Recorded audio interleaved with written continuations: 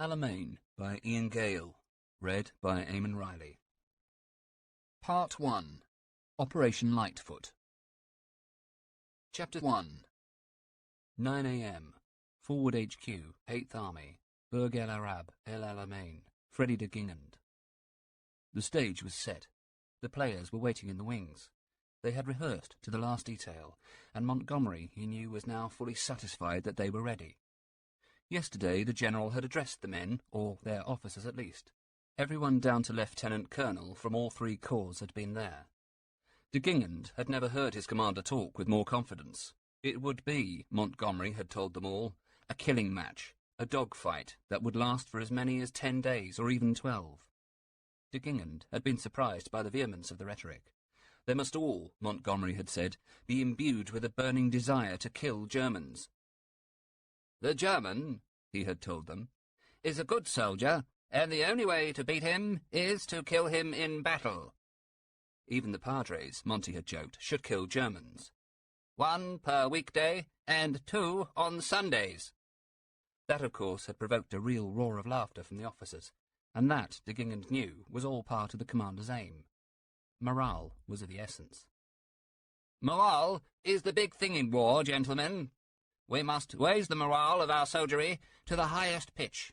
They must enter this battle with their tails high in the air and with the will to win. And win we shall, my friends. Of that I am in no doubt."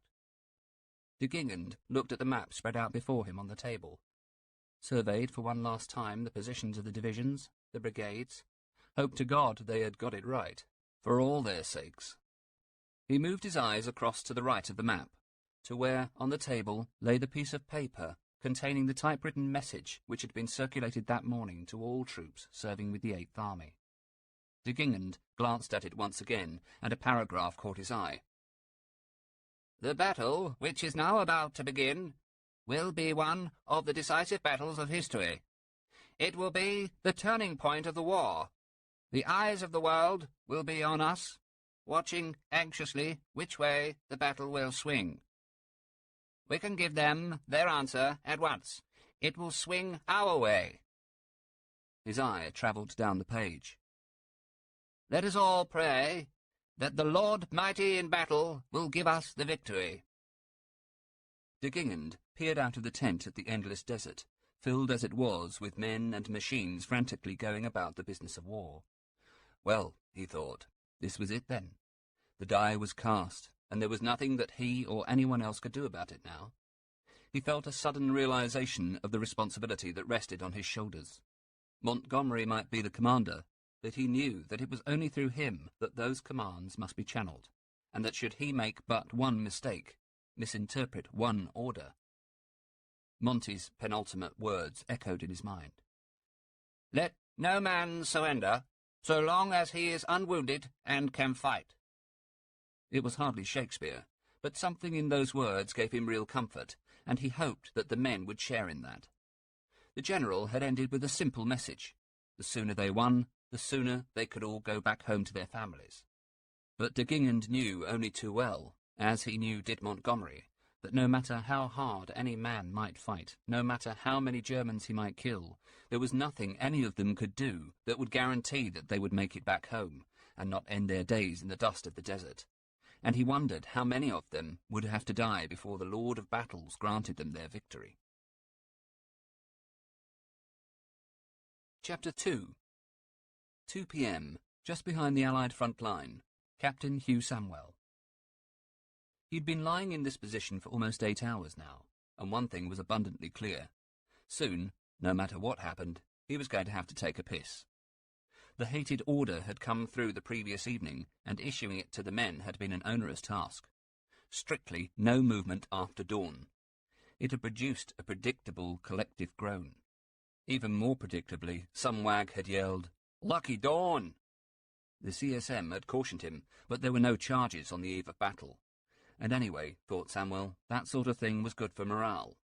Besides, sending up army speak was a field sport.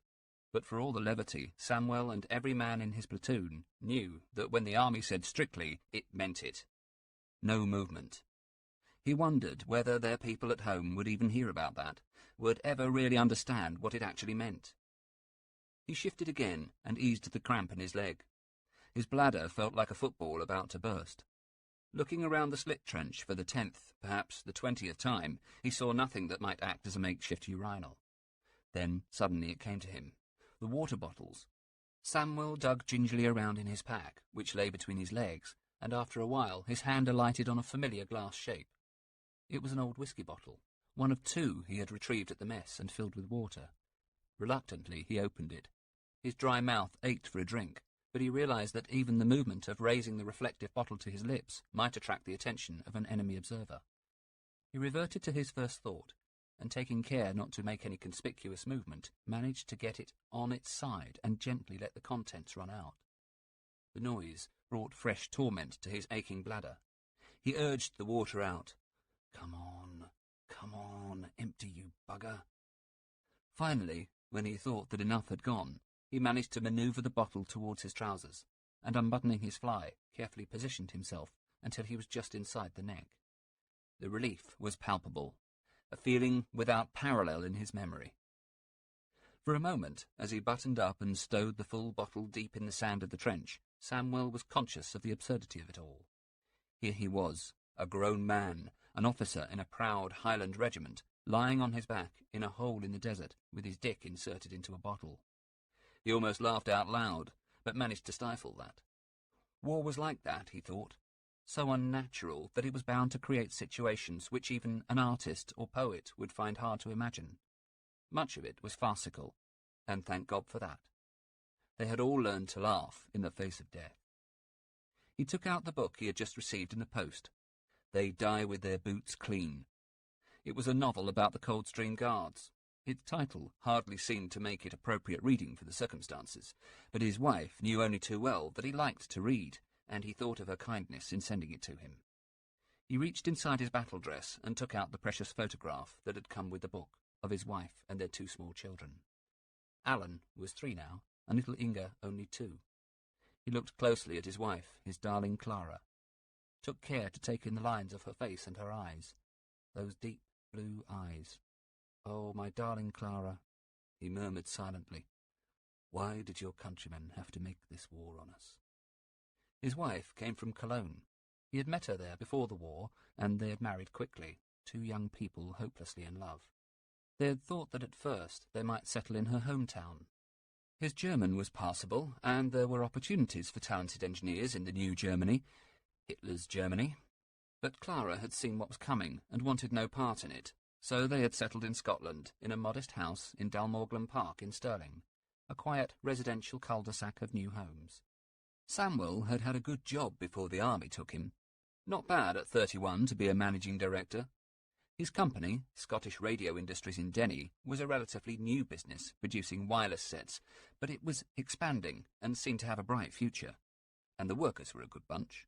Solid, dependable types with a keen work ethic.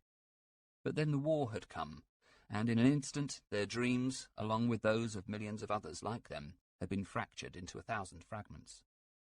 Samuel, of course, had been one of the first to get into it, as Clara had known he would be. He was already a soldier in the Territorials. Commissioned second lieutenant in January 1938, his army number was 73830. To answer the call and go permanent into the regulars had seemed only natural. They had been mobilised in August 39. Of course, he'd been teased about his age at Aldershot. Even at 29, he'd been old for an officer cadet. The younger men had called him Uncle, as they did any of the older intake. He didn't mind. They were good lads for the most part, and his 8 or 10 years' seniority won him a respect which they did not have for each other. He had revelled in the mess nights, when the rooms seemed to sparkle with the light reflected from the regimental silver, and they might have been fighting Victoria's wars rather than this struggle against an inhuman enemy. Soldiering came naturally to Samuel. He had been a good officer cadet at school in Glenalmond, and had been under an Argyll sergeant then. He himself wasn't a Scot, of course. Born in Cheshire, in fact, just before the last war. Now, though, he found himself a lieutenant, acting captain now, in one of the proudest regiments of the British Army, Princess Louise's Argyll and Sutherland Highlanders. A Scottish regiment, a Highland regiment. Perhaps he thought the coming battle would confirm his rank. He intended to make something of himself in the army. Well, once you were in, you were in. Might as well give it everything you could, like anything in life. Even if afterwards he returned to the business in Denny, it would look good on the records, maybe even help his career in Civvy Street. Samuel fought like a soldier now. His mind had entered into the army framework wholeheartedly and without restraint, and the army had moulded him into an effective officer, a leader of men. What in effect his job was, however, was keeping records, acres of paperwork, and all the everyday duties of the company officer, sighting latrines, foot inspections, arranging sentry duty, pay parades, making sure there was sufficient ammo and rations, censoring letters, and organising games to keep the men occupied. At times he felt a little like a cross between a kindly schoolmaster and a local council official. And then there were the endless route marches, the fatigue, the sleepless nights. The desert brought its own problems. The great skin-searing Kamzeen sandstorms that ruined rations and ripped tents to shreds, skin sores, dysentery, jaundice, and the ubiquitous flies. No sooner had you opened your mouth to take a bit of bread and jam or a fried egg than it was covered with flies. He tried to read some of the book, which strangely was written by a man with a German-sounding name, Gerald Kirsch, who had apparently served as a guardsman himself. For the second time he wondered why they were fighting the Germans and how it all made sense. The book wasn't so bad. A look at the men in one platoon of the Guards in our own times. A passage caught his eye. We had discussed the retreat from Dunkirk. The Cockney, Bob Barker, said, "But it was a bit of luck the sea was smooth anyway." Hodge, opening one of his blue eyes, said, "Why, don't you see? The Lord God starched out his hand o'er that water. He said, 'Now, you hold still, and let my children come away.'" He wondered whether God would be with them in the coming fight. God had always been with him. He thought of home, of his father, Edward, the rector of a small church in Falkirk, and his mother at work in their modest house, keeping up appearances, even though the war had meant cuts in all directions.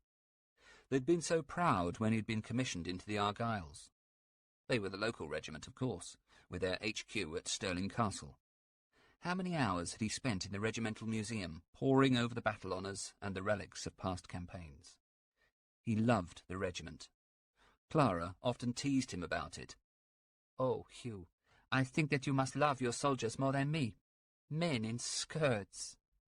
Then he would laugh and feign anger and chase her around the kitchen, at last catching her and kissing her, checking all the time that the children were not near.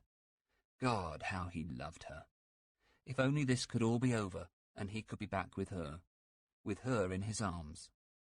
He tried to put her face from his thoughts, but once bidden, like a genie from the bottle, it would not go back. Not at least until his lovesick heart had had its fill. He tried hard to concentrate on the matter in hand, but nothing lay around him save sand and rock, and the men, silent and motionless. Somewhere he heard a tank engine turning over, and overhead in the distance the distinctive hum of planes. Allied planes, he thought with a feeling of comfort. His mind drifted back to Stirling, to the museum. He tried to replace Clara's divine image with that of some regimental relic. The colours carried at the Battle of New Orleans, when the regiment had been all but wiped out by the American army. The bagpipes played at the relief of Lucknow as the Argylls had marched into the city. The drum carried in the Boer War with its bullet hole. The watch that had saved the life of Private Watson in Salonika in 1918.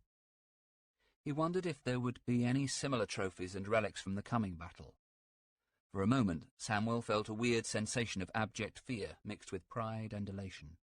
He felt almost euphoric. He was about to take part in a battle that would surely go down in history as one of the greatest.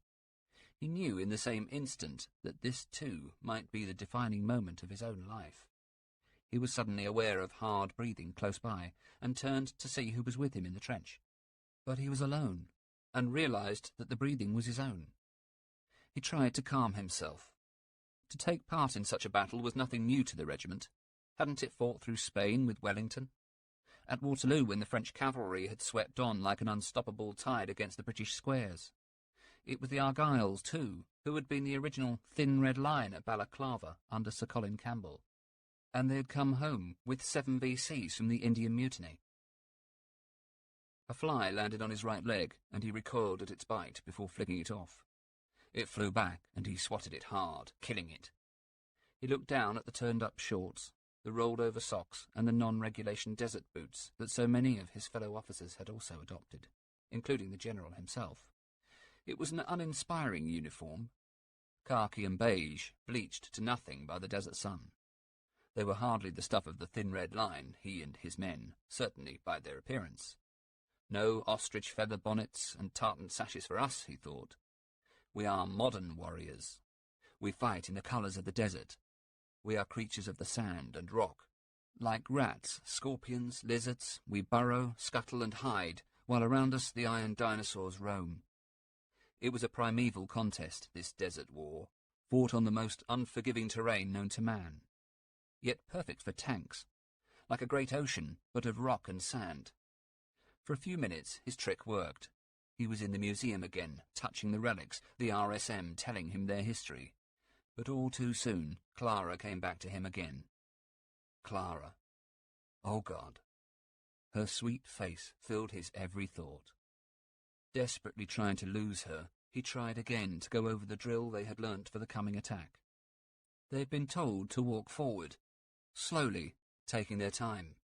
It was precisely the same drill that his father had been ordered to follow, commanding a platoon of the Cheshires in the Somme in 1916, and not for the first time it occurred to Samuel that it might have the same catastrophic consequences. Wasn't Montgomery, for all his famous reforming zeal, nothing more than a veteran commander of that terrible war? Had he not learnt from its mistakes? They had been told that the barrage that was to precede them would be the greatest in all history.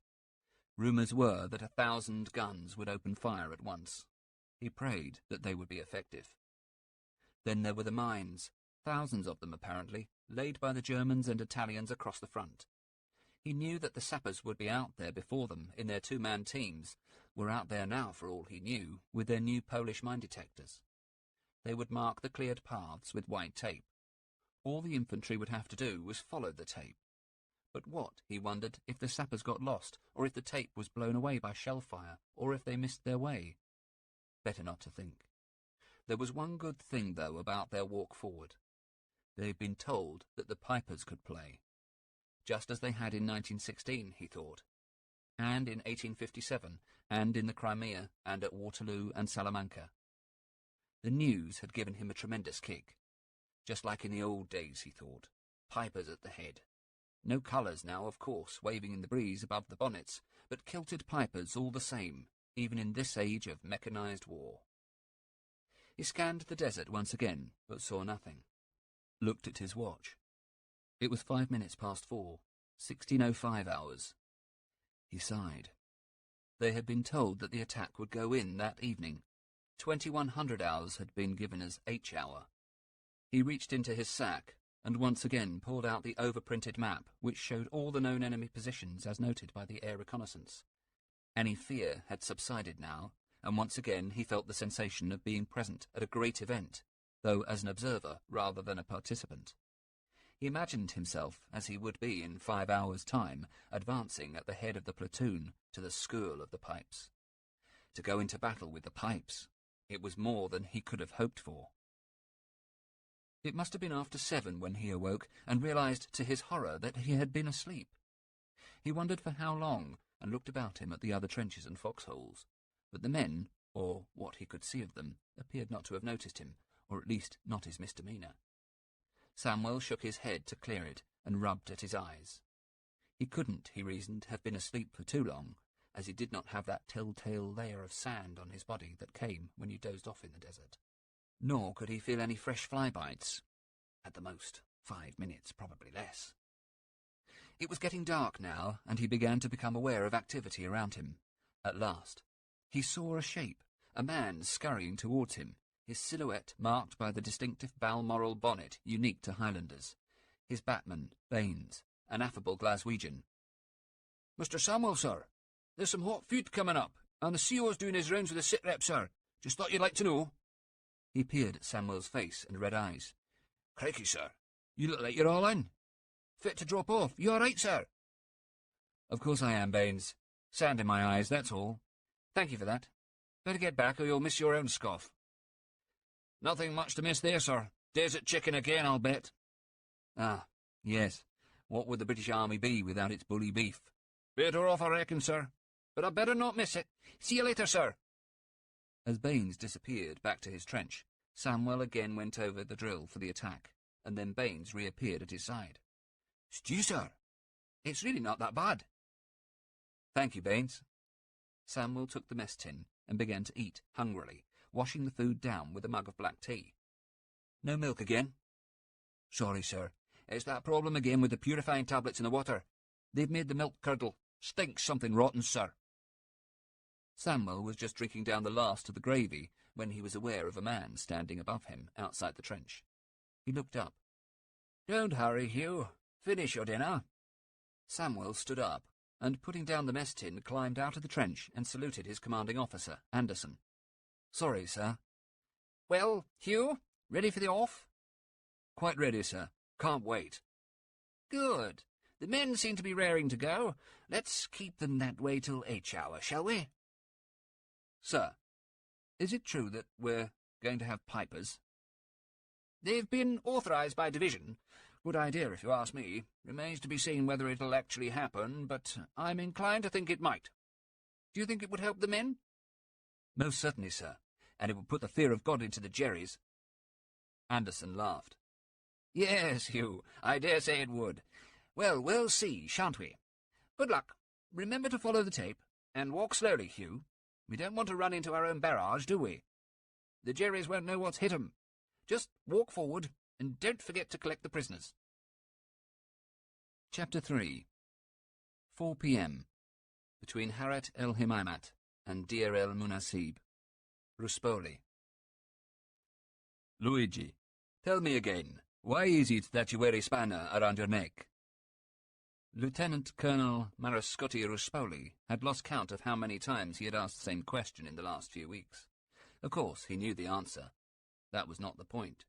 He looked at the 6 young men who stood before him, their uniforms as clean and fresh as their smiles.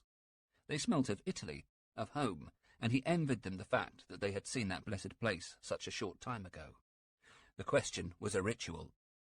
Ruspoli sat in his office, an unstable folding chair behind a table made from ammunition boxes in the command trench that lay a few metres behind the front line of his unit's position.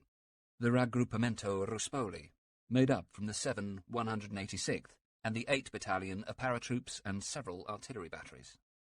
Just under 1,500 men in all. Not that there were 186 regiments of paras, of course. In fact, there were just 2. But they were the elite fighters of the Italian army, and jealously proud of the fact.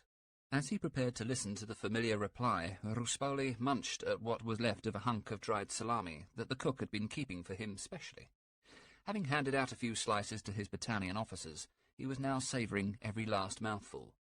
Ruspoli was a fine-featured man of 50, younger-looking than his years, with a thin moustache as dark as his black hair, and small yet kindly brown eyes.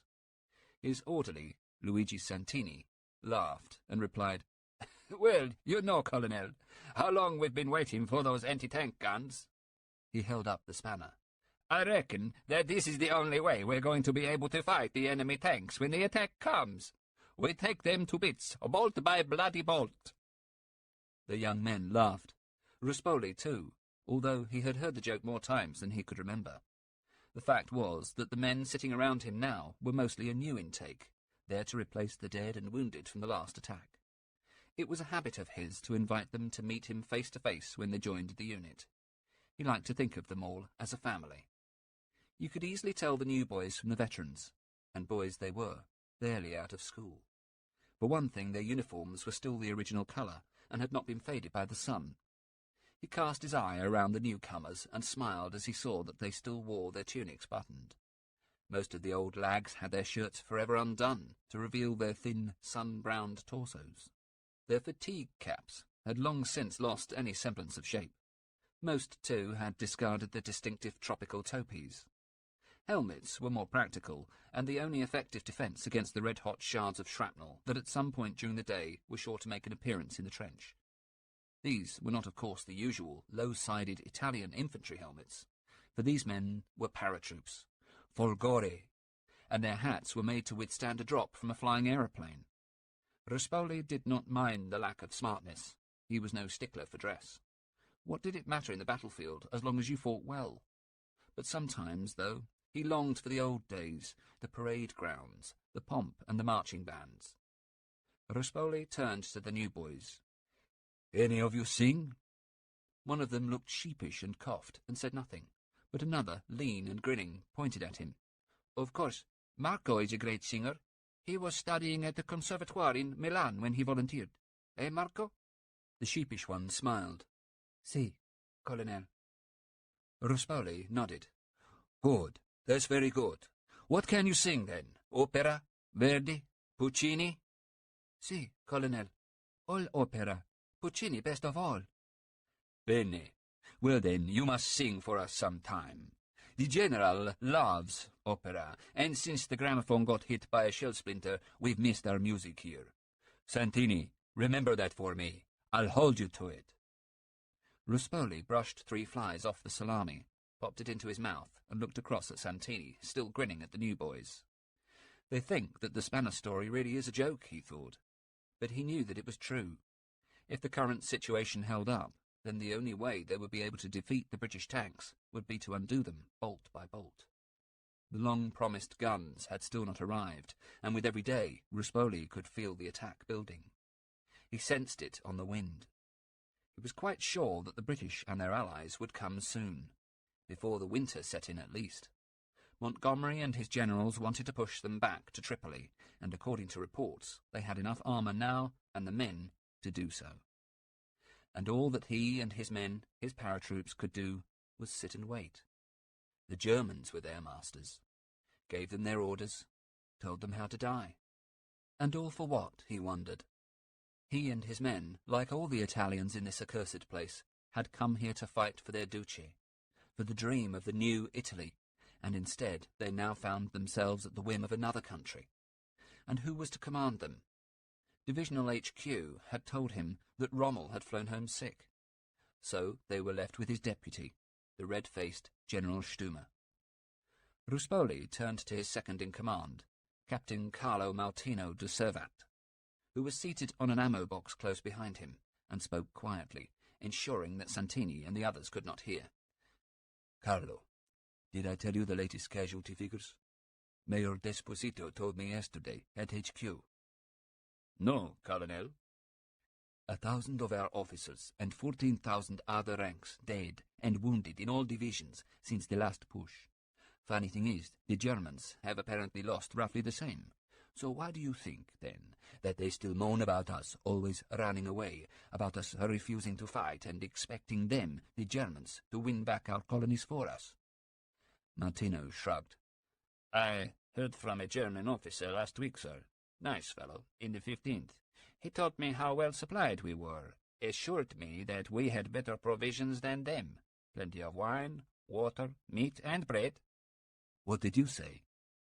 "I laughed and told him he was wrong, that we lived on a 1/4 liter of water a day, and that we hadn't seen any fresh meat or fruit or vegetables for a month." "What did he say to that?" "He laughed. He didn't believe me. Asked me to remember him and send back a case of wine." Ruspoli shook his head. "No one believes anyone anymore out here, Carlo. Nothing is real. Think about it and you start to see mirages, like Morgana Le Fay." He was referring to the wispy figure that appeared in front of you if you stared into the desert for a long time, as many of them did when on guard duty. It seemed to take the form of a woman, wrapped in a long robe and sometimes carrying water pitchers. He'd seen it once or twice. That's when you knew you had been out in the sun too long. He wiped his forehead. Even under the camouflage netting, the day was oppressively hot. He called to his orderly. "Santini, direct those boys to their companies, will you? You, Marco, I look forward to hearing you sing." As the replacements were taken away, he turned back to Maltino. "I suppose it's occurred to you that we're an embarrassment to the Germans?" "No, not really. How, sir?" "Well, think about it. The great Colonel Ramke and his paras teach us how to drop from the sky, how to act like proper Wehrmacht soldiers. We're trained up for Operation Hercules. We're told that we're going to take Malta. Then what? The operation is called off, cancelled by personal order of Hitler himself. Why? He doesn't want to lose his precious Fallschirmjäger, like he did in Crete. Of course, he's got other things for them to do. There's Russia, for one thing. But what about us? Good Italian troops? Impossible. The Germans can't admit to that anymore. We're meant to be cannon fodder, so we're sent here to the bloody desert. We are paratroops, by God. Paratroops, airborne. You know what Folgore means, don't you, Carlo? Of course you do. Lightning. We go in like a thunderbolt. We're not bloody rats to fight and die in stinking trenches. Martino, the youngest son of a family of Piedmontese aristocrats, looked down at his boots, concerned that his colonel had lost his temper, an increasing occurrence over the past few weeks. I know, sir. I thought that they were going to drop us over the Suez Canal. We all did. That we would be the first into Cairo at the head of the advance, with the Duce on his white horse. Well, we all thought that, Carlo, until they took our chutes away, then we knew. Another voice joined in from behind them. It was when they told us to take off our parachute flashes and wings, Colonel. That's when we knew. Guido Visconti was smaller than Rispoli, but had the same fine features that marked him out as being descended from a line of aristocratic blue bloods.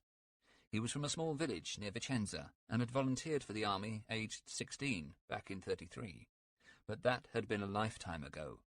Now he passed the hours with his head buried in whatever reading matter he could find. Mostly he liked the Italian lyric poets, but when he couldn't get them, any popular magazine would do, particularly Cinema, the new movie magazine. Film stars and directors were an especial passion. There was very little about Italian film that Visconti did not know. Martino nodded. Right, Guido, you're quite right. That was the end of it. Ruspoli added, You know the reason for that, though, don't you? So that the Brits wouldn't know we were here. That was fair enough. We have a reputation, boys. It was tough, though, for the lads after going through so much to earn them. Now they're just exhausted, sir. Men are being relieved not from wounds, but from sheer physical exhaustion. Ruspoli was reflective. How long have you been here, Carlo? Same time as you, Colonel, since June. Since June? And tell me, how much action have we seen since then? Enough, Colonel. Certainly enough. Do you remember our first time in action here? Would I forget it? July 22nd. We'd only been disembarked for a few hours. We lost so many that they had to make one battalion out of two. And we've been here ever since, waiting for the British to attack. Visconti looked up, tearing his concentration away from the torments of Dante's second circle of hell. Oh, I meant to tell you, sir. While you were on sick leave, Captain Camino had a direct hit on his dugout by a mortar bomb. He's fine, but was concussed for 4 days. Martino spoke again. Sir, have you noticed anything? What? Well, it's long after 4:15, and the British haven't fired at us. He was right. Every day for the past 2 months, at precisely 4:15, a salvo of 4 huge 88mm shells had arced their way across the sky and crashed into the Italian position. Ruspoli looked at his watch. 4:45. Something's up, Guido. Get Benezetti and Radio Brigade HQ. Tell them that something's not right. We haven't been fired on. Ask them if they know anything. I read the intelligence reports, sir. Heavy movements of troops again on the telegraph track, the red track and the water track. Point is, we're in the center of the line. We also know who we're facing over there. The British 50th Division. Mainly light infantry with a few Greeks and a Free French. Ruspoli stood up and peered down the trench at his men who were slouching, exhausted against the sides. They may, he thought, be descended from Caesar and Scipio, but these men have no resemblance to any ancient warriors. I know they can fight, though. It's just making sure their morale holds up. For once, he wondered whether new uniforms might help after all. He turned to Martino. We're fighting in rags, Carlo. No more than rags. Can't we get onto division and ask for more uniforms? We tried, Colonel, but we just keep being told that they're coming. Visconti smiled. Like everything else in this damned war, each on its way. On its way. The reinforcements, the new tanks, the gasoline, the rations, it's all on its way. But it just never gets here, sir. Ruspoli tried to inject a high note. You know that when the Duce was out here in July, he stayed for 3 weeks longer than he needed to. Yes, I know, sir. But he took his white horse with him when he went. We might have had a few nice steaks out of that. Very funny, Guido, but I know what you mean. I'm as loyal as anyone to the Duce, but I'm fighting for Italy. We all are. And the men can see what's going on. The Germans are using us as cannon fodder. Even the hardline fascisti are beginning to wonder. Ruspoli shook his head. Look, I command the bravest men in the Italian army. Of that there's no doubt. But how can we send them into battle unclothed and unfed?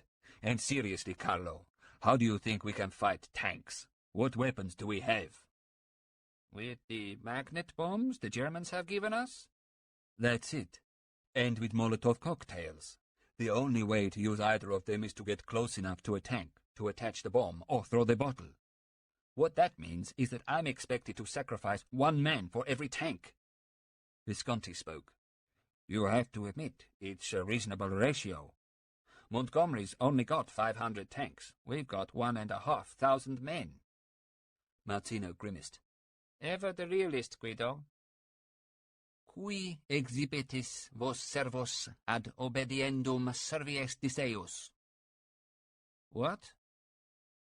When you obey someone like slaves, you become his slaves.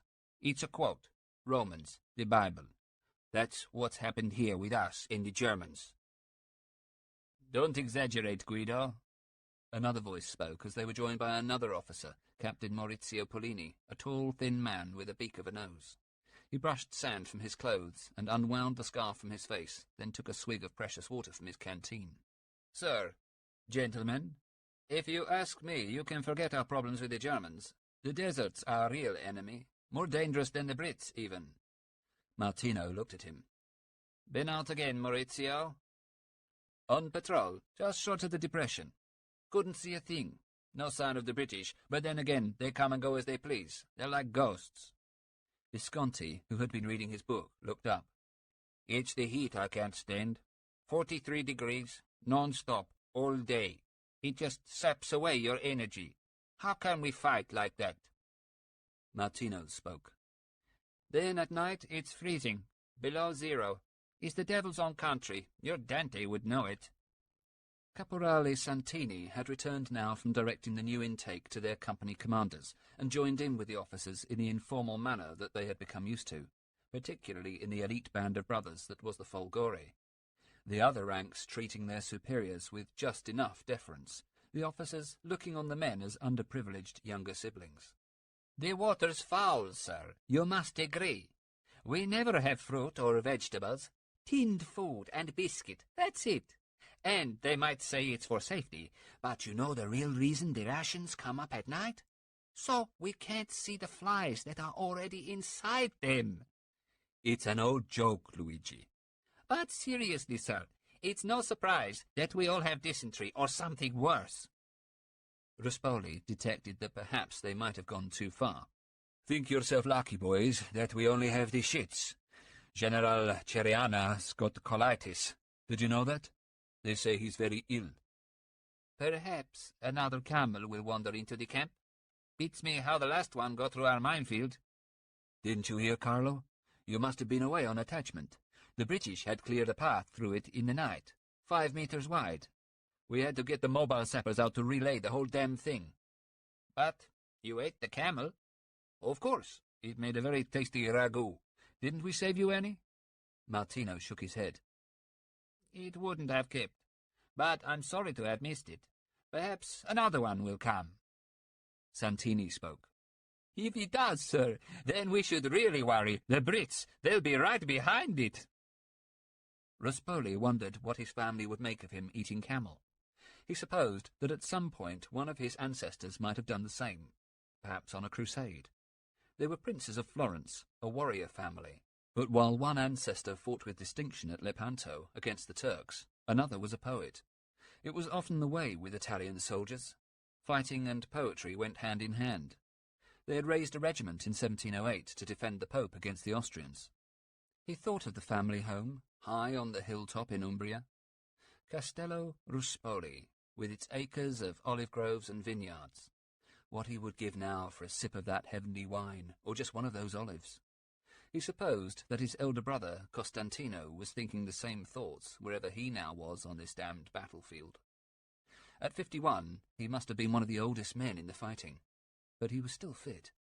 Ruspoli knew where Costantino's unit was meant to be, but in this war, who knew if anything was where they told you it was? As for little brother Carlo, the baby of the family, and still in his 30s, well, it was anyone's guess where he might be, flying his fighter across the desert skies, chasing the RAF. It was amusing, he thought, that the family should be able to trace its origins back to the Scots, to Marius Scotus, from somewhere called Galloway, after whom he had been named. His mother, of course, was French, Paulina Talleyrand, great-great-niece of Napoleon's foreign secretary. He knew that across the Sound a Scottish division and a regiment of Free French were waiting to attack them.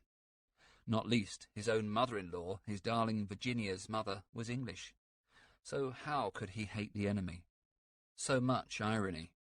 But then he supposed that that was what war was all about. Absurdities, like the camel and Luigi's spanner. But they were all Italians here, mostly men from the north, and whatever their family's origins, high or humble, he respected them. They were his men, all of them. Men like Geroldo Conticello, the baker's son from Orvieto, and Umberto Gelati, just 19, from Pavia, who liked to wear his hair long. How it infuriated his company commander, thought Ruspoli. Tenente Piccini was forever shouting at Gelati to get his hair cut, but Gelati would only ever have a trim. He would come back and protest. It's enough, Tenente, just enough. But back he would be sent to the battalion barber, only to return too soon, and then Piccini would shout again. Ruspoli smiled. Such things were necessary when death stalked a battlefield looking for his next victim. Anything to keep the men amused. Ruspoli was still thinking about them as he walked along the trench. It was eerily quiet. Perhaps there was something in what Martino had said. This was not right. He'd be happier when that report came through. He heard voices up ahead and stopped. The men were talking. Intrigued, Ruspoli stood and kept silent, and listened. So, tell me this, Lorenzo. Why are the Germans our allies? My father fought against Rommel himself, at Monte Matteo, Caporetto, in the last war. He was wounded, never recovered. Now that German butcher's our commander, where's the sense in that? Actually, General Frattini is our commander, and Rommel's no butcher, Giovanni. He's an honorable man and a good general.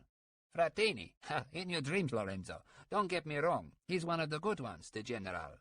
Wasn't he our commander when we formed? But now even he has to take orders from the Germans. Another voice cut in. And what about the Yanks? Some of the guys have got cousins living in the States. What if they end up fighting against them? Ruspoli rounded the angle of the trench. On seeing their CO, the men stood up and snapped smartly to attention. Ruspoli waved them down. Not here, boys. America hasn't sent any troops here yet. Don't worry, you won't meet an American in this desert, let alone fight against one. Besides, do I look worried? You know me. I was born in New York. My brother, too.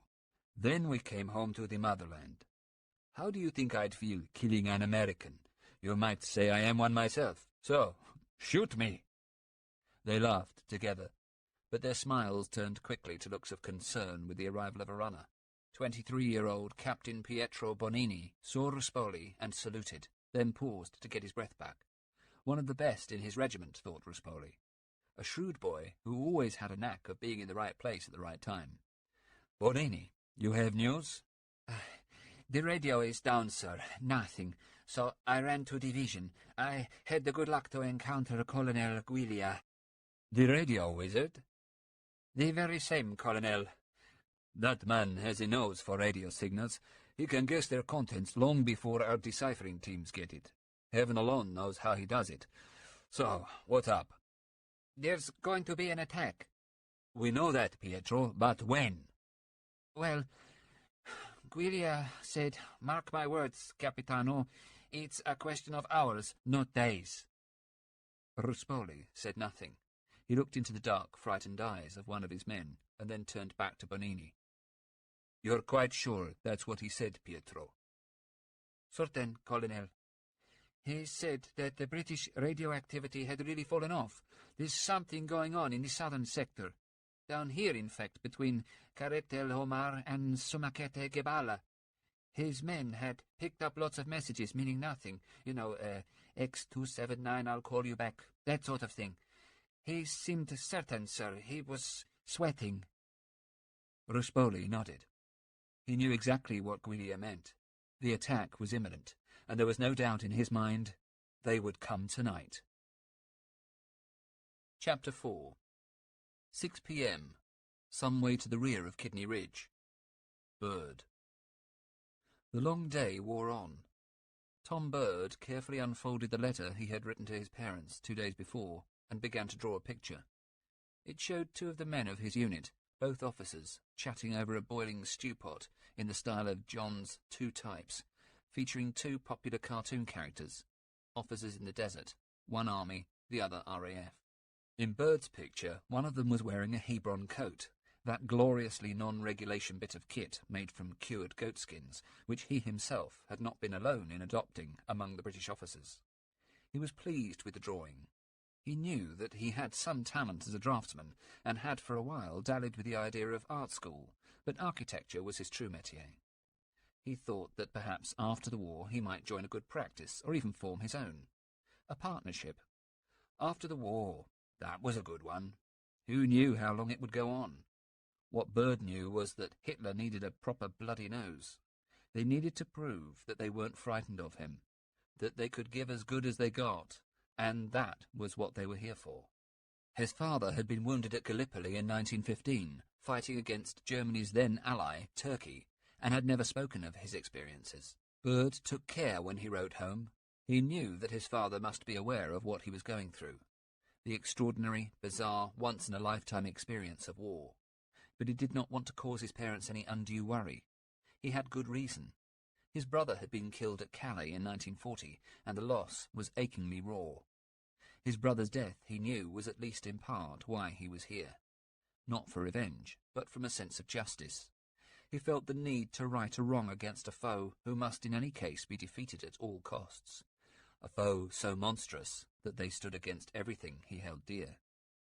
As always, then, he had tried to lighten the tone of the letter, writing with schoolboyish expression about his friends and comrades, as if they were all about to take part in some momentous rugby match. Hugo Salmon's still my second-in-command, and Jack Toms is another great standby. I should hate to be without either of them now. I may not write again for a little bit. Best of love, Tom. That was it. His father, he knew, would see through the last line and know instantly why he would not be able to write for a little bit. His mother, though, must suspect nothing. For her to know that her only surviving son was about to be thrown against the might of the German army would kill her, or at least drive her mad. And their enemy was mighty. Of that he had no doubt. Over the past 2 years they had conquered most of Europe and had run circles around the British Army in North Africa. Now, though, it might just be their turn. The talk in the mess was all about the newly arrived ordnance. Hundreds of tanks, great war machines that rumbled forward on tracks, unstoppable, able with a single shot to destroy a house. Tanks. That was what this battle, this war, was all about. The Germans had started out with many more, and better. Tanks filled him with dread. He had a secret fear of being crushed beneath the caterpillar track. A fear which he had never told anyone. A fear that had him waking in the night in a cold sweat. Tanks. Bird wished to God that they had just a few of the new Sherman tanks with them. Instead, they had guns, the new 6-pounder guns that they said could take out a tank with ease. He had yet to see it. And now they were under his command. He had been thrilled to get his own company. He had been promoted to major now, and had a bar to his MC as well. He'd won that back in July at Gazala. He'd been in the south with the Free French, in the Bir Hakeim box, fighting the Italian Trieste and Arietta divisions and the 21st Panzers. He'd taken a column of 25 lorries carrying food and ammunition through minefields to reach the beleaguered French in their strong point. And once there, the commanding officer of the French garrison, General Koenig, had persuaded him to break out. They'd done it and saved 27,000 men from being taken. On top of that, he'd captured 14 Jerry prisoners and not had a single casualty among his own men. It was more, far more than he had thought he would achieve when he had joined back in 40. He knew that it had much to do with Colonel Turner's opinion of him. People had wondered why he had joined the Rifle Brigade, or the 60th Rifles, as the Colonel liked to refer to them. For of course, they were not a brigade at all, but a regiment, one of the finest and proudest in the British Army. A regiment that had come out of the Colonial War as a response to the American practice of using light infantry skilled with smoothbore rifles. A regiment that had fought with pride against the French in the Peninsula. The Colonel was a sound chap. More than that, a father figure, or as Byrd often thought of him, like a kindly housemaster from his old school. The regiment was like that, an extended family. The mess was filled with Etonians and Wykehamists. Sometimes Byrd sympathised with the newly commissioned officers who had to infiltrate this public school elite. Temporary gentlemen were not always welcome in the mess. He did not mind them himself, but there were others who did. The lads were good enough, though. They'd come through a lot in recent weeks. They were Londoners mostly, East Enders, most of them conscripted into the ranks. But none the worse for that. And then there were the old sweats, the NCOs. They'd taken to the new men, had spent some time on them, and it had worked. Byrd felt that now he was in command of an efficient fighting unit. In fact, they constituted a formidable little brigade. 2nd Battalion had 3 motorised infantry companies, a carrier platoon, a machine-gun platoon, and most importantly, his 4 platoons of 6-pounders, 16 guns in all. Aside from that, the Colonel had also been given an attached force of another 11 guns from 239 Battery of 76 AT Regiment RA. They were all mounted on portees, lorries from whose flatbed top the gun could be slid down and into position. It was not an ideal method of transport, slightly Heath Robinson-ish, but it gave them mobile anti-tank power, and that was vital in this war of machines. All day they had been sitting here, keeping watch over the minefields, static and in support. It was not his way, and he was impatient to be in the action. But Byrd knew that their time would come, and when it did, he knew too that they would acquit themselves with honour, whatever the odds. Chapter 5. 6 p.m. Tactical HQ, 8th Army. The Beach, El Alamein, Montgomery. It was, anyone could see, a superb defensive position, and he cursed himself for not having been the man who had found it. For this was Auchinleck's position, a defensive line chosen by the general whom he had been brought in to replace. Auchinleck, the man who had failed in all else but this.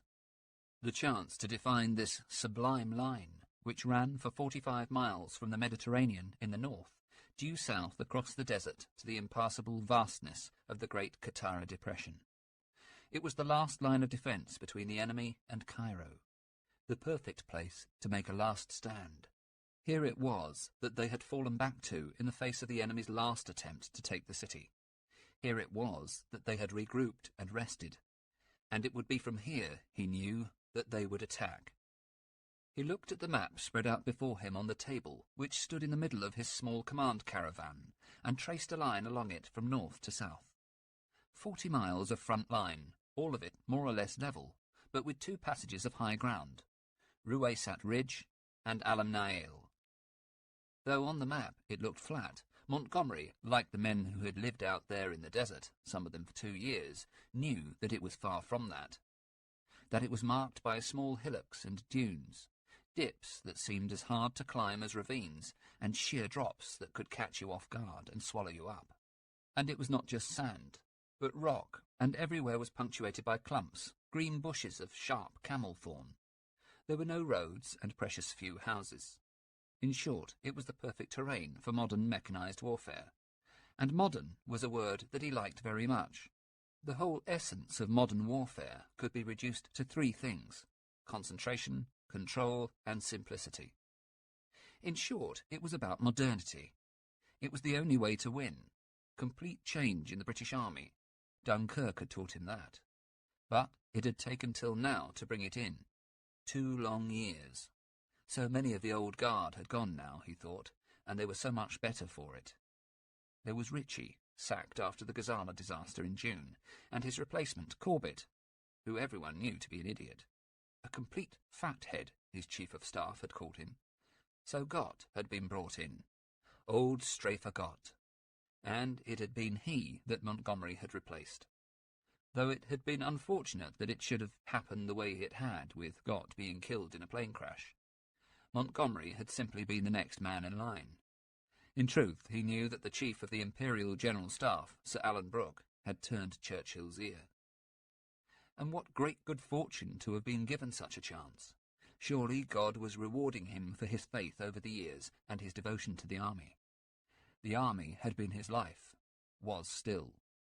Of course, his late wife, Betty, had been so dear to him, and her sudden and quite unexpected death, exactly 5 years ago this month, had left a dreadful vacuum in his life that could never be filled. But at least he had their son, David, now 13. He'd left him at school at Winchester, when he'd come out here, in the care of his former headmaster from prep school. David was just a boy, but, he reflected, he was not that much younger than so many of the men he now led. He turned to see his ADC, John Poston, a 23-year-old captain in the 11th Hussars. Poston was a pleasant old Harrovian, a good horseman, who had been in the desert since 1940, having joined straight from school. He was only 10 years older than David, he thought. A fine, handsome young man with a pair of honest and engaging pale grey eyes. He had taken to young Poston instantly on his arrival in the desert, and had asked for him in particular. Well, he had also been poor Gott's former ADC, and he clearly knew the ropes. Wouldn't drive him into a minefield as young Spooner, the ADC he had brought with him from England, had done on his first day. Montgomery smiled at the boy's clothes. Like so many of his officers, particularly those in the cavalry and yeomanry, he had adopted his own style of dress. Suede desert boots, spotted silk cravat, corduroy trousers. Montgomery indulged it. He knew Poston to be somewhat apart from the class-conscious society of the mess, and admired him for his simple professionalism. Hadn't he himself been somewhat unorthodox in his own dress? He followed Wellington's dictum. What mattered was not following the drill book to the letter, but the quality and professionalism of the man. Besides, hadn't he rewritten the drill book? Did you realize, John, that we have the longest supply routes the history of warfare has ever known? I think I overheard you say as much to the Field Marshal, sir. What very sharp hearing you have. I'm sorry, sir. Montgomery tugged at his right earlobe, a habit of which he was hardly aware, but which was often remarked on behind his back. No matter. You should know in any case, John, it is true. Although, unlike Herr Rommel, of course, our lines are not at full stretch. It will be all about material, this battle. Rommel needs fuel, and he needs ammunition, and according to our intelligence, he does not have sufficient supplies of either. Intelligence, he thought, was everything, worth 50,000 men on the battlefield. And they had the finest intelligence in the war, Ultra. The code breakers at Bletchley Park were now able to break the German Enigma code. Since 1941, they'd been receiving intelligence based on radio messages from Fliegerführer Afrika. But he knew, too, that intelligence alone could not win a battle. It was down to the generals, and it was down to the men. In this case, men who were itching for victory, the men of 8th Army. Men who had fought at Gazala and had been twice up to Benghazi. The Benghazi handicap, they like to call it. Men who had run from Tobruk to be able to fight again. Well, this was their battle, and everything was at stake. Not just the Allies' vital hold on the Middle East and Suez, but also, he knew, as Churchill did, the war itself, and indeed his own position as leader of the nation. He looked again at the map. Of course, they could have stood at Sidi Barini or Mersa Matruh, but the present line was superb, unassailable, and it exploited the fact that there were only 3 ways by which Rommel could attack them. In the north, in the gap between Rueysat Ridge and the railway line, in the centre where they were strongest, and in the south. He had to admit, no matter how it galled him, and it surely did, that Auchinleck had been right. Of course, he would never have admitted that in public, or indeed in private, to anyone. It was all important that the men should believe that the new man in charge of them had his own plan and his own original methods. He had shown them as much from the moment he had taken over, had made them the fighting force they now most surely were. Fitness was the key, physical exercise and a sense of purpose. Drill, drill, and more drill and battle training. But now they were ready, and now he knew they could win. He did not intend to defend. Rommel had had his chance, had attacked in June, and had failed. Concentration, control, and simplicity, the holy trinity of the battlefield, had defeated him at Alamein. They had lured him in and destroyed his strength bit by bit. Rommel had overplayed his hand, and now it was their own time to attack. Well, of course, that had apparently also been Auchinleck's plan. But Churchill had perceived that Auchinleck's heart was not in it, and the men knew it too. They could tell a soldier's true feelings. Auchinleck had made too many plans for the evacuation that he felt must follow their defeat. That was no way to treat an army, to act as if they had been beaten already. Emerging from his reverie, Montgomery turned back to Poston. "Do you think the men are really ready for it now, John? The big attack?" "More ready than ever, sir. They've had enough of fighting a defensive war." Poston paused and smiled, then went on. "Do you recall, sir, that joke circulating in Cairo back in August when you'd just arrived? They said that General Auchinleck's defence plan was to allow Rommel to break through right up to Cairo, but that when the Germans reached the Jazeera Club in the capital, all the staff at GHQ would instantly turn out with their sidearms and chase him back to Tripoli." Montgomery laughed, that strange, high-pitched laugh that made his features appear even more bird-like. When he spoke, it was with weak R's, turning them to W's, which, coming from anyone else, might have appeared comic. "Very good, John. Yes, I do seem to remember that one. I think we can afford to be a little more positive now, don't you?" "You've worked miracles, sir. Nothing less." "We've a different army now, John, and we're going to use it." He knew that he had achieved something important. He'd got rid of all the belly-aching, and had told his staff quite bluntly on the first day that if any man wanted to continue to invent lame reasons for not doing his job, then he could get out of it at once. They were staying here, and if they could not stay and win and remain alive, then they would stay here dead. He had also decided that the plan of battle should be known to everyone from general to private soldier, and so he had attempted to visit them all. Not just the Brits, but the Aussies, the New Zealanders, the Indians and the rest. He had even taken up the offer of an Australian slouch hat, which he decorated with regimental badges as he toured the other divisions. He knew that his presence had had an effect on the men. Freddie de Gingand, his chief of staff, had told him that the sick rate dropped off dramatically. In fact, men were desperate to return from sick leave so as not to miss the big push. He was confident that now every single one of his soldiers felt a part of the plan. All that he had to do was to make sure that it worked. He looked again at the map, and this time traced another line to the west of his original. Rommel's own position was certainly impressive, but it had a fundamental flaw. What had Bill Williams called it? An Italian corset strengthened by German whalebones. Yes, he liked that. A bit like Wellington at Waterloo, strengthening his Belgian and Dutch regiments by placing them beside a battalion of seasoned British veterans. But it was not quite the same here. He wondered where they would be now without Williams. He was the finest intelligence officer that Montgomery had ever encountered. An Oxford Don with a quite brilliant brain, now a major in the King's Dragoon Guards, and Williams had said nothing further to him. The phrase continued to go around in his mind. If they could separate the German whalebones from the soft Italian corset, they would smash through the Italians.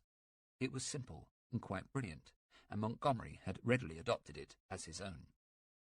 So they would attack. Alamein had paved the way. Ultra had revealed the losses. 51 German tanks destroyed and more damaged, and over 3,000 German and Italian casualties. Churchill, impatient as ever and keen to please the Allies, had sent Montgomery a peremptory memo telling him that it must be in September. Of course, he wasn't having any such nonsense. They would never have been prepared, and he told Churchill as much. He would not risk men's lives in a premature offensive. General Alexander, the commander-in-chief, had presented Churchill's case, but Montgomery was having none of it. He would launch the offensive in his own time.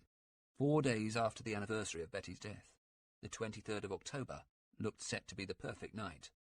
Tonight. John, is Freddy back from Alex? Yes, sir. He's in his HQ, I believe. His HQ? He's adopted an old Italian pillbox, sir. Made it quite like home, apparently. Still smells a little. Very good. Then I think we might pay him a visit, don't you? Both men stepped out of the caravan and walked over to the former Italian strongpoint, which now acted as the HQ for Freddy de Gingand. It was draped with camouflage netting, and around it some armoured cars had been dug in, connected by shallow slit trenches. He was pleased that Freddy should be so close at hand. There were complete opposites, it occurred to him, and not for the first time. Freddy de Gingand was 14 years his junior. He had first met him at TAHQ in York in 1923. Montgomery had been teaching soldering skills, and young Freddy, devilishly handsome at 22, a trainee second lieutenant, had impressed him with his perceptive intelligence. Despite their shared love of golf and bridge, how very different they were. Freddy forever living on his nerves, highly strung, a lover of wine and women, an inveterate gambler, an epicure, and he himself, Montgomery, calm, self-controlled, abstemious. Those, at least, were the virtues which he liked to claim as his own, the height to which he aspired. He had decided to make Freddy his chief of staff almost instantly after having taken up the command of 8th Army. Chief of Staff, his invention. The Army did not work on that principle. It believed that the Army commander could use his staff officers himself. But Montgomery knew that a good COS was essential to coordinating any campaign. That was surely what had cost the other generals in the desert their commands. That was why he was here. With Freddy at his side, Berthier to his Napoleon, and Alexander, the overall commander, behind him, he had the framework of an unassailable team. If only he could be sure that he could rely on all his corps commanders. Horrocks, Lumsden, and Leese. Brian Horrocks he had known in the Great War, and had personally appointed to 13 Corps. As for Leese, he had taught him at Staff College back in 1926, and had appointed him, like Horrocks, on his own merit. But it had been at Horrocks' suggestion that he had given Lumsden 10 Corps, and he already felt uneasy about it. Lumsden was certainly a game fellow. Lanky, dashing, and with a liking for sartorial excess, he had been an amateur jockey before the war, but Montgomery disliked the arrogance that went with it. He might be a tremendous horseman, and have a creditable handicap at golf, but he was not sure that the man had enough real pep for such a plan as he had in mind. And therein, he suspected, might lie something of a problem. Ducking beneath the low lintel of the pillbox, difficult even for his diminutive frame, Montgomery entered with Poston, as ever, close behind. Freddy, there you are. De Gingand stood and saluted, then grasped a thick sheaf of papers from his desk. Sir, I have the latest sitrep here. I was just coming to find you and hand it over. Montgomery stared at him, and a brief smile flickered across his face. He shook his head in a fatherly manner. Don't be silly, Freddy. You ought to know by now. You know I never read any papers when I can get the person concerned to tell me himself. Put all that bump away. See if you can find General Lees and ask him to dine with me. Oh, and why don't you join us? Shall we say 7 o'clock, outside my caravan? Don't be late. Their frugal meal began at precisely 7 o'clock, but the food was of no great consequence to Montgomery. They sat within a large tent of mosquito netting, into which the flies had still managed to gain access, and dined, as was his habit, on bully beef and lemonade. But he was more concerned with the words of his corps commander and chief of staff. Leese went on. As I was saying, I toured the positions today, sir. The men are mad keen, especially the Highlanders.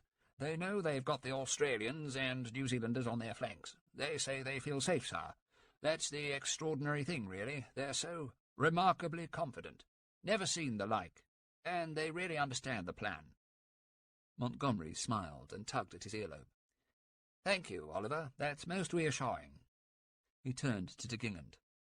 How do you find the food, Freddy? Not a patch on what you sampled in Alexandria, I'll bet. De Gingand laughed. No, sir, I'm afraid you're right, but it's really not bad, don't you think? Where were you, the English-speaking Union? Yes, sir, it's always a safe bet. How was it, the town? As confident as Lisa's men? More so, sir. It's a different place from 2 months ago. They really seem to believe that the threat has gone. It has, Freddy. All we've got to do now is prove them right, gentlemen, isn't it? The others smiled, and Montgomery stood. They followed suit as he placed his berry on his head. Now, I think I'll turn in. You, Oliver? I rather thought I'd watch the barrage, sir. As you will, then. But what do you think you'll see, I don't know, and whatever good do you suppose you'll do? None, sir, of course. Quite. None whatsoever. You know that there is absolutely nothing you can possibly do now which will influence the battle. Your job, Oliver, is to get to bed early, so you're fresh in the morning. You must be on top form. This battle is sure to be full of shocks, and you will have to take them. Lys nodded. Yes, sir, perhaps I should reconsider. I think you would be wise to do so. And now I really must get to bed. So, gentlemen, if you'll excuse me. He turned and walked up the few steps to the caravan. At the top he looked back. Remember, Freddy, any developments, be sure to wake me instantly. Montgomery twisted the door handle and entered the small wood-clad room. It was surprisingly cool. He closed the door behind him, removed his beret, and ran his hands through his thinning hair. He sat down and stared at the floor. It was good. Lys's report had backed up all that Freddy had told him. Everything was in place. The men were spoiling for a fight. It was all running to plan. But, he wondered, what will the situation be when I have taken 10,000 or 20,000 casualties and have lost 100 or 200 tanks? He dismissed the thought. There was no going back now. Everything was ready. They must attack and force the issue. D-Day and H-hour was set. Within half an hour, the terrible barrage would begin, heralding perhaps the most important battle of the war to date. And he was its master. If he won, he would be lauded and rewarded. But should he fail, both the politicians and the people would vilify him. This, then, was to be the test of all the years. This was to be his chance. He opened his diary and took up the pen that lay permanently beside it. The enemy knows that we intend to attack, and has been strengthening his defences. On our side, we have the initiative and a great superiority in men, tanks and artillery, and other materiel. We also have an army in which the morale is right up on the top line, and every officer and man knows the issues at stake, knows what is wanted, and knows how the battle will be fought and won. Every man might know, he thought, but only he had the ultimate responsibility. He might delegate and inform, but ultimately the decisions were his alone. He continued to write in the diary, and as he did so wondered how posterity would evaluate his words. There would be bloodshed, much of it. There was no way of avoiding that, and in the end a battle won here would save more lives and might help to finish the war. He wrote, "The battle will be expensive, as it will really become a killing match." And as soon as he saw the words, he thought of their true meaning. How many men would they lose? 10,000 men? 20,000? He wrote again, "I have estimated 10,000 casualties in this week's fighting." All that they needed now, he thought, was good weather. That, and perhaps just a modicum of good luck. End of Disc 1. Disc 2. Chapter 6. 7 p.m. Near El Alamein railway siding. Miller. He opened the dusty dog-eared book and read the passage again, savouring the beauty of the lines. Xenophon was such a beautiful writer, he thought, interspersing his information with passages of real poetry. In the 2 years that he had been studying the classical historians at Harvard, Josh Miller had learnt to distinguish between their styles, until he was able to spot them blind. Xenophon's account of the Battle of Cunaxa between Cyrus's Greek mercenaries and his brother's Persians had always held him spellbound, and here, in this endless desert which he supposed might, with a small stretch of the imagination, resemble the battlefield in Babylon, it seemed even more real. He read on. They all wore helmets, except for Cyrus, who went into battle bareheaded. It was now midday, and the enemy had to yet come into sight. But in the early afternoon, dust appeared like a white cloud, and after some time a sort of blackness extending a long way over the plain. Far from shouting, they came on as silently as they could, calmly, in a slow, steady march. Imagine that, he thought, coming on into battle in a slow, steady march, having to keep your body from breaking into a run or running away as the arrows and the spears began to rain down upon you. It occurred to him that he was for the first time in his life sitting in what would soon, he presumed, become another battlefield, surrounded by so many thousands of modern-day warriors. The thought sent a shiver down his spine. He steadied himself, placing a strong, muscular hand palm down on the rocky ground on which he was sitting. They had parked the Dodge ambulance at a crossroads of the coastal road that ran into the west and the southern track that had been christened Springbok Road in honour of the South Africans, who now held most of its length from their Australian comrades near the sea down here into the desert. Miller gazed out towards the west, towards the enemy, and thought about the men who lay out there in their trenches and foxholes. Men from Germany and men from Italy. Men who knew this desert better than he by far, who had been here for years when this war was in its infancy. He was glad to be here, to be part of this great adventure. He knew that if he had not come, he would forever have regretted it. Not for missing the chance to fight.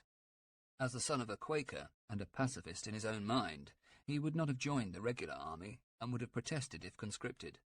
Killing was anathema to him.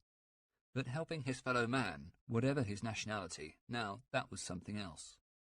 The American Field Service, an independent ambulance unit with a distinguished record in the last war, had seemed perfect.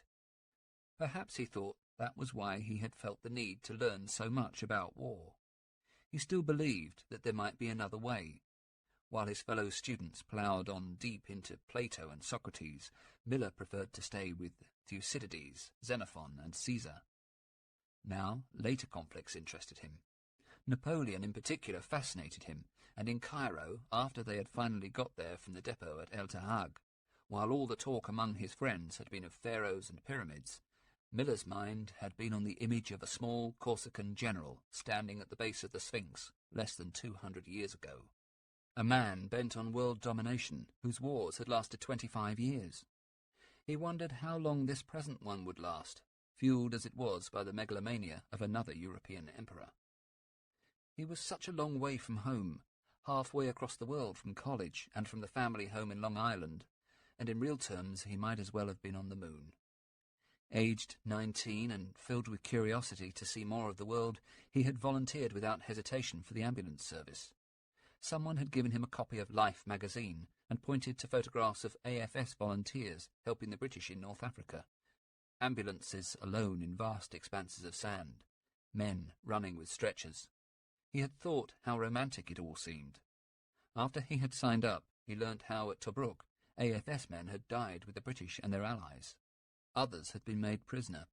He looked now at the small group who for the last 2 months had inhabited the ambulance that had made the journey with them 5,000 miles across the Atlantic. Thought how they looked for all the world like straight British soldiers with their funny schoolboy shorts and their socks and their boots. They wore the same kit, had the same webbing, even had the same haircuts. It was only when they spoke, as now, that you could tell they were Americans. "Aw, geez, Lieutenant, not again. How come you always get to win?" "Privilege of rank, Turk. Nothing more. Goes with the territory." Charlie Turk, a muscle-bound quarterback with a navy-cut hairstyle and wearing a T-shirt with his British Army-issue shorts, sat on a bunk in the back of the ambulance and paid the lieutenant his winnings. Then he picked up the pack and shuffled before dealing out 2 new hands on the rough red serge of the British Army-issue hospital blanket. "Double or quits, Lieutenant. What do you say?" "It's your funeral, Turk." Lieutenant Evan Thomas grinned. This would be the 6th game he had played against Turk. He looked at the wad of dollar bills at his side and tried to guess how much he had won. 400?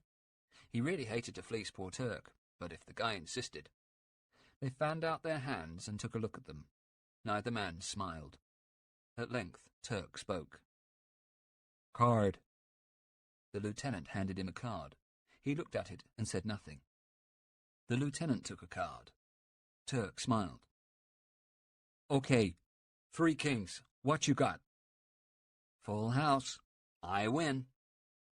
"Beats me. You win again. I swear, Loot, you got the luck of the devil himself." "Not the devil, Turk. I sure don't get my luck from him. If anyone's on my side, it's got to be the big guy, don't you think?" Miller did not play cards. He had not been brought up that way.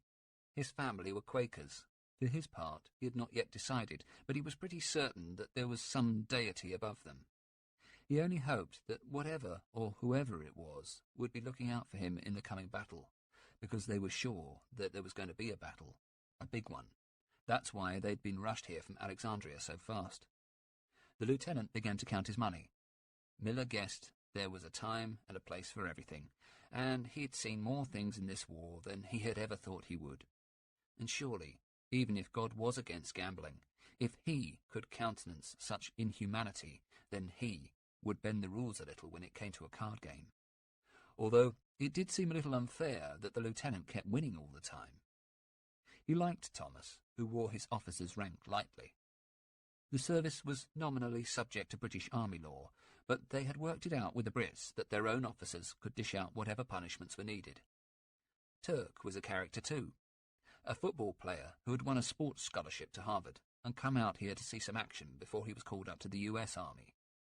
He figured that it would give him some good battlefield experience, and Miller reckoned he would probably be right.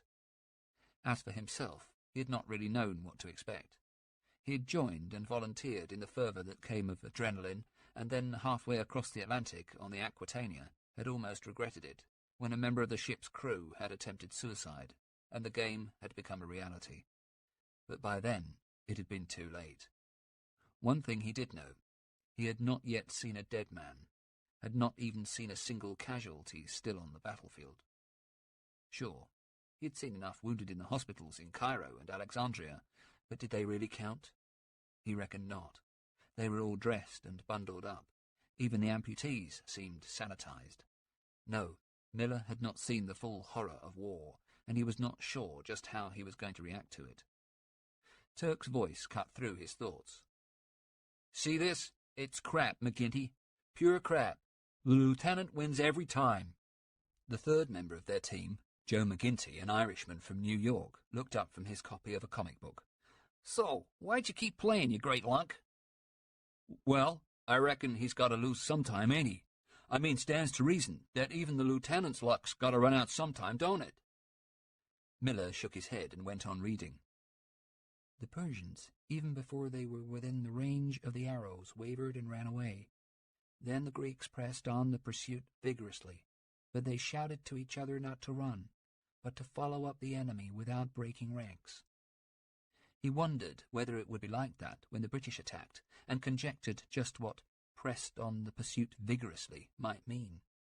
He envisaged ragged ranks of Greeks hacking in all directions, swords meeting flesh as the Persians fell under the advancing army. Razor-sharp steel slicing through skin and tissue and sinew and bone. Pressed on the pursuit vigorously. It sounded almost modern. Might even feature on one of Monty's orders. Turk, after his 7th losing game, had dealt an 8th. But no amount of money lost at cards could take his mind off a fear that had got hold of him. He was rattled, and he wanted some answers. "What I don't understand, Lut, is what we're doing here. If we're so strong, why aren't we chasing Rommel's men back into the sea?" Thomas studied his cards as he spoke. "We're playing a waiting game, Turk. Just waiting. Like when you play cards. We're trying to outguess the enemy, figure out his next move. The British are waiting for him to make a mistake, and then they'll pounce." He played his hand. "Shit! Sorry, Lieutenant. Oh, but geez. Okay, you win. That's it. I'm done." McGinty spoke. "He's got a point, Lieutenant. How did we end up here?" From the other side of the ambulance, another man emerged. Ed Bigelow was a geology student at Princeton. His black-rimmed spectacles sat on the bridge of his bird-like nose. In one hand he held a piece of rock, in the other a small magnifying glass. If Bigelow had one failing, it was his inability to stifle his penchant for wicked sarcasm. He smiled at McGinty. "Don't you remember, Joe? You came out on that transporter ship? Across the sea? Big blue watery thing? Took a while to cross. Wow, your memory." He hit the side of his head. McGinty gave him a look that said, "One more comment like that and you're a dead man." Thomas saw it too. "Cool it, McGinty. He's only winding you up. You know how Monty got here. They were pushed back all along the coast. But hey, this is as good a place as I've seen to stand and fight." He turned to Miller. "What about you, Josh? You're the student of classical history. You know your battles. Is this a good place to fight?" Bigelow spoke before Miller could answer. "Is anywhere a good place to fight?" McGinty saw his chance. "Oh, here we go. The philosophy student is here, guys. Say hello to the professor." Turk looked at him. Give it a rest, Joe. It was a fair comment. Who wants to fight anywhere?" McGinty shook his head. "What puzzles me, Charlie, is how you ever got into Harvard." "You seen me play? That's how. And if you got anything to say about my brains, Clever Klutz, then talk to the fist, big boy. Dumb Nick." Thomas stood up, ready to stop the fight. But Miller had seen it too, and knew that they were just tired of waiting, and wound up, not in fact by each other, but merely by the terrible nervous tension that ran through everyone, the sense of the approaching battle, and all the uncertainty it brought. He interrupted. "In point of fact, this is a good defensive position. We have the sea on one side, and the Katara Depression on the other. We have no flanks." McGinty looked interested. "So, what you're saying is, we're safer here?" "You could put it that way, yes." Thomas sat back down. Turk began to shuffle the cards. Miller looked back at the book. "Cyrus was pleased when he saw the Greeks winning and driving the enemy back before them. But he was not so carried away as to join in the pursuit. Seeing then that no frontal attack was being made, he wheeled right in an outflanking movement." He wondered whether Rommel, or whoever was now commanding the Germans and Italians over there, might attempt something similar. "Must remember to ask Lieutenant Thomas that one." Thomas was a good guy, in charge of a platoon of 15 company, of which they were a section. Each platoon contained 5 sections, 3 of them with 4 ambulances, 2 with 5. Each section was manned by 1 NCO, a spare driver, a mechanic, and 5 drivers. 8 men in all for 4 or 5 ambulances. Thomas had been out here since May, taking part in the retreat from Tobruk, and had seen a few friends die. Stuka attacks mostly. But there had been one time when the Germans had caught a convoy with machine gun fire and mortars. Sometimes he spoke about it, sometimes not. His actual name was Evan Winchell Thomas II, and he was heir to a fortune on the East Coast. His ambition, he had told Miller one starry evening as they sat drinking beer, was to go into publishing, and Miller wondered whether he would ever achieve it. Since July, Thomas's platoon, along with 4 others, with a total availability of 22 in all, had been posted to the New Zealanders. That was something else that had struck him in Cairo, the fact that they had come from all over the world to fight this war. Cairo, already a cosmopolitan city, was made all the more exotic by the thousands of battle-dress-clad men and women who thronged its streets by day and night. Miller had not visited the notorious Burqa red light district, though encouraged to do so by Turk. He had no desire to watch an ugly couple copulating for money.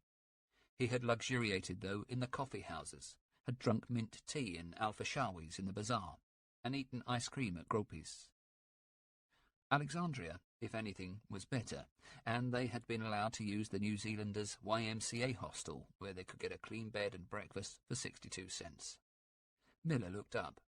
The situation was still tense. "What's your opinion of Cairo, Professor?" Bigelow looked up from his rock and twiddled his spectacles.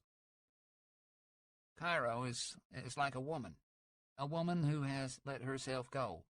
She is not young, far from it, and is overpainted, overpowdered, overscented, and fat.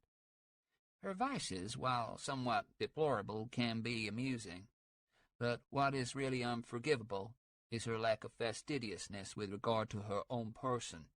She is, though, a lady, and something of a wit." Turk laughed. "I never heard such crap, Prof." Miller smiled. "You've excelled yourself, Ed, and I tend to agree with you on all counts." Turk spoke. "Prof, what I don't get is why you're here out in the desert with us and not back in Cairo in HQ." "Because I want to be here. What is the point of observing the action when you can be a part of it?" "Looks like you're about to get your chance." McGinty pointed to a soldier wearing a tin hat who was running in the direction of the lieutenant. The man presented him with a sheet of paper, saluted, and ran off, before Thomas had time to return the gesture. "I don't think I'll ever get used to this saluting lark." He unfolded the paper. "Thank God. Orders." He read carefully, then folded the paper and put it in his breast pocket. "Okay, saddle up, guys. We're to drive to the New Zealand field dressing station." He pointed. "It's no more than a mile down that track. Moon track." Half an hour later, as they bumped across the sand, Miller thanked God for the Dodges and their superior suspension. McGinty read his mind. "This vehicle is the ultimate in comfort. You know, we're lucky to have it. The new guys have had to take what they could, mostly crummy British Humbers and Austins." The ambulances had become their homes, infinitely preferable to occupying the trenches and dugouts abandoned by the enemy, which were often infested with rats and fleas. Instead, the Dodges offered bedroom, dining room, and kitchen. An old shell storage box strapped to the front fender made a fine wardrobe, lice and flea-free, and the exhaust pipe doubled up as a camp stove. By night, they draped blankets across the windows to avoid infringing the blackout, while a stretcher slung in the centre made an excellent table. Miller reflected how quickly they had adapted to the hardships of desert life. The soldiers had been helpful, cautioning them not to put their hand into any holes in rocks. Scorpions and vipers liked nothing better than a nice dark hole. Always to check their boots before they put them on for the same reason. They had showed them how to brew up. That meant make tea, using a sand cooker where you tipped petrol into a tin half filled with sand, then set fire to it before putting your billy can on the top to boil the water. Sweet and strong, that was how the British soldiers liked their tea. The New Zealanders too. Miller was beginning to get a taste for it. Well, there was no alternative. Nothing, of course, could prepare you for the Khamsin, the desert wind that blew across the sand 50 days of every year. The Bedouins said, "If the Khamsin blows for 3 days, a man can surely kill his wife. For 5 days, and he has the right to kill his neighbour. 7 days, and he may kill himself." At length, they arrived at the field dressing station, a New Zealand station just inside the British minefield area. The first thing that struck Miller was the bigger-than-usual lorry parked up beside the surgical tent. Pictured on its side was a vampire bat. A blood truck, refrigerated. No sooner had they pulled up than, to their surprise, a British voice addressed them, straight from the home counties rather than Auckland or Wellington. "I say, you men there, this way."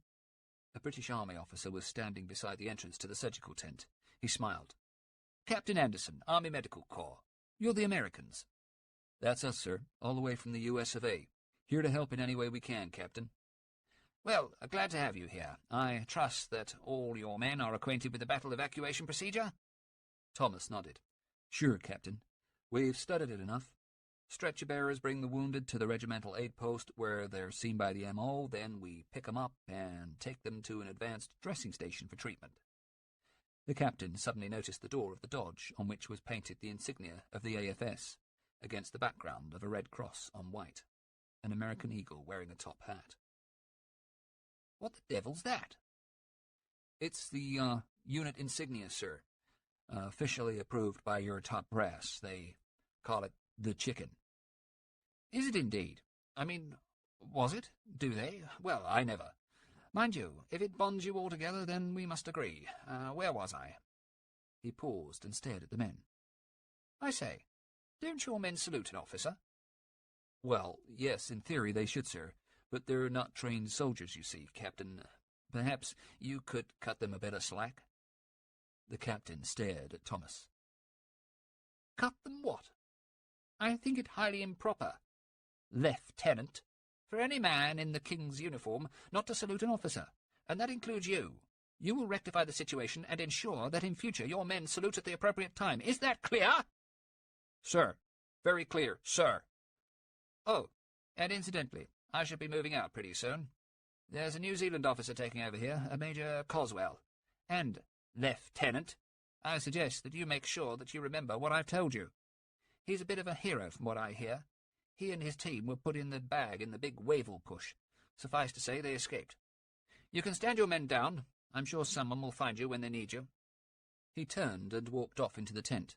Thomas turned to the men and removed his peaked cap. Well, that told me. McGinty spoke. Listen, Luke. Way I understand it, we're not under military law. We still have to take orders, though. Turk shook his head.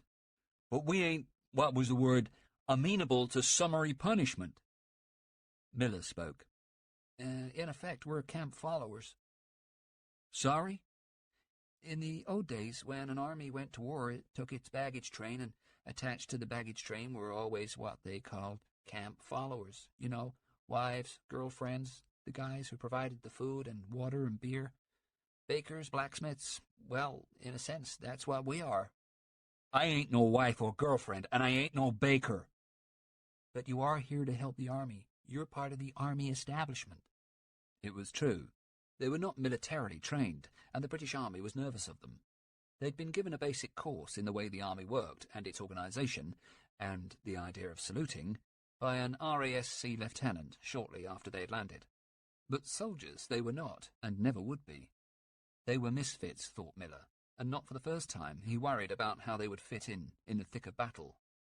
Thomas wiped the sweat from his forehead with a spotted handkerchief. Okay. Now Colonel Blimp's gone, I think we can relax for a while, boys. Turk, how's about a game of poker? Bigelow took off his glasses and began to polish them as he spoke. Have you thought, Lieutenant, that this might not be such a great time to gamble? Say again? Well, sir, you see, I reckon that you can only have a certain amount of luck. It's what the Limeys say, too. And, by the law of averages, it stands to reason, don't you think, that if you use all your luck up here, playing cards with Turk, and winning all the time, then when we do get up to the battlefield, your luck may just run out. Thomas laughed and began to deal. Okay, Turk, and anyone else who wants to make a quick buck, let's play cards and see if you can win it all back from me before we have to move. Chapter 7 8 p.m. behind Bab el-Katara. Ringla. It was almost dusk when Lieutenant Ralph Ringla finally reached the area which for the last month had held the small command post of Panzer Grenadier Regiment 104. For a moment, though, he wondered if he hadn't taken a wrong turning somewhere back across the sand. It was easy enough to do in this wretched wasteland, for instead of the stripped-back, rock-walled and sandbagged strong-point to which he had become accustomed, there stood a huge tent. He stopped and stared at the wall of field-grey canvas and watched as the battalion orderlies went hurriedly in and out, carrying boxes of rations and cases of wine. The battalion adjutant, Major Werther, came out, puffing on a short cigar, and seeing Ringler's absent-minded look, smiled and went towards him. Ah, Ringler, there you are. You did get the invitation. Invitation? To the Colonel's party. Well, it would seem you did not. My apologies, but, well, here you are anyway. How do you like our new accommodation? It's only temporary, I'm afraid. A present from our friends, the Italians. They seem to have brought everything with them but the kitchen sink. Even women, they say. Though where they might be, now the devil knows. Well, sir, they did have a colony here. They seem to own half the houses on the coast road. I know. The problems we've had with their damn damage claims. They're meant to be our allies. Kind of them to lend us the tent, though, sir. Yes, damn kind. Isn't it splendid? Good target for the RAF, too. This party had better be over damn quick, but good to be a bit festive. Well, you know, we had to push the boat out for the Colonel's birthday. Come inside and see the old man. He'll be delighted you're here. Be careful, though, Ralph. His hearing's shot to pieces. Both eardrums perforated. Happened at Alamein. He set up his OP directly beside an 88 battery. You'd think he'd know better at his age. Didn't you know? Best not to mention it. You know how he is. He gets frightfully upset if he suspects that people think he's deaf.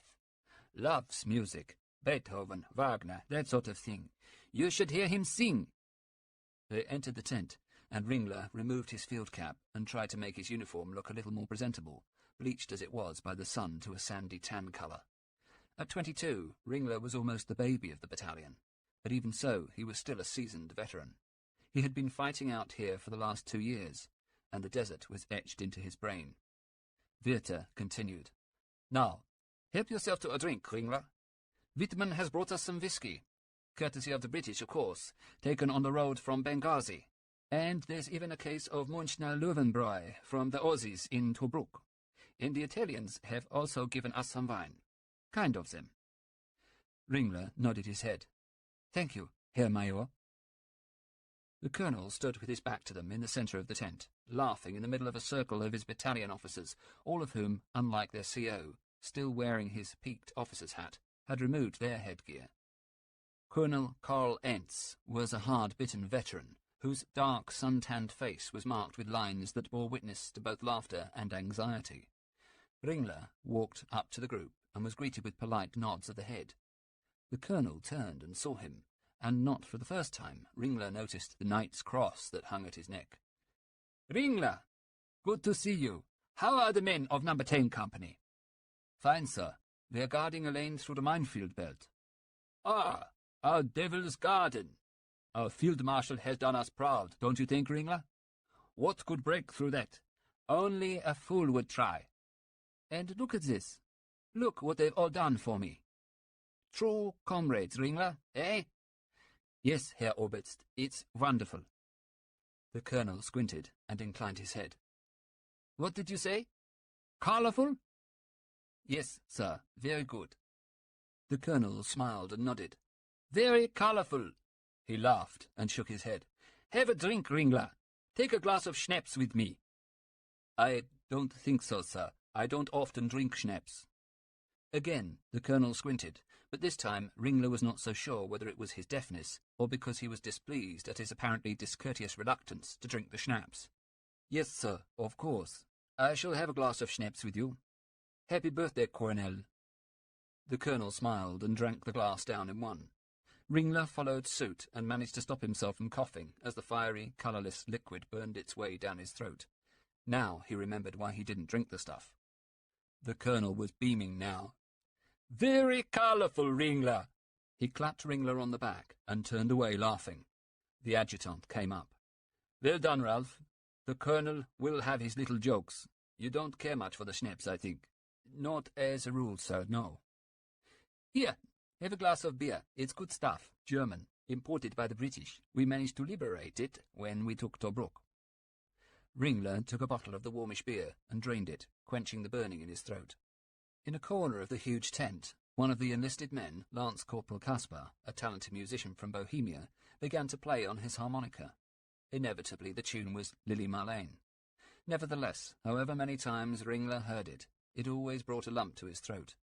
The colonel, hearing the tune despite his deafness, smiled and raised his glass.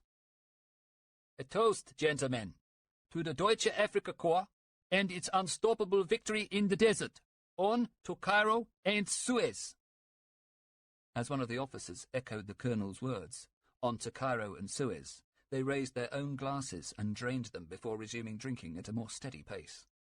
Ringler was standing inside the tent by the entrance next to a fellow lieutenant, Werner Adler, from No. 8 Company, a blonde, tall Aryan from Potsdam, who had been an enthusiastic member of the Hitler Youth before joining the army, leading his local NSDAP boys group. Ringler took another swig of beer and turned to Adler. "Do you really think we'll get there?" "There?" "Cairo, of course. Do you think it's really possible?" "Don't you?" "You heard, Colonel Karl. We'll get there." "Werner, how long have you been out here?" "A year, exactly." "And what have you seen in that time?" "Victory in our grasp. We've almost beaten them. We took Tobruk, didn't we? Then Alam Halfa. Perhaps this time we'll get them. We just sit here and wait for them to throw themselves at us, and then, when they're spent, we counterattack with everything we've got." Ringler smiled. "But do you think they'll be spent? And what do we really have?" "We still have the Panzers, 2 divisions of them, and the Italians, too. Some of them aren't half bad, the Paras." Ringler cut in. "How many tanks do you think we've actually got, Adler? Real tanks, I mean. German tanks." "I don't know. 400, maybe more." Ringler laughed. "My dear Werner, I was talking to this boy from Panzer Army HQ, and he told me that the last intelligence was that we had no more than 240 serviceable panzers. And there's worse, we've no fuel. Well, not enough for more than a few days. Certainly not enough to punch through the Brits and get to Cairo." Adler stared at the ground and shrugged his shoulders. "That's just hearsay, Ringler. I believe we can do it, and you must too. As officers, we have a duty to believe in our victory. We owe it to the men and to ourselves. You know, that's defeatist talk. You should be careful what you say to people." Ringler walked outside for a moment. His head had suddenly begun to ache, and he felt weary. The schnapps, he supposed. An eerie silence hung over the desert. It was a beautiful evening, and extraordinarily peaceful. He took another sip of beer, and re-entered the tent. As he did so, Monia, the battalion sergeant major, and also its finest singer, coughed to clear his throat and began to sing. It was a familiar folk song from the Rhine. Soon the battalion officers and their guests were in full voice.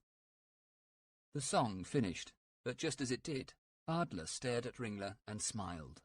Then he began to sing.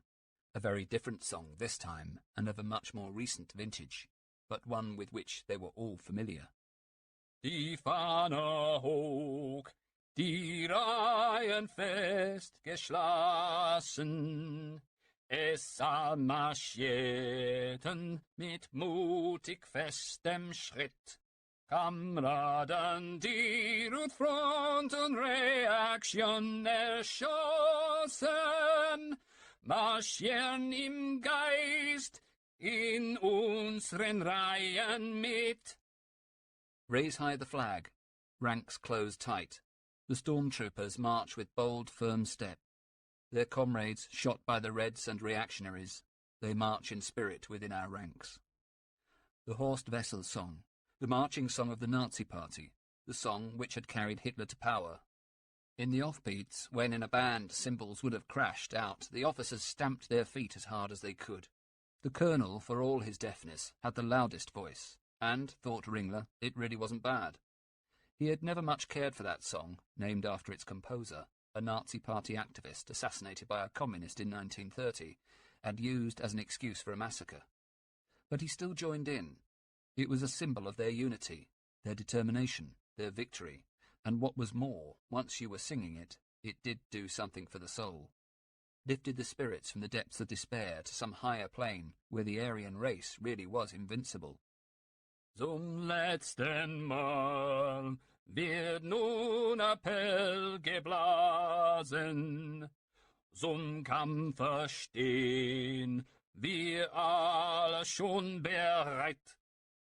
Bald flattern Hitlerfahnen über Barrikaden, die Knechtschaft dort nur noch kurzer Zeit. For the last time now the call is sounded. Already we stand, all ready to fight. Soon the Hitler banners will flutter over the barricades. Our time in bondage won't last much longer. Ringler looked at Adler across the tent. He was smiling now, full of pride and confident with the certainty imbued by the music. Ringler, too, felt the better for it. He left the tent and found himself in the company of Sergeant Major Monia, who had come out for a smoke. Ringler liked the man. He was honest and simple, but utterly loyal.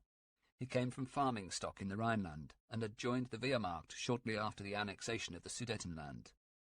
He seemed older than his 30 years, and acted as a sort of uncle to the younger men in the battalion. Somehow, he had always seemed to be at Ringler's side throughout the African campaign, since the early days of 1941. At Mersa, when they had pushed the Allies back for the first time. At Benghazi, when they had left it again to be taken by the British. At Tobruk, when they had gone in through the warren of stinking caves that the Allies had held for so long. Monier had been at his side joking about the desert rats. At Alam Halfa, when they had seemed almost at the gates of Alexandria. And now here, near the little village of Alamein, where they had attacked and failed so recently. Monier had always been there, offering support and advice. Yet, for all his apparent confidence, there had always been, it seemed to Ringler, a curious air of insecurity about the man, and as they walked back to their trenches on this chilly night, with its bright moon and eerie stillness, Monier spoke. "Cigarette, sir?" As Ringler accepted and lit up, Monier continued.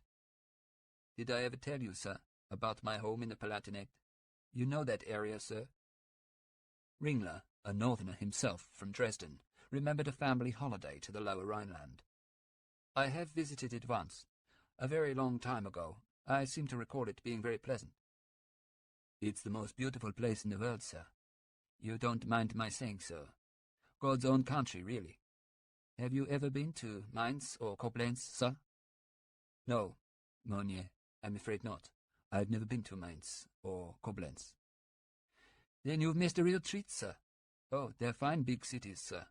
All modern bustle and fuss, but with some fine old buildings, too. You'd like them, sir. I can see you there. You'd be in your element. Of course, we don't live there. We have a little house outside in the country. Little farm, really, sir. Just a few cows and some land for crops. But it's enough for us." He poked around in his pocket and took out his wallet. Then, reaching inside, he produced 2 dog-eared black and white photographs. "Here they are, sir. Last Christmas, that was, on leave. That's Monica there, and that's Heidi, and the little one is Hans.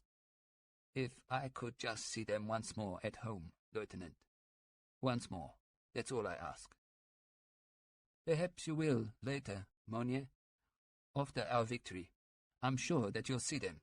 And then we'll have all this behind us, eh?" Monier nodded and smiled.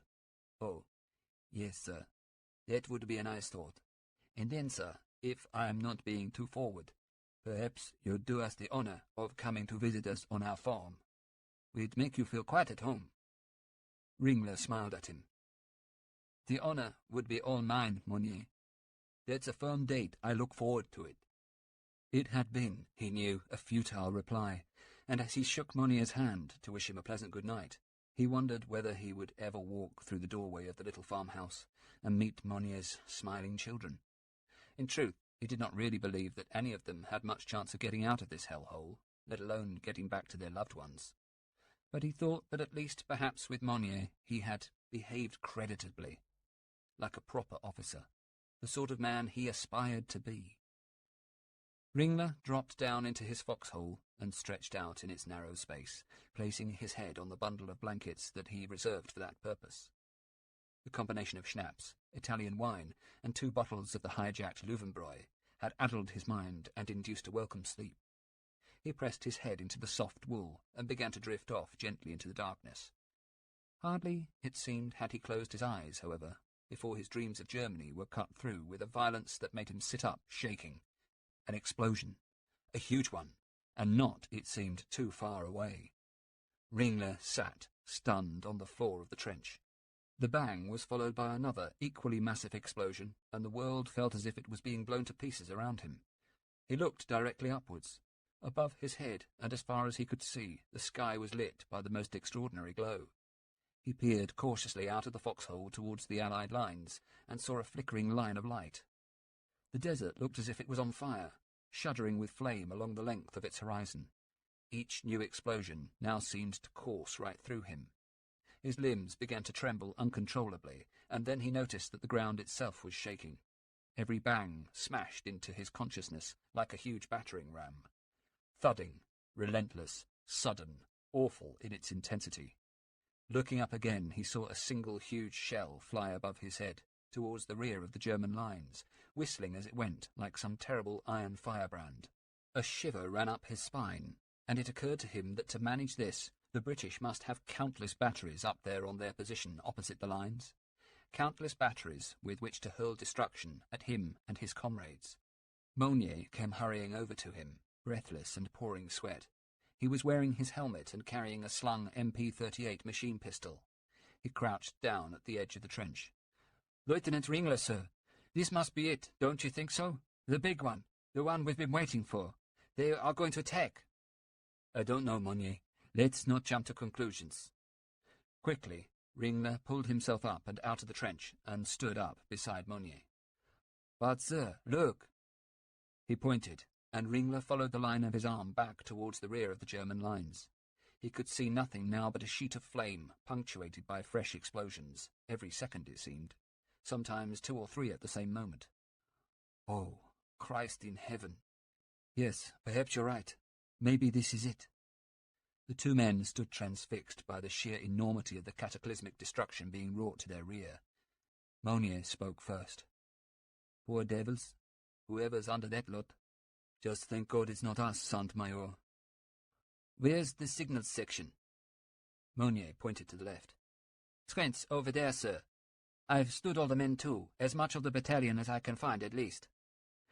"Well, see if you can raise headquarters on the field telephone. Get the colonel, the adjutant, get anyone. Find out if they have any idea what's going on. Then find the rest of the men. I'm going to find my company." 5 hours later, and with his head aching from the endless cacophony of exploding shells, Ringler looked out across the sand from the shelter of a slit trench in the No. 10 company position, and noticed that the first light of morning was finally creeping up. The sky hung heavy with thick deposits of sulphur and cordite, which cast a nauseous yellow tinge in the air, and seemed, he thought, almost tangible, somehow slimy. It was as if some malicious god had wiped an open sore over the beauty of the world. At last the shelling ceased, although in the distance a low rumble indicated that the fighting was continuing, and as the day dawned quickly, he saw the sky change colour again, until it was filled with a black-brown smokescreen that hung at a uniform height across the vast expanse of what overnight had become the battlefield. The smell, though, remained as it had been before, the unmistakable, sweet and suffocating stench of gunpowder. Acrid and stifling, it penetrated every orifice, reaching into the lungs until you wanted to retch. At last the sun rose, casting a more healthy light on the smoke-hung horizon. Black plumes curled up from the desert, in particular from the areas containing the 15th and 21st Panzer Divisions, and from the heavy artillery batteries. Those, he presumed, had been the Allies' major targets for their bombardment. In his trench, Ringler's No. 2, a young second lieutenant named Weber, younger even than he, threw up. Ringler had a quiet word with the boy. "Hans, it may just be the fumes from the shelling. God knows I feel like puking myself, but we can't be too careful. We don't want more dysentery. Not after the last lot, and certainly not at a time like this. Get it cleared up, will you, and then see if you can find the M.O. He did not know where Dr. Muller was this morning. He had seen him in the night as he went from foxhole to foxhole, just making sure. It was just as well. 2 of the men had become slightly delirious from the shell fire and were unable to move. It wasn't uncommon, and Ringler had never seen such a barrage as that they had experienced last night. Rumours had come in all night, thick and fast. He had finally made contact with Battalion HQ at about 2 in the morning. Word was that this was the big attack they'd been expecting, and that they should all dig in and prepare themselves for the worst. It seemed bizarre to him that they had so far managed to avoid engaging the enemy. Nor, apart from the 2 cases of shell shock, had they suffered any actual casualties. For the rest of the night, they had struggled to get any further information, and Ringler was beginning to despair when he saw Monnier coming up to their position. He was covered in dust, and his red-rimmed eyes gave away the fact that he'd been up all night, travelling from company to company with a number of runners. "Lieutenant, news from HQ. Staff had sent a message. Tommy's broken through in the northern sector. We are counter-attacking." "What about the south?" "According to Staff, an English armoured division's been blocked by the Italian Paras. They're full gory. They're brave buggers, sir, even for Itais. Almost good enough to be Germans. Perhaps they've been picking up tips from us." Monnier smiled. "And the adjutant says to put Plan C into operation, sir." "Plan C? He has to be joking. Extra alertness. Doesn't he think we might be alert enough after that lot that Tommy threw at us last night?" There were planes too, sir. Thousands of them. Yes, I heard them. You could hardly fail to. Weber was sick again. Ringler turned to him. Hans, I told you, find Dr. Muller and for God's sake clean yourself up. He turned back to Monnier. Has anyone here had any breakfast yet? There don't appear to be any rations here, sir. No rations? Where the bloody hell are all the rations? Monnier sneered. It seems that some were used at the colonel's party last night. Seems that it was thought that the lorry would replace them this morning. Only the lorry hasn't turned up on account of the British attack. Yes, I see.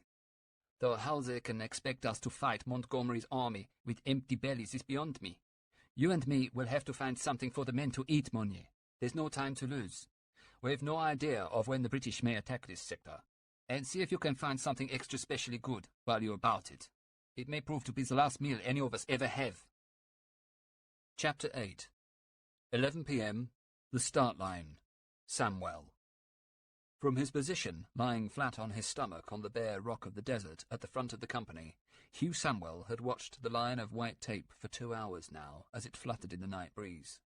It marked the starting point for the attack, and he knew that beyond that insignificant marker lay whatever fate had decreed for him. Life, death, or something in between that had no name. A lifetime of agony and bitterness. The moon sat high in the sky and lit up the bleak expanse of sand, rock, and scrub like daylight. High above, he could hear the hum of the Allied bombers as they flew towards the enemy positions. He was still watching the white tape and thinking about the content of his somewhat disappointing new book, when there was a crash as a single gun spoke and hurled a shell towards the enemy lines. A moment later, it seemed to him that the very air itself had been ripped apart, as hundreds more took up the refrain. The ground trembled, and Samwell hugged himself closer to its heaving mass. Tentatively, he raised his head, and up in the night sky saw salvo after salvo of shells streaming out from behind the lines towards the enemy. Poor buggers, he thought instinctively. One infantryman thinking of another, and thanking God that it was not he who was on the receiving end, though Samwell knew their turn would come soon enough. Away in the distance, where the shells and the carpet of bombs had struck home on their targets of minefields, defences, and enemy guns, the line was lit up as if by 100 bonfires. Samwell shuddered at the sight. He could almost feel the searing heat of the explosions and the fire, and knew what it must be doing to the men. He knew, too, that soon they would be sharing the same fate. He did not have long to wait.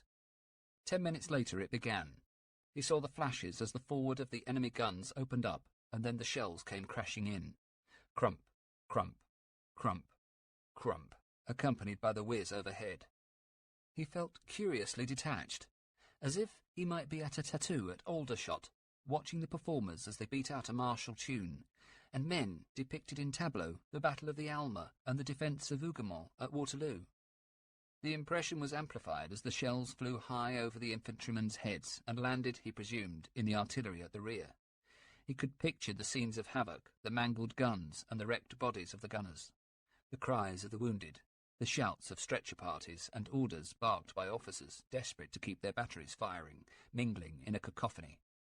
Counter-battery fire was a particularly costly and bloody affair. He was aware of lulls in the barrage on both sides, as if it were some strange symphony rising in crescendo and dying away again. Then something changed. Another shell passed overhead, but lower now, and then another, and a third, so low that instinctively he ducked, although it must have been 20 yards above his head. He watched for the burst, and saw it, perhaps 200 yards in front. He knew what this meant. The guns had switched their targets from the enemy's rear, the enemy batteries, to the forward positions. He knew what it signified. Prepare to advance. A prearranged signal. Suddenly his mouth became quite dry, but curiously the rest of his body was quite cool. Cold as ice, in fact. He looked at his watch, flipping back the leather cover which protected it.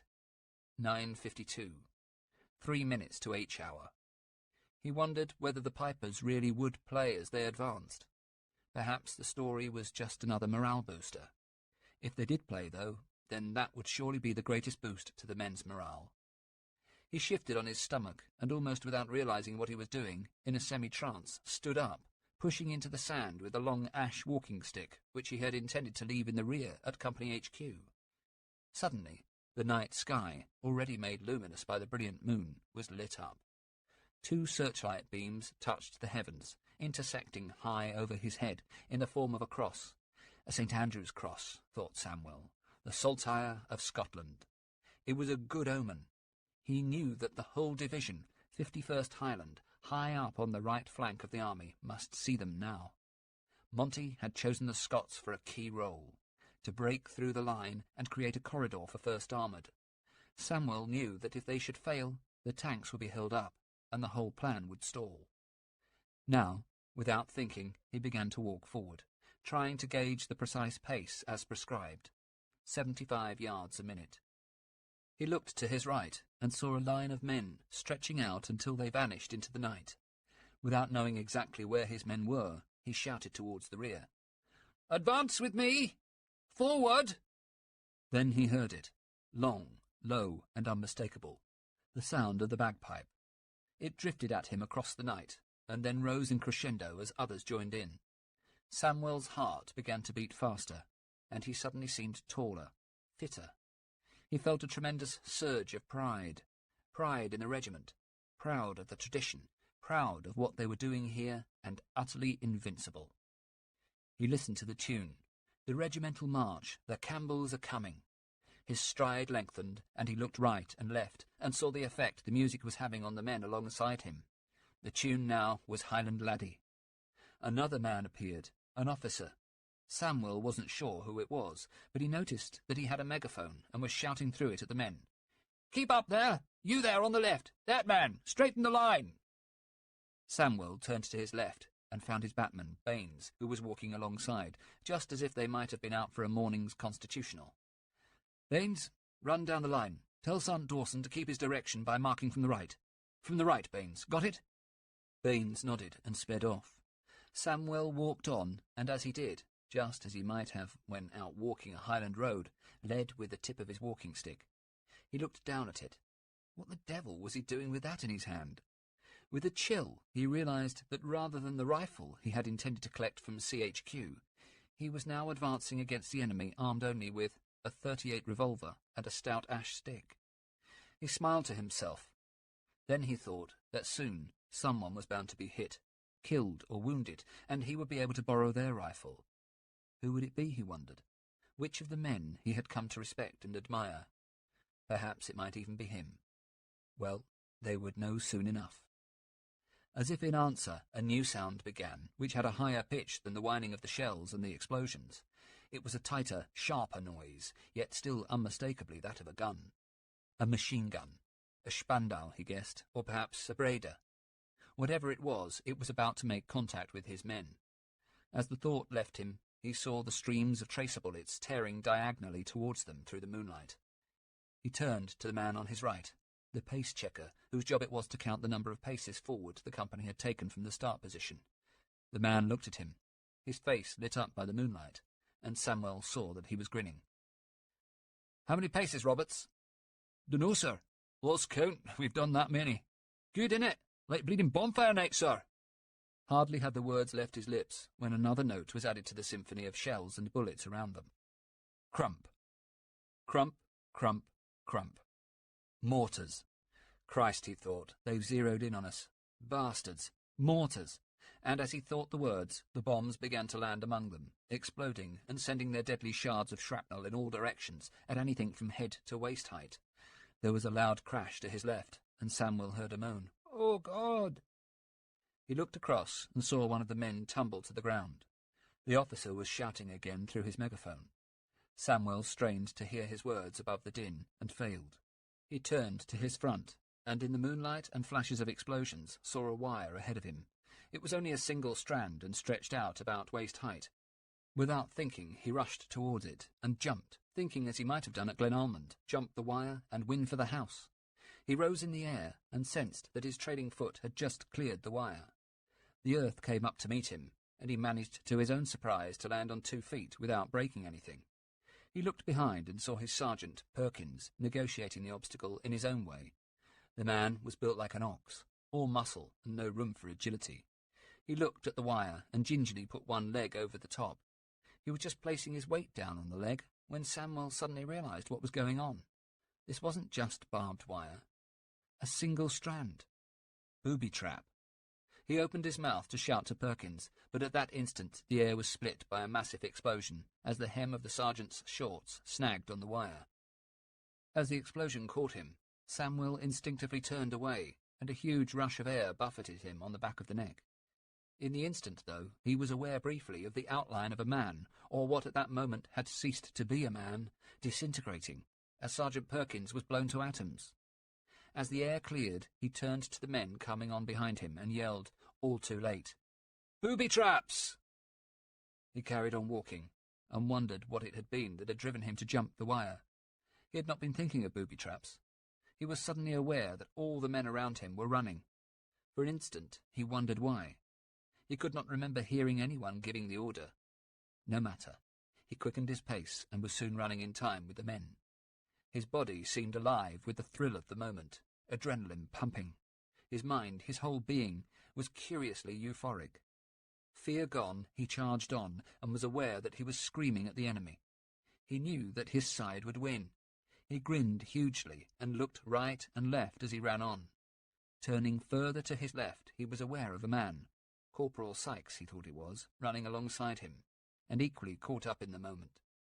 The man was laughing as he fired a Bren gun from his hip, and Samuel could see his mouth was wide open, and he was shouting, though no words were audible.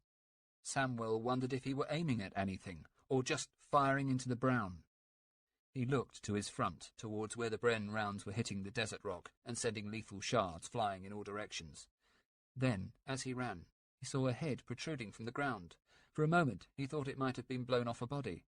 But then he saw that it wore a hat, a flat, peaked cap of the Africa Corps, and that its eyes were wide and blinking. Unable to slow down, he ran straight past it, and as he passed, saw that it was attached to the shoulders of a man crouching in a shallow foxhole. By God, they had reached the enemy without even knowing it. Trying to stop, he turned halfway round and almost collided with the bayonet of the soldier running directly behind him. Samuel raised his revolver, and catching sight again of the head, loosed off 3 rounds towards it. Then he turned back to the front and ran on. Christ, he thought. Did I hit him? Did I kill him? The worry did not last for long, as once again he was caught up in the headlong charge. He noticed that he had drawn level with Baines once again. Where Corporal Sykes had got to, God only knew. His runner, a biddable lad called Brooks, had also disappeared. He continued to run, and suddenly saw directly ahead a line of men standing in a slit trench.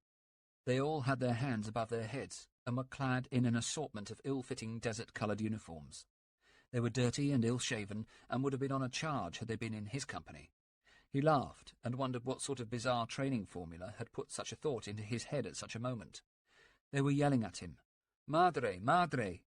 Samuel wondered what the hell it meant. Mother? What did it matter?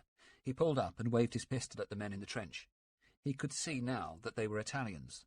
He motioned to the left with his weapon, indicating that they should join the group of prisoners being collected by an NCO, Sergeant McCaig of B Company. They scrambled out of the trench, but one of them, clearly terrified beyond reason, began to run round in circles with his hands on his head, screaming. Samuel started to yell to a corporal to grab hold of him, and then someone, Sergeant Hawkins he thought it was, shouted, "Watch out!" There was a sharp blow on the toe of his boot, and Samuel was aware of an object bouncing off his foot and to the rear, and then, whatever it had been, exploded. Dazed, he staggered backwards and instinctively placed a hand across his eyes. For a moment he began to wobble unsteadily on his feet. "Oh God," he thought, "I've lost a leg and I'm being kept up by the shock." Drawing his arm away, he looked down and saw nothing unusual. Both legs were still intact and unscathed. He noticed he was shaking. Instantly he wondered who had been hit, and looking to where McCaig had been rounding up the Italians, saw him stretched out on the ground. A big man, he was lying on his back and groaning. Samuel felt a chill run through him. He had always admired McCaig, a big, tough bear of a man, with leathery skin and a wide smile, but his voice now betrayed the inner child. "Mother, Mother, help me, God, help me, Mother, Mommy!" Samuel felt sickened. A grown man reduced to an infant. The cause of his distress was all too evident. Where his right leg had been, was now a mess of flesh and blood and bone. Samuel knew now what had happened. One of the men in the trench had thrown a grenade as he had pretended to surrender. That had been what had bounced off his boot and onto the unlucky sergeant. He thanked God for his luck, and at the same time felt guilty that McCaig should have taken the hit. Within a second, though, his regret had been replaced by anger. A red rage surged over him, and he ran across to the edge of the trench. 3 of the Italians were still inside, and without thinking he levelled his revolver and began to fire into them. 2 shots hit home, and they screamed, and then, when he pressed the trigger again, there was an empty click. Bugger! He had forgotten to reload. Throwing his pistol away, he picked up McCaig's rifle, which had been blown to the ground, and jumped into the trench. The 2 men he had hit with the revolver were lying on the floor. One of them was moaning. 2 other Italians lay against its sides, staring wildly at him. Without thinking, Samuel rushed towards them and buried the long bayonet attached to the sergeant's rifle deep in the belly of one. He felt it go in, twisted it, and stared into the eyes of the Italian, saw his anguish, and felt nothing but hate. He pulled out the blade and moved to the other man. He was crouching now, in the corner of the trench, his hands in the air. Samuel lunged, and as he did so, the man muttered something. "Madre! Madre!" The steel shaft slipped upwards through his throat. Then, as quickly as he had jumped in, Samuel climbed out, and laying McCaig's weapon on the ground, looked for his pistol. The red mist had subsided now, but a rage still burned in his heart. Stupid to have thrown his gun down, he thought. What the hell would the quartermaster say when he turned up back at Company HQ without it? It occurred to him that he had also lost his walking stick. He cursed. He loved that stick. It reminded him of home. He remembered buying it in Glasgow 3 years earlier. He had taken it everywhere, even to the picture house in Stirling, where he had left it under a seat after he and Clara had been to see a film. Waterloo Bridge it had been, with Robert Taylor and Vivian Leigh, a soppy story about a British officer who falls for a dancer. Clara had liked it. The 2 of them had had to disturb the whole row to get his stick back.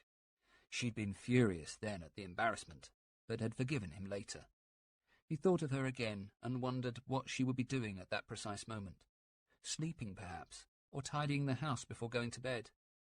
Then he realized that he had still not yet found the revolver, and her face faded from his mind. He stopped searching for a moment, and was aware that the advance had halted for the moment, and in this sector at least. Groups of Highland infantry were assembling around him, eager to attach themselves to an officer. He looked about and saw familiar faces and strangers from other companies. It seemed to him that he must be the only officer among perhaps 80 men. He was still looking at them when there was a shout. "Sir!" It was followed almost instantly by the crack of a rifle. Samuel turned to follow the direction of the bullet and found himself looking back into the slit trench at the body of an Italian. The man he had wounded had dragged himself to the parapet, and judging from his position and the rifle in his hands, had been about to shoot him when one of the men had spotted him and taken him out with a single round that had made a neat hole in his forehead, and the messy exit wound that was all that was left of what had been the back of his skull. Banishing the thought, Samuel saw that the men were looking at him expectantly, and pulled himself back to his remembered orders. Consolidate the position for 15 minutes, then move on. That was the company order. But where, he wondered, was Company HQ, or for that matter, his company commander?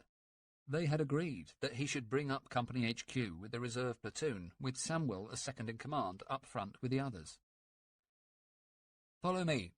Instinctively, the men trailing behind, he turned and began to retrace his steps in search of the HQ. Suddenly, the night air was rent by a series of explosions. He counted 4 shells and stood still, then looked down and knew that he hadn't been hurt. He was covered in sand. He brushed himself down and walked on. A shape appeared on the ground, and for an instant he raised McCaig's rifle, which he had picked up again after his fruitless search for the revolver. But then he recognized the man. Colin Mackay, the highly strung company CO, who was sitting on the ground with the wireless receiver pressed to his left ear. "Hello? Battalion HQ? Can you read me? Say again. Come in, battalion. Copy that." Samuel spoke. "Sir, we've achieved the objective, taken several trenches and a good number of prisoners, perhaps a couple of dozen. Mostly Itais, but we've taken casualties, sir." Mackay ignored him. Hello, battalion. Come in. Respond, damn you. For Christ's sake, will you come in? Respond, battalion. Say again. Samuel tried again. Sir, we've made the objective. We have prisoners, sir. At that moment, Samuel was surprised to see the battalion commanding officer, Colonel Anderson, walking towards them. Hugh, good to see you. You've done well. Ah, Colin. Instantly, the Major looked up, and like some dog whose master, having ignored it, deigns to cast a glance, leapt up from the sand and moved towards the CO. Sir, I was trying to get through to you. Thank God you're here. At last, Mackay saw Samuel. Ah, Hugh, good you're here. He turned back to the Colonel. We're doing well, sir. First objective taken and a number of prisoners. Anything to report, Hugh? Just that, sir. Samuel turned to the Colonel. Sir, give me the reserve platoon, and I'm sure that I can make more ground. I'll detail the right forward platoon to drop into reserve. Anderson thought for a moment. Very well, Hugh. Take them and see what you can do. In the moonlit confusion, Samuel managed to locate the reserve platoon and called them forward. Then together they advanced. They were directly behind the forward platoons now, the men who had taken the brunt of the initial fighting, and as Samuel looked on, he saw stretcher parties weaving their hazardous way back through the advancing infantry and the wire. He wondered for an instant how he had got there, and was aware, as he had not been before, of his legs working independently. Then he heard a noise.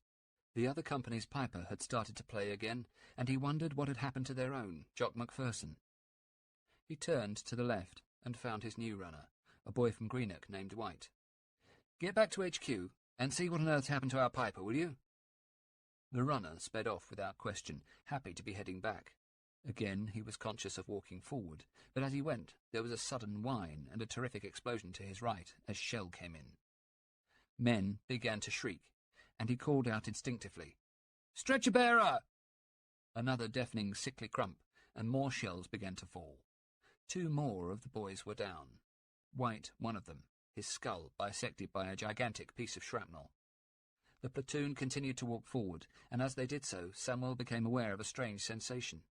The shells which were falling around them were coming not only from the front, but also from the rear. They were advancing steadily into their own barrage. A shell landed too close for comfort, not 30 yards in front of him. At that moment, the commander of the furthest platoon of the company deployed on his right came up, a lanky lieutenant named Mitchell, who, 2 years before, had been fullback for Fetter's first 15. "Samuel, don't you think we're going too fast? Those are our shells, aren't they?" "You're right. We should stop." "Yes, I'll go and warn Major Murray." The boy ran off back to the right, and Samuel watched as he spoke to the Major, who shook his head, evidently disapproving of their suggestion. They continued to advance, and now their own shells were falling closer still. Samuel walked across to the company commander and looked at him in despair. Samuel spoke above the noise of battle. "Sir, we really should stop, or at least slow down. Those are our shells." As he spoke, more shells whizzed over their heads and landed not more than 10 yards ahead of them. All 3 men cowered to protect themselves from the blast, but it caught them nevertheless. They straightened up, and the Major nodded. "Yes, Lieutenant, I think we should stop." Samuel hurried back to the left, to his own platoon, and found Sergeant Dawson. "We'll halt here. Those are our shells. Pull the men back a few yards and get out of danger." The man nodded. "Sir." "And, Sant, get word back to Major Mackay, will you? Ask him to come up closer, within the 50 yards. Samuel wondered where Company HQ had gone to. It seemed to have lost itself beyond the statutory 50-yard gap between forward platoons. Within minutes, Dawson reappeared. "Sir, can't find Major Mackay, sir, or the HQ. Reserve platoon's gone AWOL too, sir." Samuel cursed to himself. Had he taken a wrong turning in this damned desert? His mind was addled, and he looked across to the right, to C Company, only to see that they had begun to advance again, and were now some 50 yards ahead. He realized that their own barrage had lifted. The men were disappearing into the night, and he wondered why Mackay and the young lieutenant had not troubled to warn him that they were about to restart the advance. Now he and his depleted platoon were left alone out in the blue, as the old desert hands called it. Just him and 40 men in the middle of nowhere. He turned to Dawson. "Stay here. I'm going to see what's happening on the left." His company had been placed on the farthest left of the Argyle's line of advance, and darting between the wire and the bodies, Samwell ran low across to the left, where another regiment, 7th Black Watch, was advancing. But of them there was no sign. Not a man, save the dead and a party of stretcher-bearers. Christ almighty, he thought, we're completely isolated. He ran back to the sergeant. We're on our own. The 42nd have buggered off somewhere and C Company's gone ahead. Right, sir. What are your orders? For a moment or two he was unable to speak. An unexpected and novel wave of terror swept through him, nauseating and paralysing. He was alone. The company commander and HQ had gone along with the wireless and the pilot officer. Slowly he began to try to calm down. His palms were sweating. Instinct told him that he had simply gone over too far to the left. He realised that they had continued to advance while he had been deliberating, and quickly started to swing to the right. Sergeant Dawson, wheel towards the right. Again, fear overtook him. Not the fear of being blown to atoms by one of the shells, which were coming in hard now from the enemy guns, but a fear of being left alone here, cut off from the battalion. Ahead of him, another strong point loomed up in the moonlight, illuminated by the flash of the constant explosions. Samwell yelled across to Dawson. Sergeant, secure that position. Take those men prisoner. They're getting away to the left flank, sir, along the trenches. Samwell had to make a decision. Pursue the Italians left along the trench across a battalion front, or continue on to his objective. There was no choice. Leave them, Sergeant. We'll mop up later. Better to get on. End of Disc 2. Disc 3. They began to advance again, and Samwell was beginning to wonder if they would ever find the other platoons, when there was a shout from his rear. Hi there, Lieutenant! He turned to see the battalion adjutant, the second-in-command, Jamie McLachlan. He called again. Samwell, Hugh! What the devil are you doing here? We're C Company, and we're the Black Watch. Samwell saw that with McLachlan were the men of his own company HQ. A surge of relief replaced the fear. Sir, good to see you. Wondered where you'd all got to. Don't ask. Just after you began to advance, your company HQ took a direct hit. Major Mackay was hit. Quite bad, and the signals have copped it. You'd best carry on here. Looks as if you've done well. And with that he was gone. Samwell looked around himself. Of the original men who had come with him, he could find few. There was Baines, his batman, and Dawson, and perhaps 8 more men from the original platoon in his immediate vicinity. The reserve platoon commander came trotting up, a keen-faced, wide-eyed young lieutenant named McLaughlin. Samwell, seems we're too far to the left. We've been ordered to wheel half-right. Samwell found his sergeant. Turn the men half-right. We're drifting to the left. Come on. Again they set off across the sand, and within a few minutes a burst of automatic fire told them they had stumbled upon another enemy position. Dawson pulled the pin from a grenade and threw it into the foxhole. It exploded on target, and a few moments later 4 Italians crawled out of the hole, their hands raised. 2 of Samwell's men took them prisoner at bayonet point, but from the corner of his eye he saw 2 more Italians running away across the sand towards their left. Leave them, Sant. We need to stay together. After another 300 yards, he stopped and turned to his opposite number. McLaughlin, I think we should dig in. It was clear that they had taken the enemy's front line of trenches. This looks like it must be the objective. Can we raise battalion on the wireless? The men began to entrench, and the reserve company signaller gave a shout. Mr. Samwell, sir, I've got HQ. Tell them we're in position. McLaughlin went off to reconnoitre, and a few minutes later returned. Looks like the other forward company's dug in about 200 yards to our right. This must be the place. Samwell felt huge relief, almost elation, that his instinct had been correct. He smiled. Right, let's get this place secure. Then I think we all deserve a rest, McLaughlin, don't you? Saturday, 24th October. Chapter 9. 1:45 a.m. West of Alamein Station. Miller. The night was a vision of hell, a moonlit wasteland in which every few seconds another explosion would crack the heavens and send an intense light across the low horizon. Ahead of them, in the west, a continuous line of flame marked the destructive power of the barrage. Dust flew up from their wheels as they attempted to negotiate their way through the columns of Bren carriers and trucks filled with infantry that moved constantly along the track through the minefield. Moon Track, closest of the 4 arteries in and out of the killing zone to the railway line, was busy tonight. Lieutenant Thomas was driving, riding as the spare for his friend, their section sergeant, Brooke Cuddy, another Harvard man, a writer, and Miller prayed that God would guide his hand. But right now, Thomas was getting jumpy.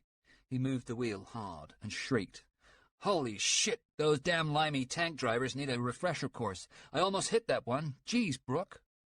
Cuddy shook his head. "I could drive if you'd like, Evan. I volunteered to take a shift, and I'll keep my word. And Brooke, please try not to call me Evan. Lieutenant or just plain sir would do nicely."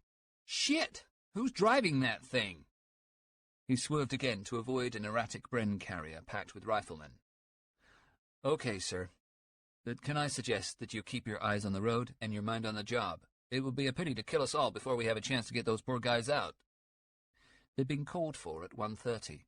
A section of 5 Dodge ambulance cars ordered up to the 24th Battalion Regimental Aid Post, or in military speak, RAP, as Miller had quickly learned to call it. Everything in the British Army, it seemed, was abbreviated into an acronym. The diner was an AFI, high explosive, HE, rendezvous was RV, and of course, killed in action, KIA.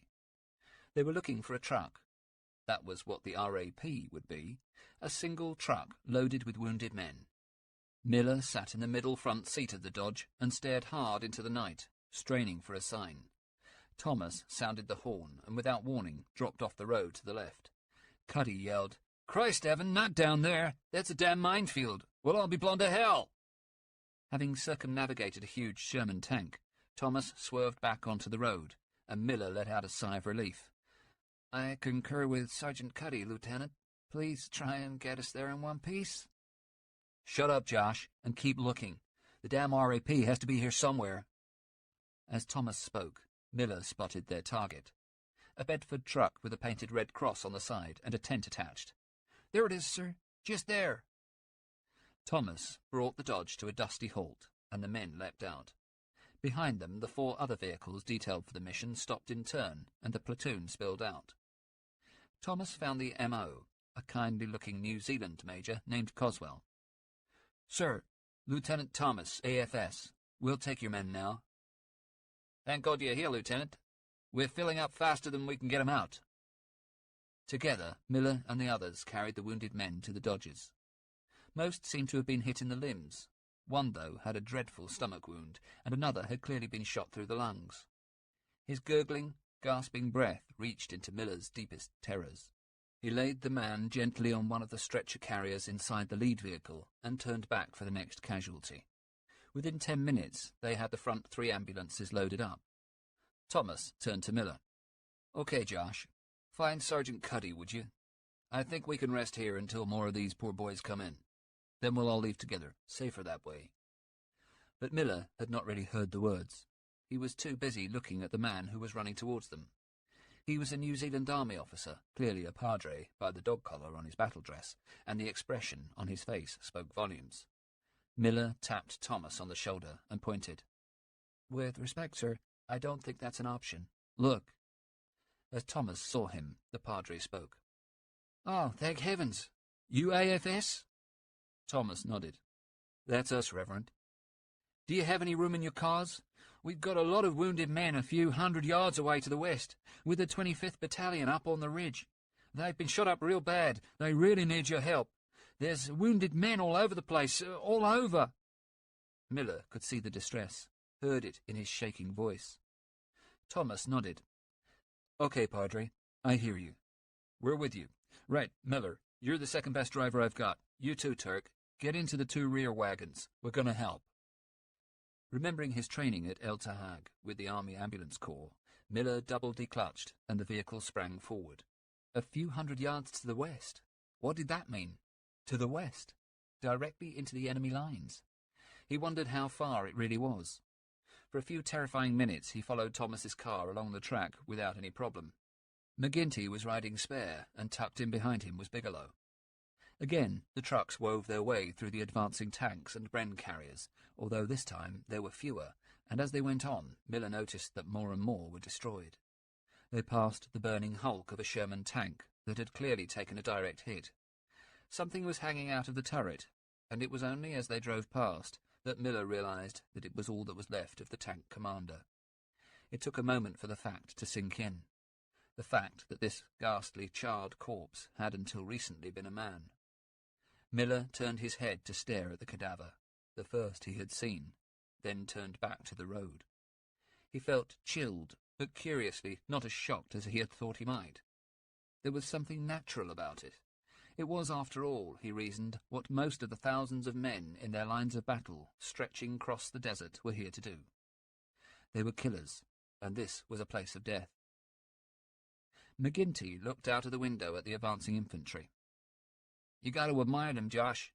Thousands of miles away from home, and they're walking right into hell up there." Bigelow spoke up from the rear. "Has it occurred to you that we're also thousands of miles away from home, and that as we're driving into hell, rather than walking there like them, we're highly likely to get there first?" McGinty glared at him. Miller spoke. "Look, I'm trying to drive this damn thing without crashing it, and it would help if you two jokers would just shut the hell up." McGinty spoke. "Oh, fuck it." "What? You see that tape, Josh?" "Sure I do." "Yeah, sure you do, now. Well, it marks the edge of a minefield. A British one, I'm guessing, and we've just gone through it." Miller swerved back towards the road. "Oh, shit." He slowed down and pulled at the steering wheel, propelling them back onto the road and directly into the path of an oncoming British tank. "Christ almighty, Miller!" He turned the wheel again and ended up at an angle on the shallow bank between the track and the minefield. The tank rumbled past. Bigelow spoke. "Nobody said anything about minefields." "Weren't you listening at that big briefing meeting? Lieutenant Edwards told us, Prof. We go through British minefields. Then there's a gap. Then there's no mines. Then we hit the German minefields. Simple." "I missed the meeting. I had an appointment with the M.O., a running sore on my leg." Miller spoke. "Listen, we just go where we're told. Keep a good lookout, Prof, will you? We're on a marked track, but we're still crossing a minefield." It was half an hour before they reached the other side of what had been no man's land, and a few minutes later Miller was aware that once again they were passing slit trenches. There were dark forms in many of them, and he knew that they would be the bodies of Italian and German dead, and more than a few Kiwis. McGinty spoke. "Where are we now, Josh?" "German minefield. See the signs?" McGinty saw them. Stakes with wooden crossboards, bearing a black skull and crossbones, and the legend, Achtung Minen. "As long as I follow the lieutenant's car, we'll be fine." "And if he gets it?" "If he gets it, I slam on the brakes and pray I'm not too late." They were climbing a hill now, and Miller felt the engine labouring slightly. He trusted that they would make it. "They're on the other side of this minefield. Only a few more yards now and we're clear. If they can do it, then so can we." He was cut short by the spectacle which greeted them as the moon revealed the full extent of the task ahead. The ridge before them climbed up steeply, and it was covered in men. The pale, waxy white light of the moon lit the scene like some theatrical tableau through the haze of dust. Miller looked around and took in the minutiae of the extraordinary scene. He could hear, but as yet could not actually see the fighting. What he could see, though, on his side of the ridge, were long lines of the new American-built Sherman tanks crossing the lower slopes of the hill, and directly ahead of them, pitifully small in the vastness, dozens of two-man teams of sappers, armed with the new mine detectors, patiently clearing a path as if they were out for a Sunday stroll. McGinty saw them too.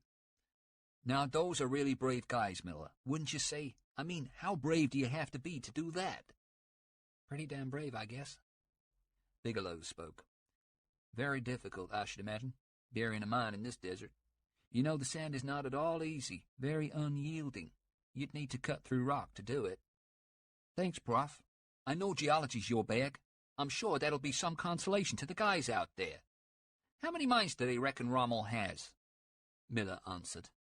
"Somewhere about 500,000, but it could be more." McGinty whistled. "Whew! Those guys have got a real job ahead of them. Rather them than me.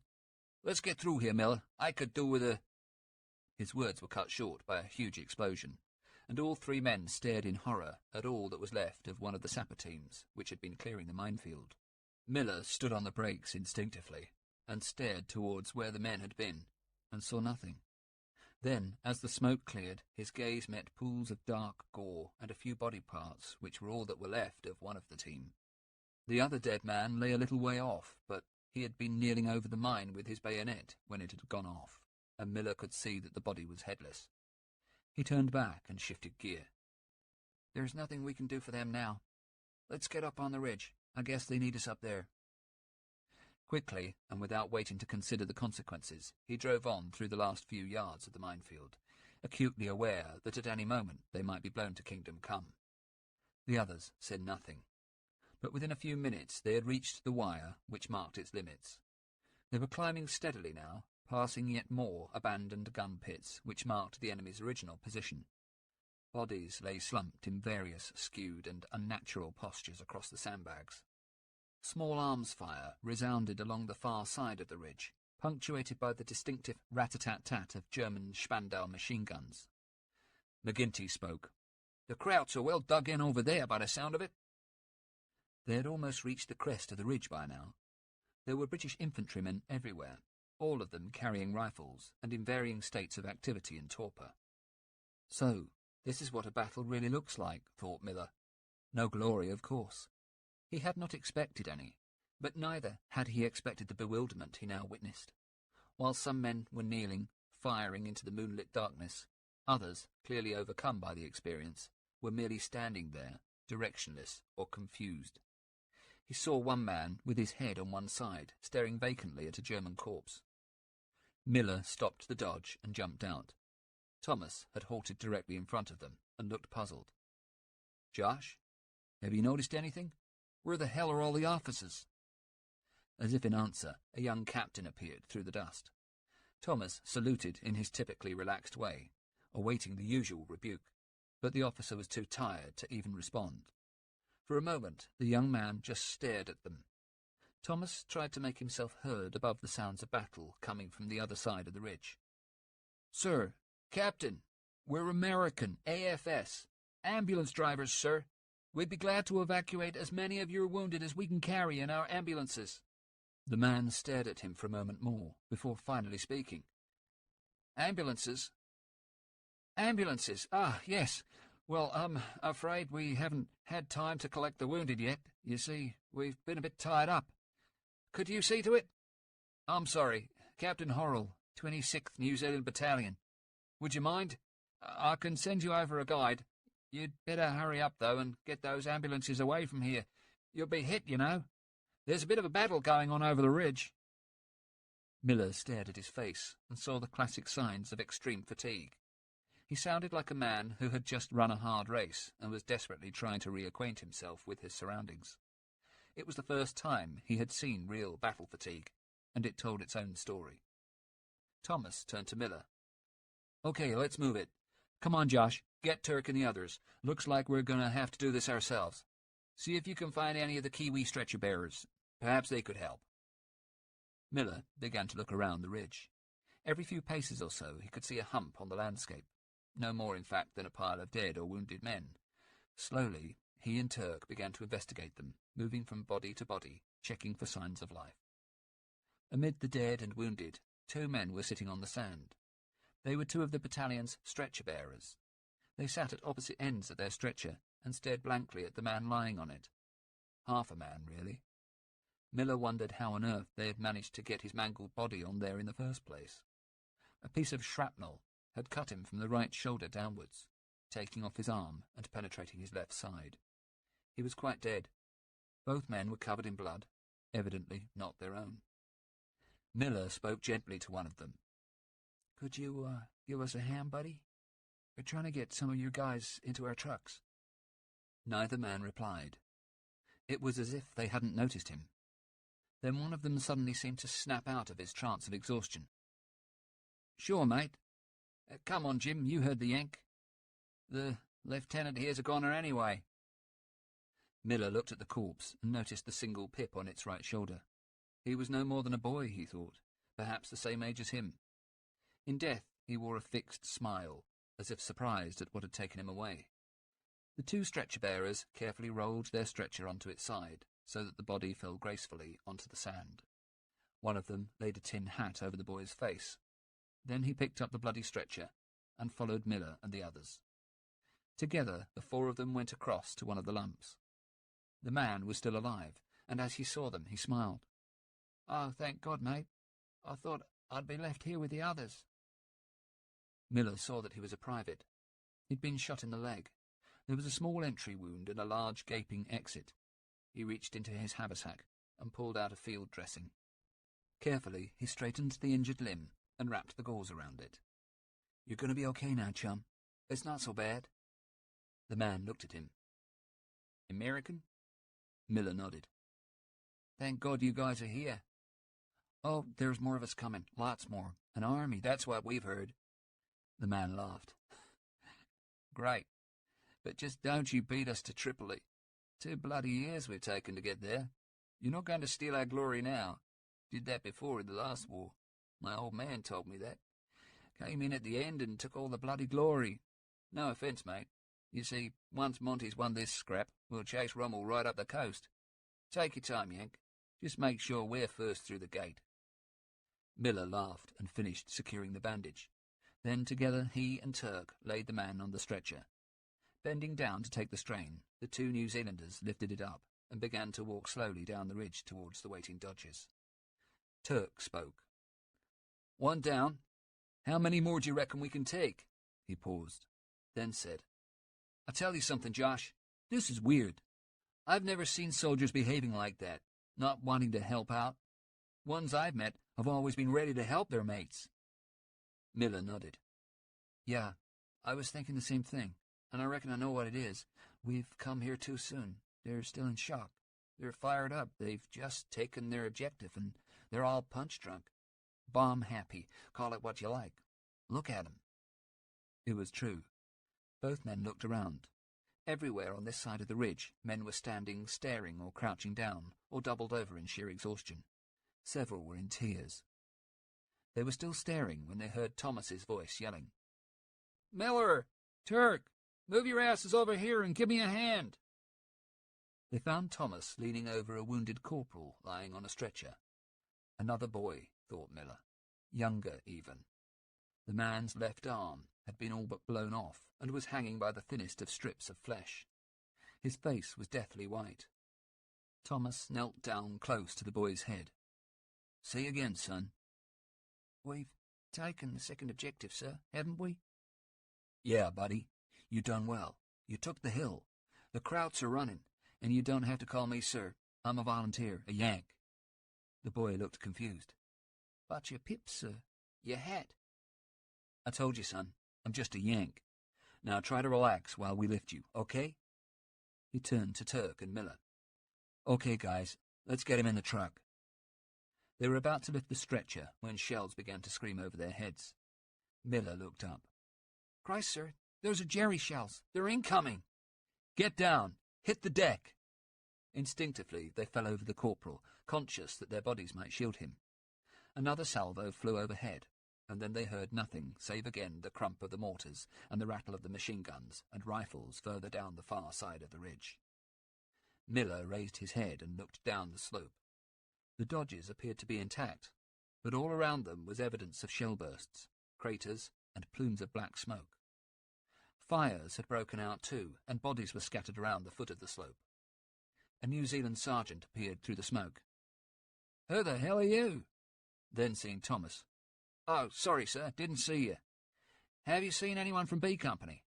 Captain Horrell wants them to extend to the flank. Seems the 25th haven't crossed the ridge, and the flank's left wide open. Jerry could come up at any time." Thomas shook his head.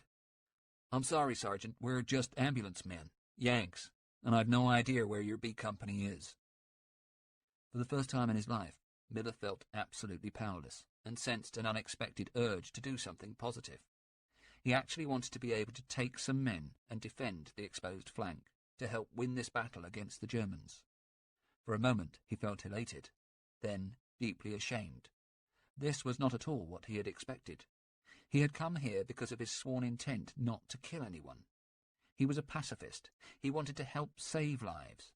So why, then, did he now feel the urge to pick up a rifle and help the New Zealanders? It might have something to do with everything that he had seen in the past few hours.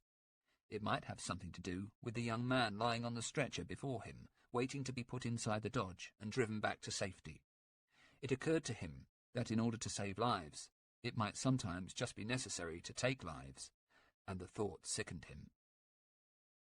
Chapter 10. 2:30 a.m. between Haret el-Himaimat and Deir el-Munasib, Ruspoli. The machine-gun bullets came tearing into the forward trench, ripping their way through wood and canvas and anything else that stood in their way. They found their first human target in a young private from Brescia, who had foolishly not remembered his commandante's advice to keep low, and there and then put an end to his family's dreams of their son's promising future career in medicine. Ruspoli saw the young man die and cursed the British as the rounds flew in around him, ignoring the danger he was in. Martino put a hand on his shoulder. "Colonel, please follow your own advice. Take cover. The men can hold them off. We still have the anti-tank battery." "Of course, Carlo. I'm well aware of that. But how many more good men do we have to lose? We should have been sent more weapons, more ammunition. How many rounds do we have now? Do you know? Does anyone?" Martino shrugged. "Perhaps 2,000 rounds, maximum. We keep trying to get through to division, sir, but the radio's kaput. It's hopeless." Ruspoli shook his head and smiled. "Not hopeless, Carlo. Never hopeless with the Folgore, eh? Where are the 47-32s? "Ponticelli has them on the rise 100 meters over to the west. It's the best position." "And the spotters?" "2 in foxholes directly to the front, another 2 either side." "Good. That's good. Send a runner. Tell him to wait until he's sure he's in range and likely to score a hit. We can't afford to waste any ammunition." Ruspoli wasn't really worried. His gunnery officer, Emilio Ponticelli, was one of the finest in the division, perhaps in the army, with 60 kills to his personal credit. Martino was getting agitated. "Don't you think it would be more sensible if you were to come back to HQ? There's really nothing you can do up here, sir." "Nothing I can do? I can be here, can't I? I am this brigade, Carlo. Raggruppamento Ruspoli. It bears my name, Carlo. I can only be up here with the men. They need to see me. I am the brigade." For 3 hours now they'd been under attack, and Martino could tell that it was taking its toll on his colonel's state of mind. It had started with a barrage at 10:45, such a barrage as none of them had ever seen. The shells had been fired at positions to their rear at first, and Ruspoli knew that the British were attempting to take out their supporting artillery. But then, within half an hour, the barrage had crept closer, and soon shells were falling thick and fast over the trenches. It had been at midnight that the enemy infantry first came forward.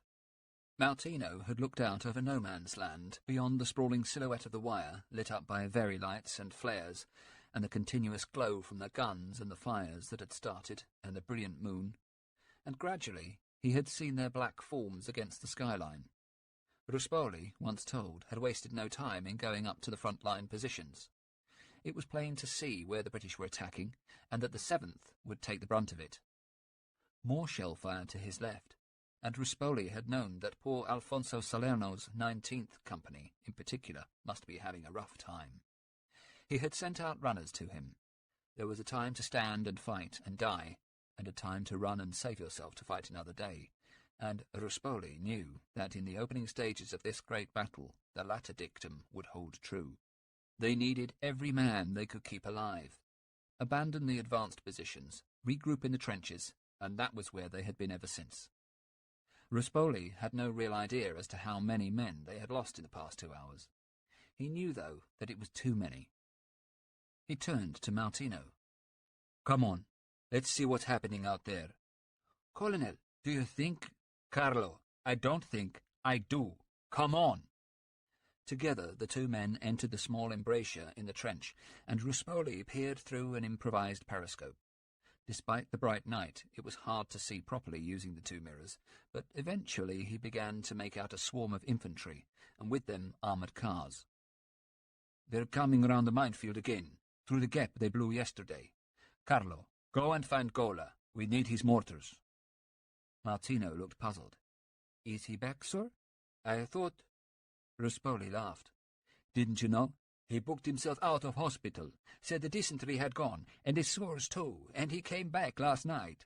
Couldn't wait to be back with his men and his beloved mortars. Martino shook his head. What a man, he laughed. I knew that silver medal wouldn't be enough for him. He always wants more, that one. Captain Marco Gola had become a legend in the Folgori. A towering 6'6", he had won his silver medal for his work in Albania with the mountain artillery, and now he commanded the Parachute Regiment's Specialist Mortar Company. They said that Marco Gola could hit anything, blindfold, and if there was ever a time they had needed his expertise, it was now. Martino came hurrying back, Gola with him. Colonel? Mortars, Gola. Now, over there. Calmly and unhurriedly, Gola and his men set up the field mortars, and equally calmly sent a dozen rounds flying from the trench. The familiar crump resounded, and Ruspoli again looked through the periscope. As the smoke cleared, he made out the infantry again, but this time the swarm was broken up. Isolated men were taking cover in foxholes and behind dead bodies and bits of debris. Others were pulling back. There were wounded, too. Ruspoli saw a young man lying out in the open, his legs severed below the knee. He was shouting or screaming something which the colonel, thankfully, was unable to hear. He turned to Gola. Well done, Gola. Good work. Another 2 for comfort, I think. The big man smiled, and moving back along the trench, signalled to his lead platoon. Again the mortars fired, their rounds landing in the midst of the scattered British infantry. Ruspoli nodded. Fine. That should do it for now. He turned to Martino. They've got to stop some time. My guess is they'll keep coming till daybreak, then try and stick where they are. At least the minefield seems to be holding. Yes, Colonel. I sent Ponzecchi out there to keep an eye open for enemy patrols trying to clear a path. Ponzecchi? Good. Look out for smoke, too. That's how they'll try it. There was a sudden whine from their front. Martino heard it first. Incoming shell fire! Cover! Take cover! They all ducked, Ruspoli too, trying to press themselves against the sides of the trench. He knew what had happened.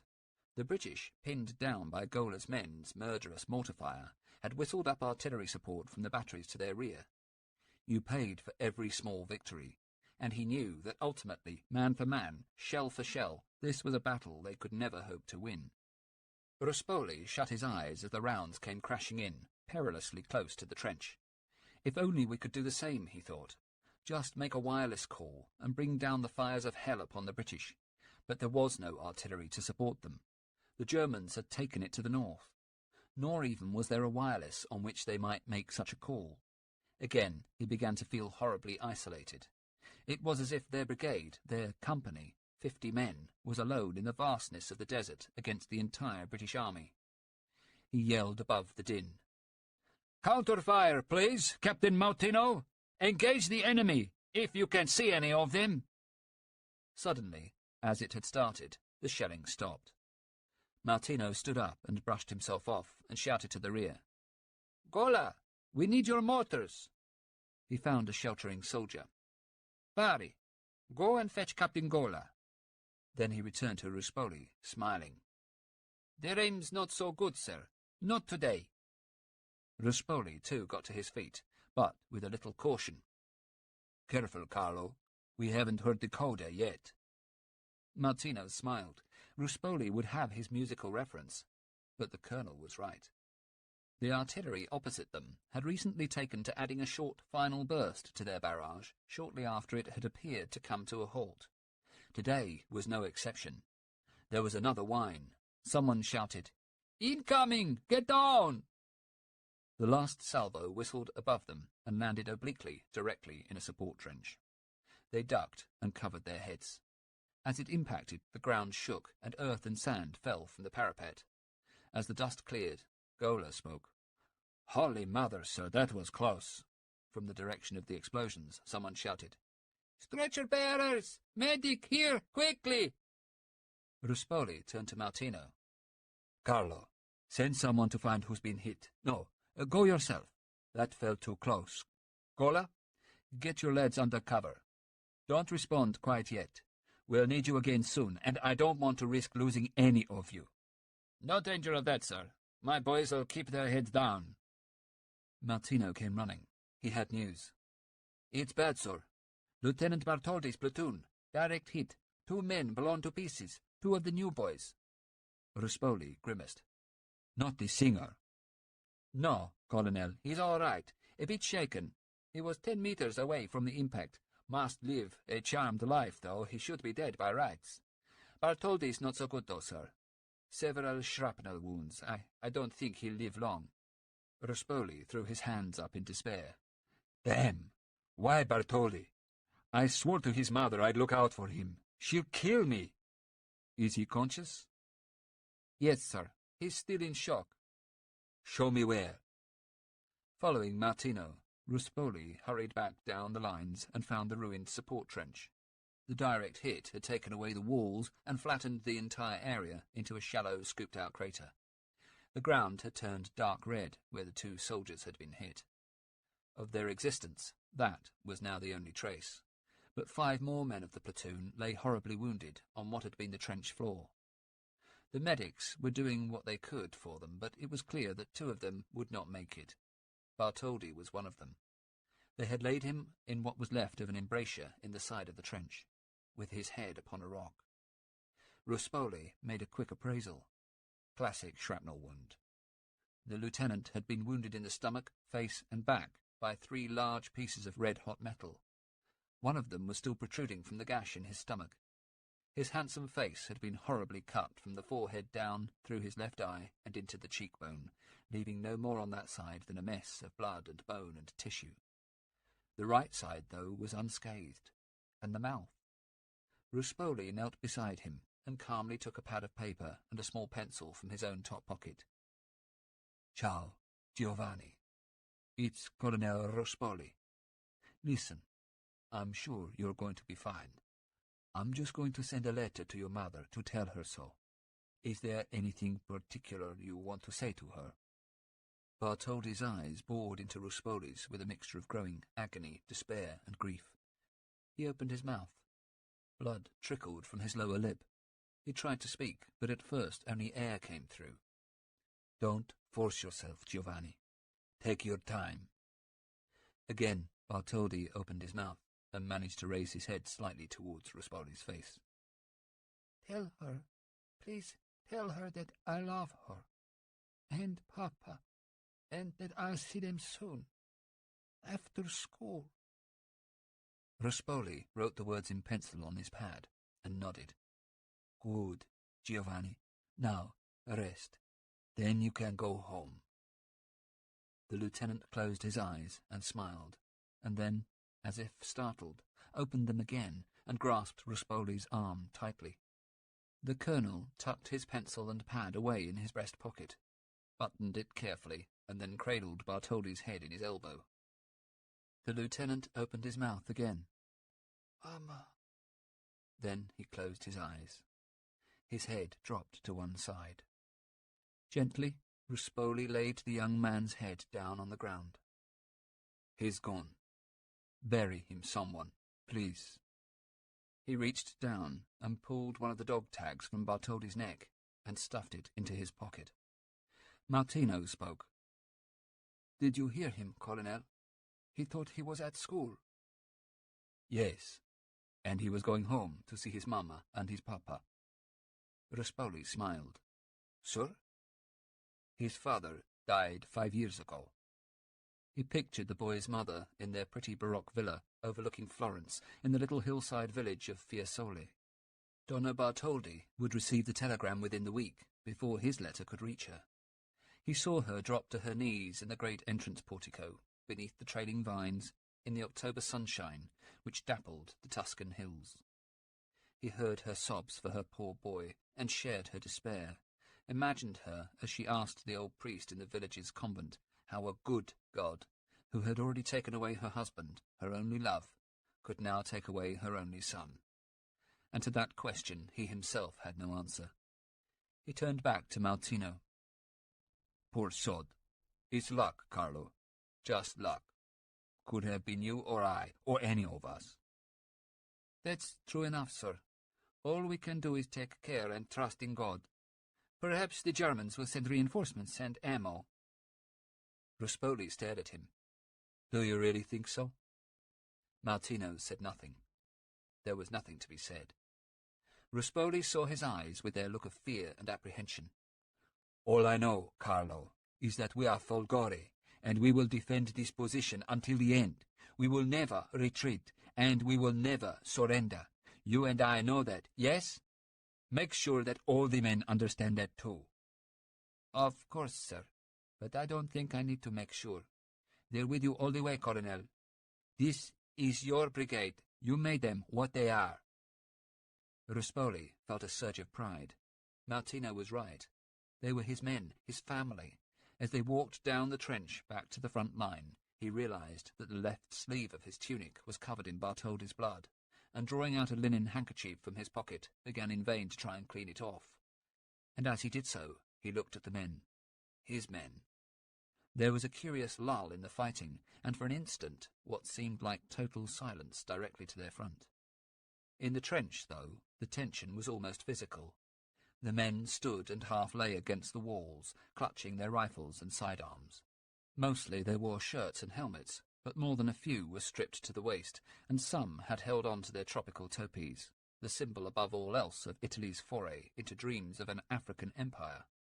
So far from home, he thought, all of you. You should not be here. You, Franco Marozzi, he thought, seeing one of them, a talented painter from the Veneto. You should be painting on the Grand Canal in Venice. And you, Marcantonio, you should be working on the new vintage in the hills above Siena. He knew them all, even some of their families. There was Spada, son of the cobbler from Vicenza, and Frattini, one of 5 brothers from Milan. They all had other lives they had left behind, peaceful lives to which he prayed they would return, even though he knew that death had already placed his mark on too many of them. How many, he wondered, would know the joys of love, of marriage, of children? How many would be as lucky as he? They were only boys, and had seen little of life. Yet for some, this would be their last experience. A whistle blew. "Here they come again! Take posts!"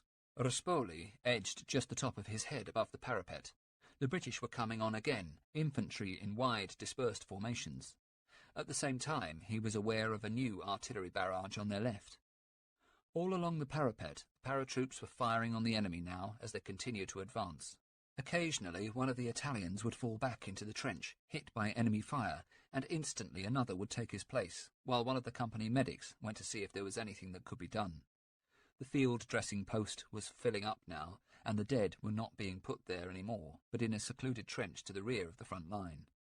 A runner came towards them. "Colonel Ruspoli, Caporale Ponzecchi sends a message for you. It's smoke, sir, smoke. He says they're firing smoke shells at him." Ruspoli turned to Martino. "I told you, Carlo. It's as we suspected. The minefield. They're going to come in under smoke and try to clear it. Then we'll all be in the shit. Send out a party. We'll have to meet them out there." He paused while he pondered which of his officers might best command it.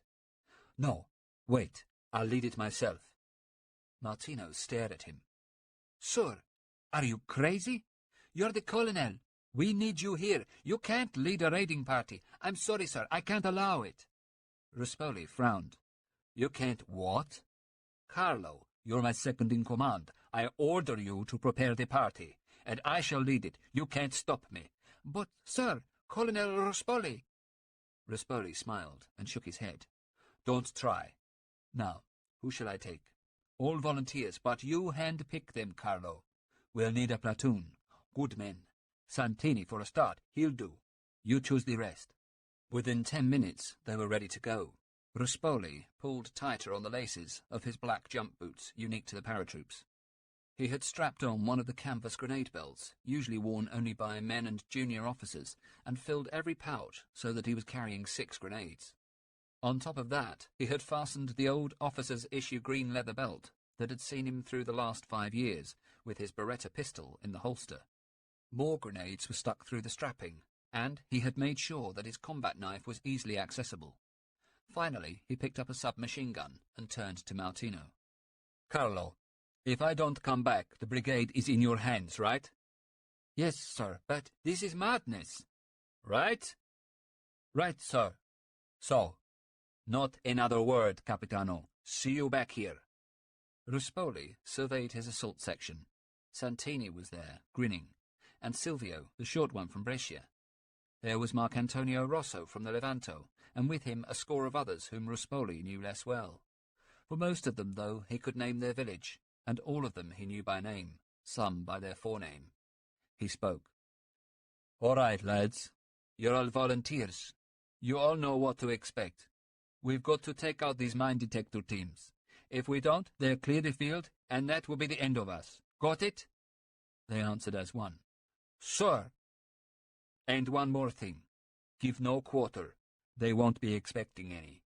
He turned, and they climbed slowly up the few steps that had been laid at the side of the trench, and crawled out over the parapet and towards the minefield, with Ruspoli leading the way. Perhaps, he thought, this time, for once, Martino was right. This really is madness. But what madness, and what a way to die if he must. If that was God's will. He was a fighter from a family of warriors. This was a warrior's death. He was not, though, as young as he had been. At 50 he felt more aches than the others. But he could still run, and he could still fight. And it was vital to show the men too. That was his way, had always been his way. Carefully, he and the small party crawled across the moonlit landscape, taking care not to swear as their knees and hands caught on the jagged rocks. He had asked for volunteers and chosen only veterans. They all knew what to do, how to make the most of the slightest dip in the land. For while the desert might seem flat to the untutored eye, anyone who had fought there knew that it was filled with undulations which could easily hide a man, a section, a whole platoon. Slowly they edged forward. So far, so good, he thought. The fire from the trenches was keeping the Tommies back, and now he could see the smoke cloud where the shells had hit. They had 20 yards to go. 15. 10. And then they were in it. It was not like gas, not as choking or as cloying a smoke as you might get from a wood fire, but it was smoke right enough. Ruspoli turned to Santini, motioned to him to stand up, and did so himself. He knew that they could now not be seen. Together the men drew up the neckerchiefs, which had lain knotted around their necks, and pulled them up over their noses and mouths. Then they went forward into the smoke. Ruspoli put down one foot, and then the other. Santini was close behind him, watching his every move, both of them acutely aware that at any moment an unfortunate step would result in death or terrible injury from an exploding mine, but there was no other way. 2 more steps. He stopped. He was not sure whether he had heard something up ahead. Another step, and then another. Ruspoli knew that he was testing his luck. The men behind him were marking his path for their return, but here at the front of their little patrol, it was his feet that were mapping the way. He stopped again. He was sure of it now. A noise, a sort of humming. He dropped to his knees and rested on his shins, motioned to Santini to close up.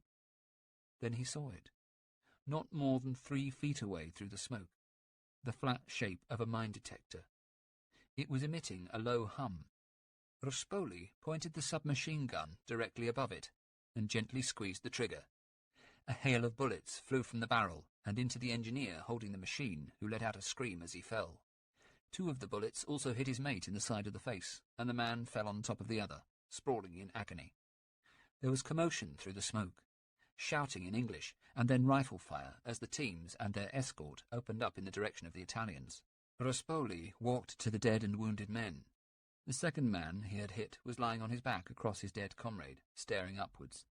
Half his face had been blown away. Ruspoli took out his pistol and fired a single round into the man's forehead. He called to Santini. "Luigi, with me. It's safe here. You men, open fire in the direction of the voices. Over there." He pointed at vague shapes through the smoke, which was beginning to clear. The patrol opened up with submachine guns, and as it did so, the rifle rounds hit home. 2 fell to the ground, but from the smoke came the sound of men being hit. Then the noise he had been hoping for. A huge explosion rocked the area. One of them has run and triggered a mine, he thought. That's good. Now they'll panic and move back. Instead, though, and to his bemusement, the British continued to fire. Santini gave a moan behind him, and Ruspoli turned to see him fall. He had been hit in the leg and lay clutching his thigh. "I'm okay, sir. Don't worry." Ruspoli turned back and fired another shot from the Beretta. Then, without hesitation, he unbuttoned one of the pouches and fished out a grenade. He pulled the pin, counted, and threw. A few seconds later, he was rewarded by a blast, followed by screams. Almost instantly, though, there was another explosion, louder. A mine, detonated either by shrapnel from his grenade, or more likely one of the casualties falling onto it. Surely, he thought, now this was true madness, to stand in the middle of a minefield and throw grenades into it. All was chaos around him now as the men opened up in the direction of the explosions. Ruspoli shouted, "No more grenades! We don't want to clear the field ourselves!" Ahead of them, men were dying, and as the smoke began to clear, he saw the British dead. They lay singly and in pairs where they had fallen. Most, as he had suspected, were mine engineers. A few had not died and were crying out in pain and terror. He looked back to where Santini had fallen. The corporal was smiling at him, although the blood continued to flow from the wound in his leg. His face was quite white. Ruspoli signalled to the rest of the party and yelled, "Retire! Back to the trench!" The smoke was clearing fast now, and he knew that as soon as the remaining British had left the minefield, their guns would open up again, and he and his men would be sitting ducks out in the open. He turned and, bending down, picked up Santini, hoisting his huge form onto his shoulders as a fireman might carry a woman from a house. He had seen such a thing once, in Florence, when a palazzo had caught fire, and the brigade had managed to rescue an entire family, including a massively overweight mamma. He wondered whether she had been as heavy as Santini. The corporal was moaning. "Colonel, Signore, thank you, sir, thank you." "Be quiet, Luigi. Save your breath. Let's get you back to the dock." The men had done their work well, following in his wake, and he was able to retrace the safe path through the field where he had gone before, now marked with small rocks, painted red for the purpose, that they had carried in their ammo pouches. It had been his idea. He had anticipated just such an eventuality. He supposed that was part of what being a good officer was all about, second-guessing the enemy and imagining what might happen, the worst that could happen. He shifted to take Santini's weight and wondered what that worst could be now. It was something that he had not dared think of. But now it seemed less and less likely that he and his men would survive this fight. As he and the small party reached the parapet, the first of the British shells came whining in over their heads. Overshot again, he thought. At least someone was smiling on him today. But he knew that there was always tomorrow, and in his heart he acknowledged that the kindly beneficence, his luck, call it what you will, could not last much longer. Chapter 11. 3 a.m. Materia Ridge. Miller. Miller snapped back to reality. Lieutenant Thomas was talking again to the Kiwi sergeant, who had accepted a cigarette and was apologising profusely. "So, you see it was your English battle dress, sir. No markings. I thought you were just another bunch of Poms who'd got lost. Always getting lost, the Poms are. Lousy navigators. From the cities, most of them, I reckon. Either that, or you were fifth columnists, you know, Jerry spies. Could have shot you, sir. Oh, sorry, sir, no offence." Thomas laughed. "None taken, Sergeant. Anyway, thanks for what you're doing, sir. I mean, all you Yanks over here helping us. Much appreciated." As he was turning to leave, a New Zealand officer arrived and stopped him. "Sound luck. Send a runner to brigade. We've taken a direct hit on Battalion HQ. It's bloody chaos. We've got 3 men dead. The signal flare's kaput, and the aerial's gone on the number 11 set. We're out of touch with HQ. The CO's okay, though. Lucky escape." He saw Thomas and Miller. "I say, you chaps look like medics. Tell me that I'm right, for God's sake." Kind of. We're AFS, actually, Captain. Ambulance drivers, but we'll help if we can. We'll do anything." Anything but fight and kill, thought Miller cynically, taunting himself more than anyone else. "Thank Christ for that.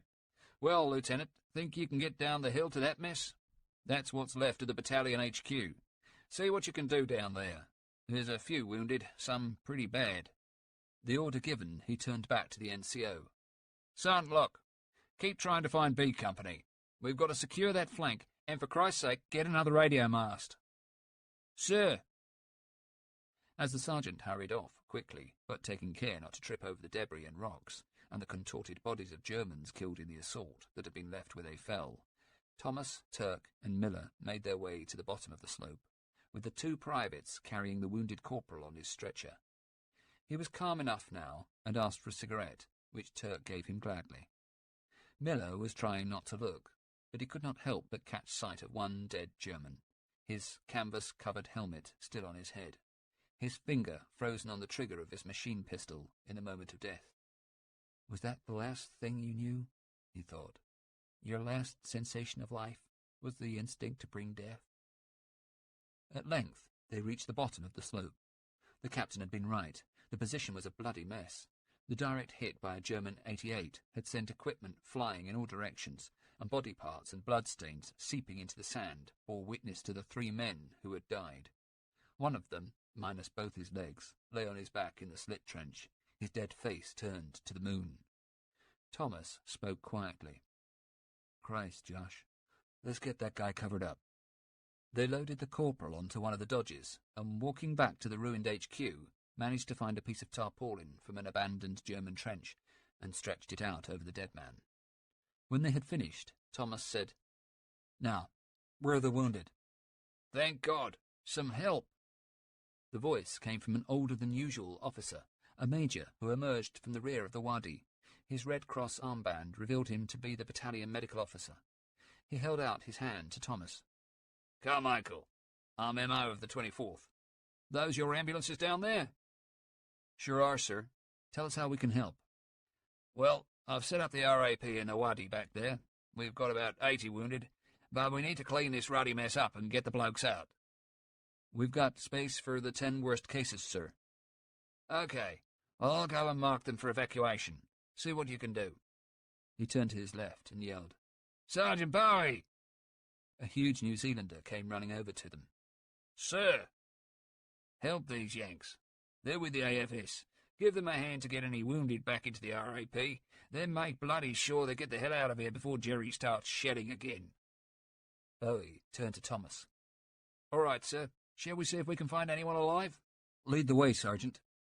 Miller followed the 2 men, and behind him came Turk and Brooke Cuddy, who had been working on the lower slopes. McGinty and Bigelow were with them too now. The professor brought up the rear. They had not gone 20 yards when Sergeant Bowie signalled with his hand. Over there, sir. I think that bloke's still breathing. Thomas ran across to the body and knelt down. After a few moments he nodded to the group, and Bigelow went to join him. Opening his haversack, he pulled out a dressing and applied it to the man's wound in the upper abdomen. Miller moved on with Bowie and the others. The sergeant pointed again, to the left this time, where a man appeared to be sitting up, but as he did so, a stream of tracer bullets hit the dirt around them and scudded past their legs. The sergeant screamed, Down! Get down! As one, they hit the ground.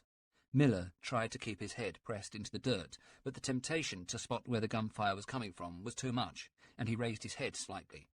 As he did so, another stream of tracer cut through the group, and he pressed his head down again as far into the sand as he could get it, but not before he had caught a glimpse of the flash. He yelled across to Bowie, Sergeant, I think there's a Kraut machine gun up there on the ridge. 2 o'clock. Bowie yelled back, You're right, mate. Let's hope some of the lads take it out. It's done for that poor blighter. Turning his head, Miller stared at the man they had been making for. He was not sitting up any more, and as he stared, Miller saw that he had been hit by the last burst of machine gun fire, and his upper torso had almost been cut in half. He closed his eyes. Perhaps, he thought, perhaps if I hadn't been so damned keen to spot the Jerry, he might not have fired again, and that guy would still be alive. Perhaps. But there was no use in wondering. The guy was gone, and Miller would never know if it had been his fault.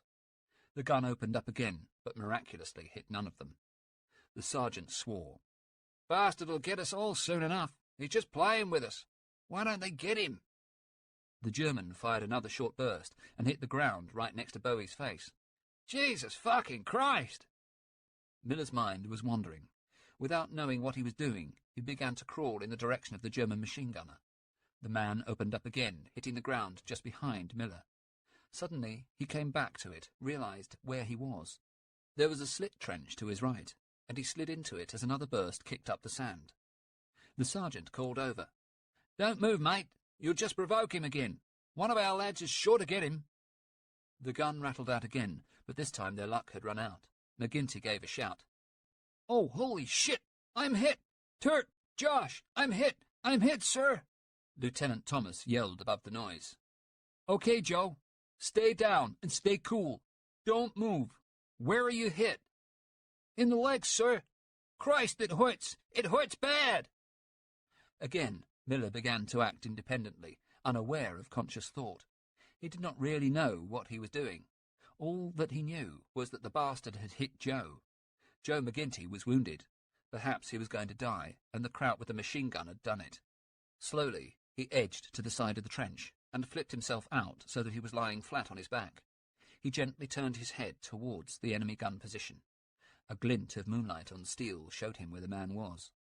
Tucked in behind a fold of the ridge, the German lay uphill and off to the left, and it occurred to Miller that the reason that none of the New Zealanders on the ridge had taken him out was simply because they could not see him. Somehow the machine gunner had managed to get round the exposed flank, and Miller realized that if he stayed there, it would not be just them who suffered. From that angle, he would be able to rake the entire area with fire. He heard someone speaking. It was Sergeant Bowie. "Hey, you there, what's your name?" "Miller, Sergeant. Josh Miller." "Okay, Miller. Listen to me. I'm going to throw you 3 grenades in a minute. You any good at catching?" "I play baseball for my college." "Good. Catch 'em and hook 'em onto your webbing. I don't think he saw you leave the trench or you'd be dead by now, so you must be in a blind spot. You're our only chance. Got that?" Miller said nothing.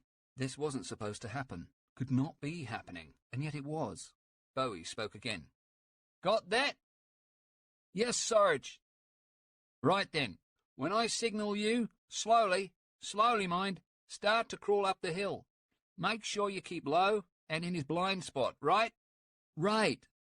"You keep crawling till you're about 20 yards away from the bastard. Then you throw the grenades, right?" "Right. How?" "How what?" "How do I throw them?" "Oh, fuck, don't you know?" "No, I'm an ambulance driver." "Okay. You take the grenade and you gently tug out the pin. Then you put it in your throwing hand and count to 4. No more or you'll blow up. Less and they'll throw it back at you. Then you throw it. Got it?" "I think so." "Well, let's hope you have, son. Right, here comes the first one." Miller rolled onto his side and saw an egg-shaped object fly from the sergeant's hand. Keeping low, he stretched out his hand to catch it. It landed heavily but firmly in his palm. A 36M Mills fragmentation grenade, about 2 inches in diameter and weighing around 2 pounds. As Bowie had told him, Miller hooked it on to the webbing strap at his waist. He looked back. The second grenade followed, and then the third, and soon he had all 3 secured. That, he thought, was the easy part. The German had not picked up on the movement, for there were no more bursts.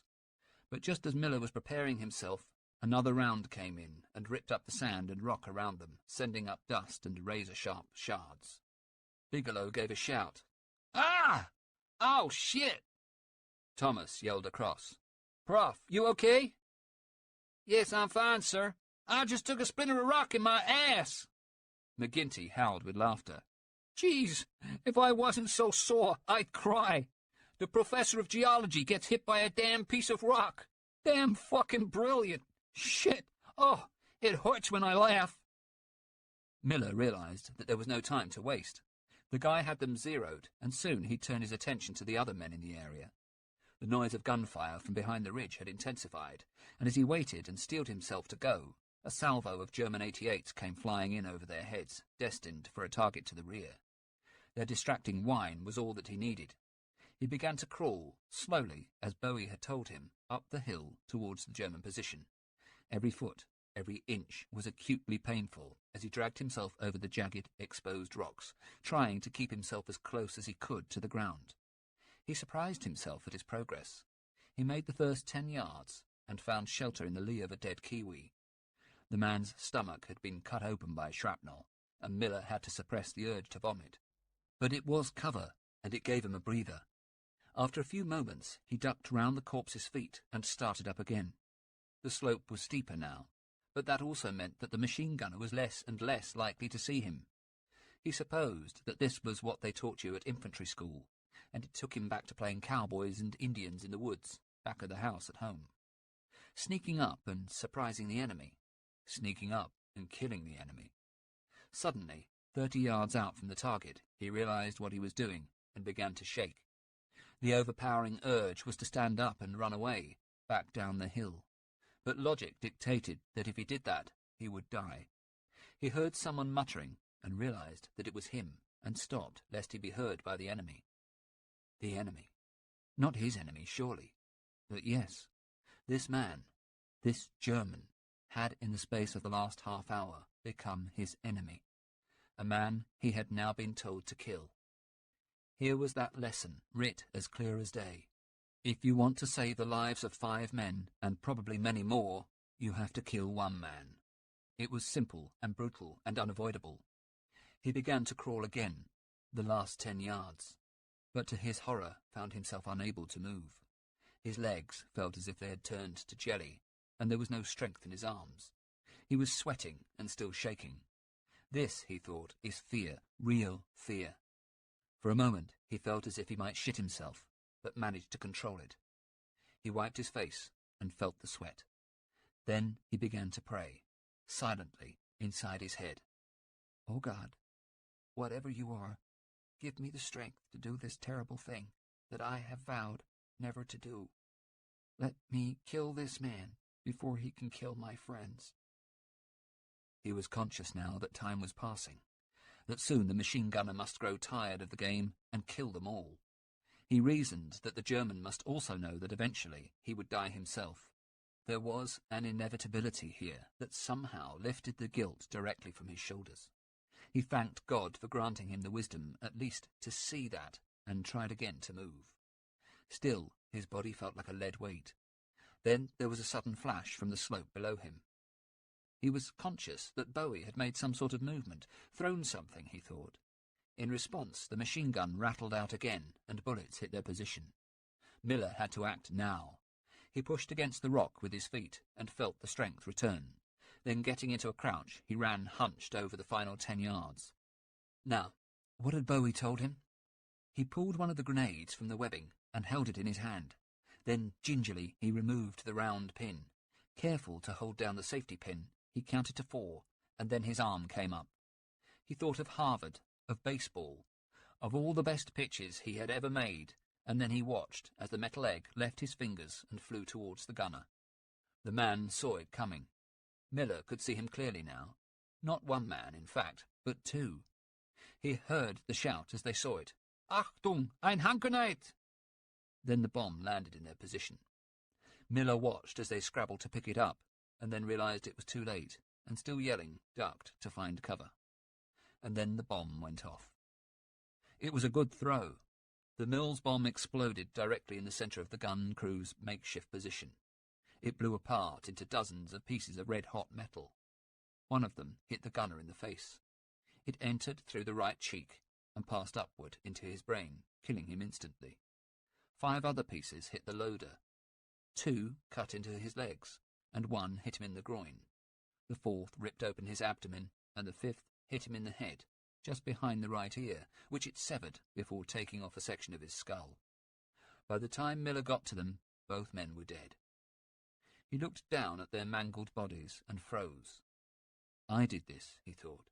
I caused this. He took the 2 remaining grenades from his webbing and dropped them lightly beside the bodies. His instinct had been to treat their wounds, but it didn't take long to see that there were no vital signs. As he was looking, though, he saw the gun, untouched by the explosion, an MG-34, a sleek tube of black metal, hot from firing. Beside it lay spent rounds and 4 large metal boxes. Miller opened one and saw that it was packed with bands of ammunition. He tried to count how many, but gave up. There was certainly, he thought, more than enough to take out a platoon with ease, perhaps a company.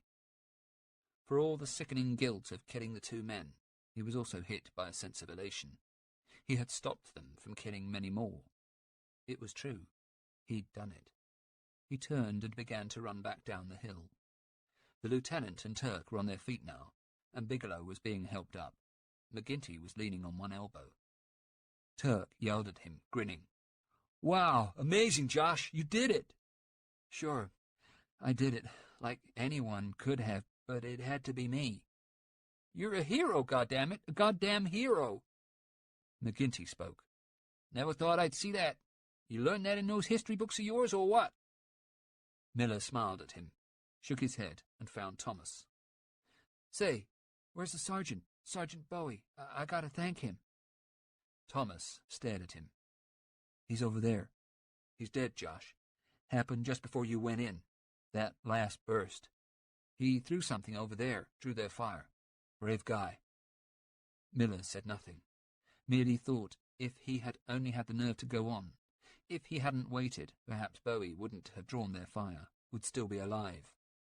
He turned to Thomas. "It's my fault, sir." "Crap, Josh. The guy was just doing his duty. He drew their fire and let you get in there. It's what soldiers do. It's no one's fault." But Miller knew. He'd gone up that hill to avenge McGinty's wound, and had come down only to discover that he'd caused another good man's death, and he'd killed 2 men. He walked over to Bowie's body. He'd been killed by a single bullet through the forehead. Clean and instant, thought Miller. A good way to go. He looked across to the place where the object that had caught the gunner's eye had landed, and walked over to it. Stooping down, he picked it up off the sand. It was a crucifix, silver and on a chain. Bowie must have ripped it off his own neck in desperation at the very moment that he had sat up there, terrified on the hillside. He wrapped his hand tightly around the cross until it cut into the flesh, and then put it carefully in his breast pocket. It just didn't figure. Where was the justice in it all? Of what sort of divine plan was this a part? His head buzzed with a terrible guilt and dozens of unanswered questions. And he had no answers for them. One thing he did know, though. He could never be the same again. End of Disc 3. Disc 4. Chapter 12. 7 a.m. HQ 8th Army. De Gingand. Freddie de Gingand read over the situation report that he had just finished writing. Montgomery preferred his reports to be delivered verbally, and Freddie liked to make sure that his were not only succinct, but as revealing as possible. Northern Sector. 30 Corps attacked last night under the barrage across a 10-mile front.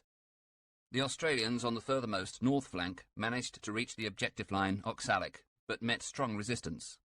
In the centre, 51st Highland Division moved forward in 2 brigades, each of which advanced with 1 battalion forward and 2 in reserve. Unfortunately, by dawn, the division had still not breached the main enemy line. It sustained heavy casualties. To the left of the Highlanders, 2nd New Zealand Division attacked the western end of Miteria Ridge. They have taken heavy casualties. At dawn, the first of the tanks from 9th Armoured Brigade arrived on the ridge, but have since been beaten back by anti-tank fire. To the left of the New Zealanders, 1st South African Division advanced and managed to penetrate the minefields at the eastern end of Miteria Ridge. It has now dug in along the ridge. Southern Sector. General Horrocks's 13 Corps put in its attack with some success and managed to get through the first enemy minefield. 7th Armoured Division met with strong resistance and had difficulty penetrating minefields. In general, the attack appears to have achieved complete surprise. We have created a bridgehead. Most importantly, we have a presence on Miteria Ridge. That would please the army commander, he thought. On the whole, they had started well. Surprise, he knew, was what Monty had been after at all costs, and it had come at a price.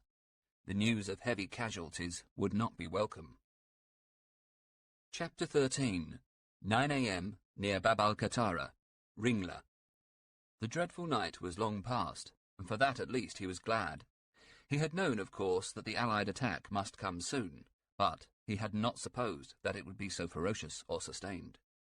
But with the day had come new worries, new dangers. Ringler crawled from strong point to strong point across the parched sand, and everywhere the story was the same. Pallid, exhausted faces stared at their officer, harrying him with questions that were impossible to answer. How had they managed that terrible bombardment? How many of them were there? Would they continue the barrage again tonight? If so, how could we survive it? Ringler had done the best he could, fending off the questions with a mixture of bravado and guesswork. But he knew in his heart that few of them had believed him.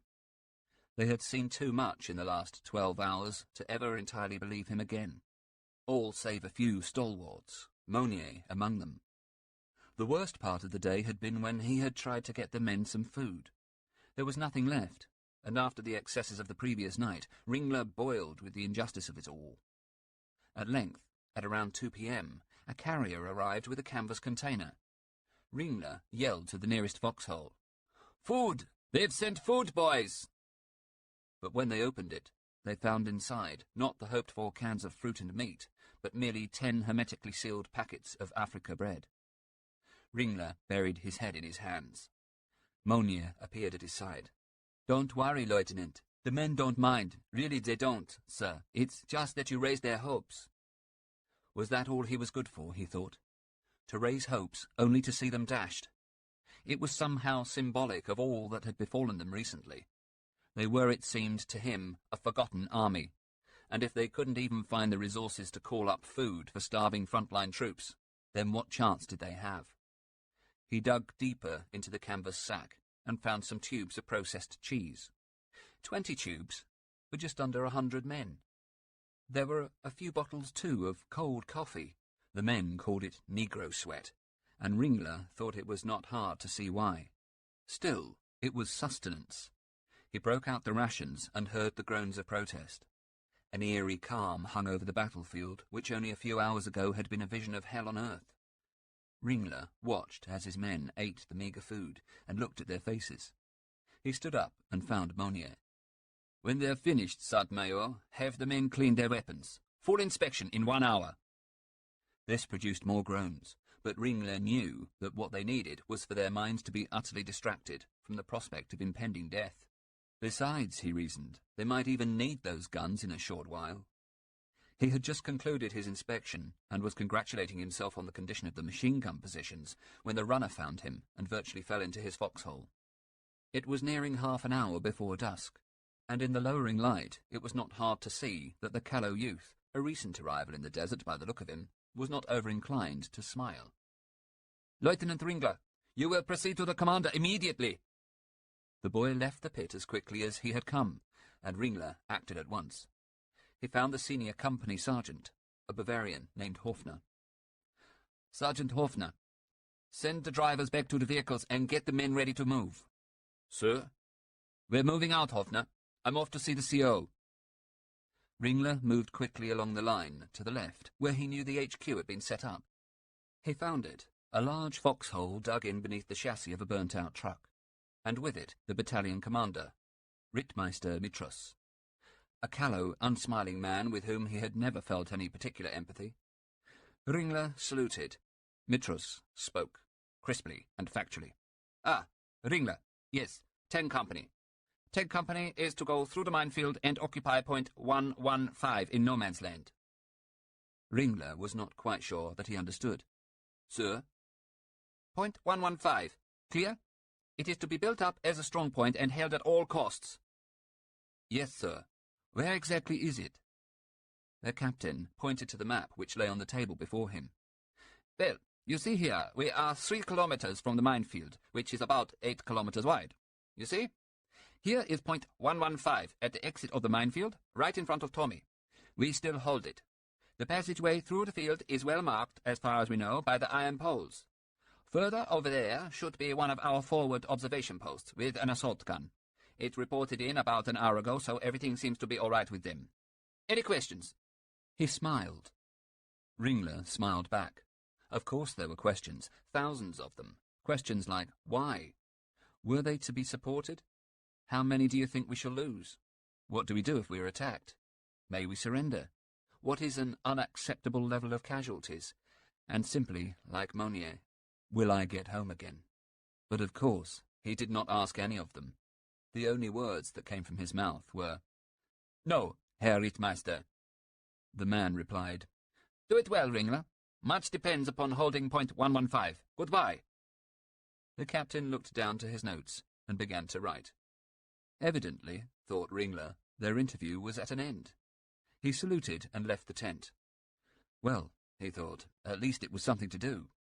He supposed that point 115 was of strategic, if not just tactical importance, and felt honoured at having been chosen for the task. But part of him wished that he had not been. By the time he had got the company mounted up into the vehicles, half-tracks, which coped well with the sand, it was dark. There were 15 transports in all, plus the 2 5-centimetre anti-tank guns. It had started to rain, which still seemed to Ringler, for all the time he had spent out here in the desert, bizarre. Monnier found him as he was going through the orders for the final time before climbing into the command vehicle. "Sir, my greatest worry, Monnier, is whether I will be able to find the path going through the minefield. Once I've got it, I'll be happy.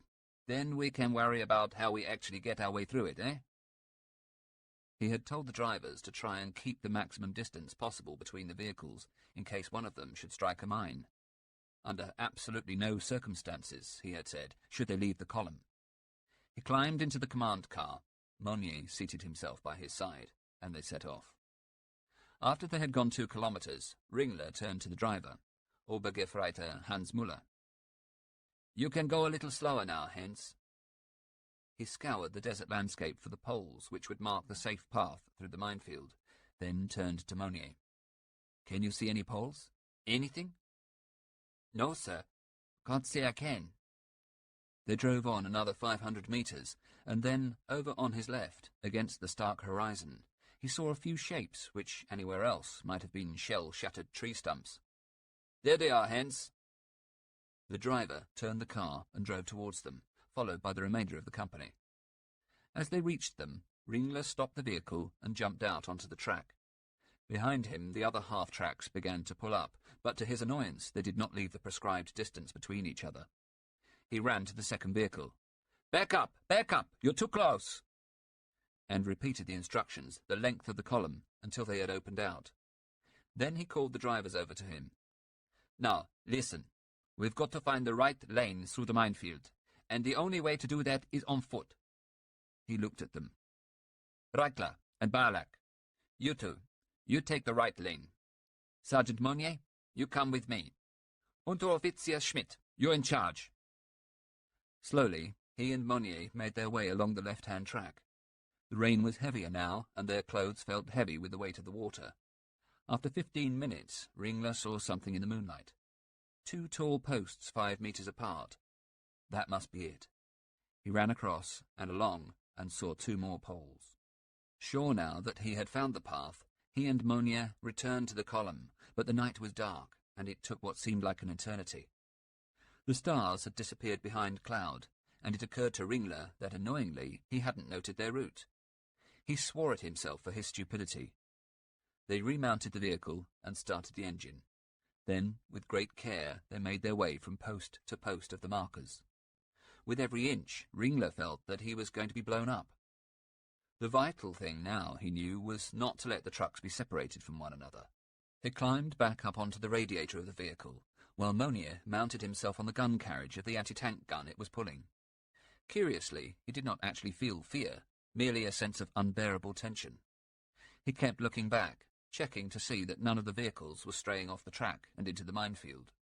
Once or twice he thought he spotted a slight loss of control and waved the driver back on course.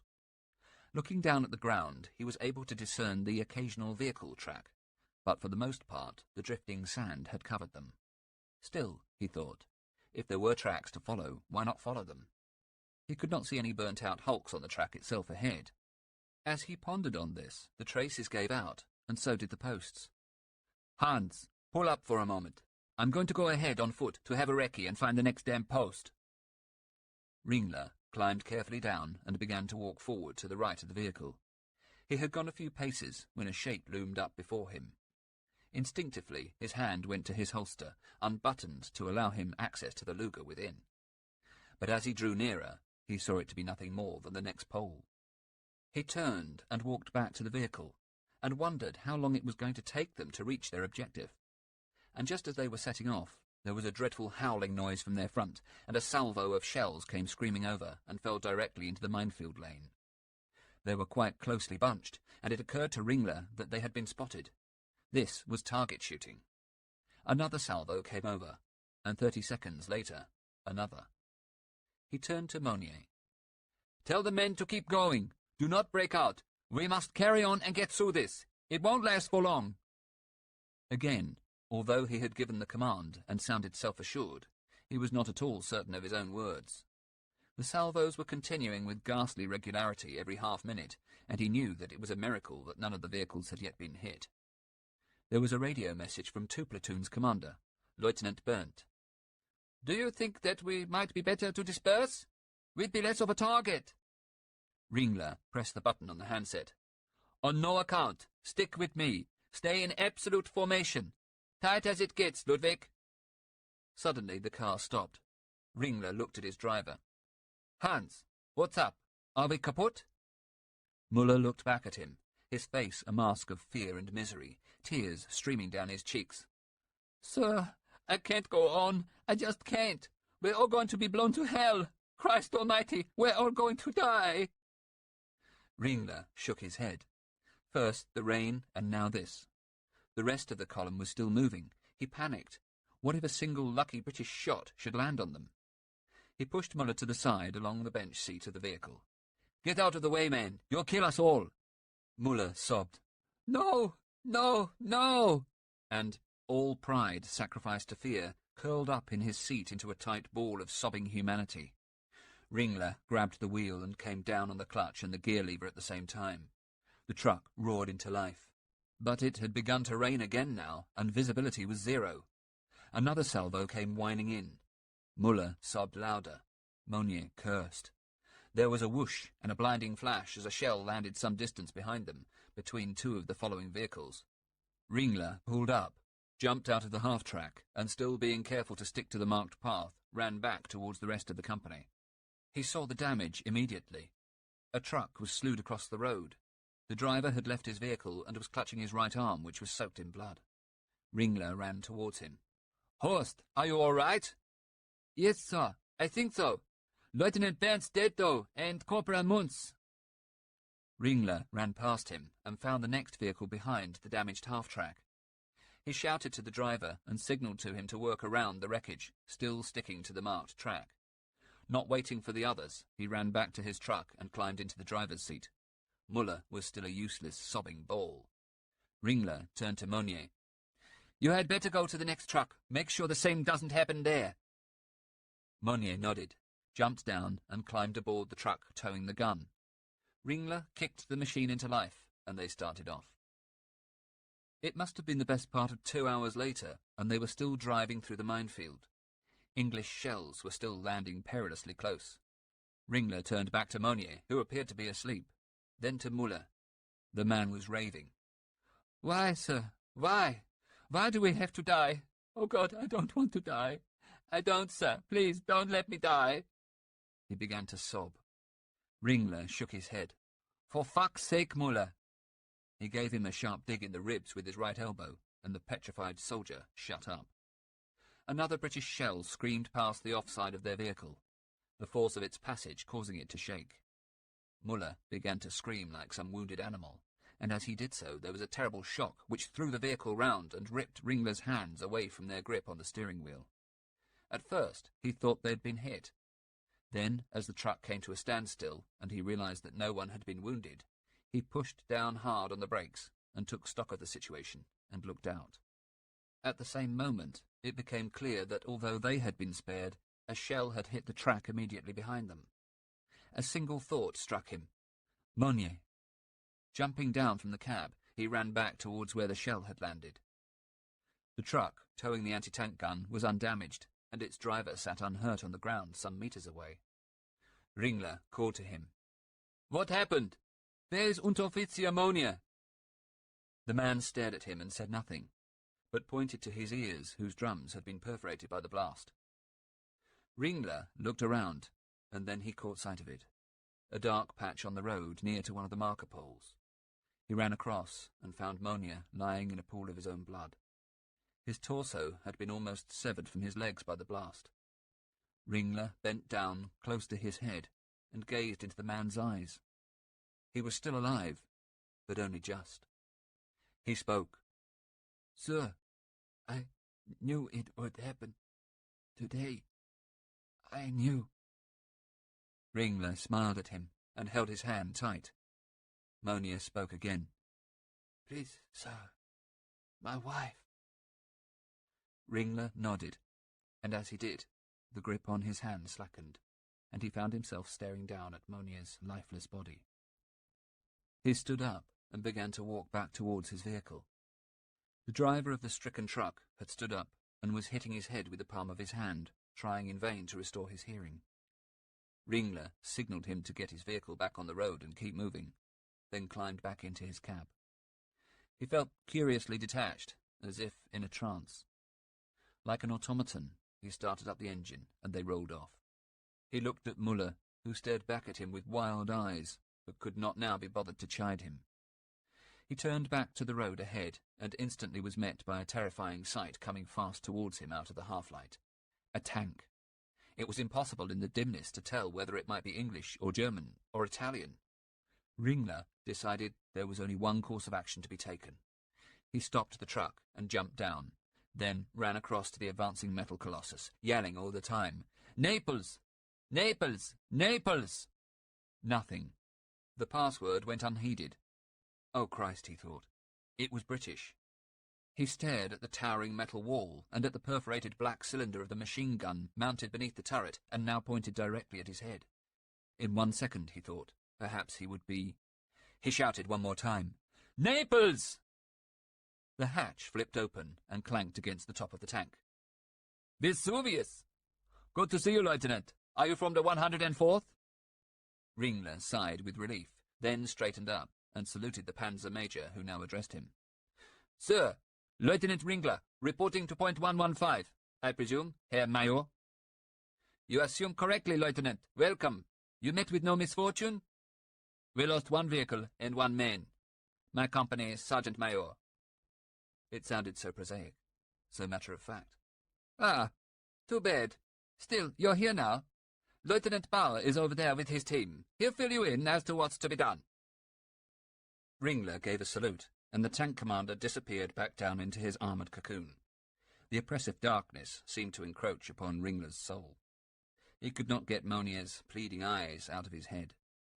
He said nothing more, but walked across to where Bauer and his men were sitting at their assault gun. "We are here, right at the end of the minefield. Over there, directly to the east, are the English. There is supposed to be a screen of Italian tanks down there, too, but don't rely upon it, old chap."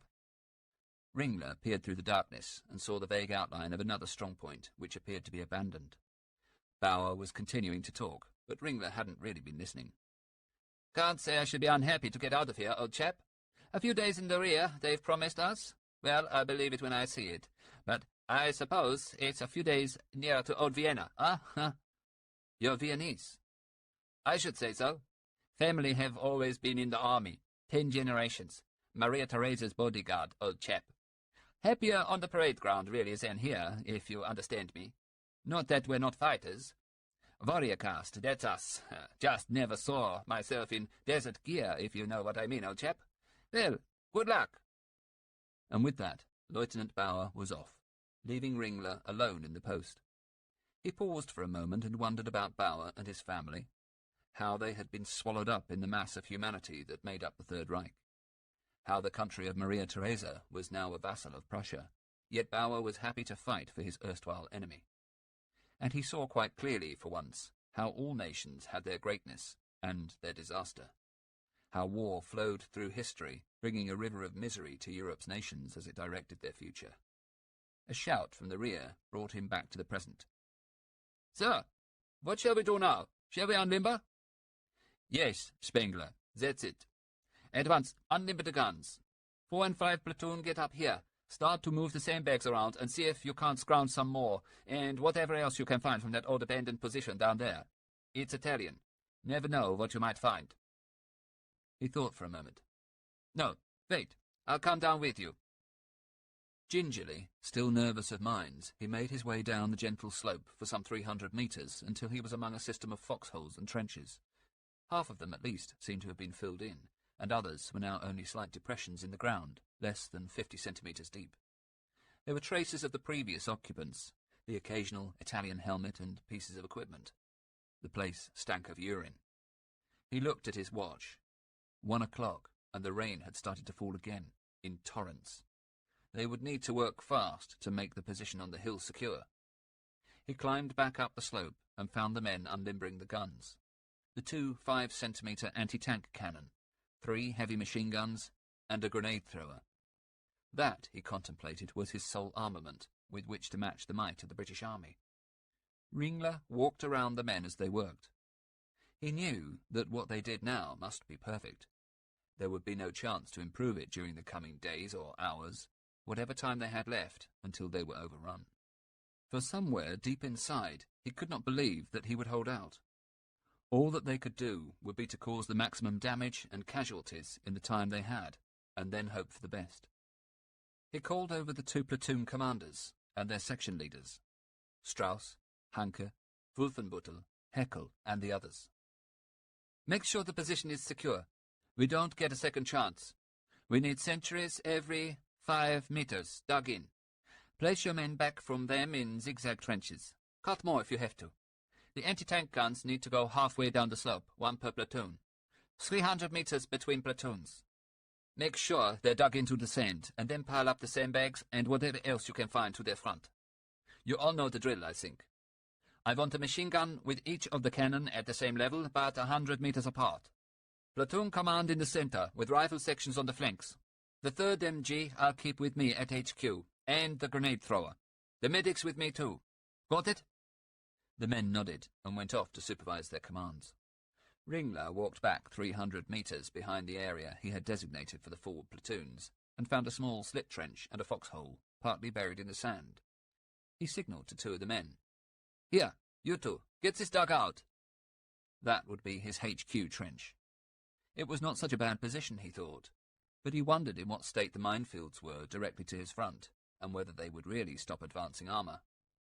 It was already getting light in the east, and there was still much to do. The men would have to have their rations and ammunition. They would have to lay what wood they could find over the tops of the trenches and foxholes to protect them against the sun as they lay there waiting for the British. He felt suddenly, utterly exhausted, as if he could have slept for a week. He sat down on a rock, took off his cap, and wiped the sweat from his forehead. Tiredness seemed to be crushing his head like a ring of iron. He felt himself falling into unconsciousness. He had no idea how long he had been asleep. It must, though, he thought, have been only a few minutes, as the sun had not yet crawled up and over the horizon.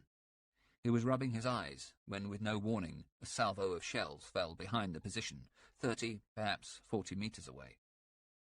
8 explosions rocked the morning, and then stopped. He thought it bizarre that they hadn't tried again. If the forward OP had spotted them digging in, then why didn't the British gunners simply zero in and blast them all to hell? Were they perhaps merely playing with him and his men? As he was thinking, the sun rose over the horizon, and the sky became a brilliant blue. A true desert day, majestic and inhuman. And then it began. Another 8 shells came crashing in. They had zeroed in now. Take cover! Get down! Ringler hit the ground and pressed himself into it as far as he could. He raised his binoculars and pointed them towards where the shells were coming from. But the sun was too low, and all he saw was glare. That was the worst thing about this type of warfare, he thought, the fact that your enemy was invisible. Yet he had you completely pinned down, and could watch your every action, giving him the ability to fire each salvo carefully aimed and corrected.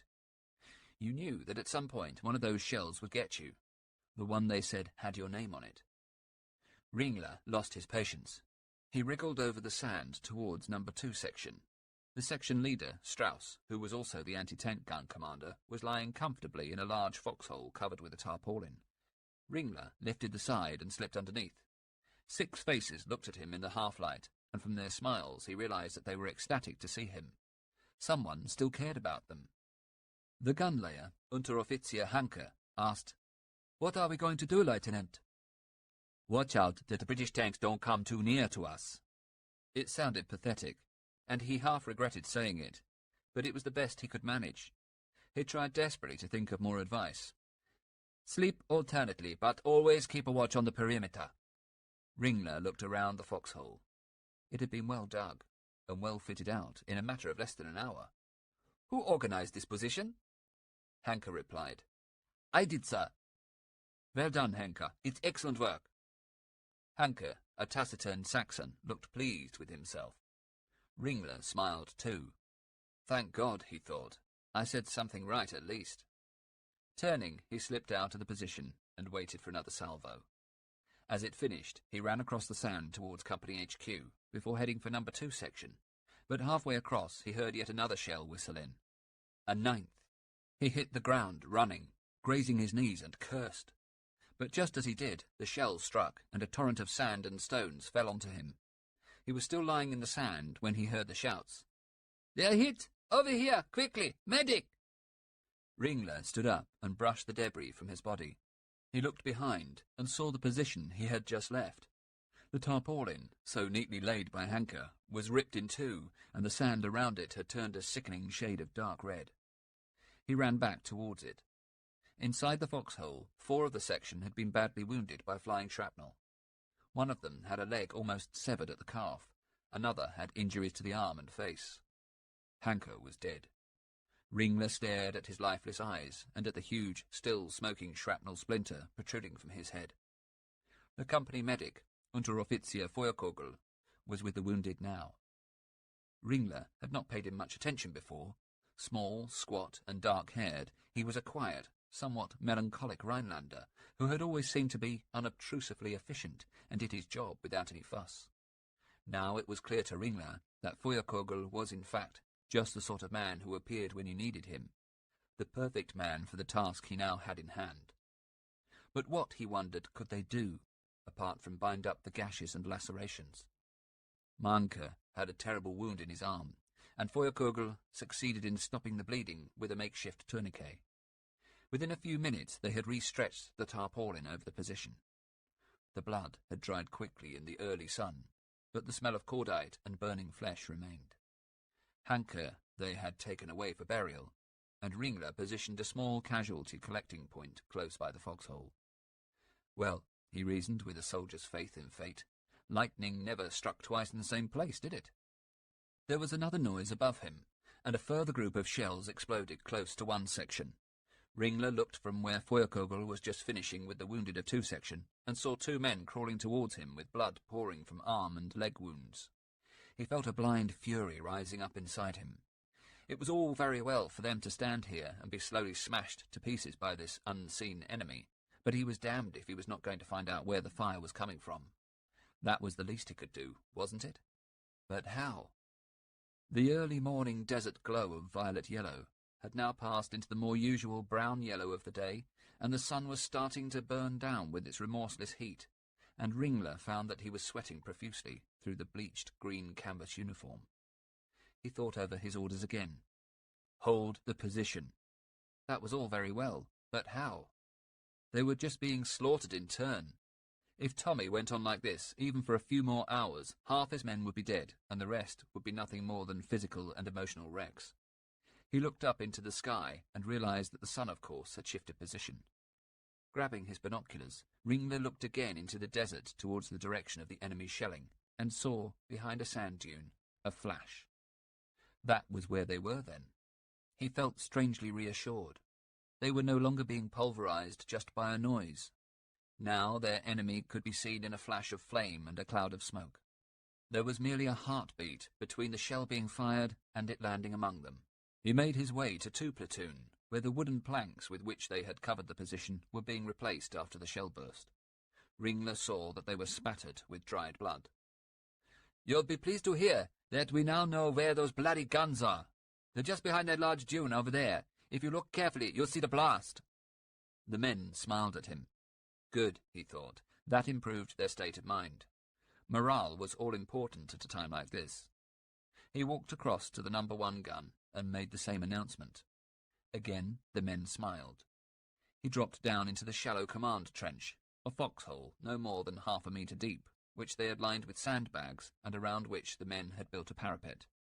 His runner, Burkhardt, was lying in one half, the other being reserved for Feuerkogel.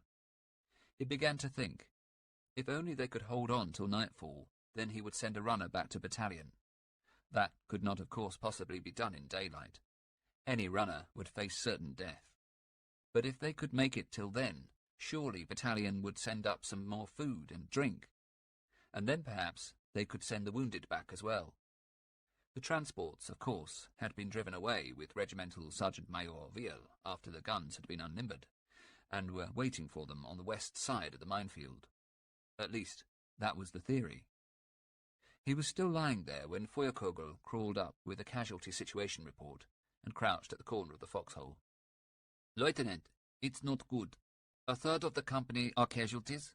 3 of the men have sunstroke and are running high fevers. All the others who haven't been hit are exhausted. It was not good. Not good at all. But as Feuerkogel spoke, Ringler looked at his watch. 2 minutes between salvos. That meant that they were due for another. True to form, the flash came from behind the dunes, and feeling the air being sucked away by the shells, Ringler tried to drag Feuerkogel to the floor of the foxhole. There was a short, sharp bang directly above them, then dust and rock everywhere. For a moment, amidst the stench of cordite and rock dust and the smoke, Ringler froze.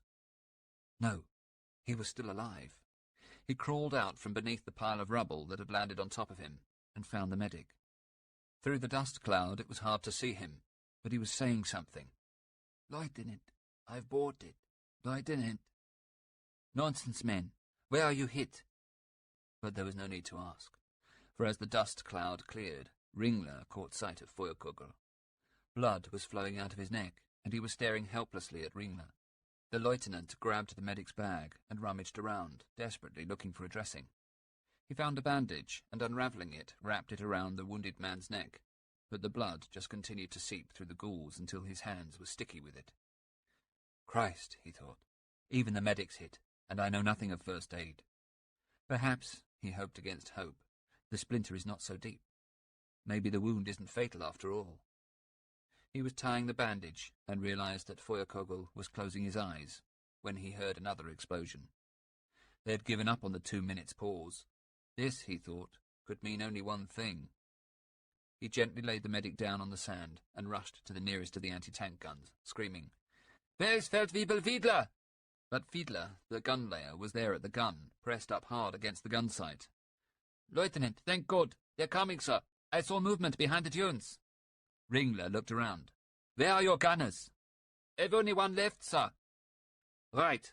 Hurry up, Fiedler. Get them in your sights. I'll load, and Knapp, you hand us the ammunition. Here they come, sir. Ringler looked over the top of the gun shield and saw them, perhaps 2,000 meters distant. He counted under his breath.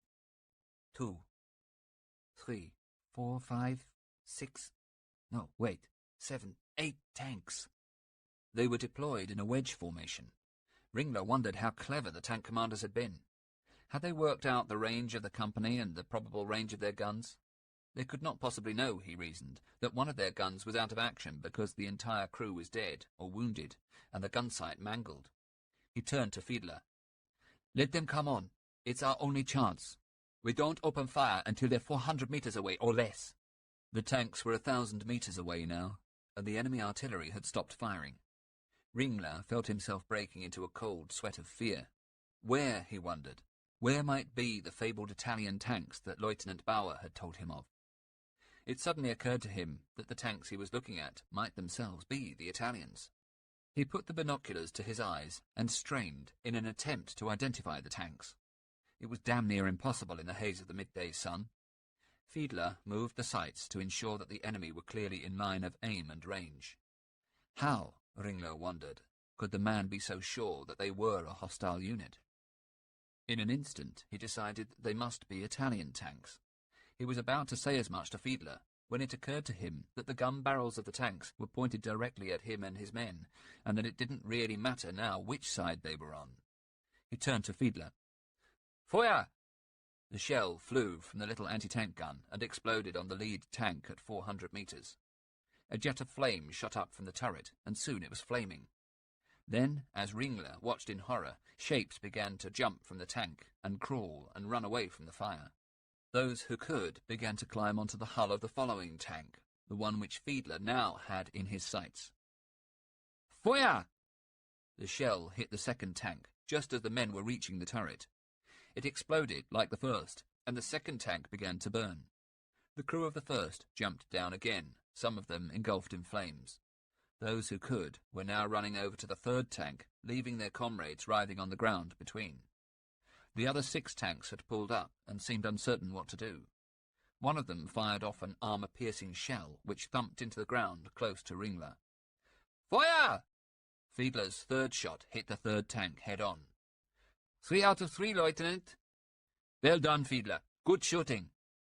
But inside he was thinking, if they saw us, if they managed to make out our position through the smoke, then we're done for. His thoughts were borne out as a shell came in, fired by the end tank at their gun. Thankfully, it missed the position, but Ringler was taking no chances now. Away from the gun now, Fiedler. Take cover. Shouldn't we use the machine gun, Lieutenant? Ringler looked into the desert and saw what he meant and was shocked. There beside the shattered tanks were several small groups of wounded men, some of them obviously burned. He thought for a moment, then answered, No. He wondered if he'd done right, and was still unsure as he thought of Feuerkogel, of Manka, and of poor Monier. Then he watched the English die in the sand as their tanks pulled back, and thought how they could so easily have been him and his men. And it sent a chill down his back, even in the searing heat of the bloody afternoon. Chapter 14. Noon. Miller. The regimental aid post had been secured and a new HQ set up. Miller was still pondering his actions of the previous few hours, unable to comprehend the fact that he had taken lives so easily. They had buried Sergeant Bowie behind the dressing station with 6 other dead from the battle. According to the colonel, the attack had been a success. The 3 forward companies of New Zealanders had secured their position shortly after 3:30 a.m. They had dug in mortars and 2 2-pounders along the ridge, and the radio set had finally been repaired. Thomas came over to where Miller was sitting on a rock, staring out into the sand. "That was a brave thing you did out there, Josh." "Was it?" "You damn well know it was. If you hadn't done what you did, more of those guys would have died." "Maybe. Doesn't seem very brave, killing your fellow man." Thomas put a hand on Miller's shoulder. "Don't beat yourself up about it. It's war." "What now?" "Now we drive back to the advanced dressing station." "Back through the minefield?" "There's no other way that I know." 3 of the ambulances, having already returned to the dressing station, they loaded up the remaining 2 with the wounded, including McGinty, whose wound they had dressed, and Bigelow, who wore his bandage with pride on his scarred buttocks, then started off back the way they had come. Miller and Turk in one of the ambulances, Thomas in the other. There were still more tanks on the track now, and several times there was a loud rasping noise as Miller felt his ambulance rake against the side of one of them. The ground was rough, and as they bumped along, not even the advanced suspension of the Dodge prevented the wounded from groaning. As they bounced over a particularly bad rock, McGinty yelled from the back, "For Christ's sake, Josh, be careful! There's guys in pain back here, me included!" By the time they got to 6th ADS, it was full daylight. The place was transformed from the way they had left it into a scene of frantic activity. Everywhere there were ambulances and trucks filled with wounded. Stretcher-bearers and medics and drivers were working as fast as they could to get the men unloaded and send the vehicles back to the front to pick up more. Miller stopped the Dodge and got out. The wounded were lying everywhere. The reception tents were full to bursting, and there were men up against the sides of the Egyptian mud-brick buildings, in their doorways, in the filthy alleyways between. Turk shook his head. "Jesus, who's in charge here? Looks like the showers after a New York Giants game."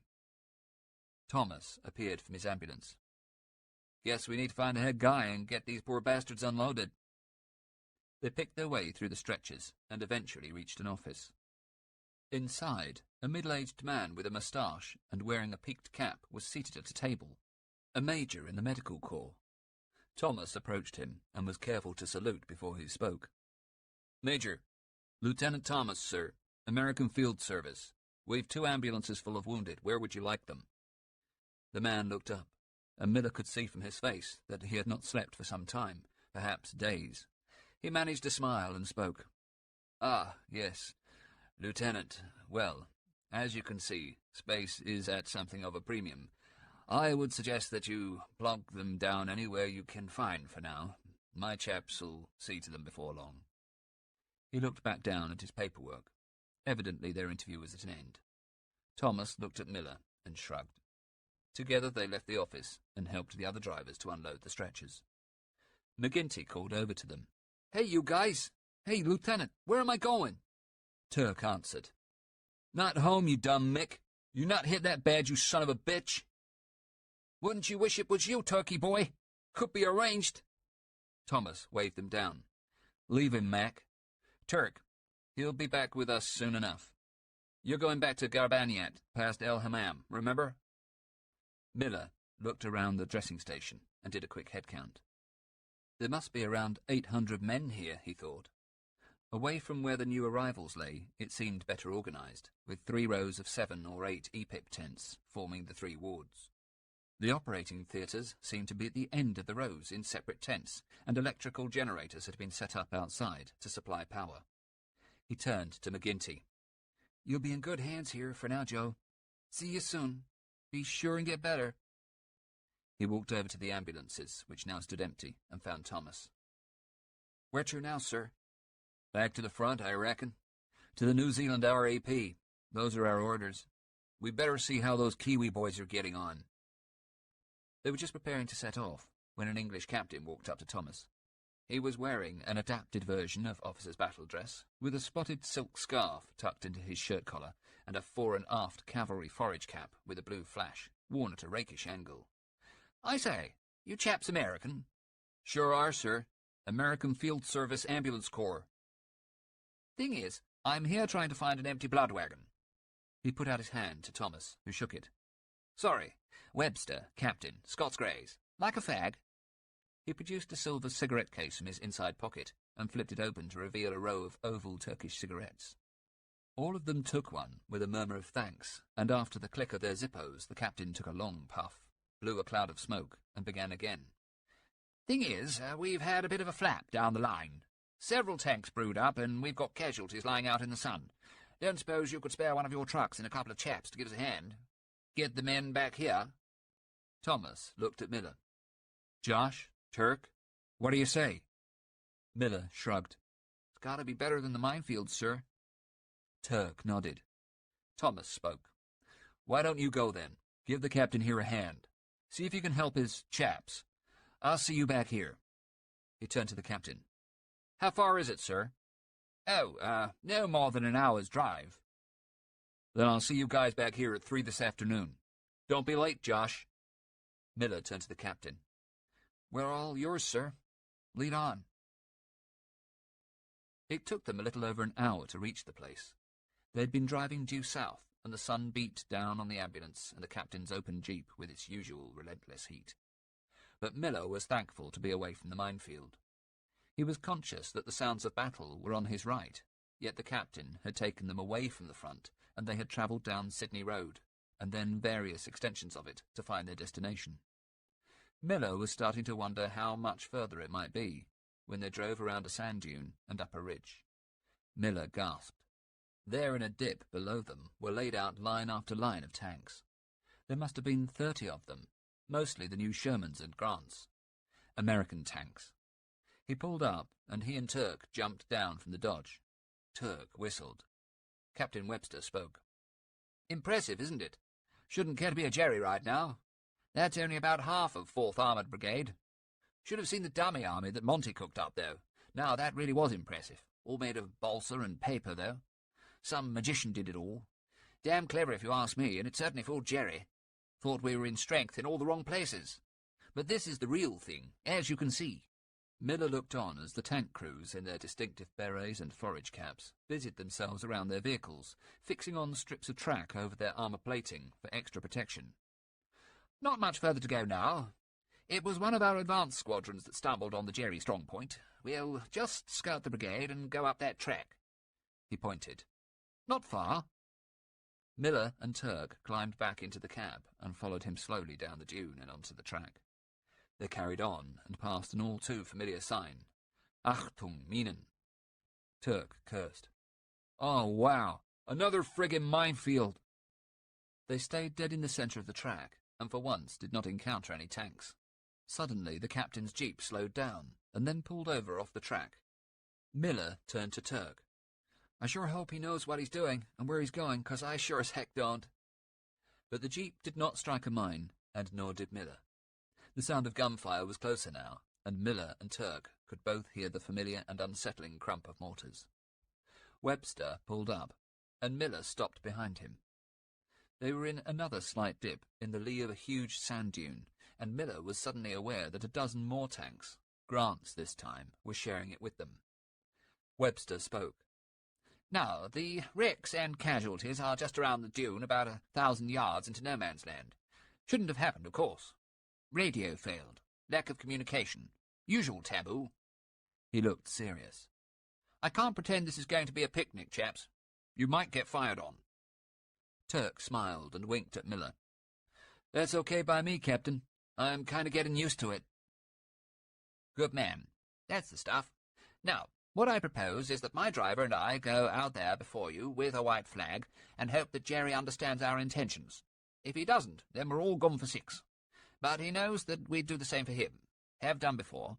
So, in theory, it should all be hunky-dory. Ready?" Miller spoke. "As ready as we'll ever be, I guess, sir." The captain, smiling, jumped back into his jeep and grabbed something from the rear seat, a piece of bright white material attached to a stick. He looked at Miller. "You follow me, and pray." Miller and Turk climbed back into the cab. Turk looked puzzled. "Did you get any of that? What the hell was that guy talking about? Fags, I understand now. Cigarettes, right? And gone for 6? That's cricket, yeah? But what the hell's a humpy-dory? And what's taboo?" "Total Army balls up." "Geez, Miller, how do you know all that stuff?" "I listen. Just listen." Together they slowly pulled out from behind the dune. As they did so, the captain began to wave his white flag. For a dreadful moment, Miller felt utterly exposed. He could see the burnt-out tanks now, and the German position, dug into a slope about 2,000 yards away from them. He waited for the machine gun and mortar rounds to come flying towards him, wondering if this would be his last moment, and how it felt to die with red-hot steel ripping into your body. But nothing came. No shells, no bullets. Instead, when they had got to within 250 yards of the wrecked tanks, he saw a German climb out of the strong point and start off towards them. An officer, by the look of him, followed by 2 other men. He was waving what looked like a white shirt on a stick. As they drew closer to the tanks, he caught the smell. Burning human flesh. A little like roast pork. It turned his stomach.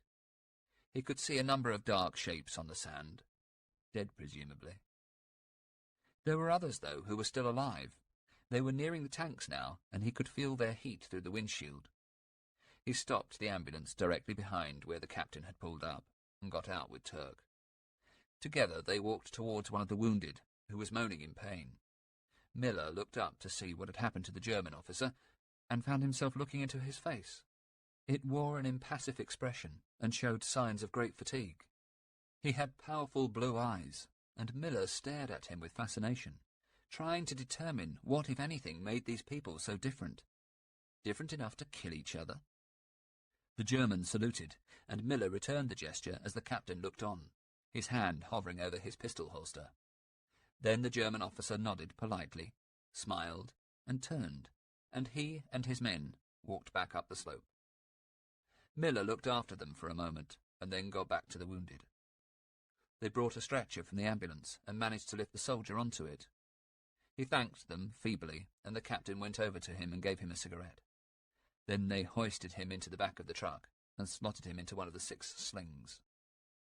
They repeated the process with 3 other casualties, in various states of ruination, dressing their wounds as best they could. The worst they left till last. The man was lying on his back near one of the burning tanks. He had been hit in the head by a piece of shrapnel and was also badly burned. It was hard to make out whatever else was wrong, but he was clearly in a very bad way. Miller got out a length of bandage and wound it loosely around the man's disfigured head. With great care, Turk and Miller rolled him onto the stretcher. He gave a low moan, barely audible, then sank onto the canvas. They lifted him up and placed him gently inside the truck before closing the doors. They walked over to the captain, who was leaning against the jeep. As they neared him, he stood. "Thank you most awfully for that. For everything you're dead. Will you see they get safely back to the ADS? I'm going to stay here with the squadron. Think we're about to go in. Should be quite a show." "Don't you worry, sir," said Miller. "We'll get them back, and I'll make sure that they get seen to in double quick time." "Thank you. Cheerio. Well, must crack on." And with that, he turned and drove off with his driver. Miller and Turk got back in the ambulance and turned over the engine. The journey back took twice the time of their outward trip, and they had known that it would. With 4 wounded in the back, 2 of them critical, every rock and bump in the road was important, and it took all of Miller's driving skill to keep the Dodge as smooth as she could be. Sobered by what they had seen, they did not say much to each other, but sat in silence, listening to the engine, the surrounding noise of the increasingly distant battle, and most of all, the moaning of the wounded. They finally pulled into the ADS at almost 4 p.m. Miller parked up close to where they had stopped before. There was no sign of Lieutenant Thomas. He turned to Turk. "You wait here with the guys. I'm going to find a doctor." He got out and walked over to one of the wards. Inside, the welcoming coolness was countered by the stench of blood, ether, and sulfanilamide. Various medical orderlies were busy about their duties, and an officer in shirt-sleeves, a major, was standing over one of the beds. Miller waited patiently until he had finished, and then approached him. "Sir, Miller, sir, AFS." The major nodded and looked away. Miller continued. "I'm sorry, sir, but I've just brought in a wounded man, and he needs someone to see him now." The doctor looked at him, and Miller wondered whether he had gone too far, had perhaps contravened some British Army regulation. The major spoke. "You aren't English, are you? But you're not a Kiwi either. Where are you from?" "America, sir, but that doesn't matter. This man, sir, he's very badly wounded." "America? Good. Well, there is a procedure, a process and all that, before I see him. He has to be booked in." "Sir, I'm not sure you understand me. The guy looks like he's gonna croak. I promised one of your captains." The major looked at him. "All right, old chap. I'll take a look at him. Bring him in here, will you?" He pointed to a makeshift bed by one of the tent walls. "You can put him down there." Miller ran back to the ambulance, and he and Turk removed the stretcher and carried the wounded man into the tent, placing him where the major had indicated. The officer walked over to them with another doctor and motioned them away. Miller and Turk walked to the door.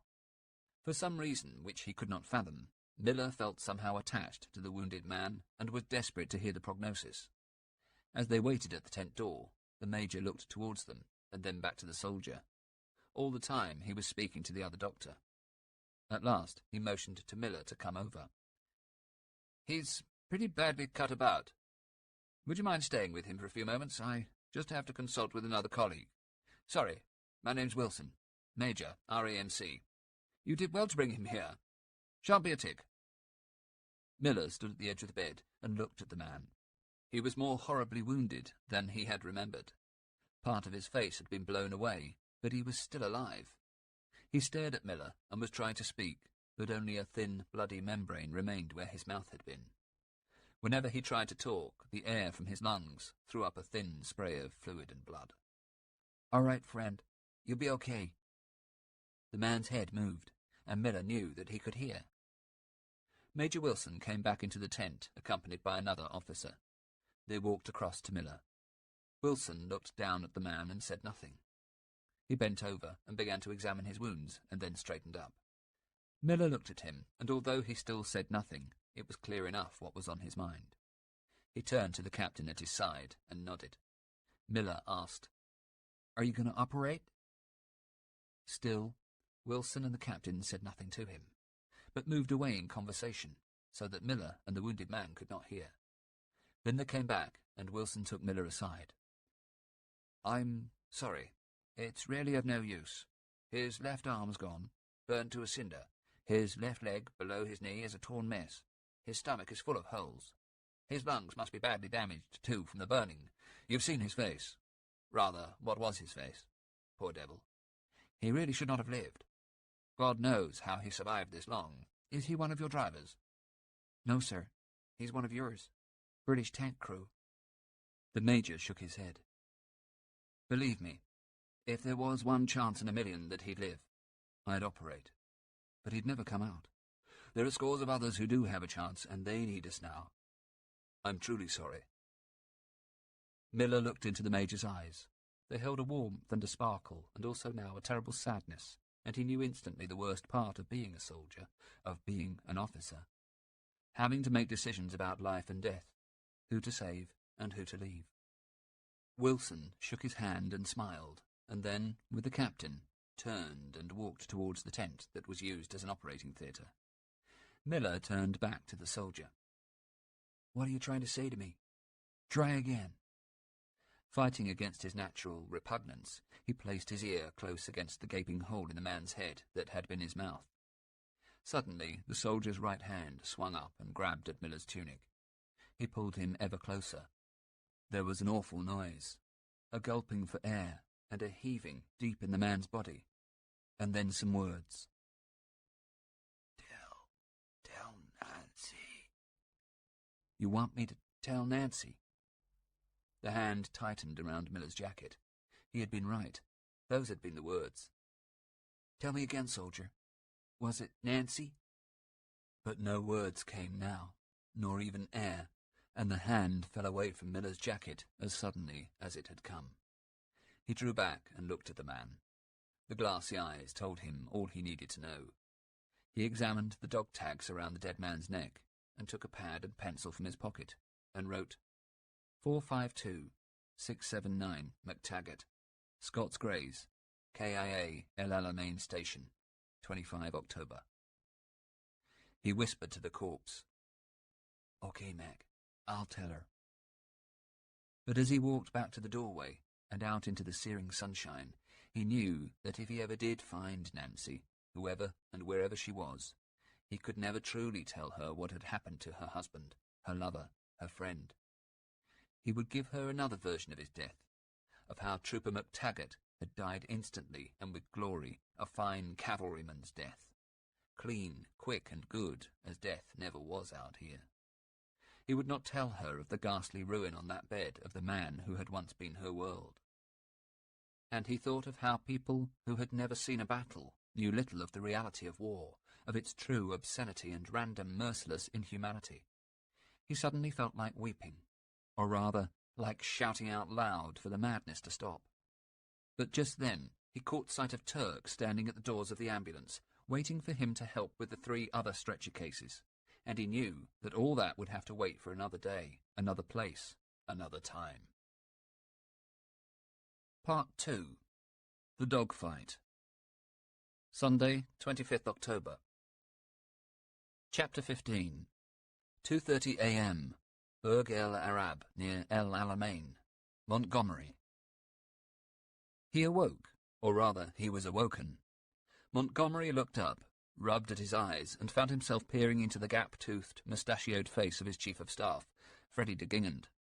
He did not need to ask why he was there. The young man's expression said it all. "Sorry to wake you, sir. You did say if there was good reason." "I know perfectly well what I said, Freddie. So, what exactly is the matter?" "Well, we've had some J reports, sir. The fight at Materia Ridge. I'm afraid it's not at all good, sir. One of our columns has been hit by the Luftwaffe. 8th Armoured Brigade, 10 Corps, General Gatehouse." Montgomery raised himself up. He was clothed in the battle dress he habitually wore. He lifted off the single blanket under which he had been sleeping and swung his legs over the edge of the narrow wooden bed that stood against one wall of the wooden caravan that was his headquarters. "Bad?" Gingand nodded solemnly. "Heavy losses?" Gingand nodded again. "Pretty much, sir. Near as damn it out of action. Seems that they were just forming up before advancing when the raid came in. Stukas, mostly. Took out all the soft-skinned transports, ammunition, trucks, petrol, too. Worst thing is that apparently the whole shooting match went up like a torch and lit up the entire area, and then Jerry really zeroed in with his big guns." Montgomery levered himself from the bed and stepped onto the floor of the caravan. Gingand continued as the general laced up his desert boots. "I've taken the liberty of getting the corps commanders together, sir. They'll be here by 3:30. Montgomery looked up at him. "Leese and Lumsden? They're coming here at 3:30. Good. That's good. Well done. I agree with you, Freddy. Quite right. I'll be here, waiting for them. What action has been taken?" "Well, firstly, General Gatehouse ordered Brigadier Custance to disperse the armoured regiments to keep their casualties low. But in fact it sounds as if that only caused more confusion. Point is, now they're well behind schedule, sir. Brigadier Custance is advising that the attack be abandoned. That at least is the signal I've received from General Lumsden." This, he knew, was the beginning, and also the crisis. He knew it, and he thanked God that he had followed his own dictum of withdrawing to bed early. No point in staying up into the night to go over plans with his generals. That was not the business of a commander. Better to conserve your energy for when it was truly needed. He turned to Gingand. "Have you slept?" The Chief of Staff smiled at his commander. "Not much, sir. I had a hand or two of chemin de fer with the chaps at TAC HQ. That's where I was when the report came through." Montgomery frowned, but said nothing. He liked young Gingand, but he disapproved of gambling almost as much as he did of drink, and sex outside wedlock. Still, if the man managed to perform his duties without sleep, then why should he criticize him? The hour passed quickly. Montgomery paced the floor of the caravan, looked again and again at the pictures he had pinned to its walls, chiefly that of the man who was, at that moment, according to intelligence reports, still in Germany convalescing from an illness, but who Montgomery guessed would soon, if he had not already, fly back into the desert.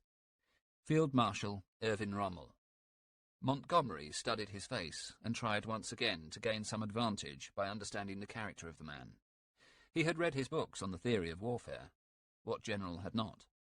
But they gave little away of this fox of the desert, this man who with quicksilver action could switch a division from one flank to the other and cut off an army. The man who had almost reached Alexandria. He looked too at the 3 quotations he had pinned up alongside. The first was the prayer of Sir Francis Drake on the morning of the attack on Cadiz. "O Lord God, when thou givest to thy servants to endeavour any great matter, grant us also to know that it is not the beginning, but the continuing of the same, until it be thoroughly finished, which yieldeth the true glory." To the right hung Shakespeare, Henry V, Act 4, Scene 1. "O God of battles, steel my soldiers' hearts." And to the left he had placed the wise words of the Marquis of Montrose, that great Civil War commander. "He either fears his fate too much, or his deserts are small, who dares not put it to the touch, to win or lose it all." That, he thought, was what this battle was all about. A gamble to win or lose it all. Everything hung on this one moment, and Montgomery prayed silently that he might be equal to the task that fate and history had set aside for him. He sat down again and lowered his head in prayer. Quietly, the familiar words came from his lips. "Father, hear the prayer we offer, not for ease that prayer shall be, but for strength that we may ever live our lives courageously." At precisely 3:30 a.m., the knock came at the door, just as he had known it would. Montgomery continued to sit in the centre of the small caravan, staring fixedly at a map on the wall of the battle area. He spoke without turning. "Enter." As the 3 men came in, he turned and flashed a genial smile. Gingand looked serious, he thought, and his 2 generals, Oliver Leese and Herbert Lumsden, had the air of schoolboys called to the headmaster's study. He spoke very quietly and calmly. Gentlemen, do come in. Sit down. I gather we have a problem. Now, let me hear the full story. You first, Herbert. From outside came the constant staccato fire of anti-aircraft guns and the distinctive whistle and crump of a bomb landing nearby. Montgomery paid them no attention and waited for Lumsden's report. Will, sir, General Gatehouse has sustained some casualties to his armour, mostly from mine, sir, and he's reluctant to continue. He paused. Montgomery stared into space. Lumsden summoned all his courage. I have to say, sir, that I'm inclined to agree with him. Should he continue to advance on to the forward slope of Materia Ridge, he could be pinned down and suffer dreadfully. Montgomery shook his head. Still, his voice retained its gentle tone. The principle is that the armour must get beyond the infantry. You know that, Lumsden, as well as I do. If that should not happen, then the entire attack is compromised. We must provoke the enemy, lure his tanks within range of our anti-tank guns. That is the only way. The armour must move on beyond the infantry. I understand, sir, perfectly, and I do not intend you to think that I am challenging your order, but I beg you to speak directly to General Gatehouse personally, on the telephone. Montgomery said nothing, but looked at the other dictum hanging on the wall. Are you 100% fit? Are you 100% efficient? Do you have 100% Bing? The last question was the all-important one. Bing. His own word meaning fighting spirit.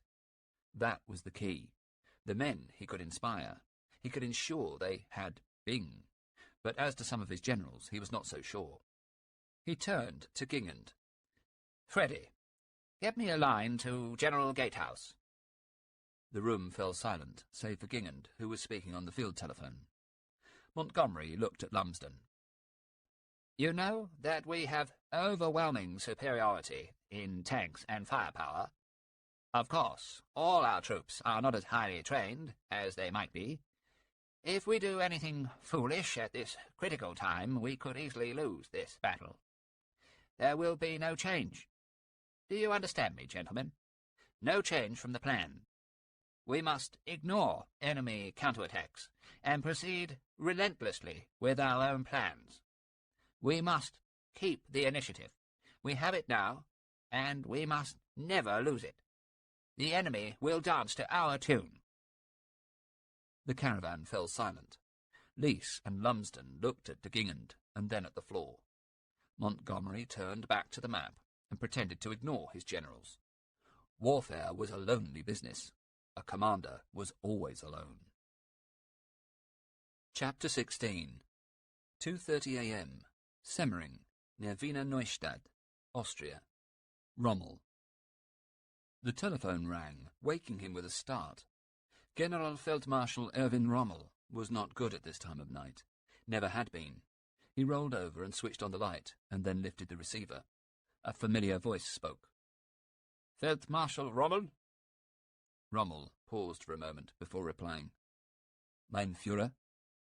As he spoke, he tumbled from the sheets and sat on the edge of the bed. Hitler continued. It has begun, Rommel. Montgomery has begun the big offensive we expected. General Stummer is still missing. He is either dead or captured, we must assume. You must return at once to North Africa and resume command of the Panzer Army. Yes, of course, mein Führer. At once. Telephone me when you actually take off.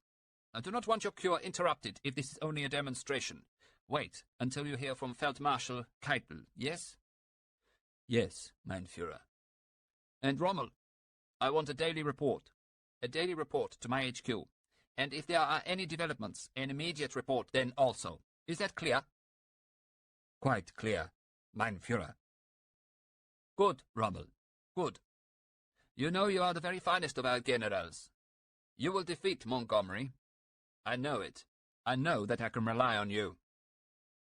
He had known it would happen, had been waiting for the moment. That afternoon, Keitel had called him and explained everything. Well, as much as was known. The British had been attacking in strength at El Alamein since the previous evening. General Stumme was missing.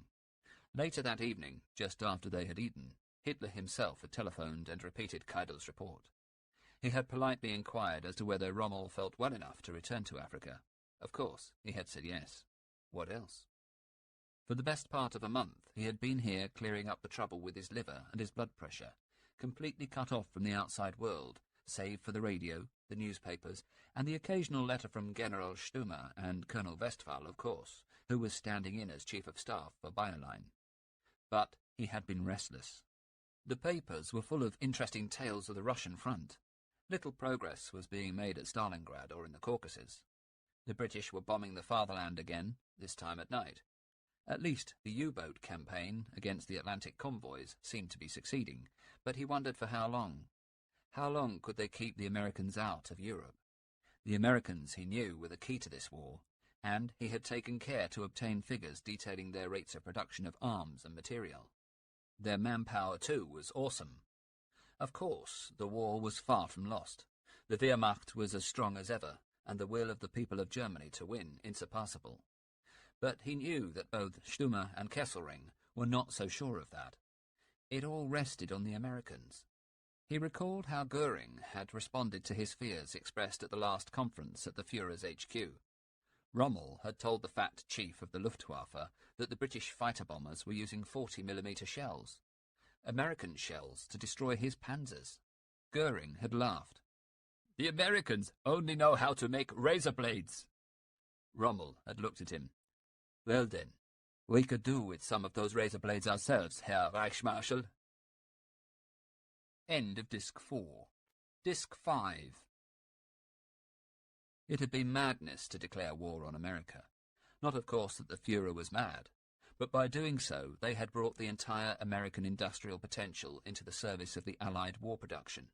It hadn't only been the 40mm shells in Africa that had told him and his men all about the quality of its achievements. During his stay in Europe, he had obtained some figures on American productive capacity. It was many times greater than that of Germany. The battle which was being fought in the Atlantic was deciding whether the Americans would be able to go on carrying their material to Europe, Russia, and Africa. He knew that there would be little hope left for him and his countrymen if the Americans and British succeeded in eliminating or reducing to tolerable proportions the U-boat threat to their convoys. But if we could strangle their sea routes, he thought, then the entire industrial capacity of America would avail the Allies little. If only. It was much to ask, and he prayed that it was not too much. He buttoned his tunic over the shirt in which he had been sleeping, and sat down again to pull on his high riding boots. Then he stood up, and walking across to the mirror on the dressing-table, began to brush his sparse, fair hair back from the temples. He looked at his face, saw the clear blue eyes of the boy soldier, and knew that within that breast there still beat the same youthful heart. If only the body would be strong enough now to support it. He knew that the attack he was about to attempt to stop, the battle to which he was returning, would be one of the most momentous of his entire career. He wondered, in a way, why the army was still there. He had in effect ordered them to be ready to abandon the Alamein position before he had left for sick leave in Germany. It was, without doubt, a sound enough position and well defended. The problem was, however, that he had nothing substantial with which to hold it. Hitler had promised him Tiger tanks and the new Nabelwerfer multiple rocket launcher, but neither had appeared. And now that the new American-built tanks were beginning to arrive with the British, he knew that it could only be a matter of time before Montgomery launched his big push. Funny that he should think in those terms, for this was surely exactly what Montgomery intended. Just the sort of push that they had all seen in the Great War and had come to abhor. But still the British clung tenaciously to their doctrine. Rommel worked differently. Not for him the plodding battle of attrition. He was a thinker, a doer. The man with a lightning touch who could turn a panzer division on the circumference of a coin. Rommel the ingenious, Rommel the magician.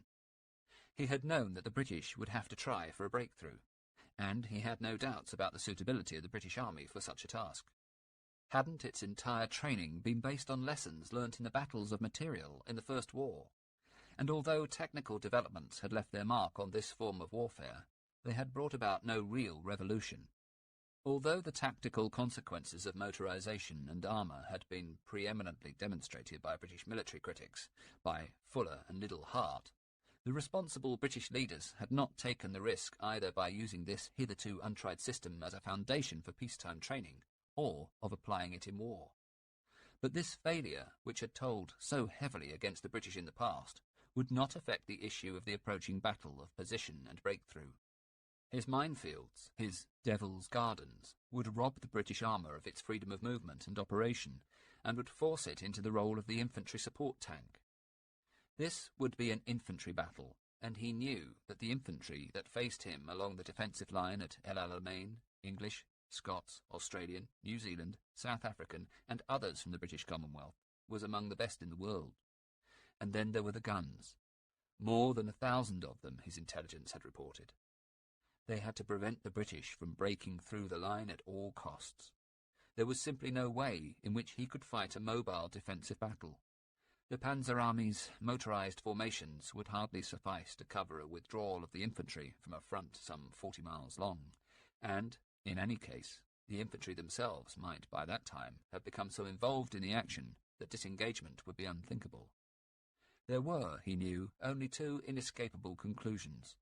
The position had to be held at all costs, and any penetration would have to be cleaned up by immediate counterattack to prevent it from being extended into a breakthrough.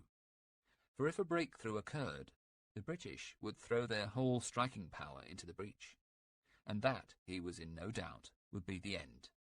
He picked up the telephone again, dialed a number, and spoke quickly to his aide, General Albert Gauss. "Gauss, call Wiener Neustadt. Order an aircraft for 7 a.m. We're going back to Africa." Chapter 17. 11 a.m. Tactical HQ, 8th Army, Montgomery. It was not good. That was quite clear. All morning, news had been filtering in from the front line, and Montgomery had been becoming increasingly concerned. Now he began to see just what sort of problem Auchinleck had faced. Principally, it involved a lack of belief in one's immediate junior commanders. Auchinleck's problem, he knew, had been his lack of faith in Ritchie. But it had really been his predecessor's attempts at counterattacks that had been his downfall. And now Montgomery was able to see just how easily those mistakes could have been made. Of course, he had known that desert warfare was never going to be simple, but in truth he had never really admitted it. How could he have? Well, now there was no alternative. He cursed all those damn jock columns, the defensive boxes, and everything else. Everything he had inherited, and whose memory he had still not been able to eradicate. His generals simply had to learn to trust him. Gatehouse had proved unreliable and weak-hearted, and it seemed that every hour now brought news of some other mishap. Briggs's 1st Armoured Division was not on course. Kidney Ridge, the small area of high ground that extended as a salient towards the enemy in the north of the position, was held not in force, as he had been told by Lumsden, but rather, it seemed, by a mere whisker, and only at its southern end. In the southern sector it was even worse.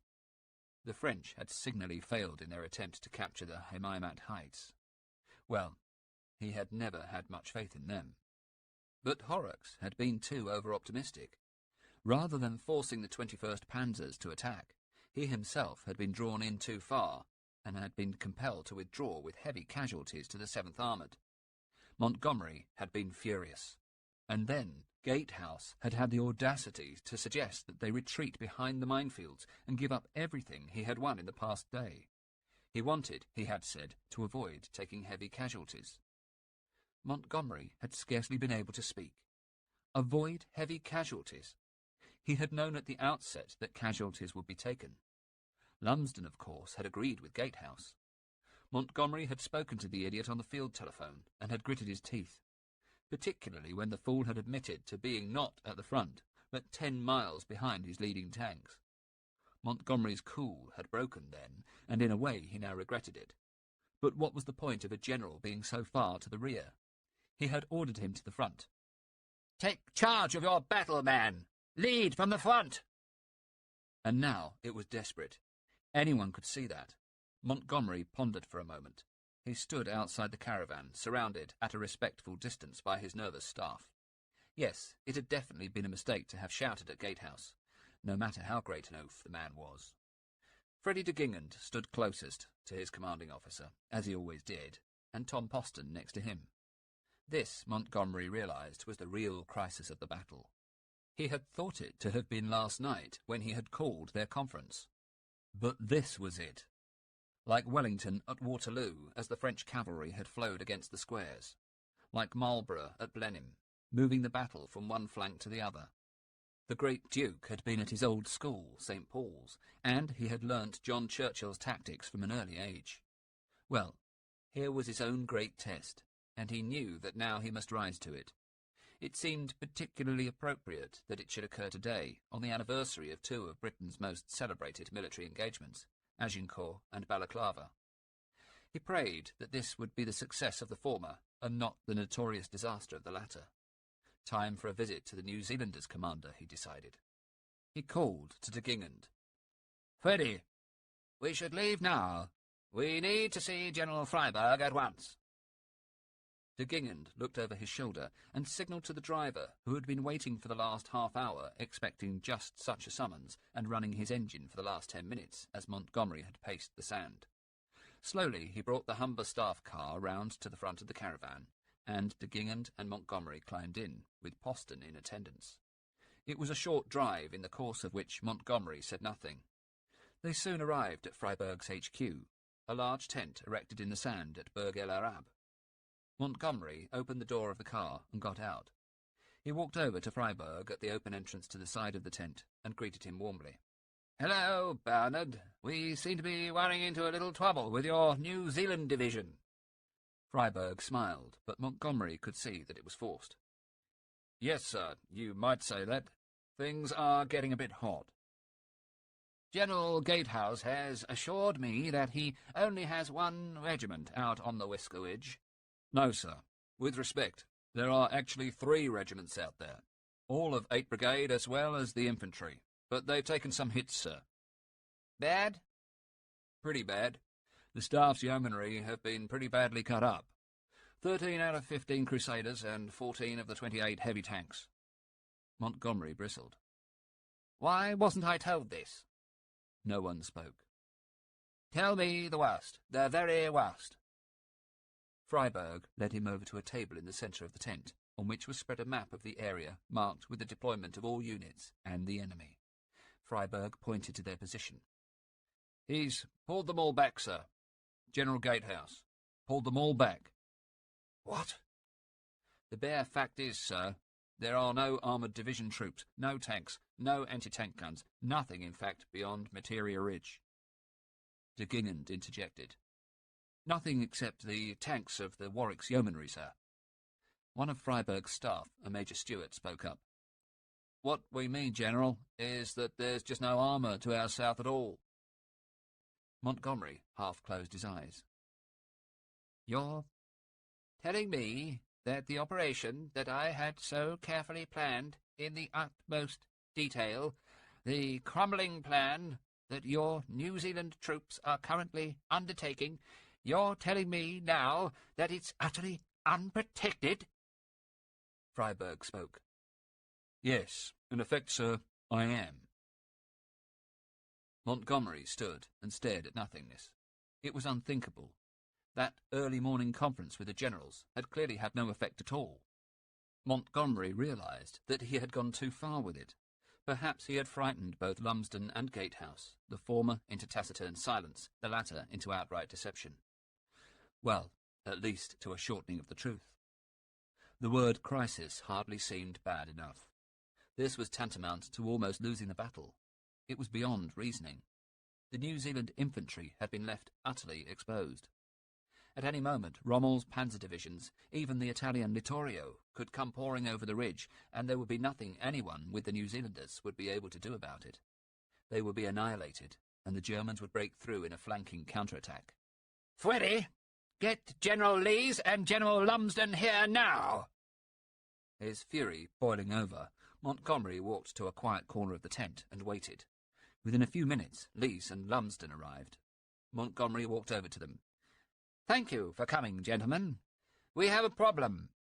The question is, What are we going to do about it? Lumsden spoke. Sir, the problem is that Materia Ridge has a greater number and depth of mines than we had previously supposed. We are taking time to move them, sir. Time we had not allowed for, and under constant shell fire. Freiberg interrupted. Sir, if I might speak, it is simply unbelievable. General Gatehouse is holding back while my lads are being blown to pieces. De Gingen smiled at him and waved him down politely, but Freiberg was having none of this. Sir, please, we must have armoured support. It is impossible to proceed with the plan as directed, the crumbling manoeuvres with my infantry. Certainly not for the rest of the day. I'm afraid to say, sir, that I simply cannot believe that General Gatehouse's division will break out through Materia Ridge. I would strongly advise, sir, that we hold off the operation until this evening. Then perhaps we can attack properly and get General Gatehouse's tanks through. Lumsden nodded. I agree. That seems an excellent idea, sir. Montgomery waited for a few moments and then slowly shook his head. No. The three generals stared at him. Sir? You heard me, did you not, gentlemen? I said no, and I mean no. He paused. General Freiberg is right. His New Zealand infantry are some of the finest we have. They are not to be squandered. They put up a fine fight in the first day and took heavy casualties. We must do all we can to preserve them, gentlemen. We cannot use them in this way now, and thus run the risk of losing them. He thought fast, his gut reaction taking over from the much-vaunted scientific approach. They must shift the focus of the battle, that was the only answer. Gatehouse was weak, both as a man and in his material. His armour had been compromised. What to do now? The answer was clear. He must ignore the weaknesses and think positively, exploit his own strong points. The armoured brigades seemed to have no stomach for the fight. This was turning into an infantry battle. Montgomery knew that his commanders, old desert hands, would protest. Their vision was of wave upon wave of tanks sweeping across the sand.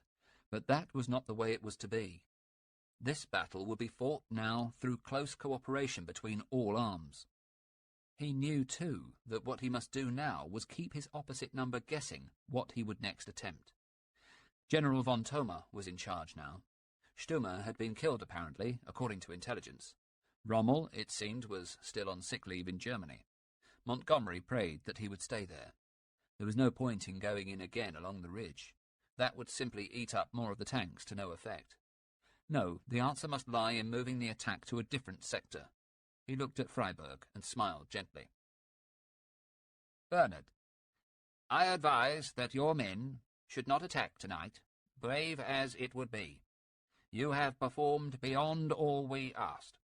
Perhaps you should rest for a while. Freiberg made to protest. Sir, we could put in an attack with artillery support and take a position here. He pointed to a place on the map some 4,000 metres beyond the ridge. Then General Gatehouse's tanks could occupy that position. Montgomery shook his head. No, Bernard. That would also take too many lives. We cannot afford to lose the infantry. I need them for the days ahead. Freiberg opened his mouth. De Gingen looked at him with a telling gaze, and he closed it. Montgomery went on. Freddy, have General Gatehouse's brigades, all of 10th Armoured, withdraw from the battle. Place them in the reserve. The assembled group looked at him, waiting for the next bombshell. After a while, he spoke. Freddy, gentlemen, what we're going to do is this. We're going to throw everything we have over on to the right flank. De Gingen looked at him. Sir? Lumsden gave a sharp intake of breath. The others looked down at the map. Everything. We turn everything 180 degrees. We change the entire direction of the attack. And in so doing, we catch the enemy unawares, gentlemen. 30 Corps will stop as of now. Is that clear, Freddy? Oliver? Effective immediately. They will hold Materia Ridge and will not operate southwest beyond it, as they have been doing. We will push out the first armoured shield and begin the crumbling again. But this time we aim into the north, but towards the sea. First armoured will fight its way to the west with the object of threatening the enemy's supply routes in the area of the Raman track. That is also vital, Freddy. Threaten the enemy's flank. They should establish themselves here. He pointed again to the map. Kidney Ridge. As the generals pored over the map, Montgomery stood back from the group. He knew what he had just done was momentous. He had made the decision on which the outcome of the battle would rest, and indeed, quite possibly, given its significance, that of the entire war. It was the turning point.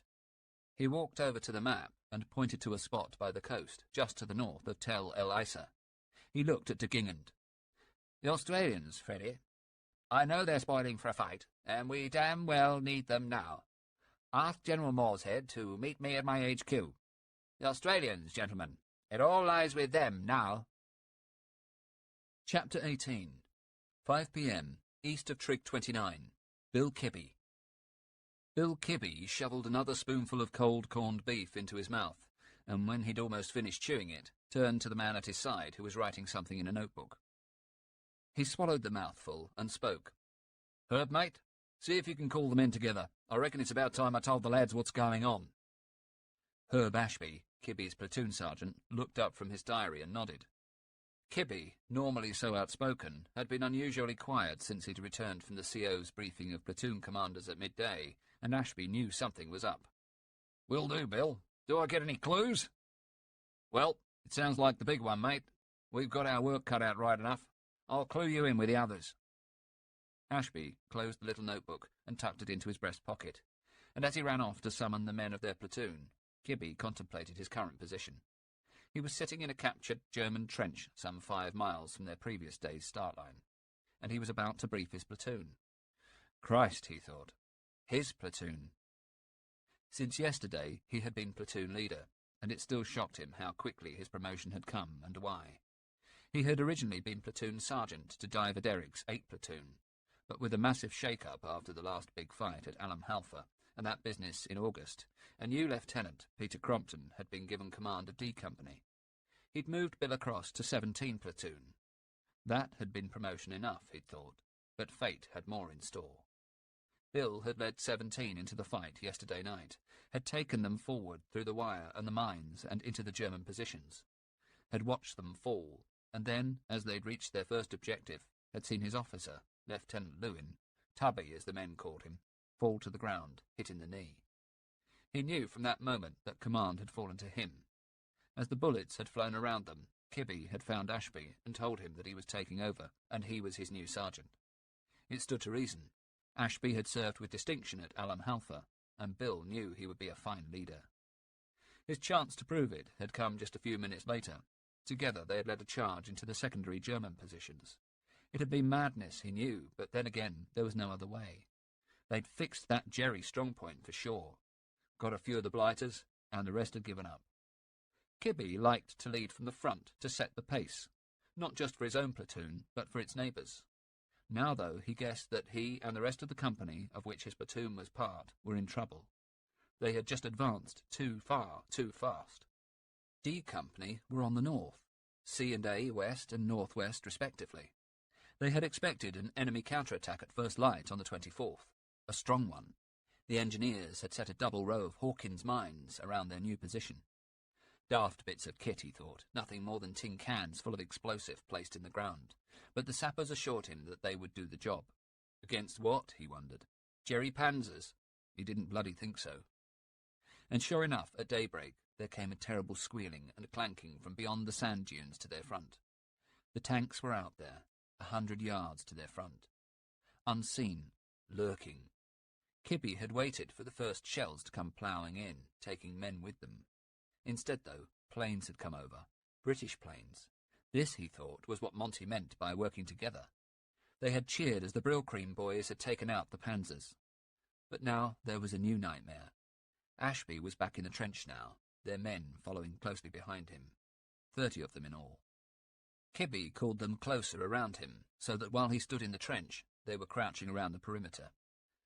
"All right, fellas, I'm not going to pull any punches. Some clever brass hat at GHQ's dreamed up a real blinder of a plan. Guess what we've got to do?" Someone, was it Marsh, said, Go and capture Rommel, Sarge? Kibby smiled. Not quite, son, but damn close. No, you see, seems there's a hill up there. He pointed towards the south. Trig 29, they call it. Well, according to Battalion, there's a forward observation post of ours up there that's been spotting for the guns and not been doing a half-bad job of it. It's a high point. You can see everything. The railway line and the whole of 30 Corps, too. So the Jerrys are a bit narked and they want it for themselves. There were sniggers from the ranks, cries of, "Selfish buggers." It's about a mile forward from us, and for the last few hours the Jerrys have been plastering it with shell fire. Well, seems it's getting a bit hairy for the lads up there, and they've asked for some proper soldiers to come and sort the Jerrys out. And that's where we come in. They want us to secure the hill and the spur around it. Another voice piped up. Morrison, a sheep shearer from Canberra. What, just us, Sarge? No, you drongs, Morrison. The whole of 26th Brigade, Moorehead's whole crew. Us and the rest of the 248th and the 224th and all. Someone whistled. Where exactly do we go, Sarge? Good question, Marsh. Good question. We boys are part of an attack against somewhere called the Fig Orchard. Cool, Sarge. Does that mean we get to eat some figs? You can eat all the bloody figs you like, Malone. But only after you've taken the bloody place. And after we've taken it, then we move out and see if we can't take somewhere called Thompson's Post. All right? All clear? There was nodding. When do we go, Sarge? Midnight, Marsh. We go at midnight. So everyone try to get some rest before then. He had never imagined that this could happen to him, to be not quite 40 and to be leading a platoon of his countrymen in this bloody barren wilderness so many thousands of miles from home. Was this what he had been preparing for all his life? Of course, he still felt an allegiance to the old country. His family had only emigrated in 1914. He was a Geordie, as his granny told him every time he had seen her. Newcastle was his family home, although for the past 25 years it had been Adelaide. Maybe, when this was all over, he'd set up on his own. He reckoned they could be in for some sort of payment for war service, and every town needed plasterers. That's what he'd do. Start a little business, and they could all move to a nice house in Brighton, Glenelg, or even Kensington Gardens. He didn't mind it when the lads called him a pom. He liked it, if the truth be known. He thought about Mabel and their 2 girls back in Helmsdale, aged 14 and 12 now. He wondered what they were doing at this moment, and tried to work out what time it would be down under. How you doing, Lofty? Kibby stared at him and shook his head. I've told you, Herb, mate. Try to call me Sarge or something. I'm only a bloody platoon commander. Sorry, mate. I mean, Sarge. Suppose I should really call you Sir. Come on, Herb. The day I make officer, you can ship me back to Adelaide. You'll never see a pip on these shoulders. Herb Ashby grinned at him.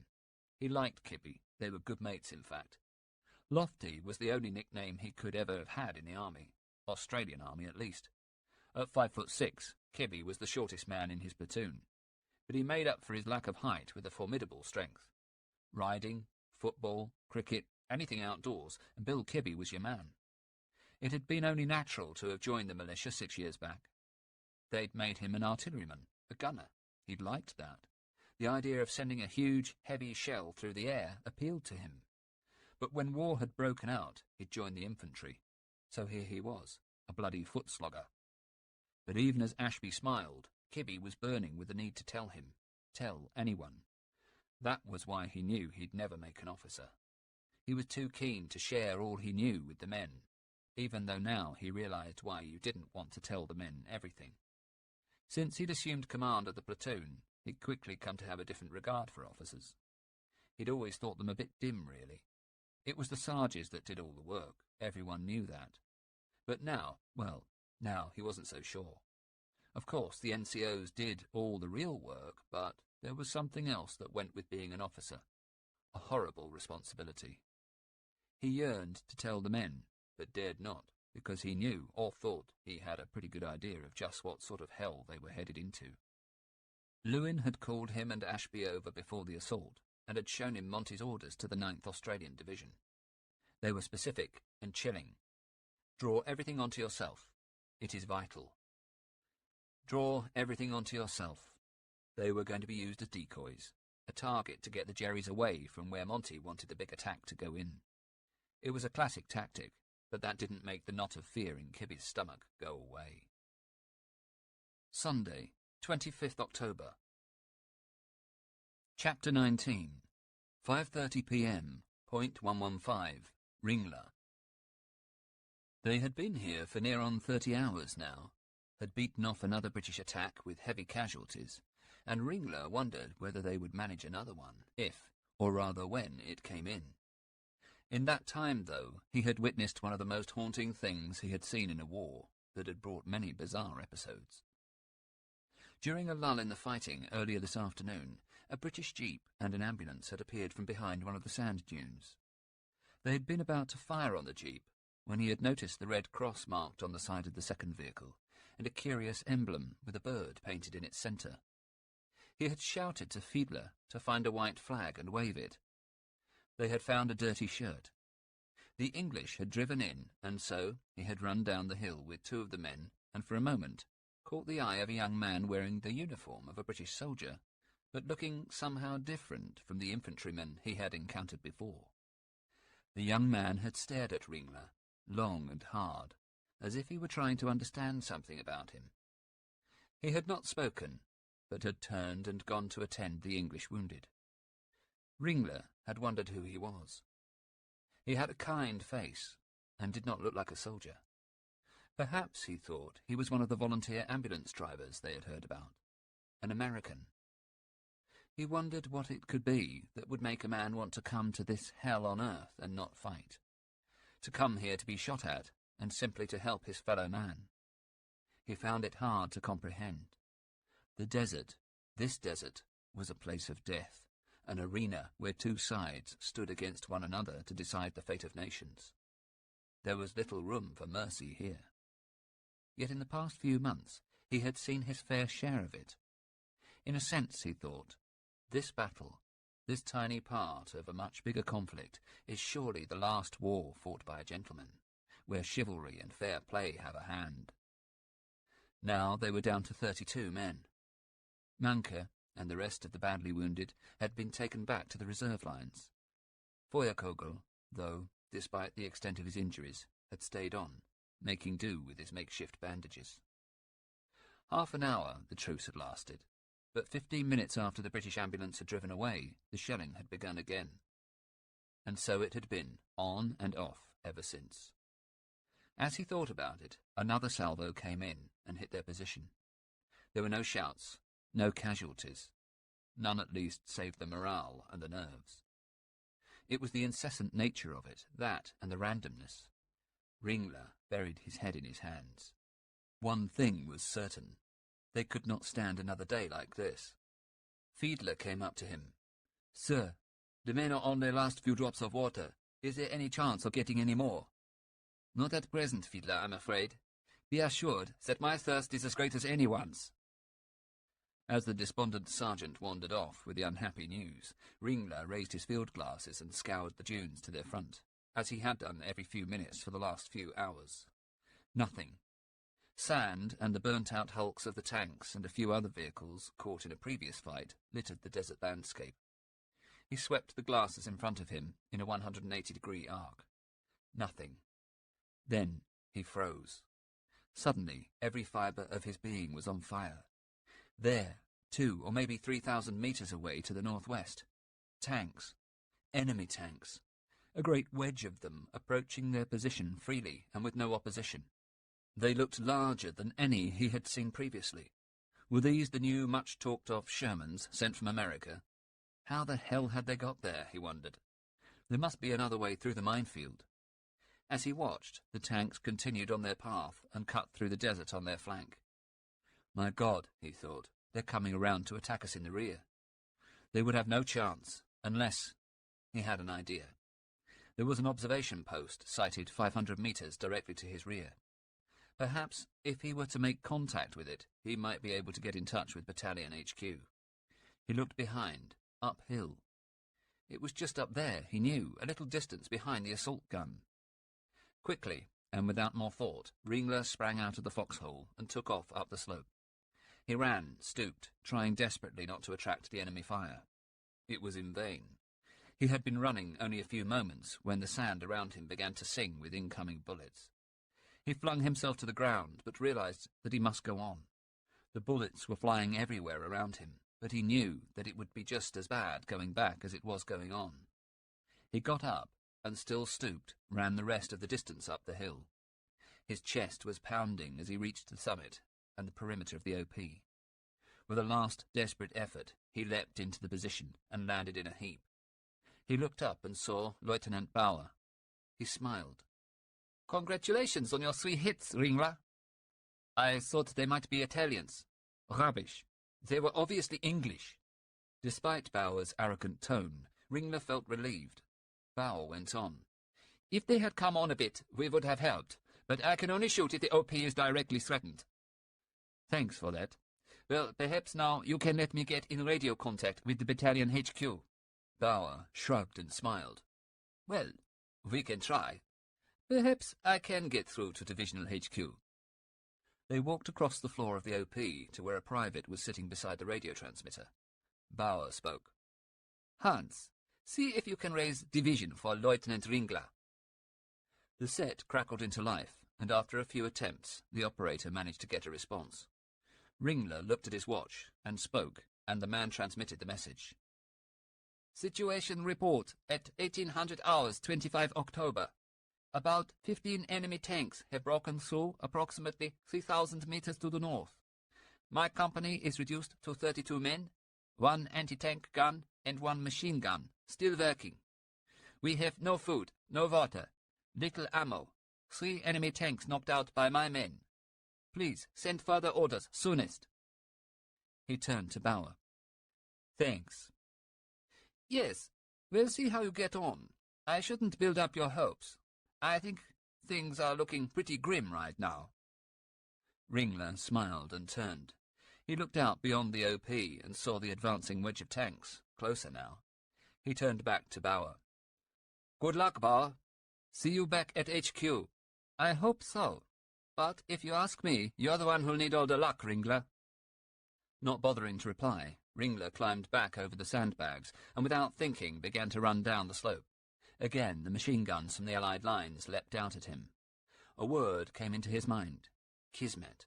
An Arab word meaning fate. He repeated it over and over again with every step as he plummeted back towards the position. The rounds thudded into the earth around him, and with one last bound he threw himself into the foxhole. Then, brushing himself off, he settled down to watch. The shells came crashing in, and slowly the sun went down below the horizon. Sunday, 25th October. Chapter 20. 7 p.m. Rommel. The little plane circled again and then regained its course, flying east away from the setting sun. Rommel looked out of the window of the little Fieseler Storch, down at the Libyan coast, which was now passing several thousand feet below him, and knew for certain what he had guessed the moment he had boarded. No, from the moment he had received the phone call from Keidel, telling him that Montgomery had attacked. He was flying to his nemesis. He brushed a speck of dust from the pocket of his distinctive olive-green leather overcoat, and strained for the first signs of his army. The Panzer Army Africa, the Afrika Korps, some of the best fighting men ever to wage war under German colours. Men of such courage, such audacity, men who he knew would follow him to death whenever he asked them to, as had the men of all his commands for the last 30 years. He had the power to inspire. Hitler himself had told him so, but Rommel had known it from the moment of his first commission as an infantry officer. He turned to his aide, General Albert Gauss, who was seated close behind him in the small aircraft. He liked Gauss, a clever, easy-going Prussian with a notably dry wit. He had earned his spurs in the Great War and taken several wounds. Rommel had been instrumental in obtaining his Knight's Cross the previous December. "Nothing's changed then, Gauss, eh?" Gauss smiled. "It would appear not, Herr Feldmarschall." "It would appear not, Gauss." Nothing had changed, but then everything had changed, and in such a short space of time. Only a few months ago, in August, he had felt sure that they would triumph. But now? The truth was, he had not been at all well since August. All that stomach trouble had set in again. He'd called in a specialist, Professor Horster. Then things had got even worse. He had even begun to have fainting fits and dizzy spells. Horster had given his condition numerous names, none of which made it any better. He said it was something to do with the circulation of the blood, liver and blood pressure. Rommel had never had blood problems. Aches and pains, yes, but in his own opinion he was as fit as ever. It was ironic, he thought, when he recalled the words of his doctor, back in February 1941, when the Führer had first appointed him to the command of the African theatre. It would be good for his rheumatism. Sunshine, it seemed, was the best treatment for that old trouble. A holiday in North Africa would sort him out. Holiday? He wished that doctor were with him now. He'd show him what sort of a holiday this was. Instead of a cure, Africa had given him a worse illness than he had had. His every nerve felt strained to the limit. His darling Lucy had been so worried about him. Well, at 50 years old, he thought, he was bound to have health problems. Even someone as fit as he was could not hope to work as he did without some aspect of their health suffering. Of course, his marriage had helped to keep him calm. He and Lucy had been married 25 years last year, a quarter of a century of love and happiness, and with the added blessing of their son, dear Manfred, who had recently joined the local Hitler Youth Troop. And in all that time, while other officers had had their flings, he had never been unfaithful to her. He loved her as much now, more even, than he had when they had first met, and wrote her letters almost every day. Darling Lou. He had told her, of course, about all the admiring letters he himself had received from women and girls at home, some of them more amorous than he could ever have imagined. He'd wanted Heinz Guderian sent out to replace him, but his old friend was not in the Führer's favour, worse luck, and so Kesselring had taken over. Albert Kesselring, Rommel grimaced. He did not trust the man. He knew for certain that he was plotting to have him replaced. It had been Kesselring who had suggested General Stümer as a replacement when he had flown off for the rest cure. Amiable, robust, fat Georg Stümer, who, it now appeared, was either dead or a prisoner. He had been missing for 24 hours. The Führer had called Rommel personally the previous evening to tell him as much. And so Rommel was back, and Kesselring would be manoeuvring again, he knew it. The little plane swooped low for a second time, taking its customary avoiding action to evade the Allied fighters. The pilot was a novice. Normally, Rommel would have taken over the controls and flown the plane himself, but in truth he was not really feeling up to scratch. He had taught himself to fly back in the years just after the war. He loved the exhilaration of soaring above the clouds, so different from the ground-centred nature of his career. He was an infantryman at heart. He supposed that his love of flying was a natural response for one who had been mired in the trenches of the Western Front, although he had been lucky, being posted to the mountains of the Italian front, and in fact, long before he had decided to become a soldier, he had nurtured a love of flight. That had been his first desire. But once again, his far-seeing father had predicted that there would be no future in aeroplane design. He looked up at the underside of the single wing of the plane, examined the aileron, and enjoyed the elegant lines. But then the plane turned again, and as its wingtip touched the horizon, his line of vision was interrupted by the blackened shell of a burnt-out tank. An Italian tank. It brought him back to reality. Halfer had been a mistake. He admitted that now, although he had not said as much to Hitler or Keidel. How could he really have hoped to win with barely 500 tanks, and half of those Italian? As for the fuel that Kesselring had promised him, most had never reached the front. Oh, it had been airlifted in all right, but as it had travelled up the line, it had been handed out to all comers. The tanks had received hardly any. Their advance had been slow, not helped by the soft sand. Speed and surprise were of the essence, and his force drowned in that moment. September had been worse. 6 attacks. So many of his own staff killed, 7 good friends. And so he had given the order to pull back, and here they had sat ever since. 2 months. Before he had flown, he had made sure that the defensive line was in place. 450,000 mines, deep minefields. Of course, These alone would not be enough, but they would delay the British. If only the Führer would send the promised tanks, but they would have no defensive cages and no tanks. So he would use the motorized infantry, hold the reserves back until the Allies penetrated the line, and then rush them forward to defend the gap. It was so different from the way he was used to fighting a war. He was an attacker. Wasn't his book about all that? Infantry attacks, it was called, and that was just what he did. It had hurt him almost physically to have to order the retreat to El Agheila last December, his first retreat as a soldier. But it had been the only way.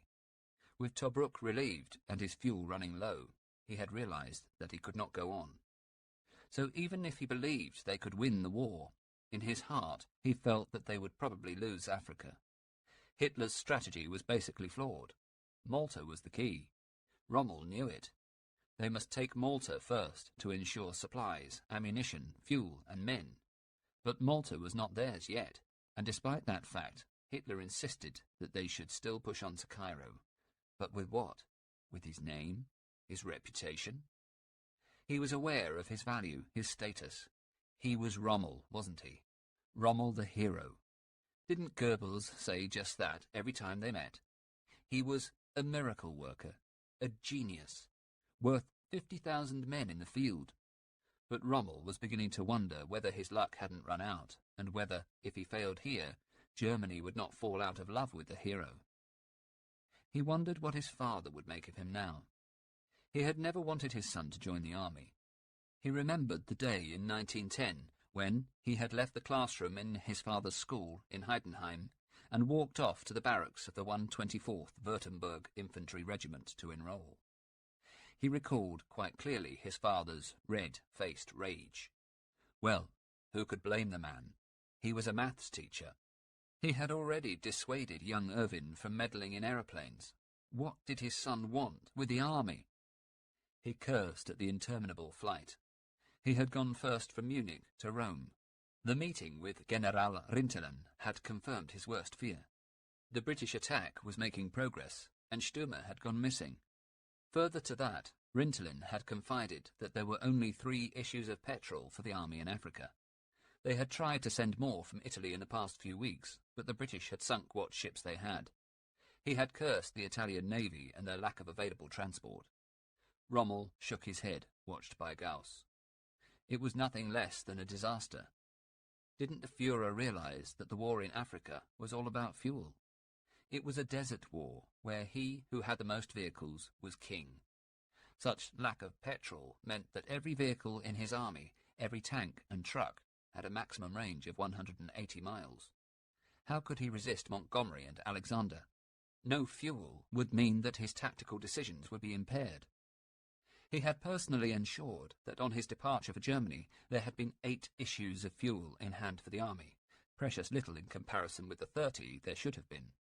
But 3? Good God! He knew that to fight effectively, the army would need 1 issue of petrol for each day of battle. Without that, you could only sit where you were like some cripple, allowing the enemy free range. They were, in effect, not equipped to fight any longer than 3 days, and so far the battle had been raging for 2 days. It was nearing dusk now. Rommel peered down again at the ground below and recognized landmarks. So, Gauss, what first? We land and then what? To the front? Yes? Or have I some other duties? Remind me. I'm sorry, Feldmarschall. We have promised that you would find time to award the German Cross to Colonel Bayerlein. It's protocol, sir. Of course. Protocol. Bayerlein deserves it, too. Then what? Then we rejoin the army, sir. Your caravan has been kept locked, as you instructed. Rommel gazed out of the window. How do you like the desert, Gauss? Better than Belgium or the Russian front? It must be better than Russia, Herr Feldmarschall. It stands to reason, sir.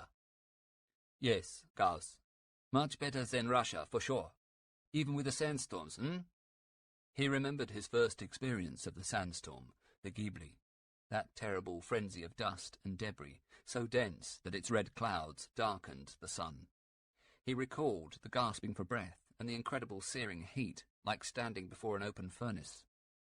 That, of course, had been in the glory days, the spring of 1941, when he had gone against orders from Berlin that had told him to halt, and carried on, chasing the fleeing British out of Benghazi. He recalled how he had driven himself into the abandoned base at Mekelle, and, walking through a column of abandoned British vehicles, had reached into one of the cabs, and quite by chance found a pair of Perspex sand goggles with an elastic strap. They were the latest thing, and hardly worn. He had attached them to his cap, and there they now sat on its peak, as they had ever since that day. His trademark. The men liked such individual touches. He remembered turning to his aide, the affable Lieutenant Schmidt. "They're just booty, Schmidt. What do you think? Even we great generals are allowed a little booty, eh? Huh?" Charisma. That was what it was all about. It was all very well being a good tactician. He had told Schmidt that too. If you really want to be a leader of men, then charisma is vital. And Rommel knew that he had charisma, in spades. Even the British respected him. The Desert Fox, they called him now, had done since the race to Tobruk, and how quickly his own men had taken it up. Der Wustenfox. It suited him. The little animal was an expert at fast manoeuvre and concealment, and speed was Rommel's trademark, along with the ability to vanish like a ghost. And that was what they had christened his Panzer Division in 1940, when he had charged into France, unseen and invincible. He was proud of his reputation. Well, it had been hard won, although he was well aware that there were those in Berlin who despised him for it. Wilhelm Keidel, for instance, the great field marshal, who he knew resented his individual style, and Franz Halder, Hitler's ultra-conservative chief of the General Staff. Rommel knew Halder had poisoned the Führer's mind against him. How could they ever win the war with such idiots in command, content to sit on their own arses and lick the Führer's? It had not done Halder any good. Hadn't he beaten off the British attack at Halfaya Pass? Hitler had promoted him and given him 2 new limousines. He had taken to Hitler on their first meeting, late in the summer of 1936, when he had been personally chosen to command the escort party for the Führer at the Nuremberg rally. He had managed to control the crowd of hangers-on with conspicuous determination, and Hitler had sent for him afterwards. They took to each other instantly.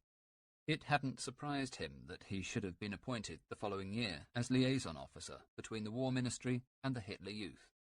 But to be the Führer's headquarters commandant during the invasion of Poland had been the greatest honour. Rommel admired the Führer's hatred of the old Germany's elitist class system. Both of them had come from relatively humble origins. Both of them had done well. And then, after Tobruk had fallen in June, the ultimate accolade, Field Marshal. Lucy had cried down the telephone when he had told her. She had heard him too, speaking on Greater German radio, heard the words which came back to haunt him now. "Soldiers of the Panzer Army Africa, a great battle has been won.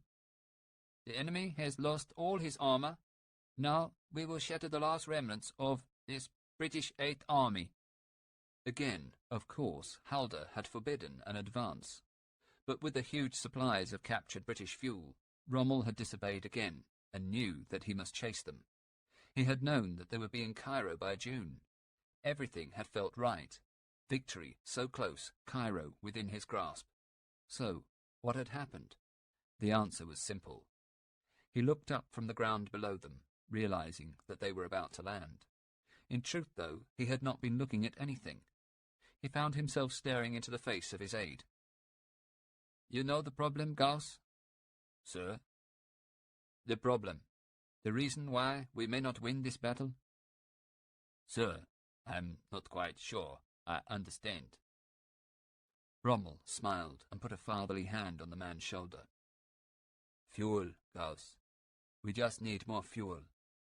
Without fuel for the Panzers, this damned desert is just going to swallow us up. Without more fuel, Gauss, we might as well all go home." Chapter 21. 9 p.m. Point 115, Ringler. After 2 hours, there was still no news from Lieutenant Bauer up on the hill. Ringler was concerned. He had promised to get the answer down to him as soon as it came through. In that time, the shell fire from the enemy guns had increased, and Ringler was feeling very uncomfortable. At least, with the twilight which bathed the desert in a strange violet light, visibility was reduced, and so the British gunners were having problems with their aiming. He turned to one of the men with him in the foxhole. "Lance Corporal Carter." "Sir." "Take a run up to the OP and see what's holding up Lieutenant Bauer. We need that reply from HQ." Carter leapt the sandbag wall and began to run up the slope. As Ringler had known they would, the British machine guns opened up on him, again kicking up spurts where they hit the sand around him, and the lieutenant watched with concern as the man neared the top. But Carter jumped clear and disappeared behind the dune. Ringler breathed a sigh of relief and was equally pleased when the private's head and torso appeared above the skyline. Carter was waving his arms excitedly, but in the twilight it was hard to make out what he was trying to indicate. Within a few minutes, though, Carter was back with them in the foxhole. He was out of breath. "Sir, the OP's taken a direct hit. What casualties?" "Only the driver of the assault guns left alive." "Lieutenant Bauer?" "Dead. Killed by a piece of shrapnel in the head." "The others?" Carter looked grim. "Nothing left of them, sir. Just fragments." "What about the radio?" "Kaput, Lieutenant." "Did our report get through to division?" "The driver thought that it did." Ringler said nothing, and together they all waited. The evening began to grow darker, and Ringler wondered that even if the message had got through, just how quickly HQ might be able to send them fresh supplies. He had an idea. "All right, I need 5 men, a recce party. We need to know whether there's anything worth salvaging over there by the burnt-out tanks." Slowly, one of the men stood up. "I'll go, sir." Then another. "And me, sir." Soon he had assembled his 5 men, led by Fiedler. "You know the drill. Anything worth bringing back. Food, ammo, guns, water, anything." They nodded, and slowly began to make their way out of the system of foxholes and stumbled through the twilight down the slope towards the wrecked tanks. Ringler lost sight of them and waited. The minutes passed. Ringler gazed out into the darkening evening. Shots. From the direction of the tanks. A few minutes later, he heard approaching runners. Seconds later, 4 men tumbled into the foxhole. As 3 of them lay panting on the floor, Fiedler got up and made his report. "We were just about to turn around and come back, sir, when we heard a noise. We were being shot at, in the open, sir, with the horizon behind us. We had to get away. Kranzhaber was hit, sir. He's dead, I'm sure. We couldn't bring him back with us, or we'd all have had it." "Did you fire back?" "Yes, sir. We must have hit one of them. We heard a scream." He paused. "Don't worry. We'll still get Kranzhaber, Lieutenant." Ringler said nothing and tried to think, but seconds later there was a scream. Faint and shrill and barely audible, it split the evening and came from the site of the wrecked tanks. As they listened, the screams became louder. Ringler looked at Fiedler and nodded. Then, with the lieutenant leading, the corporal and the 3 men who had just returned with him climbed out of the foxhole and began to walk back down the slope. As they neared the wreckage, the screams stopped abruptly. Then there was a different sound. A man crying. Ringler listened. It was, he thought, not unlike the noise made by a dying animal. It brought him back to the woods around his home in the lower Rhineland. Hunting country. The noise was more plangent now, and he could not help thinking of the first deer he had shot, the wounded animal dying in agony, and the huntsman telling him off for missing the heart. Then he saw them, the bodies directly in front of them. They were lying quite close together. Kranzhaber was dead. That was obvious. He was lying on his back, and his cap had slipped off his head at a comical angle which was now grotesque. What made his pose all the more poignant was that his arms were folded flat behind his head, like a sleeping child. There was another body. The Englishman had crawled towards Kranzhaber. His blood-stained hands were yearningly close to the German's body. Ringler could see the trail of blood left by them as the man had pulled himself closer and closer to Kranzhaber. He was a young man with a shock of red hair. His untouched face seemed peaceful in death. Ringler tried to piece together his last moments, and arrived at the conclusion that he had simply wanted to be close to someone at the moment of his death. But instead, all that the young Englishman had found was another corpse. How senseless it all was. He looked at Fiedler. "We should dig." And so they dug a grave, deep and wide enough for Kranzhauber. They hacked and dug into the rock and sand, oblivious to the fact that at any moment a British machine gun might mow them all down. A deep, wide grave. Deep enough for Kranzhauber, and deep enough for the Englishman. When they had finished, they all stood for a moment and rested. Then they lifted the two corpses into the grave. They took care and put Kranzhauber's weapon in with him. Then they filled up the space with sand and stones. When the bodies were covered, they placed a cap and the helmet on top of the graves. 2 more bereaved mothers, he thought. 2 women waiting in vain for news of their sons. 2 more families destroyed by this senseless war. Of course, he could not say as much to any of the men, nor even to his fellow officers, but at this moment that was exactly what it seemed. And there they were, 2 men brought together by the war that had killed them, and buried in a common grave. Together they moved quickly and silently back up to the position. Ringler was drained, exhausted, burnt out. Fiedler turned to him. "Sorry, sir. Orders from battalion, sent by Rana. We have to go back through the minefield at once. Abandon the position." Ringler said nothing. Then, "Fine, Fiedler. Get the men on their feet. Let's go." Fiedler smiled at him. "Sir, have you seen them? Most of them are exhausted and asleep. I don't know how I can rouse them." From his side, Ringler heard heavy breathing. Carter and Feuerkogel were sleeping deeply, the former's head nestled in the latter's shoulder. How could he wake them? Ringler felt suddenly energized. There was a new objective. He called the section and group leaders together, what was left of them. "Listen carefully. Our withdrawal must be swift and silent. The English must not realize that we are leaving here, or at least not until it's too late for them to act. We'll go in groups. Crawl over the edge of the dune, and then through the minefield. Assemble at the other side." He turned to Muller, the one who had broken down under fire. Remarkably, since then, the man had been composed. "Muller, you go with the first group. Take my car to the OP and gather up the dead. We'll carry the wounded and anyone who can't walk on the assault gun carriage. Fiedler, you and I will go last and spike the gun." He turned to one of the sleeping men and prodded him. No response. He tried again and was met with abuse. They were sleeping the sleep of the dead. It took a full 15 minutes to rouse the survivors. At first, Ringler shook them, but they made no response, and it was only by beating them repeatedly with their fists that he and the 4 men of the scouting party finally managed to get their comrades on their feet. One by one, they began to crawl away from the position, back up the hill. In silence, Ringler signalled to those men who were most awake and fit that they would have to move the undamaged anti-tank gun from its position in the side of the dunes. Then he, Fiedler, and 3 of the others got their shoulders beneath its chassis. He felt the metal warm against his shirt, took the strain, and began to push. It moved by inches. One of the men fell away panting for breath. Ringler signalled for more help, and another man appeared in his place. Eventually, after another 20 minutes, they got it to the crest of the dune and pushed. The gun tumbled down the other side into the soft sand. The men who had been pushing it followed, and lay on the ground, gasping with the effort.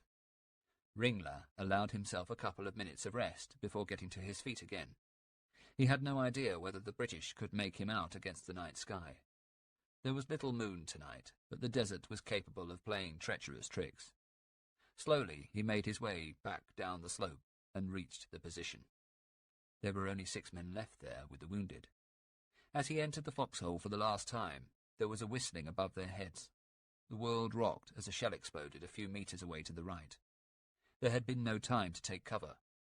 Lucas, one of the anti-tank gunners, screamed in agony. Ringler spoke quietly. "Any more been hit?" There was a murmuring. He looked across the foxhole and saw that one man, Carter, was not moving. He crawled across the floor and looked down at his face. It was ashen white, and beneath his forage cap a pool of dark blood was seeping slowly. Ringler carefully lifted off the cap and saw that a shell splinter had neatly sliced off the back of his head. It was clear, though, from his eyes that the poor devil was still alive. He moaned and looked at the lieutenant full in the face. Ringler whispered, "Does it hurt, Carter?" The man said nothing, but shook his head. Thank God, thought Ringler. He knows nothing of it. Soon he'll be dead. He wondered again whether the British had noticed the activity in the post, or whether it had just been a random salvo. If they were to attack now, he and his men would be helpless. He wondered whether they should surrender or fight on to the end. Silly to think about that. There was still time to get away, wasn't there? He turned to Fiedler. "Put an explosive charge down the barrel of that gun, will you? Then, with a bit of luck, we'll all get away." Chapter 22. 9:30 p.m. The start line, Kidney Ridge, Samwell. It was 9:30, and still they had not moved. For the last 5 hours they had lain in the shell holes listening to the incessant bombardment. The midday briefing had suggested that they would go in at 1600 hours. "It is clear that our position is precarious as long as our left flank remains open. The reserve company will walk across the gap and take the objective of the unit, which should be to your left. The intention is to bottle up any enemy in the gap and try to find that damned unit." It had sounded so urgent, imperative, so why, he wondered, were they still waiting here? Naturally, Samwell had had a rocket for his folly on the first night's assault. How, he wondered, had he not had the sense to send men after the running Italians in those trenches? Apparently, they had simply run back after he and his men had passed, and shot up the reserve companies and battalion HQ who were coming behind. He still did not know how many lives, how many wounded his inaction had cost the battalion, nor did he particularly want to find out. Certainly the loss of officers had been horrendous. His 2 original forward companies now had only 2 officers between them, himself and a captain who had been transferred from the right reserve company. And Samwell knew that that company had only its CO and 1 subaltern left. Number 4 company had been dispersed to fill holes in the others, and the remainder of the company, which had been detailed to follow up with the tanks, had not been seen for 10 hours. In all, the total strength of the rifle companies was not more than 150 of all ranks. Sitting in the shell holes, they had been amused to see tanks come up in the afternoon and move forward to a rise in the ground. They had lined up as if they were on a review at Aldershot, and then had been hit by enemy fire, one after the other, like ducks in a fairground shooting gallery. It was about as depressing and demoralizing a spectacle as they could have witnessed, and he hoped that it had not had too bad an effect on the men. Thankfully, at 9 p.m, some rum came up prior to the attack, and Samwell thought of the First War and the way it had been. Officers had died then, too, in droves. His father, of course, had been spared, but he could not help but think that if this was Montgomery's great new modern plan of attack, how exactly did it differ from that employed in the Somme in 1916? The rum was not enough. The men did not get their regulation tablespoon swig each, and they were obviously disgruntled. Naturally, the NCOs and officers declined theirs, and Samwell wished that his whiskey bottle still contained something more than water. They moved up to the start line, a long trench, but quite shallow. Again he thought of the Western Front, of his father. It occurred to him that it was cruel for 2 generations to have to undergo this ordeal. The 2 missing platoons had come up now, and the reserves left to rejoin their original company. Samwell did a quick head count.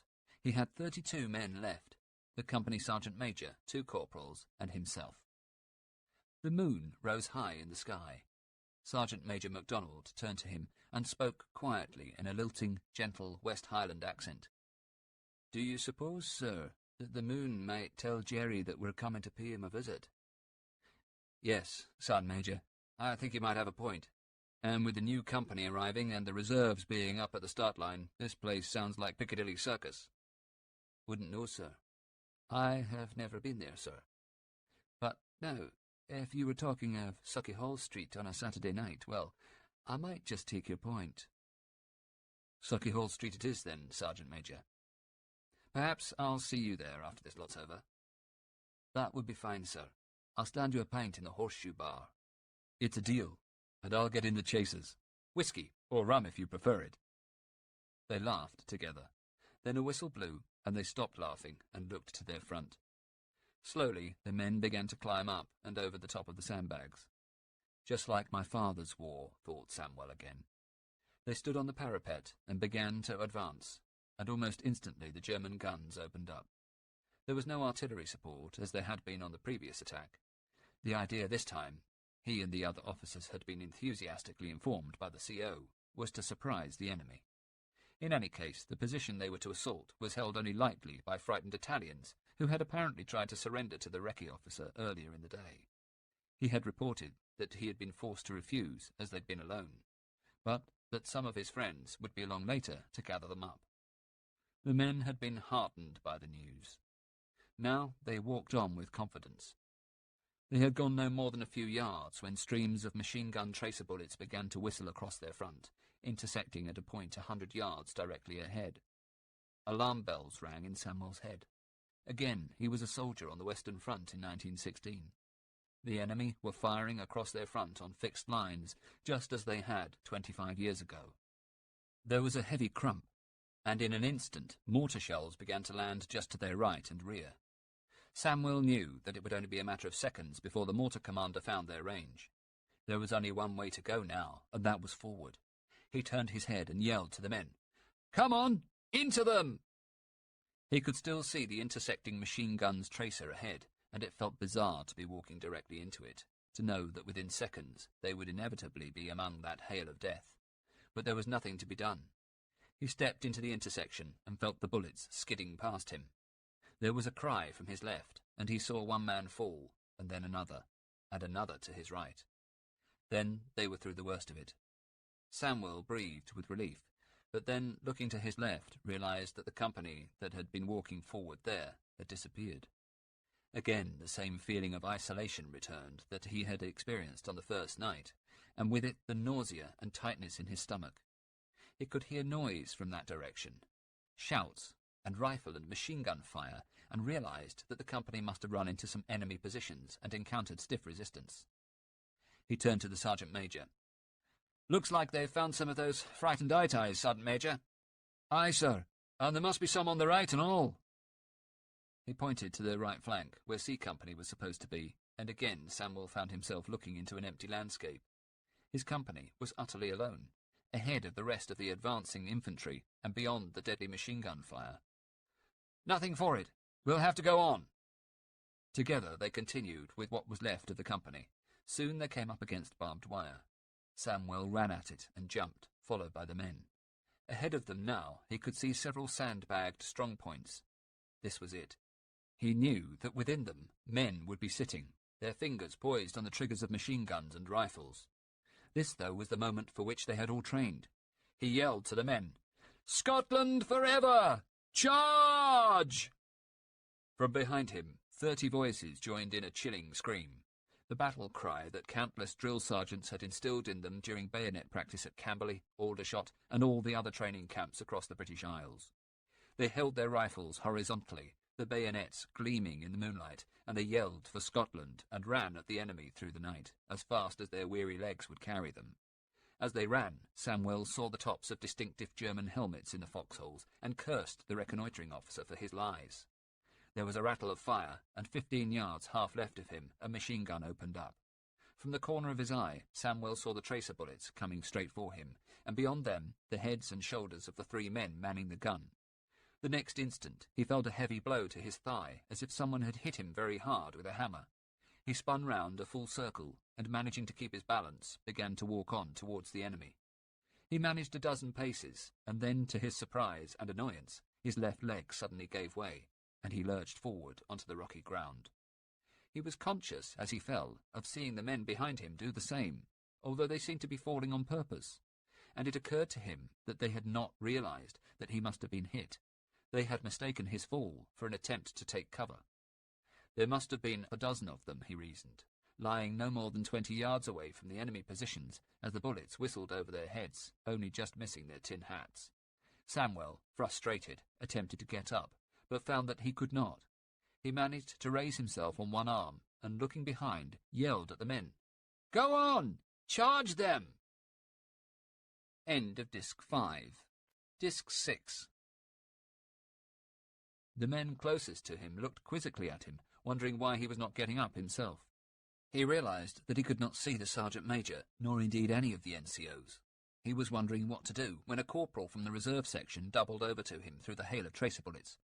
"Sir, what's happening? What should we do?" Samuel yelled at him. "Get in there, for God's sake! Get the buggers in there! Take that bloody position!" At that moment, the company sergeant major arrived. Samuel was just about to repeat the orders to him when he pointed to the German lines. "Look, sir!" The enemy was shouting to them, and without waiting for a reply, they stood up in their trench and put their hands up. Instantly, the men who had been lying behind Samuel jumped to their feet and rushed the position. Using every ounce of his strength, he managed to pull himself half up and dragged himself after them. He managed to draw level with the machine-gun post, the one that had opened fire on him. He turned towards it just at the moment that 3 Germans jumped out of it and ran off back towards their lines. Realizing that he was still holding his pistol, he aimed at their backs and fired off 4 rounds. One of them fell forward onto his face, and Samuel felt a frisson of satisfaction, tinged with nausea, after sinking back down to the ground. There was a shout of triumph, and he knew that they had taken the position, and moments later he was being picked up by 2 of his men. They carried him into the German trench and laid him on a bunk in a dugout. The place was full of British wounded, and in the heat the stench of sweat, ordure, blood, and broken flesh was already terrible. He shivered and pulled the blanket on which he was lying closer to him.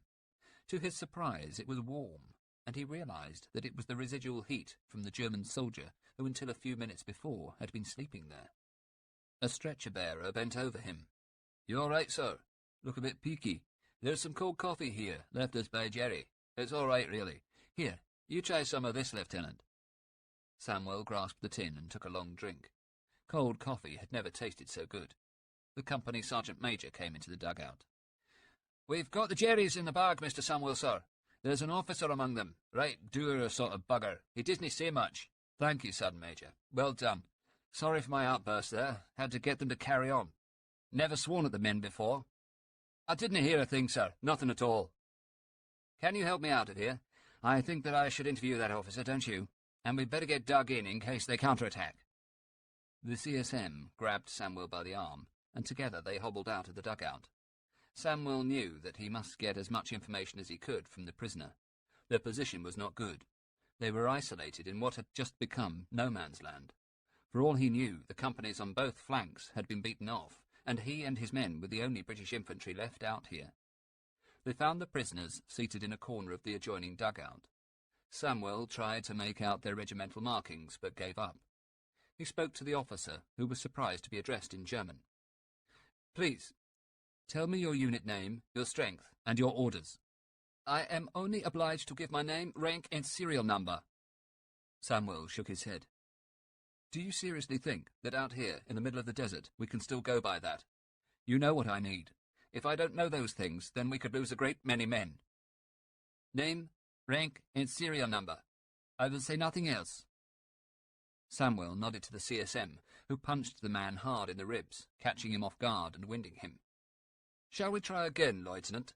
I haven't got much time. My men are in danger. What is your unit?" The German stared at him. "I protest. This is barbaric. These are not the rules of war." "I'm sorry.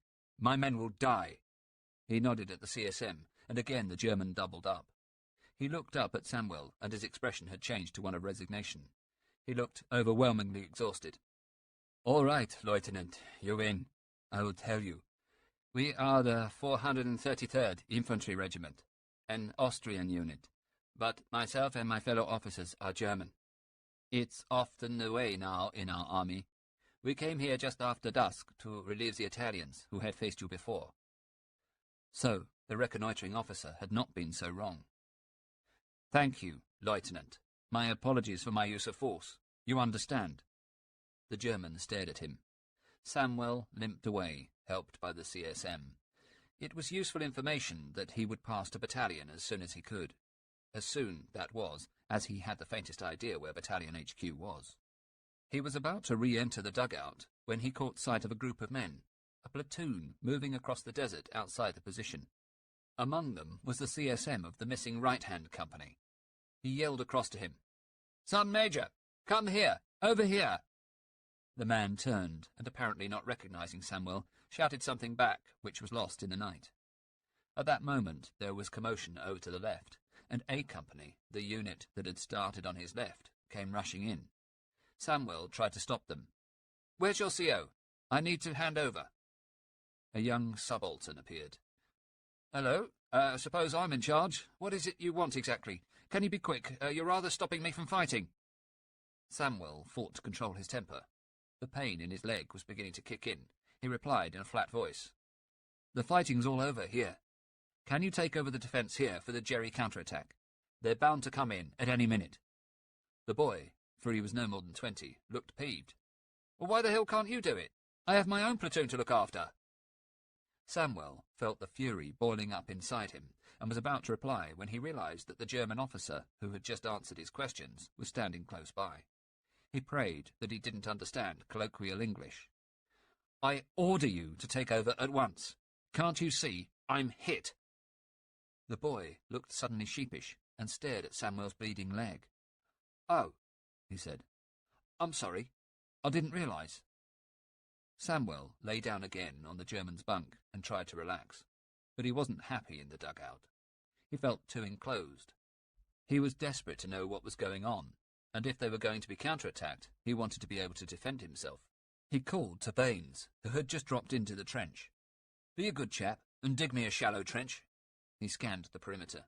"Over there should be fine, on that slight rise." The man set to work, and in a short time reported back. Samuel stumbled across to the trench and found not the shallow dip he had asked for, but a more substantial earthwork. Baines was smiling broadly. "Took 3 of us, sir. Reckon you'll be safe in there." "Thank you, Baines. Much appreciated." Samuel sent him off to find a weapon, and after a few minutes he reappeared with a Bren gun. Samuel smiled. "Couldn't you find anything smaller, Baines?" "No, sir. Sorry, sir. I was to tell you that the company commander of A Company, Captain McAllister, is organising an all-round defence, and that there's no need to worry. But I thought I'd bring you the Bren anyway." Samuel crawled into his hole, and setting up the Bren, fired a few rounds at the sky to clear the barrel.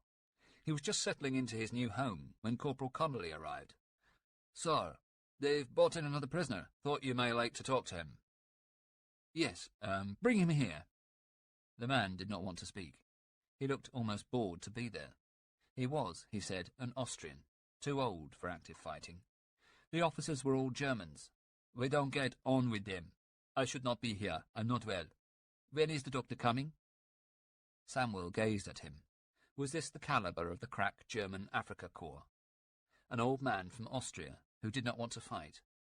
It occurred to Samuel that their original plan had been for Battalion HQ to move forward following on from the attack.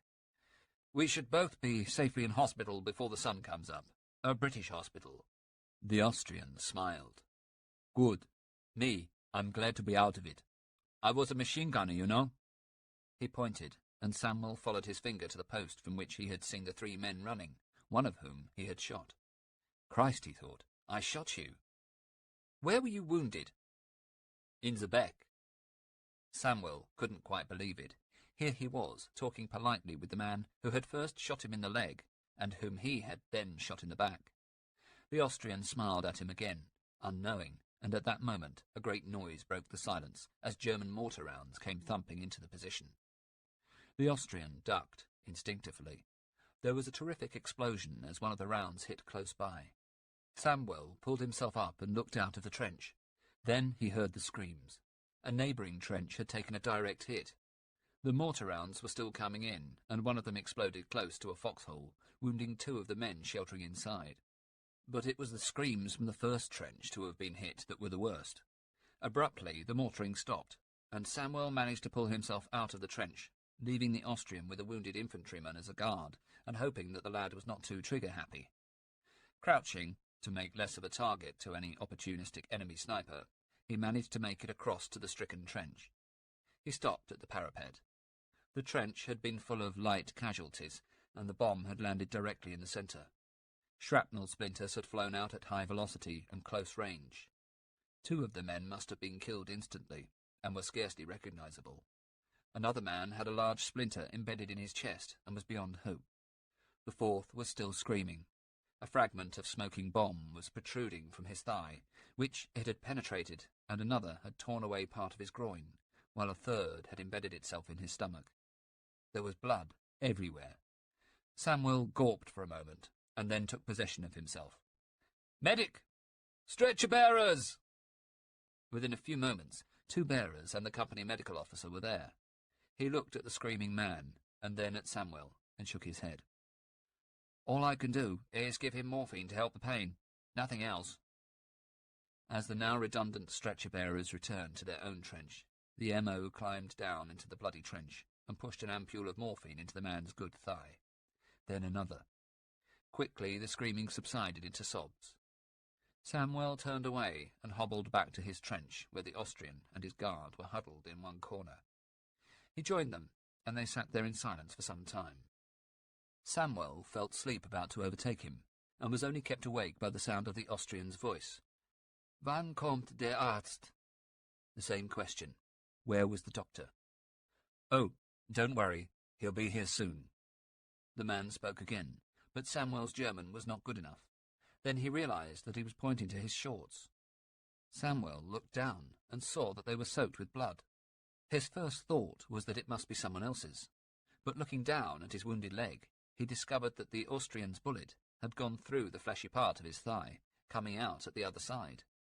It looked as though, when the stretcher-bearer had bandaged him, he had placed the field dressing not on the exit wound, where he was bleeding, but over the entry wound. The Austrian made a sign to him and said in German, "I can do it." Samuel nodded, and with some difficulty, because of his own wound, the man removed Samuel's bandage and replaced it with his own clean and unused field dressing. Samuel watched him work, feeling all the time guilty for having spoken to him abruptly, and even more so for having shot him. The man finished. Samuel spoke in German. "Thank you. Can I help you now?" The man nodded, and carefully Samuel examined the wound he had caused. He had hit the man directly between the shoulder blades, and it looked as if the bullet was still in there. He could also see that it had stopped bleeding, and he knew that that was probably not good. There was little he could do. Samuel gave the man his haversack as a pillow, and he thanked him to the point of embarrassment. He tried to restart their conversation and asked in his best German, "Are you married?" The Austrian fumbled inside his tunic pocket and produced a family photograph. Samuel studied it. His wife, his Hausfrau, looked typically Austrian, with plaited blonde hair, a big smile, and an ample bosom. There were 3 children in the picture, a girl of 12, a boy of 10 dressed in the local costume of lederhosen, and a girl of 3, perhaps 4. Samuel spoke as he handed the photographs back. "They're lovely. Your wife is beautiful, and your children look very well." He decided to keep their banter going, thinking it would divert both of them from their situation. "What did you do before the war?"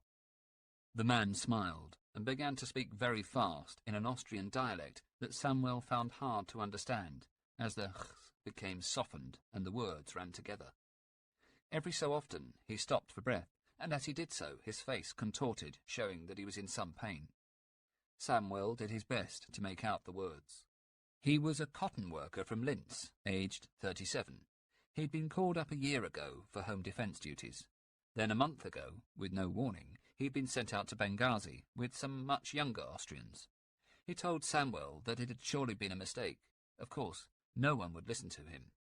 He had only come up to the front yesterday, and had been with the machine gunners just since the afternoon. He said that he'd never fired a machine gun before in his life. Samuel listened, fascinated, and made a mental note to get the information to HQ as soon as they got to the hospital. Elderly Austrian draftees in the front line. That really was news. The thought of hospital filled him with hope, and then despair. A wave of panic swept over him, that he might so easily be killed here before he was evacuated. He prayed that it would not happen, and diverted his mind back to the Austrian. "Do you ski?" "Yes, very well, since I was a child." "Where do you go?" "Near Salzburg, a place called Oberglau. It's very nice, very remote." "I ski in Scotland when I can. I've skied in the French Alps, before all this." Samuel desperately sought after other topics. "I've been to Linz, once, We spent one night there on our honeymoon while we were motoring to Vienna. I thought it a little dull. Do forgive me for saying so." The man did not seem to understand, and Samuel presumed that his German was not, after all, that good. He was just trying to think of another subject when he realized that the man had fallen asleep. Thank God, he thought, and suddenly felt very tired himself. His dreams were filled with horror. He was at home, but being hit on the thigh by someone else. His hands were tied. And then he was in the desert on a route march, and he had fallen out to take a piss. He tried to run to catch up with the company, but his legs were as heavy as lead. He became terrified of being alone, and then a huge scorpion appeared on his thigh, stabbing it with its poisoned tail. He had a raging thirst and an empty water bottle, and then he was back in Stirling in the family bathroom, and his wife was running a cold bath.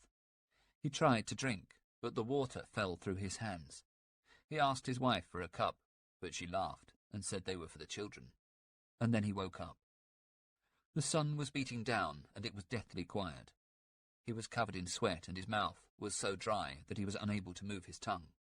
He reached for his water bottle and realized it was in his haversack under the Austrian's head.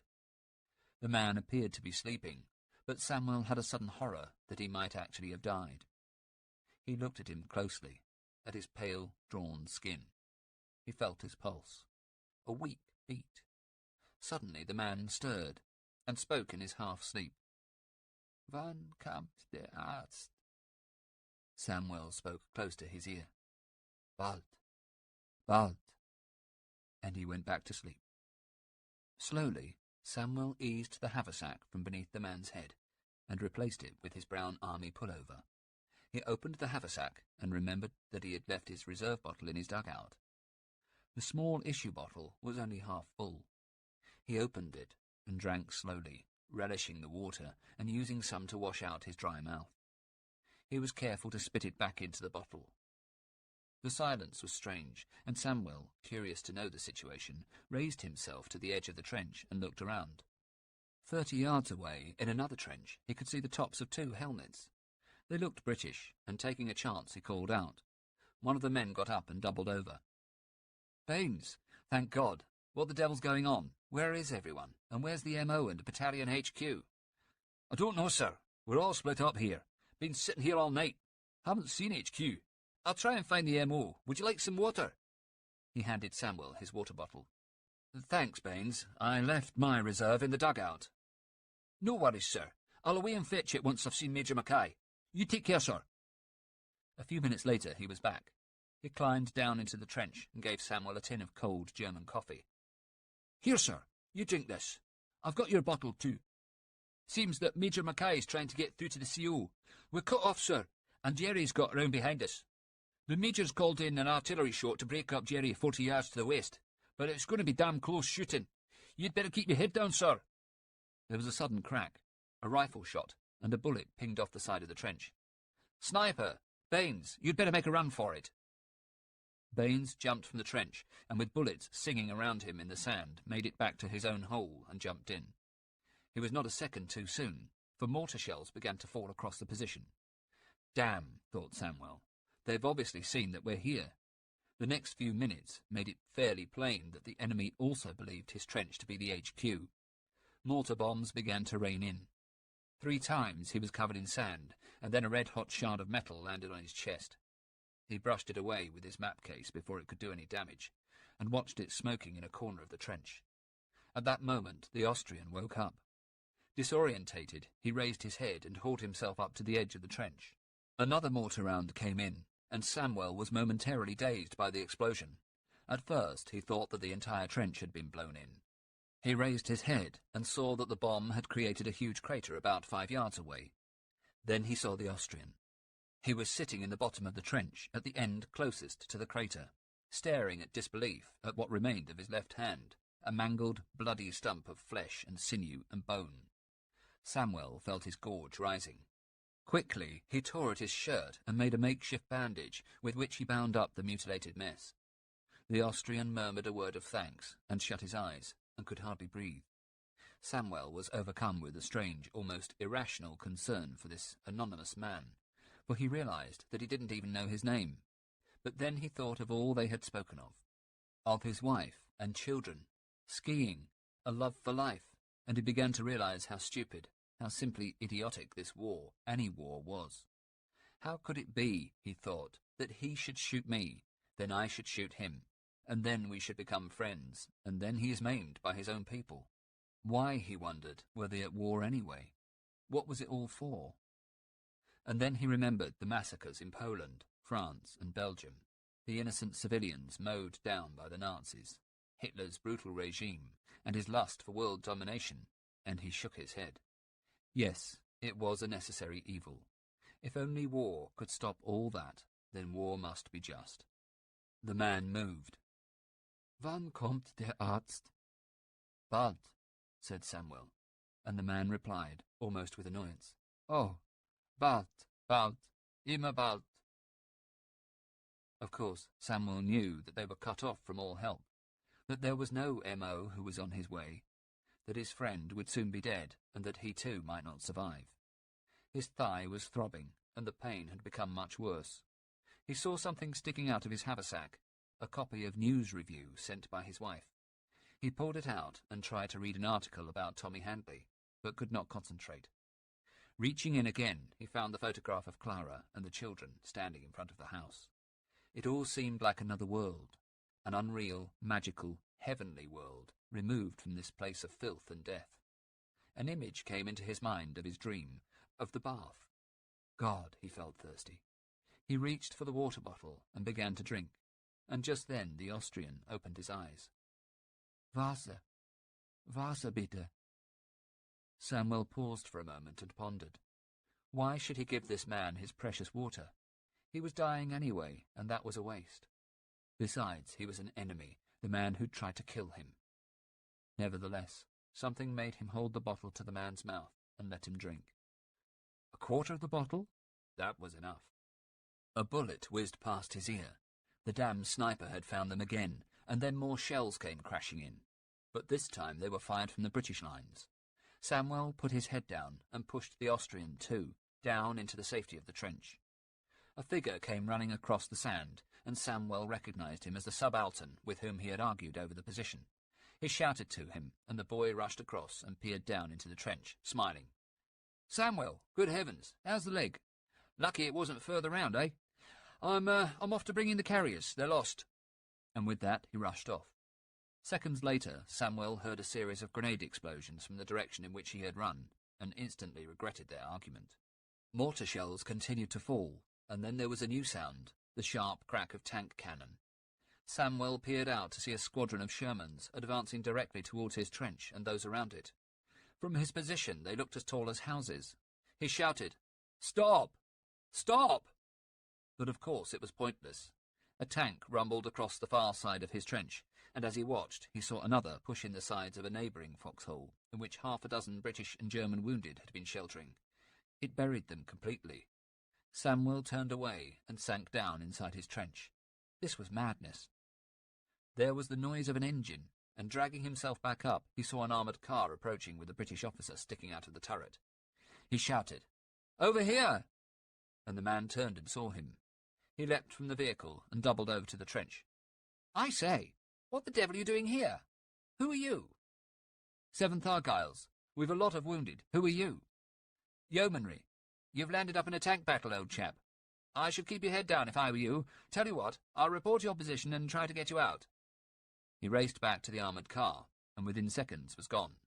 Samuel wondered whether he would ever see him again, and if he would keep his promise.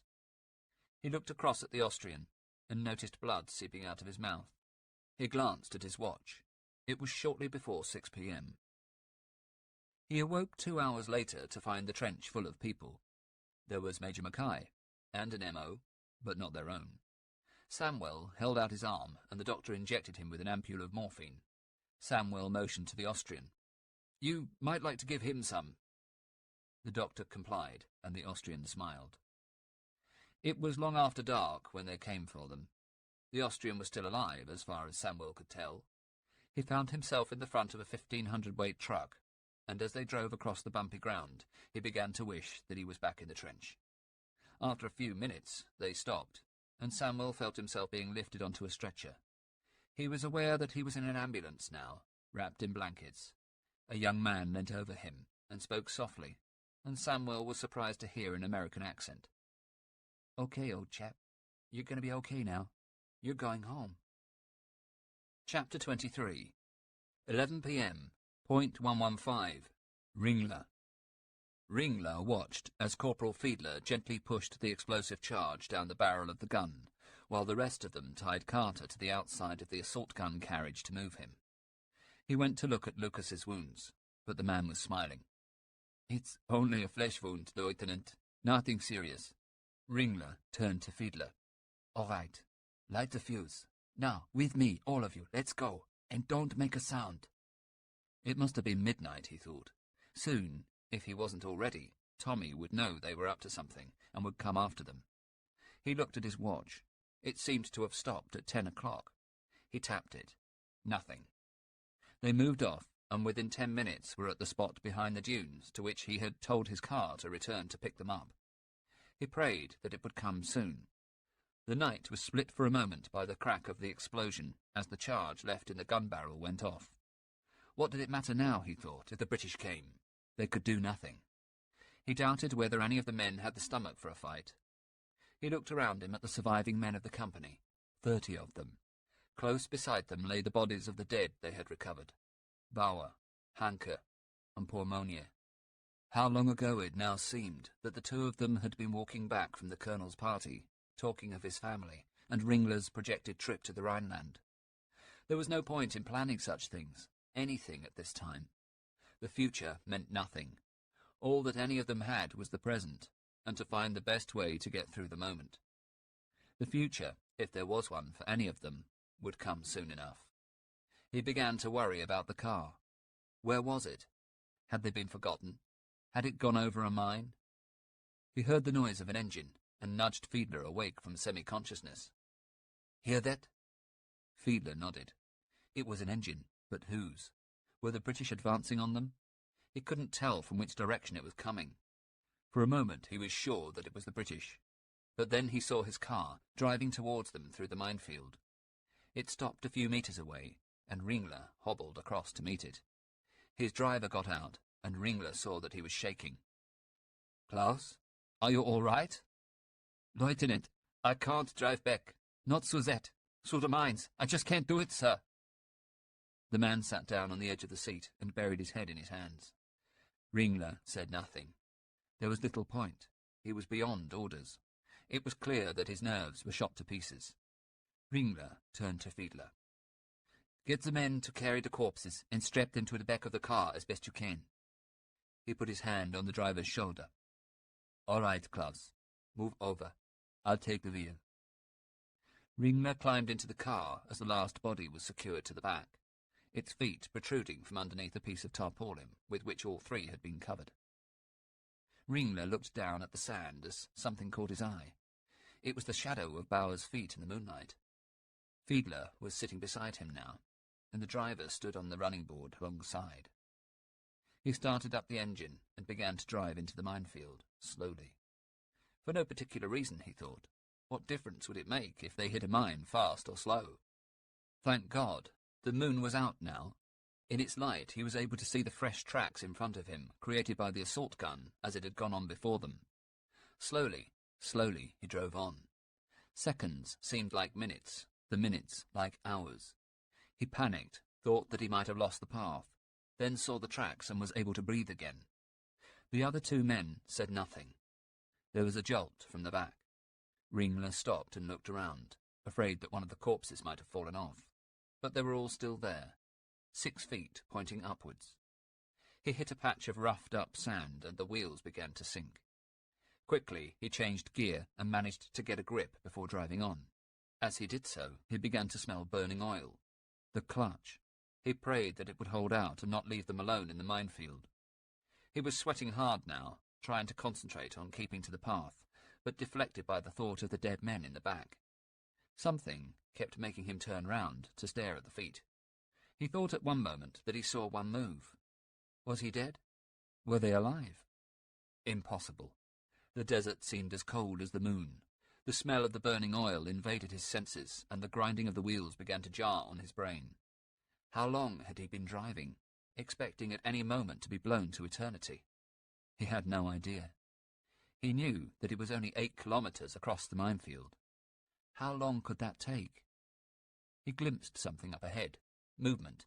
A vehicle. Men. He turned to Fiedler. "What's that?" The sergeant peered into the night. "I don't know, sir. Can't see. Wait. I see men. Vehicles." The driver spoke. "It's the company, sir. We're through." Ringler slammed his foot hard on the brake, and his hands dropped from the steering wheel. His forearms felt like lead weights, his head incredibly heavy, his senses clouded. He pulled himself out of the seat and dropped to the ground, taking deep breaths, trying to speak. No words came. He tried again and again. Getting up, he began to walk around the car. He tried to call to Fiedler, but found he couldn't shout. Only a feeble cawing came from his throat. He thumped at his chest, but still no sound. Giving up, Ringler looked around. There was no sign of the assault gun. Nearly 30 of his men in various states of exhaustion, and with a number of wounds still needing attention. He sat down on the hard, cold sand and looked around. He saw the 3 covered corpses in the car, and Fiedler in the front seat, fast asleep. There was the sound of approaching vehicles, and out of the early morning light came 3 jeeps. They pulled up just short of the half-track, and he looked on amazed as 3 smart, clean and rested drivers got out.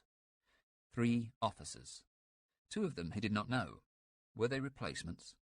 But there was Werner Adler, looking as neat as he had at the colonel's party. He went up to Ringler, smiling, and clapped him on the back. "Well, old boy, you've had a bit of a time of it."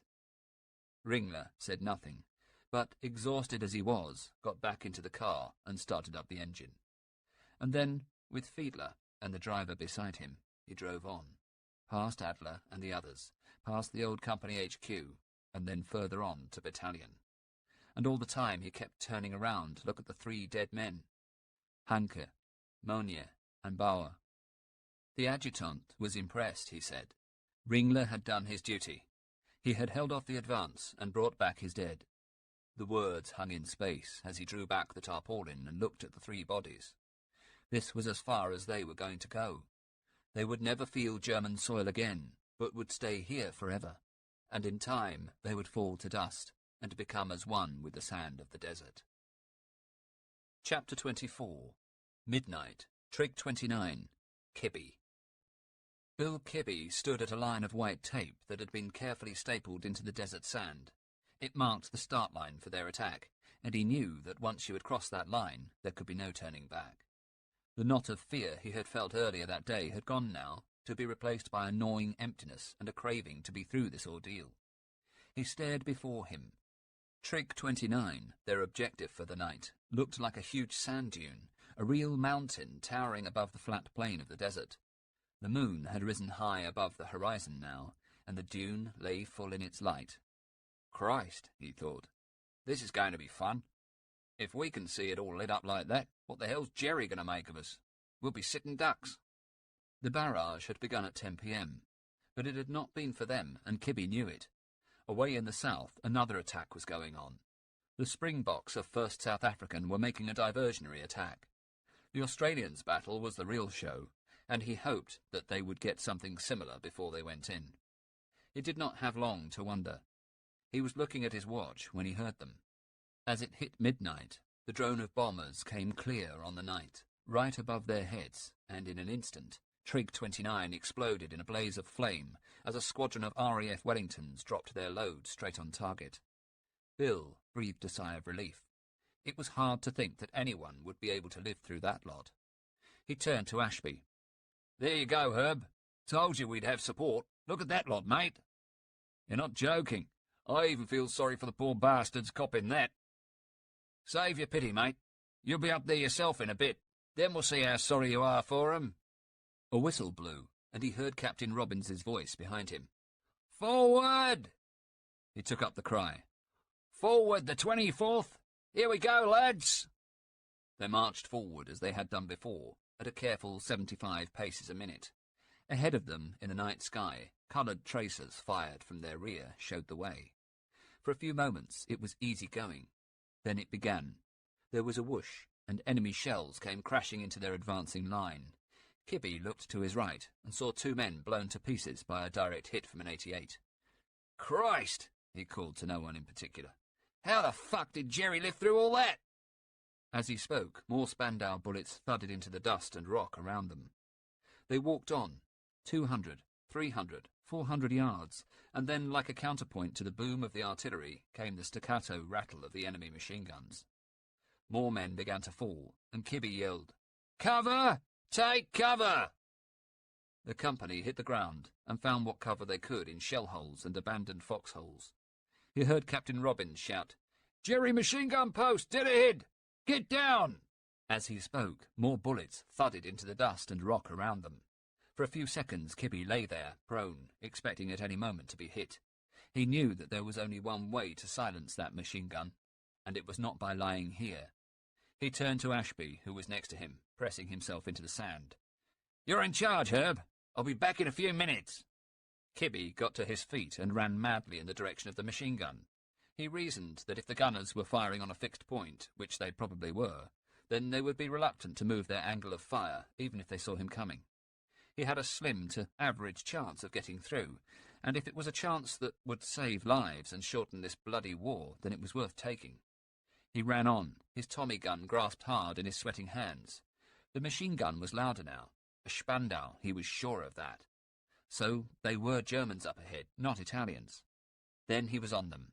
He saw them at the same time that they caught sight of him, a screaming madman in a bush hat, running at them from out of the darkness. Desperately, they tried to turn the gun. But Kibby was there already, spraying them with his weapon. He caught the loader straight in the face and another man in the chest, killing them both. 2 others were hit in the arm. The remaining 2 men put their hands above their heads and muttered something in German. Kibby kept the gun pointed at them and motioned them out of the trench before herding them back to the company. He saw Robbins. "Found this lot sitting in a funk hole, sir. Path's clear again." Robbins smiled at him and nodded. As one of the corporals led the prisoners to the rear, Kibby rejoined his platoon and found Ashby grinning. "You bloody fool! I thought you'd gone nuts." "Well, someone had to do it. Come on, we'll be late for the party." Together they trudged on towards Trig 29, but after only a few more yards, bullets began to fill the air. Again they hit the ground. Kibby looked towards the direction of the fire. He could see the trench quite clearly in the moonlight this time. 3 flashes. 3 riflemen. A 4th. He knew what to do. He began to inch his way forward as the bullets hit the sand all around him. There was a cry from behind him as one of the men was hit. Kibby kept going until he was about 30 yards from the trench. Then, oblivious to the fire, he reached down to his belt and unhooked a Mills bomb.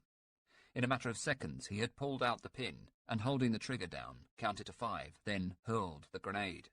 It landed in the trench, and for a dreadful instant he watched as the Germans panicked and tried to get out. But it was too late. The explosion killed 2 of them and wounded the others. Kibby and his platoon got to their feet and rushed forward, firing from the hip. This time there were no prisoners. As they advanced past the trench, however, he saw a dozen Germans with their hands on their heads, being escorted in by 18 platoon. Kibby called to a rifleman. "Your mob doing all right?" "Bonza, mate. We've taken a few prisoners, but there's loads of men hit. Lieutenant Johnston's bought it too." "Bloody shame. He was a real dinkum bloke." Kibby meant it too. Johnston had always been one of the finest officers in the company. Fair, easy-going, and not averse to putting himself in danger. Presumably now he had done that once too often. He walked on and found himself at a trench line recently vacated by the Germans. Captain Robbins was directly behind him.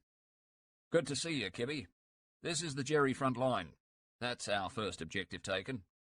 He turned to his runner. "Send the signal back to HQ. Captain Isaacson will want to know that he can bring his carriers through. Oh, and then run and tell them we've taken 38 prisoners. That'll make up for the other news." "Other news?" "Didn't you hear? We lost Johnston and Perry." "Both of them, sir?" Kibby shook his head. "Then you're the only officer left in the company." "Yes. Doesn't feel too good, that. Platoon sergeants have taken over. The runner fired the very pistol he kept for the purpose, and the flare lit the sky above them, the signal for initial success, which would launch stage 2 of the attack. Kibby knew that this meant Isaacson's Bren carriers, now laden with C Company, dashing hell for leather at the Jerry front line. Moments later, the artillery behind their lines started up again, plastering the position with shells. Sure enough, within a few minutes he heard the familiar roar of the V8 engines, and the Bren carriers roared towards them from the rear, 6 men to a vehicle, moving at 15 miles an hour. Kibby watched them go, and waited. 8 minutes later, the summit of Trig 29 resounded with the noises of a fierce firefight. Captain Robbins shouted to the company, "Forward, boys! We're needed up there!" And they began to advance again on the right of the line, directly towards Trig 29, with A Company on their left. They had gone a mere 5 or 6 yards, however, when all hell was let loose. 2 machine guns opened up on them, and at the same moment Kibby heard the dreaded crump of a field mortar. "Incoming! Mortars! Get down!" The company dropped to the sand, but the mortar round struck home, killing a corporal and wounding another man. Robbins's runner came crawling up to Kibby. "Bill, the comms cable's been cut. We're cut off from HQ. Do you have anyone who can fix it?" "Oh, I could do it. Used to be a dab hand with electrics." "I'll tell the captain. Thanks. It's about 20 metres to the left, rear." Kibby nudged Ashby. "Herb, I'm off back to fix the comms cable. You take 'em on, if you can, and keep low."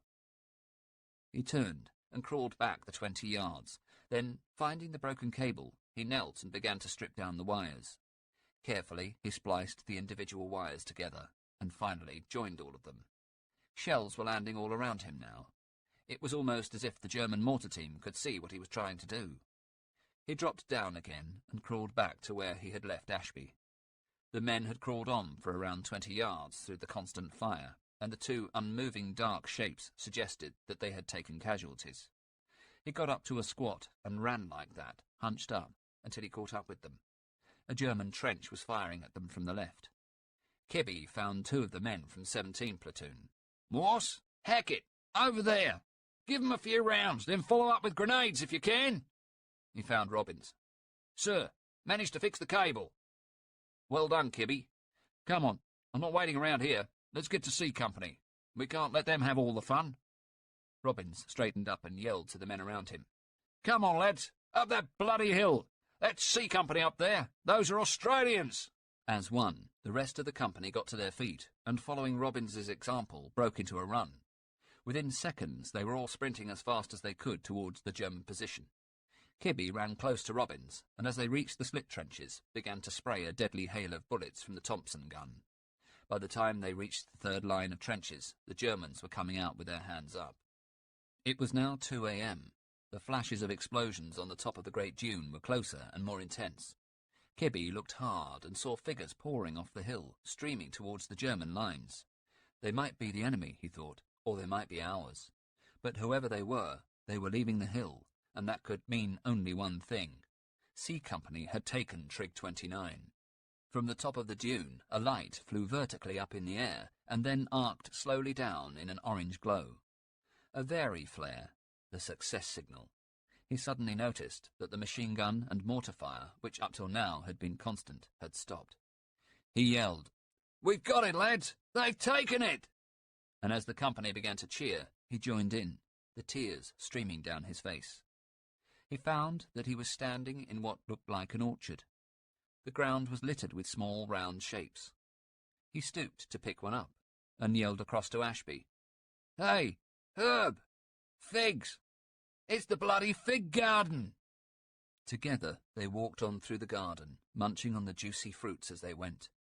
Here and there, a German corpse lay on the ground, but apart from that and the men of the platoon who came with them, there was no sign of life. Captain Robbins came up. "All right, Kibby, let's get dug in, and make 'em deep, men. They're sure to want us out of here. Want the bloody figs for themselves." The platoon unslung their equipment, and unfolding the entrenching tools, began to dig into the rocky soil, Kibby with them. They were still digging when the night was split by an explosion that rocked the very ground.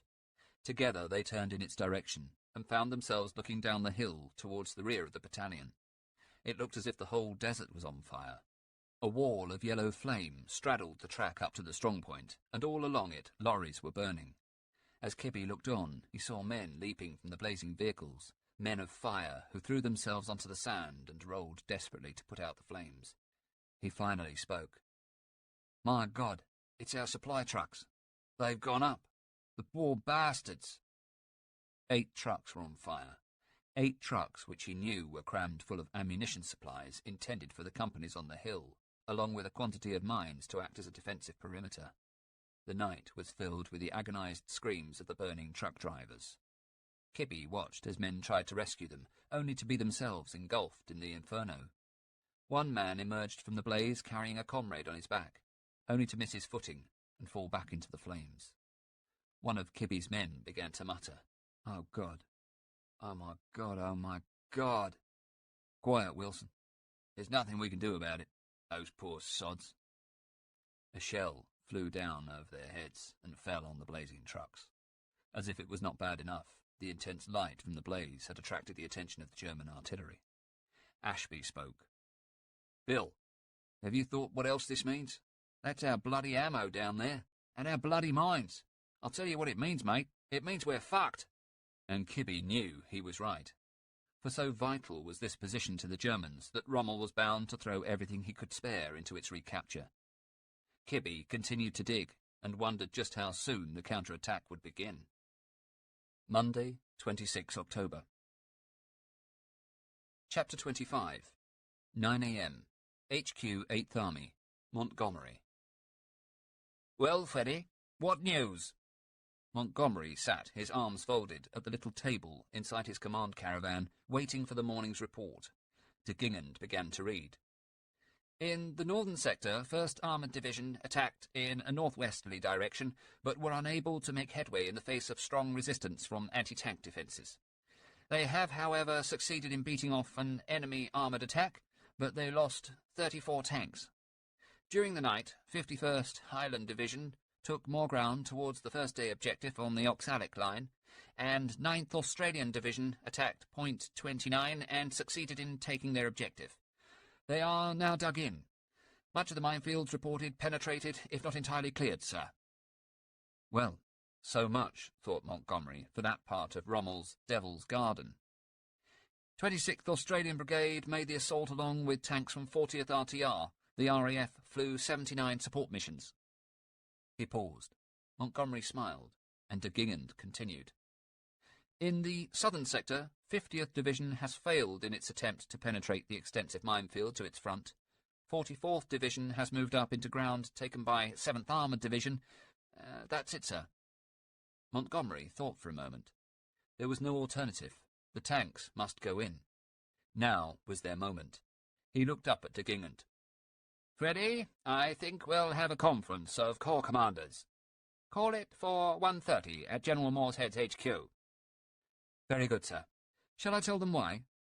"No, don't do that. They'll find out soon enough." "If I might be permitted to ask, sir, what are your intentions?" "The tanks, Freddy. We must use the tanks now. Give the infantry a rest. Allow the cavalry their moment of glory." He scanned the faces in the small group of his personal staff who stood with him around the map table outside his field caravan, and found Tom Poston. "Tom, would you take this down and issue it to all Corps Commanders? I want it to reach them shortly before I speak to them." His army was being bled dry. He had calculated on 10,000 casualties over his projected 12-day battle. Yet here they were on the 3rd day, and already his infantry had suffered 7,000 men killed, wounded, missing, and taken prisoner. He had to safeguard the infantry. They were the backbone of the army. How could he sacrifice them? And what, he wondered, would history say if he did? Would he be tarred with the same brush as the generals of the Great War? That could not be allowed to happen. Reputation was everything. Posterity. It could particularly not be allowed to happen again, as he had promised so many friends from those dreadful days to avenge their suffering. The Australians had done well in the night, and driven a wedge into the northernmost German defences. Rommel's defences now, for intelligence had briefed him that the Desert Fox had returned yesterday evening to resume command. Now, he thought, I have a proper fight on my hands. Tom, are you ready? Yes, sir. Quite ready. 30 Corps will carry out no major offensive operations until further notice. It is to defend the existing bridgehead and reconsolidate ready for the next time it will be called upon. 7th Armoured Division will henceforth conduct no offensive tasks. 10 Corps will go on to the offensive. It will make progress to the west and northwest from the Kidney Hill area. This will require 100% concentration, and defence of the bridgehead is no longer an issue. Have you got all that? Yes, sir. Good. Send it to all Corps commanders. Freddie, would you ask Brigadier Kirkman to come and see me forthwith? I want to know more about the artillery situation. He did not have to wait long for Kirkman, his chief artillery commander. As always, his key officers were concentrated around the central hub of the command caravan. Kirkman was as sanguine as ever. "As far as I can find out, we can continue with this battle for 10 days at the present rate, but we can't go on indefinitely, sir." "Oh, it's quite all right. Absolutely all right. Don't worry about ammunition. This battle will be over in a week's time. There'll really be no problem." "Very good, sir. Oh, there is just one more thing. It may be nothing in particular, but I thought that you might want to know that General Lumsden has not been keeping in touch with his Corps artillery chief. Can't understand it." Montgomery stiffened. Lumsden again. "Kirkman, will you be so kind, the next time you see Herbert Lumsden, to point out to him that he must keep his Corps artillery officer in the picture?" As Kirkman left the caravan, Montgomery reached for his diary and started to write in a small, energetic hand. "I have just discovered that Lumsden has been fighting his battle without having his CCRA with him. Lumsden is not a really high-class soldier." 6 hours later, the same book lay open at the same page, and Montgomery stood looking down at his words. Throughout the day, he had been haunted by the significance of Kirkman's parting shot. For most of the day, he had managed to keep himself away from the business of the battle in the monk's cell of his caravan. From time to time, he had sought inspiration in the Bible. Reports had come in, and he had responded where necessary. 329 tanks had been lost, or temporarily put out of action. 10 Corps already had 93 under repair, so his total of tanks fit for action stood at 900. This had been a time for calm reflection. Now, finally, he thought, was the moment to act. And so, for the second time in that day, he decided that something must change. He left the caravan and found Poston outside. "Tom, would you ask Generals Lees and Lumsden to join me soonest? Here. Now, if they wouldn't mind." Poston muttered a polite yes, and as he hurried off, mused on the commanding general's state of mind. He seemed uncharacteristically on edge and unusually nervous. Lees and Lumsden were not long in responding. Montgomery welcomed them outside the caravan with a smile.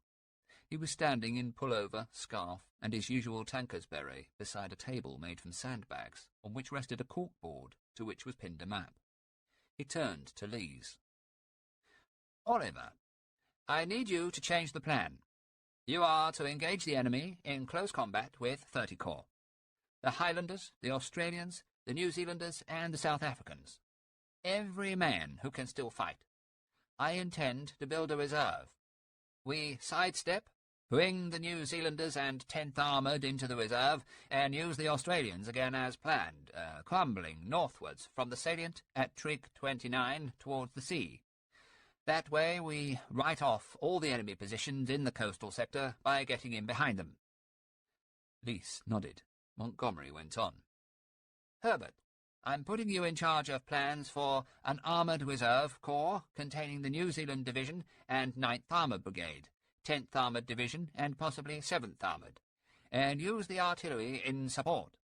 You will hand over command of 1st Armoured Division to General Lees." Lumsden nodded. "Sir." "And then, gentlemen, we shall have the force that we need to deliver the knockout blow. And then we shall carry the day." Chapter 26. 4 p.m. near Camel Pass, the Katara Depression. Ruspoli. For 2 days they had been waiting for this moment with dread. He had known that it would come. But the reality of it was more horrible than all his imaginings. Tanks. It seemed like hundreds of them, and for the last hour they had been advancing upon their position, and he and his men had been powerless to stop them. He had known, of course, that their guns, the little 47-32s, designed to be light enough to be dropped by plane, would have no effect on armor plate. The most they could hope for was that a lucky shot might set fire to the tank tracks. He had known all along that their guns were there for the men's morale. The only way for them to fight the tanks was in close combat. It was suicide, and they all knew it. Ruspoli had called together a meeting of his platoon and company commanders as soon as they had heard the tank's engines and felt the earth begin to tremble. He had spoken bluntly and without pretense, offering them the chance of an honourable surrender, knowing that all would refuse. And then he had shaken each of them by the hand and kissed them on both cheeks. Then they had taken their posts and waited. Shortly after the last engagement, they had moved a little to the south into new trenches, recently vacated by the Germans, which had been solidly built, with good walls and substantial sandbagged forestations. That at least was comforting. Beyond the main trench line, the Germans had put in a dozen equally strong foxhole positions, and in each of these Ruspoli had placed 2 of his best men. They would be the first line of defence against the tanks, and he prayed to the Blessed Virgin that they were ready. The British came on in the way they had expected, tanks and infantry advancing behind a barrage of artillery fire. Now, in the final moments before the infantry came into range of their machine guns and mortars, Ruspoli took one last look at the men directly to his left and right. Santini, of course, was lying to the rear in a new casualty bay, but the others were there, as it seemed they had always been. Martino, Bari, newly promoted Corporal Marozzi, Marcantonio, Spada, Frattini, Silvio, Rosso. Gola was in a mortar pit slightly to the rear with his men and his beloved mortars.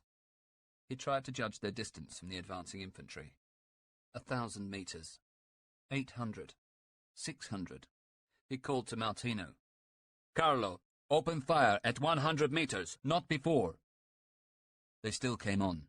The artillery barrage was falling on the foxholes now, and Ruspoli watched as a direct hit wiped out 2 of his crack troops, blowing them into eternity. The tanks were firing too now. 75mm shells began to crash into the ground behind the Italian trenches. A few minutes more, thought Ruspoli, and they will zero in on us. We have to take out a few tanks before they overwhelm us. The tanks' turret-mounted machine guns raked the forward trenches. "Keep down!" yelled Ruspoli. Martino took up the command with the NCOs as the bullets hit the parapet, thudding into the sandbags and sending pieces of wood and rock flying off in all directions. How many metres now, he wondered. He decided that they were close enough. "Fire!" At once, every machine gun in the company opened up on the advancing infantry. Ruspoli watched as they fell in the hail of bullets. He heard the thud of Gola's mortars and saw more of the tin-hatted British go down in a storm of splintering metal. Now he thought for the tanks. One of the foxholes to the left of his command post had been selected for the company's remaining flamethrower, manned by a big man from Milan, Sergeant Nicola Pistilli. They had built the post into as impregnable a state as possible, given the materials at their disposal, and Pistilli was able to push the nozzle of his flamethrower through an aperture which gave the maximum cover. Now Ruspoli saw the area in front of it begin to smoke. In the next instant, a sheet of flame shot out from Pistilli's post and collided with the front armour of one of the leading Shermans. The tank went up in a wall of flame, and within seconds an enormous explosion blew it high into the air as the petrol tank and then the ammunition exploded in the intense heat. Ruspoli smiled, and the men who had seen it happen gave a ragged cheer. Before the noise had died away, he saw Pistilli turn his weapon on a neighbouring tank with similar effect. There was a louder cheer from the men, and cries of "Folgore!" This was all that he had hoped for. 2 tanks destroyed, and the men in as good a state of morale as he had seen. But he knew, too, that there was only one Pistilli, only one flamethrower, and that it could not be everywhere. In the centre and the right of the battlefield, the British tanks still came on, and now there was only one way to hold them back. He looked on in awe, knowing what was about to happen. One of the Shermans approached the line of advanced foxholes, and as it did, one of his men leapt from the safety of the pit, and for an instant was silhouetted against the tank. David, standing against Goliath. This was it, he thought. Flesh and blood pitted against the brute force of mechanized warfare. It was the bravest thing he had ever seen, and as he watched, he felt the tears course down his cheeks. What chance did the man have against armor? One man, young Kofola, rose from his foxhole and ran towards a tank, but was machine-gunned before he had gone 5 paces. Others had a better idea. Ruspoli watched as another man waited for a tank to pass over his foxhole, and looked on with pride as he leapt from his hole and ran back towards their lines, to the rear of the machine. Catching up with it, he gave a huge leap and sprang on the back, clinging onto the objects slung around the turret, regained his balance, and placed a dark object just above the right-hand track and below the turret. Ruspoli knew what it was. A mine, plucked from the sand and carefully placed in position in the foxhole, along with 6 others like it. He watched as the man, was it D'Agostini, rolled off the tank, being careful to avoid its track and any others coming in its wake. The soldier ran back the few meters and threw himself into the foxhole as the following tank raked the ground around him with its machine gun. The tank rumbled on, and as to whether the crew were aware of their impending fate, he never knew. There was an explosion, a huge flash and a heavy thump, and the machine stopped dead. Its right track slewed off the sprocket wheels.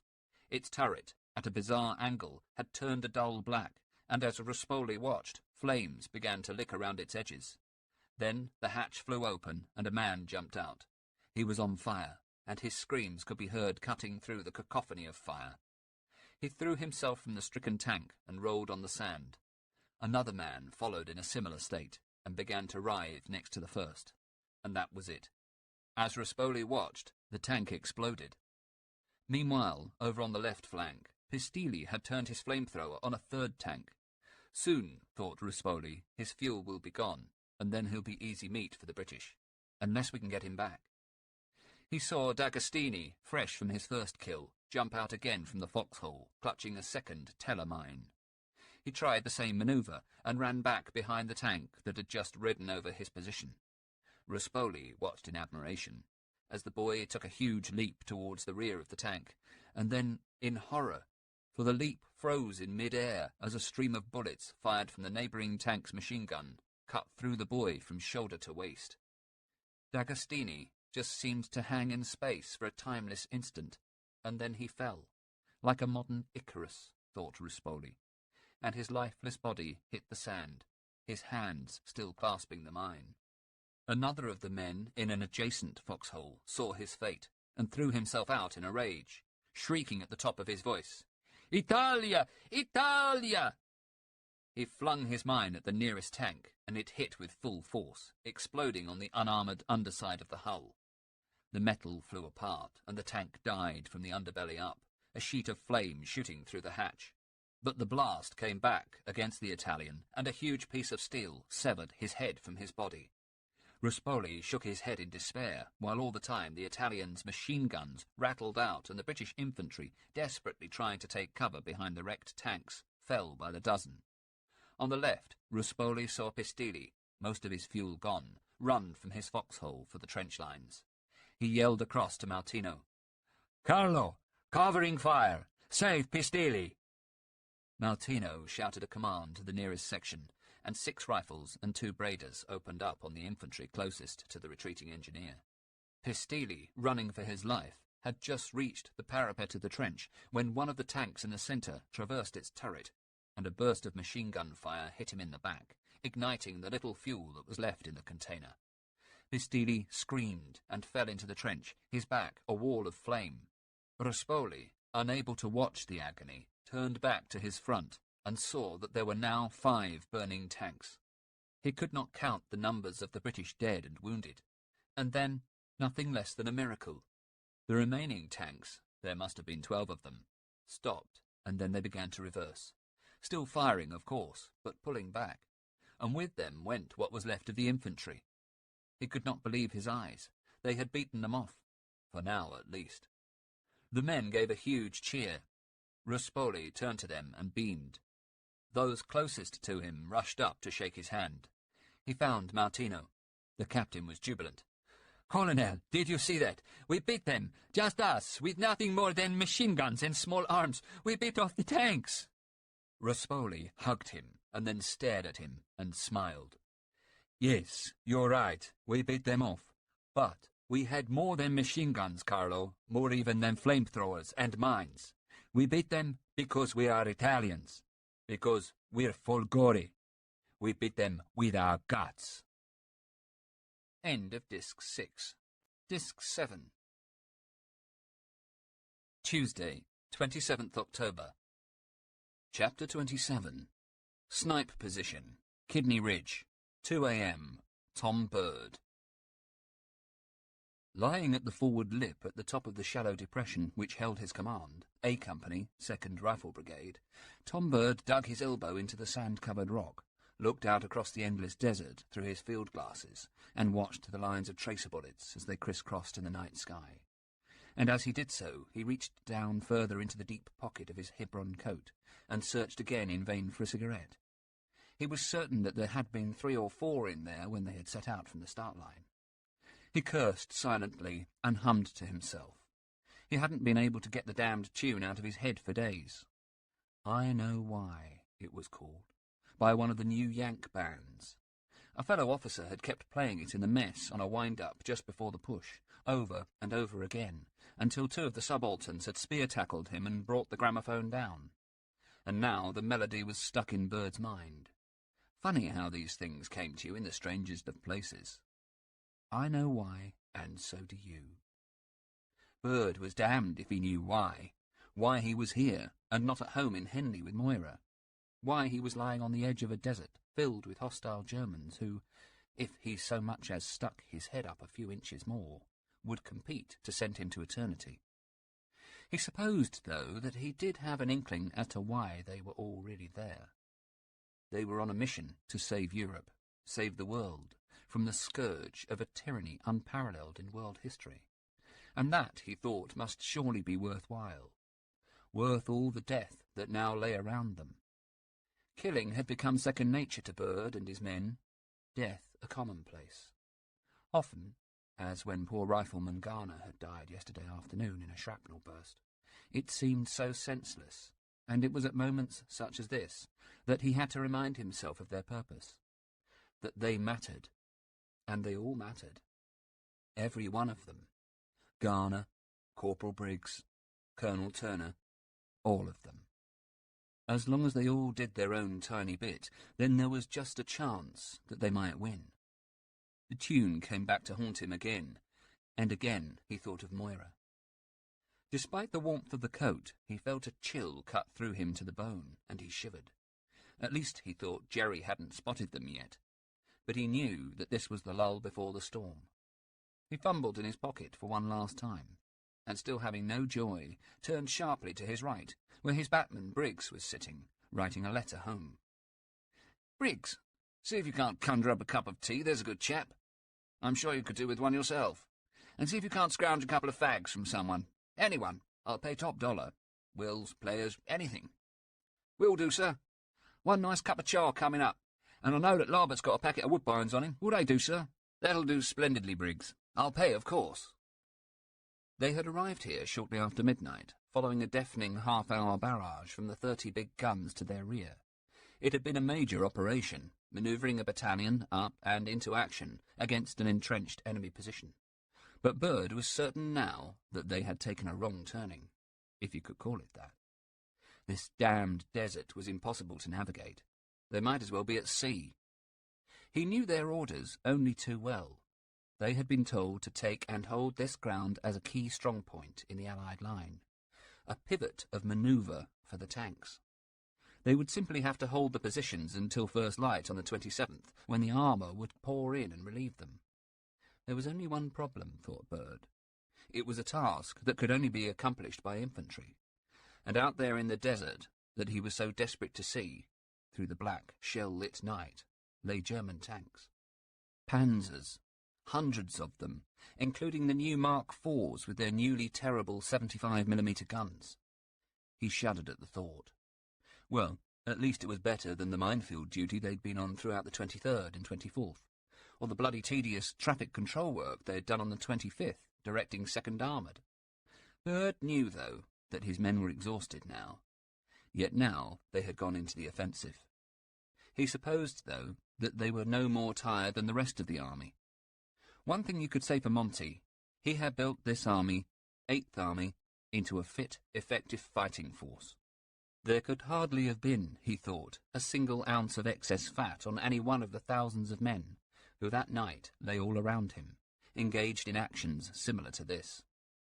It was reassuring, even if it did not alleviate the worry of the threat from German counterattack. He yelled back into the depression. "Corporal, where's that tea?" A muffled voice from the rear assured him it was coming. There was a commotion to his rear, and Byrd turned, in anticipation of his tea and cigarettes, but saw instead the familiar figure of the colonel jumping into the foxhole, accompanied by his runner and radio operator. "Tom, there you are. Thank God. Well, we're all here then. Your gun's in place?" "Around the perimeter, sir, as per your orders. It has occurred to me, though, sir, where exactly are the enemy?" Turner smiled. "Yes, Tom, I had noticed the lack of opposition. We were told by brigade to attack this place, but as you astutely observe, there's no one here."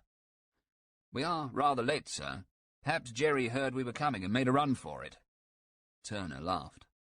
"I'd love to think so, Tom, but I hardly think the Germans intend to leave the field to us without a fight, do you? No. It's the same problem we had getting here. We're not quite on target. Too far south by about half a mile." He paused, considering the gravity of the situation. "I'm afraid you lost a few men in that long wait." "Stuka's?" "Yes, sir. That was bad. But the MO did what he could for them. We had to leave him there, sir. We've lost some of the trucks, too. Fell into their slit trenches." "How many do we have left?" 20 guns, sir, and there are 6 from 239 Battery RA back at TAC HQ. Turner nodded sagely.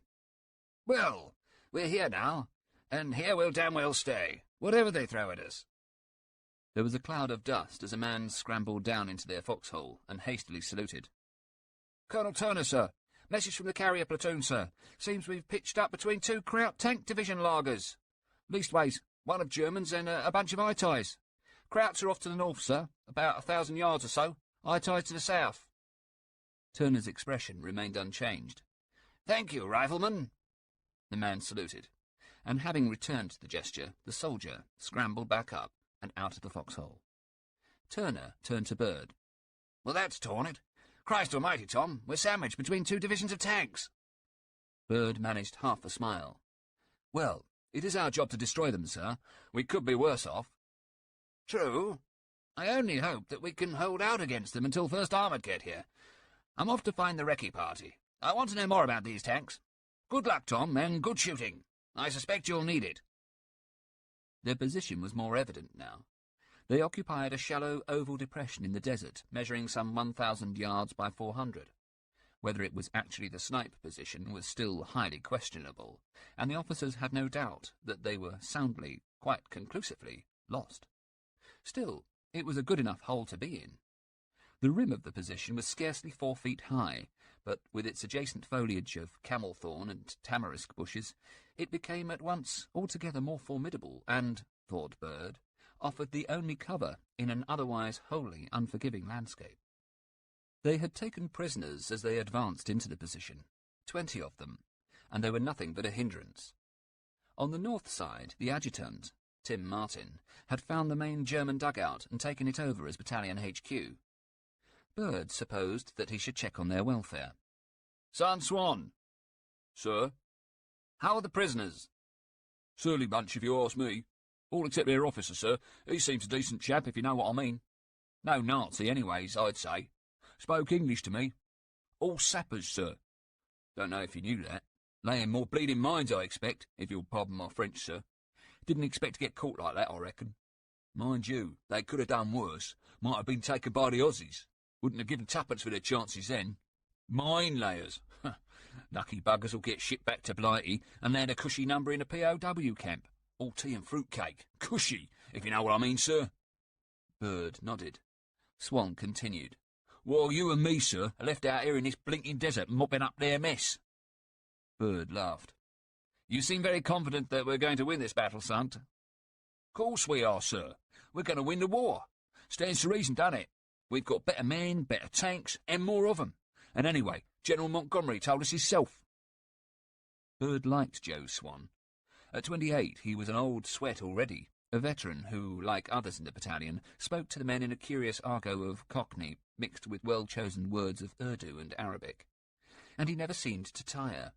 None of them did. How they managed it, God only knew. The MO had banned Benzedrine, said that they wouldn't shoot straight.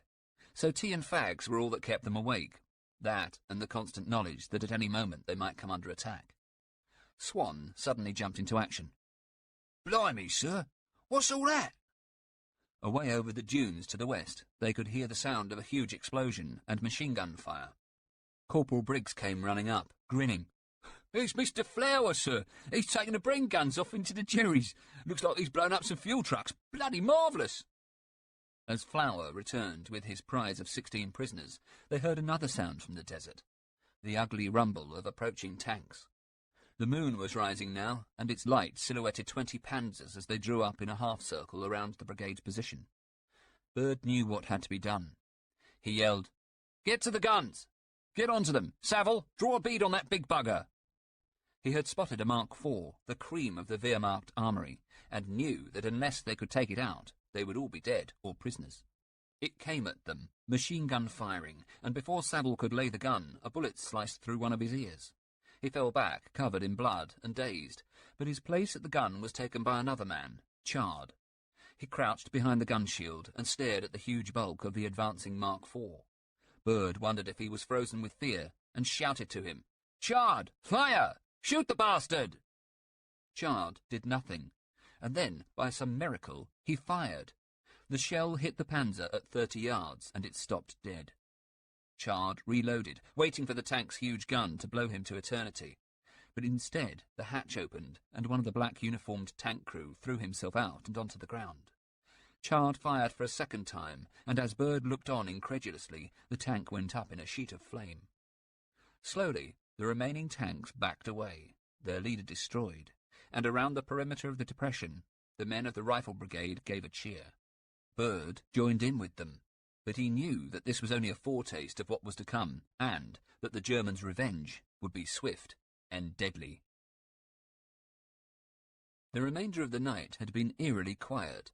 At first light, however, those of the men who had been able to sleep were awoken by the sound of revving engines.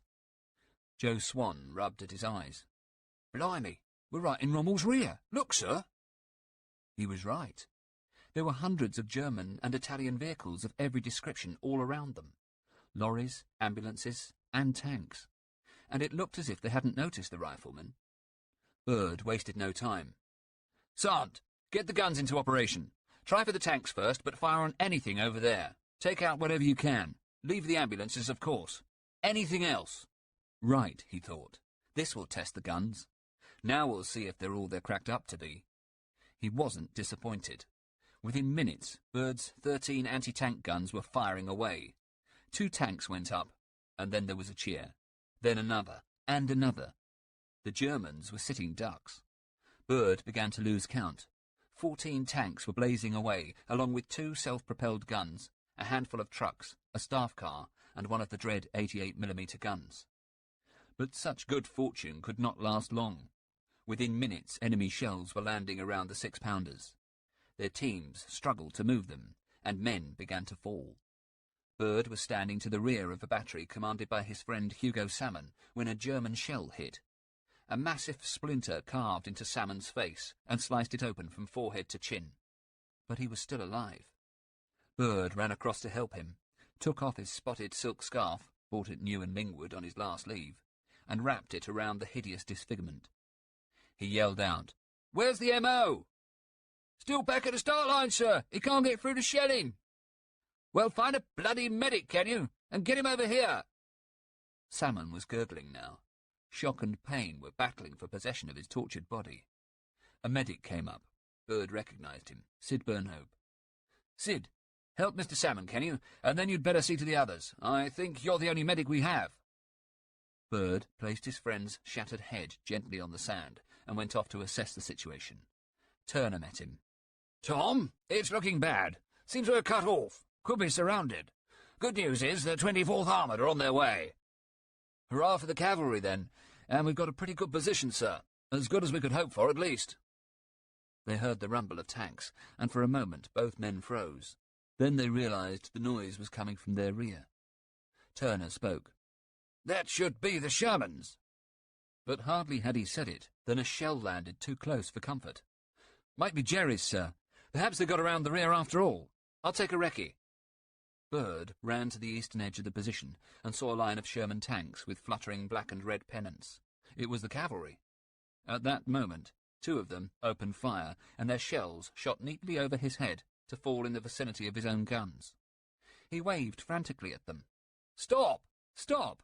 We're friends! Stop firing!" But another of the tanks replied with a shell and a burst of machine gun fire. Bird dived behind the dune. Turner appeared. "What the devil's going on? Those are our chaps, aren't they?" "Yes, sir, but I think they must only be able to see the Jerry tanks that we knocked out, and some guns beyond. They must think that we're Jerry's." "Oh, for heaven's sake, where's the sparks? Can we get them on the wireless?" "Afraid not, sir. Different frequency." "We must send someone out. Have you seen Jack Wintour?" Bird knew where the intelligence officer was and went to find him. Turner was becoming agitated as more and more of his men became casualties of fire from their own side. "Jack, get yourself into a Bren carrier with a white flag and get over to those bloody tanks. Those are our boys out there. That's 24 Brigade. Ask them if they wouldn't mind awfully not firing on their own side." They watched Wintour disappear over a dune, and a few moments later one of the Sherman squadrons ceased fire. The other, however, continued with a will. They kept their heads down, and Bird presumed that Wintour had made it across to the other tanks, because a few minutes later all was silent. Meanwhile, it had not escaped Bird's notice that on the German side a number of panzers had come up to the top of the ridge to combat the threat from the Shermans. He ran to his gunnery sergeant. "Calliston, get those Jerrys in your sights and let 'em have it." The sergeant obeyed, and had hit 2 of the tanks before they realized what was happening.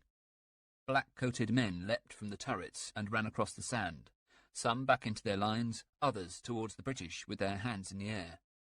What happened next made Bird stare open-mouthed, for the machine gunners of the Shermans opened up on the running men, cutting them down.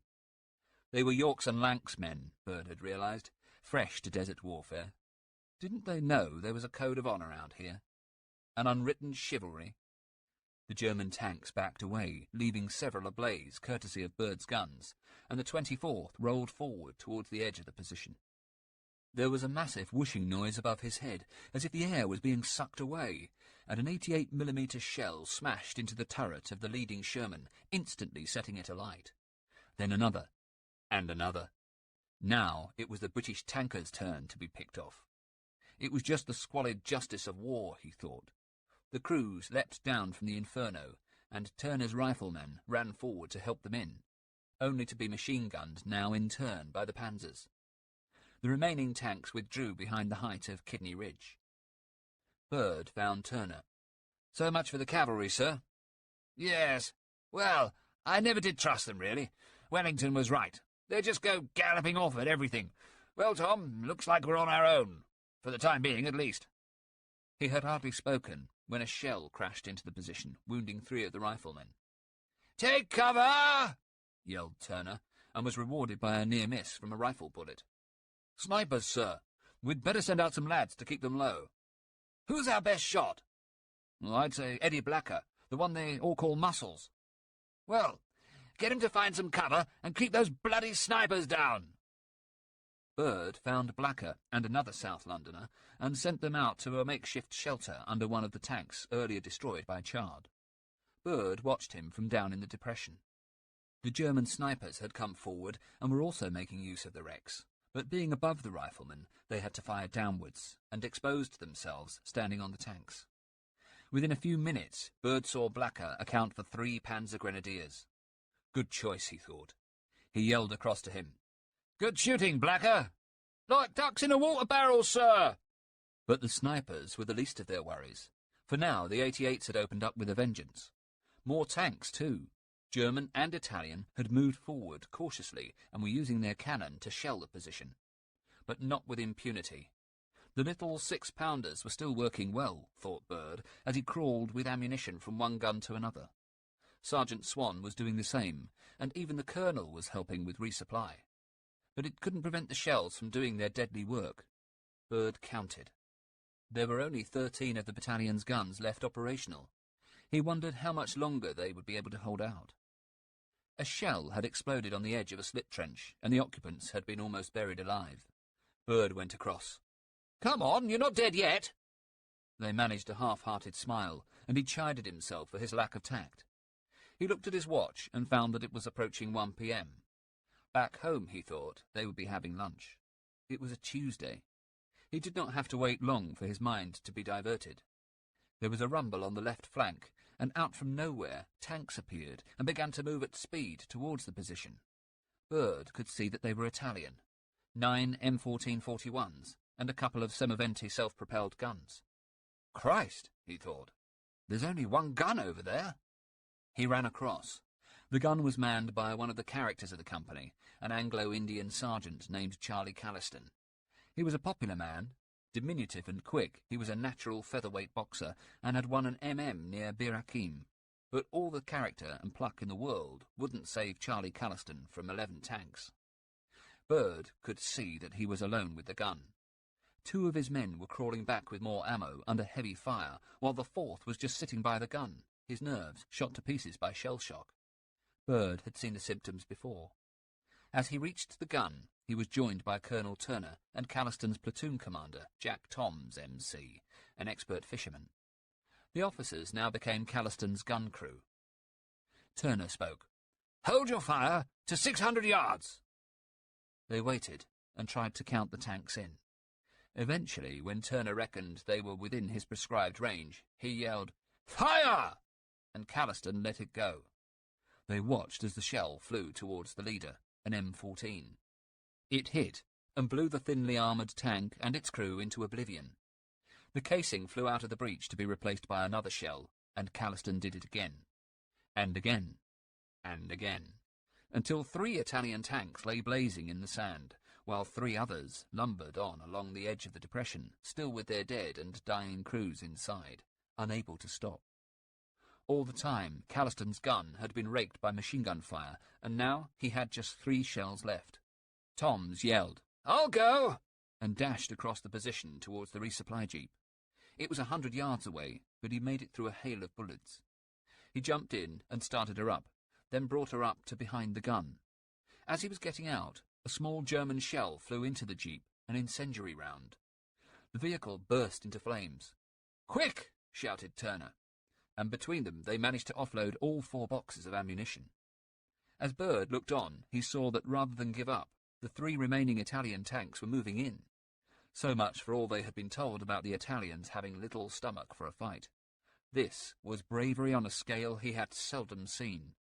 A Semoventi shell flew into the position and exploded dangerously close to the gun, sending out huge splinters, one of which flew straight at Turner's tin hat, slicing into it and penetrating his skull. The colonel sank to his knees with blood gushing from his head. He muttered, "Get me up. I need to help." But Toms and a corporal grabbed hold of him and laid him down in cover behind a piece of scrub. Back at the gun, Calliston was still firing.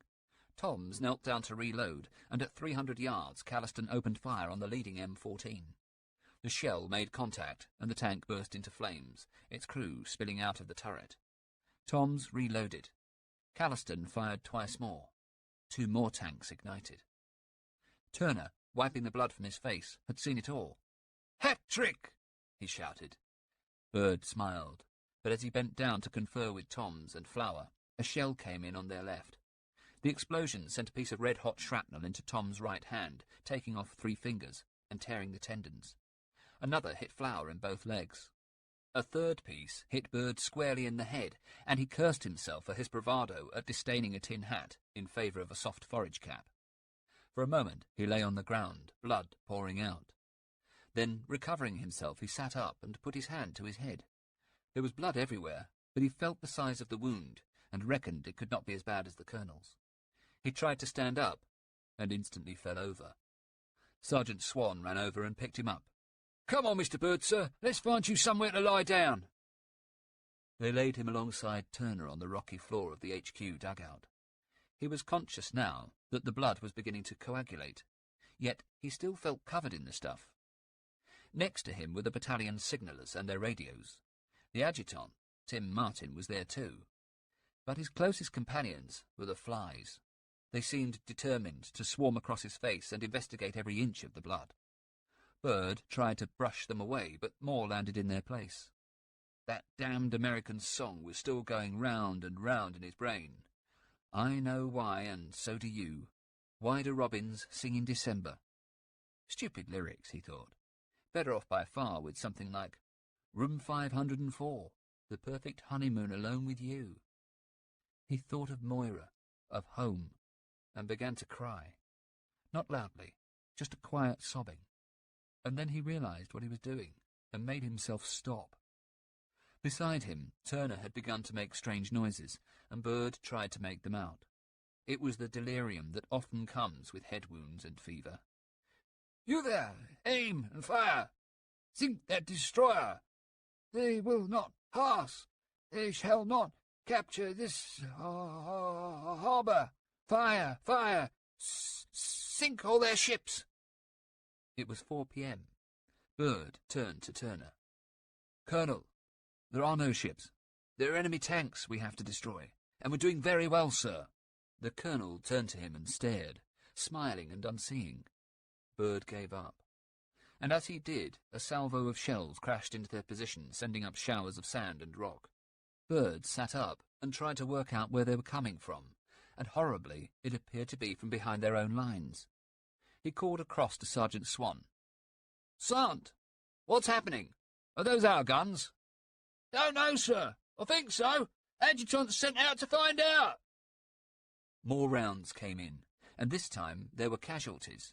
Swan cursed as 2 of his men were killed outright by an airburst, and over on the other side of the depression another rifleman died. Corporal Cope ran up to Bird. "Thought you'd like to know, sir. Not that it's good news, but the adjutant says those are our guns, 105 mils from 2nd Armoured. Christ, thought Bird. Not again. It was typical of this desert war that no one was ever quite certain of what they were firing on, friend or foe. It was hard enough to know where you were yourself. At last the 105s were silent, and Bird prayed that dusk would come soon, for that seemed to be the only way they would make it through until relief finally arrived. By night the enemy tanks would be blind, and that was his only hope. But it was shattered a few minutes later. Briggs knelt down beside Bird and Turner, who had started to rave again. "Sir, bad news. We've sighted more Jerry tanks, around 70 of them in 2 groups. Adjutant thinks they're heading towards the armour in our rear. 1 brigade. It's just possible they don't know about us." "How many guns have we left?" "Of our own, we've got Sant Swans and Corporal Copes, and Sant Binks and Sant Cullens, but all the crews are pretty badly shot up. We have got Mr. Byer's RA battery too, though. There's still 4 of them left." That was good news, thought Bird. Those 4 6-pounders could inflict a lot of damage on the German armour, and Byer, a lively jazz musician from Oxford, was as good a man as any to command them. They heard gunfire. "That'll be Mr. Byer now, sir." There was a series of explosions, and then cheering. "Sounds like he's bagged one."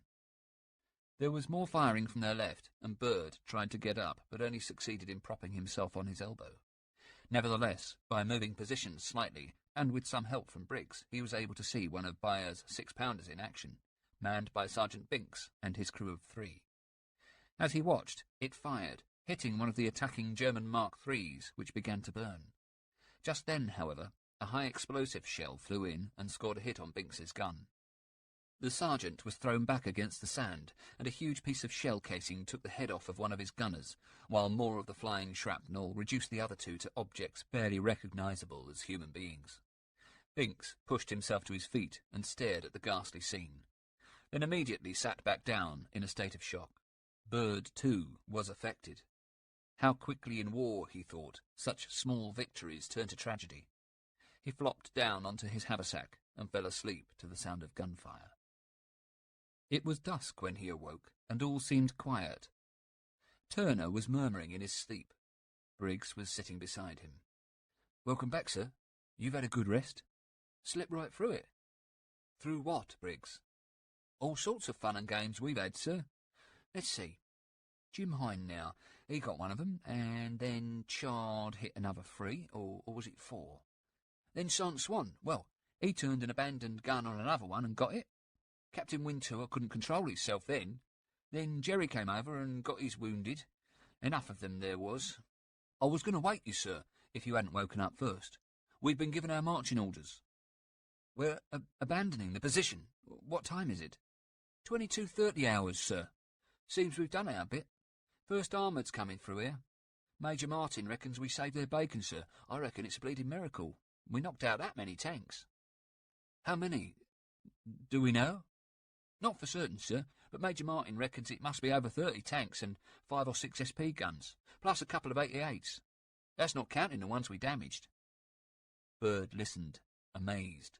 They had held off 2 entire armoured divisions. Then he asked, "What about us, Briggs?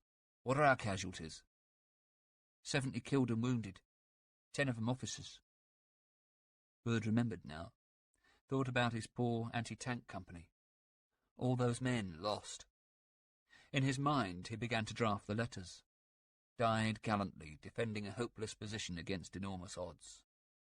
But how would he end it, he wondered. By his action this day, he helped to hold off the German tanks and allowed our armour to advance to victory. He prayed that he would be proved right. Chapter 28. Midnight. HQ 8th Army, De Gingand. De Gingand looked at his watch. It was midnight. He sat at the small table in his converted dugout command post and began to write up the following morning's report. 2nd Armoured Division had advanced past the Rifle Corps at Woodcock position, but had met with strong and determined resistance from 15th Panzer Division. 24th Armoured Brigade had put in an attack to the south of the Snipe position and met resistance from 8th Panzers. Neither of them had achieved success. He wrote, in a steady, fluid hand, "During the afternoon of 26 October, 21st Panzer Division counterattacked, but were beaten off by our armour. 90th Light Panzers and the Italian Bersaglieri attacked Point 29 in the late afternoon, but were beaten back by 9th Australian Division." There was little real news, but at least the report ended on a high note. In the last few hours, the positions at Snipe and Woodcock, held throughout the day by a KRRC and Rifle Brigade, have been consolidated by a 10th Armoured Division. The front is secure. Wednesday, 28 October. Chapter 29. 11 a.m. near the 90th Light Division. Rommel. He had committed the Panzers, had played his last card, but in truth it had not been his battle. If only he had come back sooner, before the British had lodged themselves on Materia Ridge. They should never have been allowed to get that far. And now all he could do was wait. He could not pretend to himself that Montgomery's move had not come as a surprise, and now he found himself no longer in control, but fighting a battle in which he was responding. This was not the way to fight, not his way. He paced the floor of his command vehicle, his Mammut, which he had used since coming out here. Montgomery, he believed, had a similar command vehicle. He wondered if they were at all similar in other ways. Now he was running around in the shadow of the Allied commander, his men chasing to catch up with the British as they advanced. He had moved the 21st Panzer Division up from the southern sector, away from the Italians. They would be isolated, but there was nothing to be done. The threat to the north was too great. With them he had brought half of his artillery, then committed them and 90th Light Division in a classic coordinated counterattack at the salient. It was to be supported by a wave of Stuka dive bombers. But a few hours ago the news had begun to come in, and now Rommel stood surveying the map in his headquarters, stroking his chin and wearing a scowl of concentration. He could not help but wonder where the masterstroke might lie. The battle had been raging for 4 days, though he had only been in command for barely 2 of those. There must be, he thought, something I'm missing, some manoeuvre that I haven't yet seen.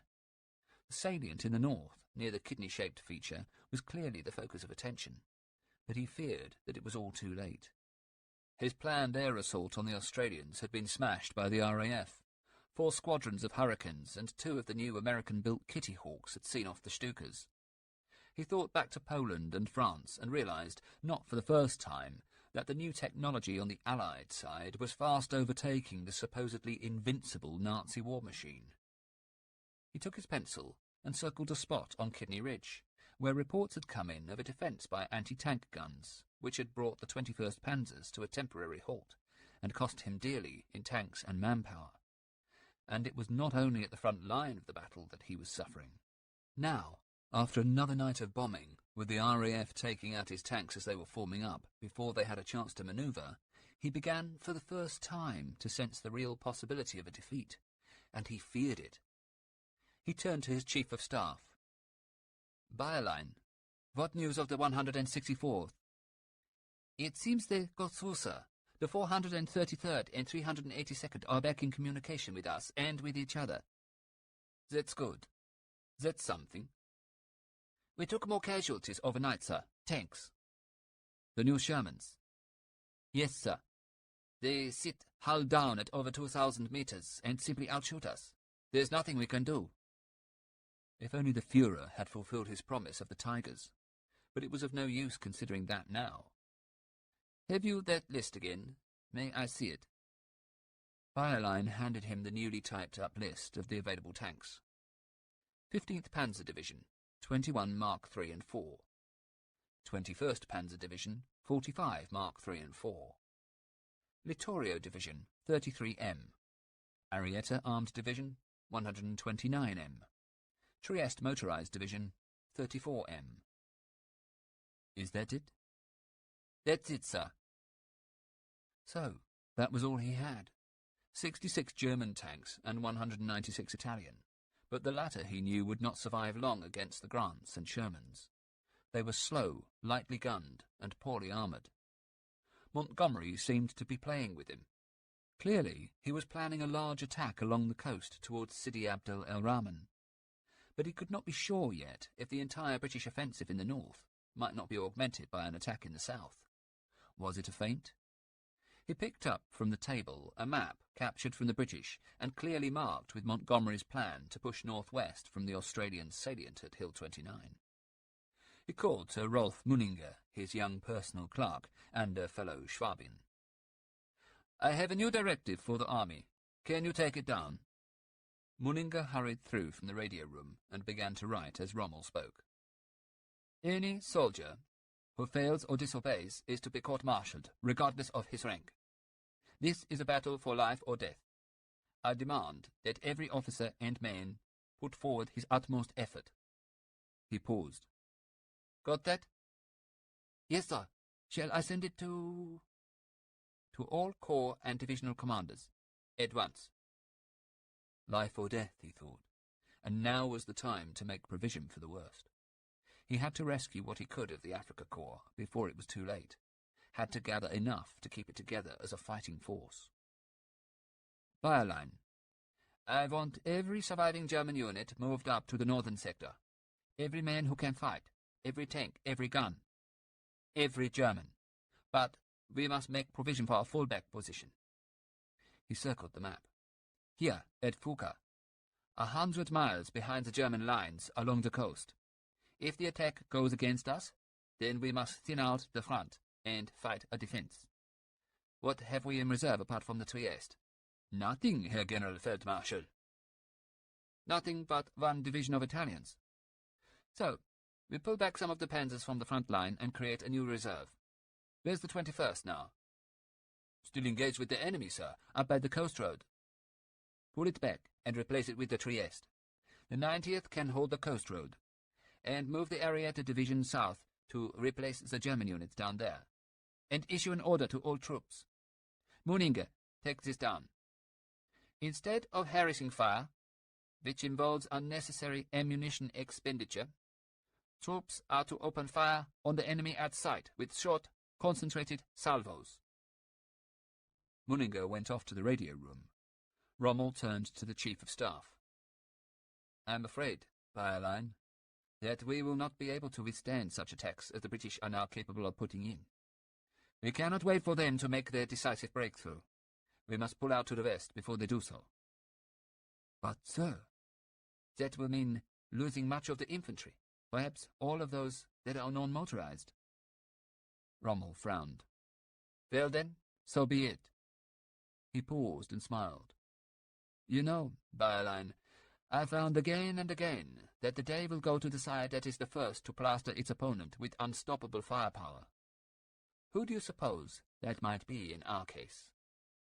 Alamein shrugged. You shouldn't talk like that, sir. Thinking the worst sometimes makes it happen. I think it may be too late for that sort of wishful thinking, Alamein. Munninger re-entered and handed a message to Rommel. Sir, bad news, I'm afraid. We've just heard that 2 tankers carrying fuel to us from Italy have gone down in Tobruk harbour. Rommel shook his head. How much fuel were they carrying? 4,000 tons, and one of them also had 1,500 tons of ammunition. Rommel said nothing. That was it, then. He looked again at the sheet of paper on the table containing the numbers of remaining tanks. The 15th Panzer Division had been decimated from 119 tanks to 31. This was a battle of attrition, a battle that he knew he most probably would lose. Tired and anxious, he sighed. Alamein, I am not to be disturbed. I think I need to sit down for a while. I need to think. It was the final thing. Fuel, as he had told Gauss, was the key to this battle, and with the sinking of the 2 tankers, he had just lost irreplaceable supplies. Now, even if he could rally his tanks and make a breakthrough, there was no way he could exploit it. The army was virtually immobile. What he feared most was what he already knew, that Montgomery's army was quite the opposite, well supplied, well fueled, and able to cross the desert in fast pursuit of his ragged and wounded forces. A breakthrough anywhere in the line by British armour would almost certainly mean that they would take what was left of Panzer Army Africa in the rear, and then it really would all be over. He sat down at the little table and began to write to his wife. Dearest Lou, the battle is raging. Perhaps we will survive in spite of all that goes against us. If we fail, it would have grave consequences for the entire course of the war, for in that case, North Africa would fall to the British almost without a fight. We are doing our utmost to succeed, but the enemy's superiority is tremendous, and our own resources very small. I haven't much hope left. At night, I lie with my eyes open, unable to sleep for the load that lies on my shoulders. If we fail, whether or not I survive the battle will be in God's hands. The lot of the vanquished is hard to bear. I have a clear conscience, as I have done everything to gain a victory, and have not spared my own person. Should I remain on the battlefield, I would like to thank you and our boy for all the love and joy you have given me in my life. My last thought is of you. After I am gone, you must bear the mourning, proudly. Your own, Erwin. Wednesday, 28 October. Chapter 30. 7 p.m. Near Trig 29. Kibby. Kibby sat on an ammo box tucked into the side of an abandoned foxhole and oiled his submachine gun. He was not a happy man. Captain Robbins had given them the gen, and, to put it politely, it seemed like a pretty complex plan. But then Kibby had never been particularly polite, and to put it bluntly, he thought it stank. But if that was what the brass had up their sleeve, then who was he to argue with them? The 5 battalions of 9th Australian Division were to move north and northeast, using Trig 29 as a sort of pivot. Their objective was the railway line and the road. 248th were to be held in reserve at first, following on with an eastern attack along the main road to somewhere with the endearing name of Ring Contour 25. But 224th would take Thompson's Post, or die trying to, and it all had to happen before the sun came up. Kibby whistled and spoke to Ashby without raising his eyes from his task. Well, whoever dreamed this one up thought of a real corker. It's going to be like bleeding Piccadilly Circus out there. More diggers than you could shake a fist at, and all done before sunup. What a beaut. For what no one had really explained was that for the reserve battalions to get anywhere, those in forward positions would have to succeed in the initial attack. If they did not, then it would be pure bloody chaos, chiefly because what was meant to happen in the dark might be happening in full daylight, and thus in full view of the German defenders. Kibby carried on oiling the Thompson, checking and double-checking the mechanism. He didn't want it jamming on him, not if it was going to be as busy out there as it sounded it might. Ashby, too, had chosen a Thompson for the attack. He was new to the weapon and was copying Kibby's actions while trying to seem as if he knew exactly what he was doing. "Oh, come on, Bill. Those guys know what they're doing. If they didn't, then how would we have got this far?" "I'll tell you how we got this far, mate. We got this far using our own bloody sense. That's what Aussie soldiers always do. We say, 'Yes, sir,' to the officers, and then go and fight the battle our own way. And you can bet that's what we're going to have to do tonight. If we ever get into action, that is." They left at 19:30 hours, moving into lorries which took them closer to Trig 29. For once, the platoons were silent. It took an hour to get them into position. Finally, at 2200, Kibby reckoned that they were ready to go. Half an hour later, the tanks of the 46th RTR arrived. The plan was that the leading infantry, the boys of the 223rd, would be loaded up onto the tanks and taken through the minefield. What intrigued Kibby was that the tanks had been specially converted, with flailing steel chains at the front, which were intended to explode any mines they might encounter before the tanks ran over them. It was a great theory, and had been proven to work, but he was sceptical. From their position he watched the 223rd mount up and move off, the blue pennants waving on the turrets of the Grants. Within a few minutes, however, there was a series of massive explosions. A soldier came running back into the position. "That's torn it. It's a fucking mess out there. 2 of the tanks are brewed up on mines and 2 more have just stopped dead. No one's going anywhere." It was the stuff of Kibby's nightmare, a delay that would push them all into daylight. They watched and waited. From their position to the rear of the forward troops, they could see the whole tableau being played out, and it was not a pretty sight. One after one, the tanks were going up, and Kibby watched the faces of his men as they looked on. He wondered whether the blokes in command ever considered this, the fact that at the front line it was what you saw that made you a good soldier or a bad one. The simple fact is that if you make men wait to fight, they will inevitably become not only lacking in edge and adrenaline, but also just plain shit scared. Kibby found Herb Ashby. "What do you reckon, then? We're going to get shafted or what?" Ashby laughed. "Dunno, Bill, but I reckon those poor buggers wish they'd never seen those tanks." One of the men began to play a mouth organ. Inevitably, the tune was Waltzing Matilda. Almost immediately, some of the platoon joined in. Kibby smiled. "Well, at least it's not Lily Marlene again. I've got that song on the brain. It's good for morale. Come on, Herb." And he joined in the song. Another of the men kept time on his billy can, and soon every man in the 2 platoons was singing. No sooner had they finished than some wag struck up with, "Why are we waiting?" Of course, they all joined in, and were in full voice when Captain Robbins walked up. Kibby raised his hand. "All right, boys. Officer present." Robbins smiled. "You've probably realised that 223rd are in a spot of bother. The brass hats can't decide what to do, so we're just going to have to sit here and wait. Try to keep your men as comfortable as possible, and try to keep them happy." "Happy, sir?" "Well, all right. But you know what I mean, Kibby. Don't let him get too jumpy." He walked off. "And I thought he was one of us." "Never can tell with the officers, mate." "Come on, let's have another song. Give us a tune, Leanie." The man with the mouth organ began to play Lily Marlene. Kibby shook his head. "Here we go." But no amount of singing could divert them from the tragedy being played out before them. Gradually, as things became worse, casualties from the 223rd were brought back, and the only way was past their lines. The singing had stopped at midnight. Now it was 4 a.m. Kibby collared a corporal who had taken a flesh wound in the upper arm. "Hey, mate, how's it going?" "Oh, not good, mate. Reckon we've taken at least 200 casualties. There's only a half a dozen tanks left, and they're moving back." Robbins appeared again and took Kibby aside. "Right, Sergeant, that's it. The show's off. We're pulling back to Tel El Isa.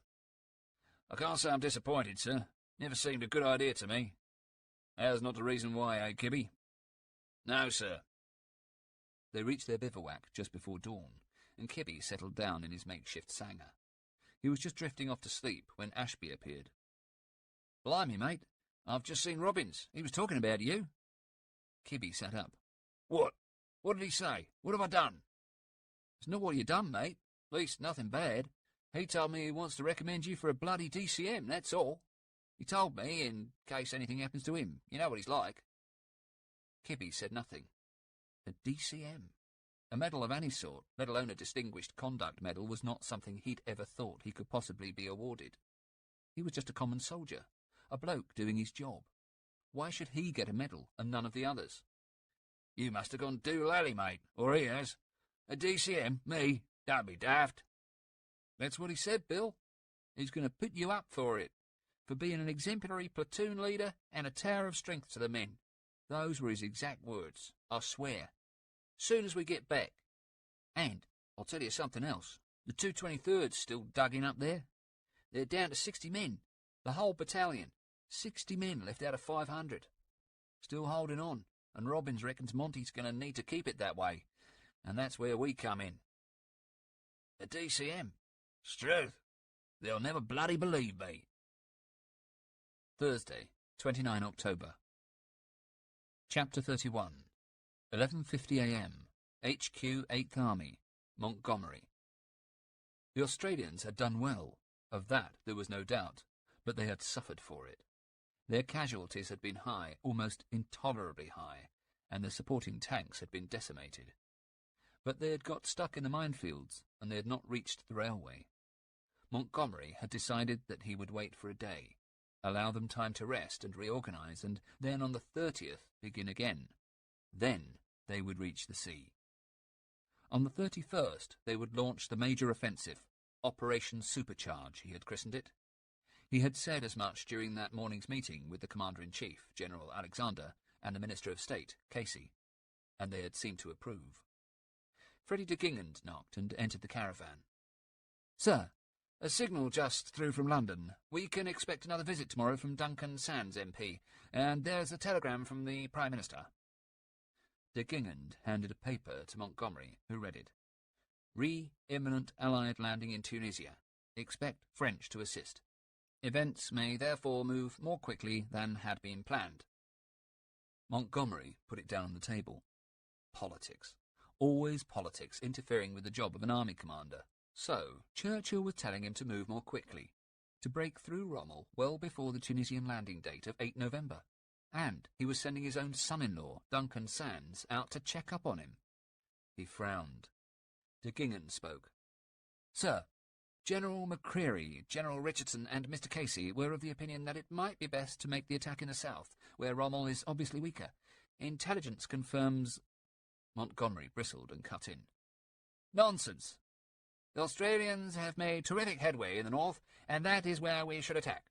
I intend to pull Rommel's panzers into the salient, and anywhere else we make gains and meet them on terms hugely in our favour. There is absolutely no question of moving the attack. I won't have it. De Gingand left, and Montgomery looked at the map. How dare they have the temerity to suggest that he should change his plan? It was a master plan, and only a master could write it. Of course, if de Gingand was right, and the intelligence was correct, that was another matter. That might persuade him to change, but not the suggestions of his own commanders. He sat down and wrote in the Army Commander's directive for Supercharge. This operation, if successful, will result in the complete disintegration of the enemy. Determined leadership will be vital. Complete faith in the plan will be vital. Risks must be accepted freely. There must be no bellyaching. A few moments later, de Gingand entered again, carrying another piece of paper. Latest intelligence report, sir. Enigma decrypt. Seems that the enemy has moved the 90th Light Division north, due to the Australians' success, I imagine. He waited for Montgomery to respond. The general said nothing at first, and then, Yes, no doubt. Montgomery thought fast. So Rommel had strengthened the north. Now, almost all the German units were massed up there, leaving merely the Italians in the south. This would change everything. Again. And the change would come from him, not from his generals or a politico. Rommel's attacks were failing. The Desert Fox was starting to dance to his tune, just as he had predicted he would. He had been encouraged by reports coming through from Kidney Ridge. The Rifle Brigade and the Royal House Artillery appeared to be managing to keep the enemy away from 1st Armoured. It was clear to him now that anti-tank guns, whether the German 88s or the Rifle Brigade's little Porty-borne guns, were the winners in a desert war. Now was the time, he thought, to discreetly move more armour, 1st Armoured and 24th Armoured Brigade, away from the front line and into Lumsden's Armoured Reserve. As always seemed to be the case in this long battle, it would have to be the infantry who cleared the way. He would ask the Australians to carry on along the sea road. But now that would not be his direction for the decisive assault. That would now come in the Kidney Ridge area in the north, across the Rahman track. Freiburg would do the job, and through it he would pour his armoured corps and 2 regiments of armoured cars. He turned to Degingand and pointed to the map. "I've decided to change the plan, Freddy. We're going to punch here." He circled Kidney Ridge. "Operation Supercharge. We go on the night of 31 October. We need to have a conference, Freddy. The Corps commanders here, please, as soon as they can manage it." He was convinced now that this would be the decisive stroke. It would be costly, of course, but then he had always known that there would come a time in this great battle when he would have to put such dreadful considerations behind him. They had all spoken bluntly of 50% losses, but only he accepted that it might be 100%. Of course, he had promised himself to spare his men, to minimize casualties, but not if it meant losing the battle. He had more tanks than the enemy, more guns and more infantry. If every one of them were able to take out one of the enemy before being hit themselves, then he would win. And winning the battle was what counted. As far as he was concerned, that would be a success. He stepped outside the caravan to wait for the arrival of Lys, Lumsden and Horrocks, and saw that Degingand and others were standing close by, listening to the loudspeaker, which had been tuned to the wireless net which served the forward tanks. Montgomery paused and joined them. The voices crackled over the speaker. "Look out, Bob! A couple sneaking up on your right flank. You should see them any minute now. King 5! King 5, are you okay? Over." "King 5. King 5, yes, but I can't see much. We're under fairly heavy fire. There seem to be guns all around this place. Over." "King 5, have a look towards the sun. Off." The radio fell silent, then crackled again into life. There was a bang, and then, "Yes, sir, we've been hit." "King 5, my horse has copped it. Wireless okay, but we shan't be able to take any further part in the show. I'll just have a look at the damage and tell you the extent." "King 5, that's the second time. You must not say such things over the air." "King 5, sorry. Bit dizzy, not feeling too hot. Very, very, very hot, actually. Over." "King 5, sorry you're dizzy. Try to get out." "King 5, crew gone. All save poor Collins. Not too good, sir. May have to sign off now. Getting a bit hot. Oh, God, sir. No, God, no." The wireless went dead, and Degingand and the others looked down at the ground and said nothing. Montgomery walked quietly back inside the caravan and sat down. Yes, they would take casualties. He was prepared for that. He was prepared for 50%, 100%, whatever it took to win. But please, he prayed to God, please don't let them all die like that. Chapter 32. 5 p.m. The road from Alexandria to El Alamein. Lieutenant Keith Douglas. He drove the 2-tonner fast along the dust track, knowing that every yard brought him closer to the front. Unfortunately, every yard also threw his 2 passengers and all their kit violently from side to side, and the journey was punctuated with yells and oaths. For the truck had not been designed for the desert, and certainly not for battle. It was an old commercial vehicle, and the accelerator was far too sensitive. Douglas pressed it again, and it roared in response, and Douglas swore at it. His batman, Lockett, a former hunt servant, turned to him and smiled. "I like you, sir. You got real style. You're shit or bust, you are." Douglas laughed and drove on. He knew that there was every possibility that he might be charged with desertion, or, at the very least, dereliction of duty, but he was not supposed to be here. A bright young lieutenant of 22, he'd been posted to the divisional staff in a cushy job that thousands would have paid to get. Camouflage training officer. But it was not what he wanted from the army. At Oxford he had revelled in the camaraderie of the OTC. Cavalry, of course. Well, he was a superb horseman, but at heart he was a poet, and perhaps, he thought, it was this that made him commandeer the lorry and head for his regiment, the Nottinghamshire Sherwood Yeomanry, part of the 8th Armoured Brigade in General Gatehouse's 10th Armoured Division. He had tried to go through all the official channels to get to the front, but there was always, "Nothing doing, old boy." How he hated being called old boy. So he had decided to run away. Of course, he had no real battle experience, and if found out, would, he presumed, be unwanted, as well as in breach of King's regulations. But the devil take that, he thought. He was going to war, and no one was going to stop him. He was driving through other vehicles now, hundreds of lorries which had once been painted khaki or desert yellow, and were now the colour of the dusty sand of the tracks, and which themselves kicked up dust in clouds, although the surfaces of the roads, being so continuously ploughed over by tyres, had turned to a white mud. There were weapons, too, tanks and armoured cars, and quads pulling the RA's 25-pounders, rumbling slowly onwards, and in their pits the anti-aircraft guns, surrounded by sandbags, with their idling crews watching the skies. And everywhere were men as far as the eye could see. He had just been reading Maeterlinck, and instantly his thoughts turned to the idea of ants.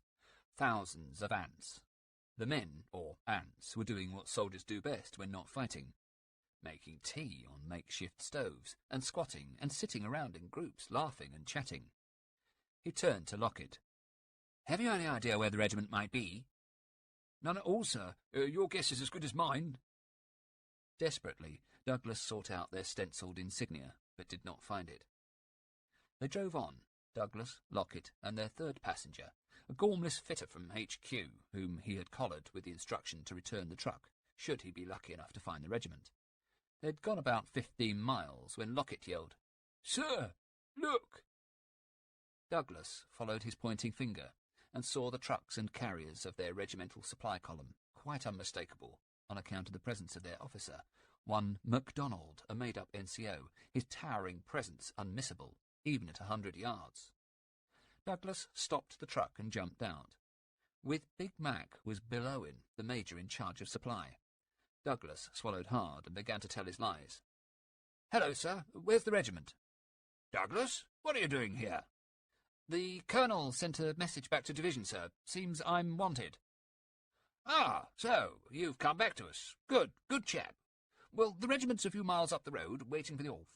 Any time now. Good job you're here, Douglas. A company's lost almost all its officers. They plastered us with everything they had." Douglas felt a frisson of danger, smiled incongruously, and thanked him, then got back into the truck. They found the regiment with little trouble, and the colonel with even less. James Massingham, whom Douglas had christened Piccadilly Jim on account of his habitually perfect St. James's turnout, smiled at him and twirled a moustache that was as perfectly groomed as the rest of him. "Keith, most glad to see you. All A Company officers are casualties except Andrew. I should get him to fix you up with a troop. We are going in tomorrow morning." They drove off towards the area where the colonel had indicated Andrew's squadron might be encamped, and Douglas found the major sitting on a petrol tin beside one of the tanks, scribbling furiously with a chinagraph pencil on a piece of celluloid laid over a map.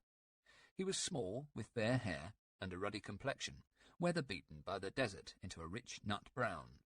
He was dressed in a grey flannel shirt, corduroy trousers, and a rakish blue silk neckerchief.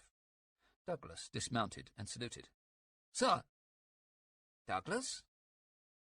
"Colonel sent me, sir. Replacement. Said that you might have a troop for me." "Yes. Very good. Well, you may as well take those 2 tanks. I'll notify their commander."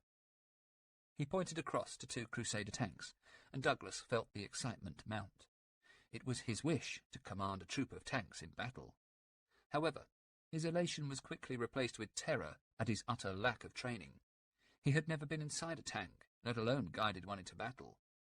His training in the armoured corps had been confined to theory and rudimentary weapons drill. "Sir, I'm a little lacking in experience." The Major looked up from his map. "Oh, I shouldn't worry about that, old boy." Douglas winced. The Major continued. "We don't use maps much, no codes and all that. We just talk on the air. It's quite simple, really. You'll soon get the hang of it, old boy." Douglas, Lockett, and the fitter drove across to the tanks, just as the newly dismissed troop commander, a corporal, was leaving. He smiled at them. Douglas quickly unloaded his kit and gave most of it to Lockett, who, to their mutual regret, was not to go into battle with him, but to the regimental stores. Douglas smiled at him. "See you after the fight."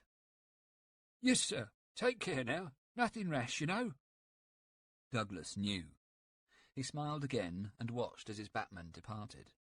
He supposed that he ought to meet his new tank crews and sort them out. It took him half an hour. He was not sure about Moody, the Glaswegian tank driver, whose temperament seemed perfectly suited to his name. He seemed profoundly discontent, but then again, in Douglas's experience, that could be said for at least a third of the soldiers in this polyglot army. The gunner, Evan, seemed more level-headed, although he was similarly monosyllabic.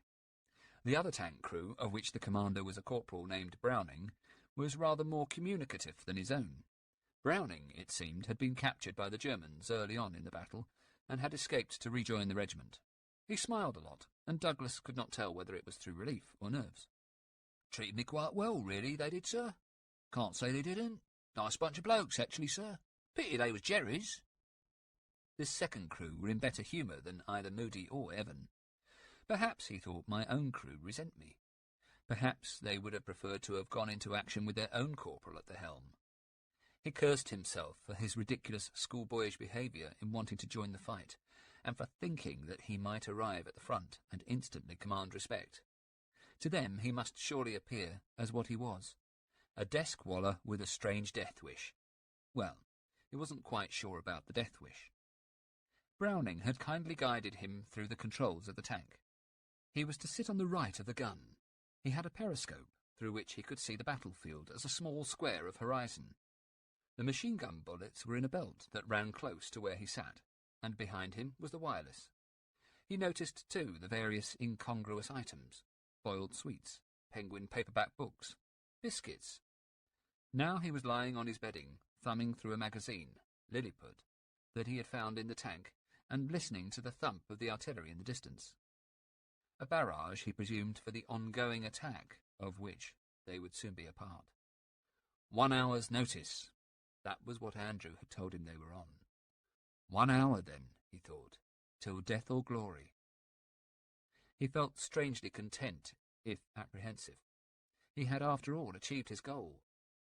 The truck was well on its way back to HQ, and he was well on his way into battle. At last, he had a sense of purpose, and most importantly, he had the sense that he should no longer feel ashamed of being out of the fight. He put down the magazine and pulled up his overcoat, a British warm, then looked up at the sky, in which the stars above twinkled as bright as diamonds. He was suddenly overtaken by a wave of mortality. He was going to be killed.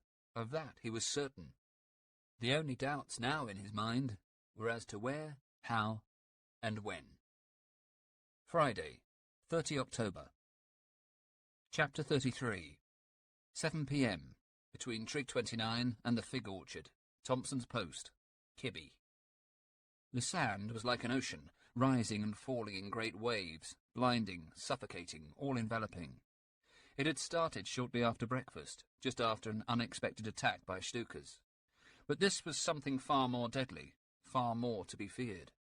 Kibby pulled his shirt further up over his face and tried to bury his head down into a corner of the trench.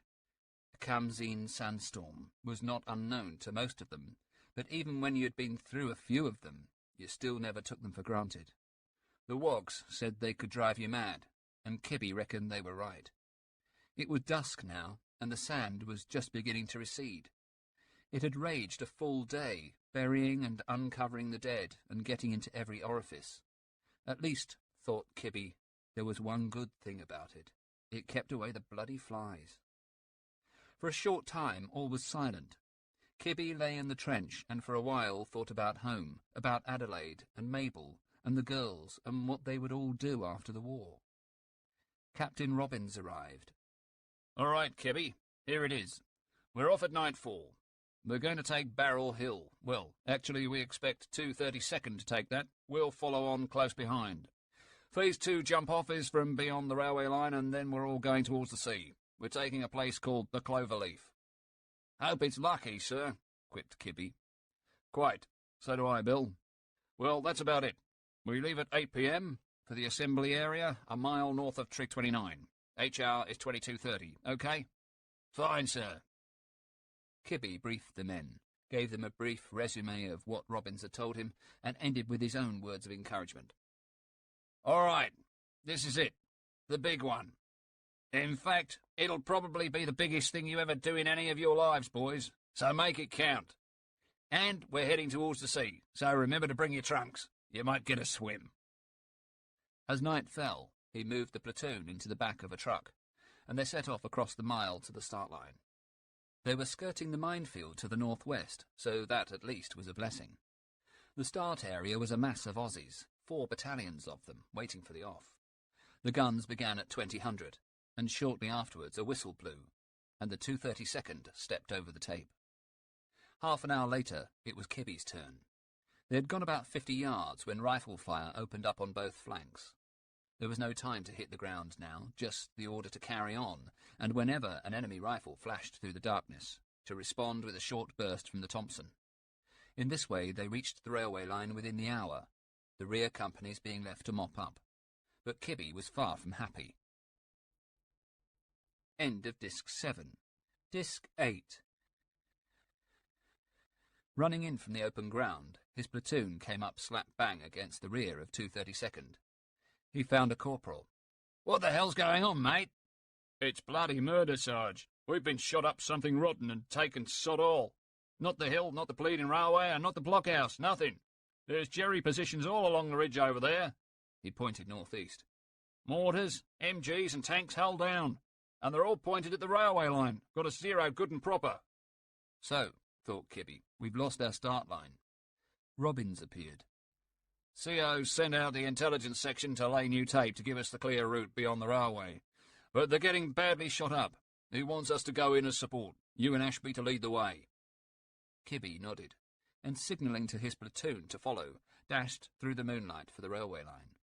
He was instantly met by a burst of Spandau bullets, and hit the sand. He could see the line dead ahead. It was in a cutting, perhaps 4 metres deep, which he hoped might afford them some cover. The Spandaus fired again, and he counted slowly. 1, 2, 3, 4, 5, 6. Another burst. It was time enough. He yelled to the men. 6-second gap between shells! Run for the embankment! Then he waited after the burst. 3, 4, 5, 6, and he was off. Kibby sprinted down the slope and ran for the railway line.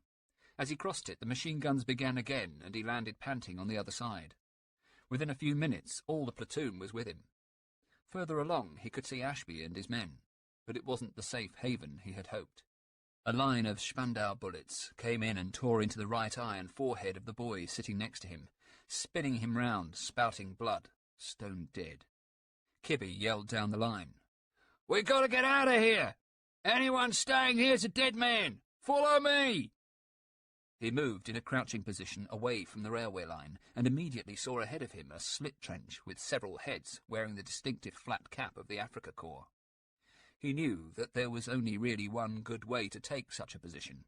You ran at it, dropped your grenades right on top of the men as you passed, and then turned round, and just after the bomb went off, ran up and fired your rifle or machine gun down into the trench. It was effective, but messy, and was not for the faint-hearted. Kibby yelled at the top of his voice, and his cry was taken up by the men. He ran at the trench, saw quite clearly the 4 flat-capped Germans it contained, and their Spandau, and their surprised expressions. They opened up on him, but their trajectory was too low, and Kibby was too quick, and before they could traverse, he was over the trench, dropping 3 Mills bombs on the occupants. He ran past and heard their screams of fear, and then 3 explosions rent the night, and he turned and ran back, shooting from the hip. Up at the trench lip, Kibby almost threw up. The bombs had done their work well. 2 of the men must have been killed at once, for there was very little left of them. Both of their torsos were eviscerated, and both their heads were a bloody mess. Of the others, one had had his face ripped off by shrapnel fragments and was quite dead. The other, though, was still moving, even though he was missing both of his legs at the thigh.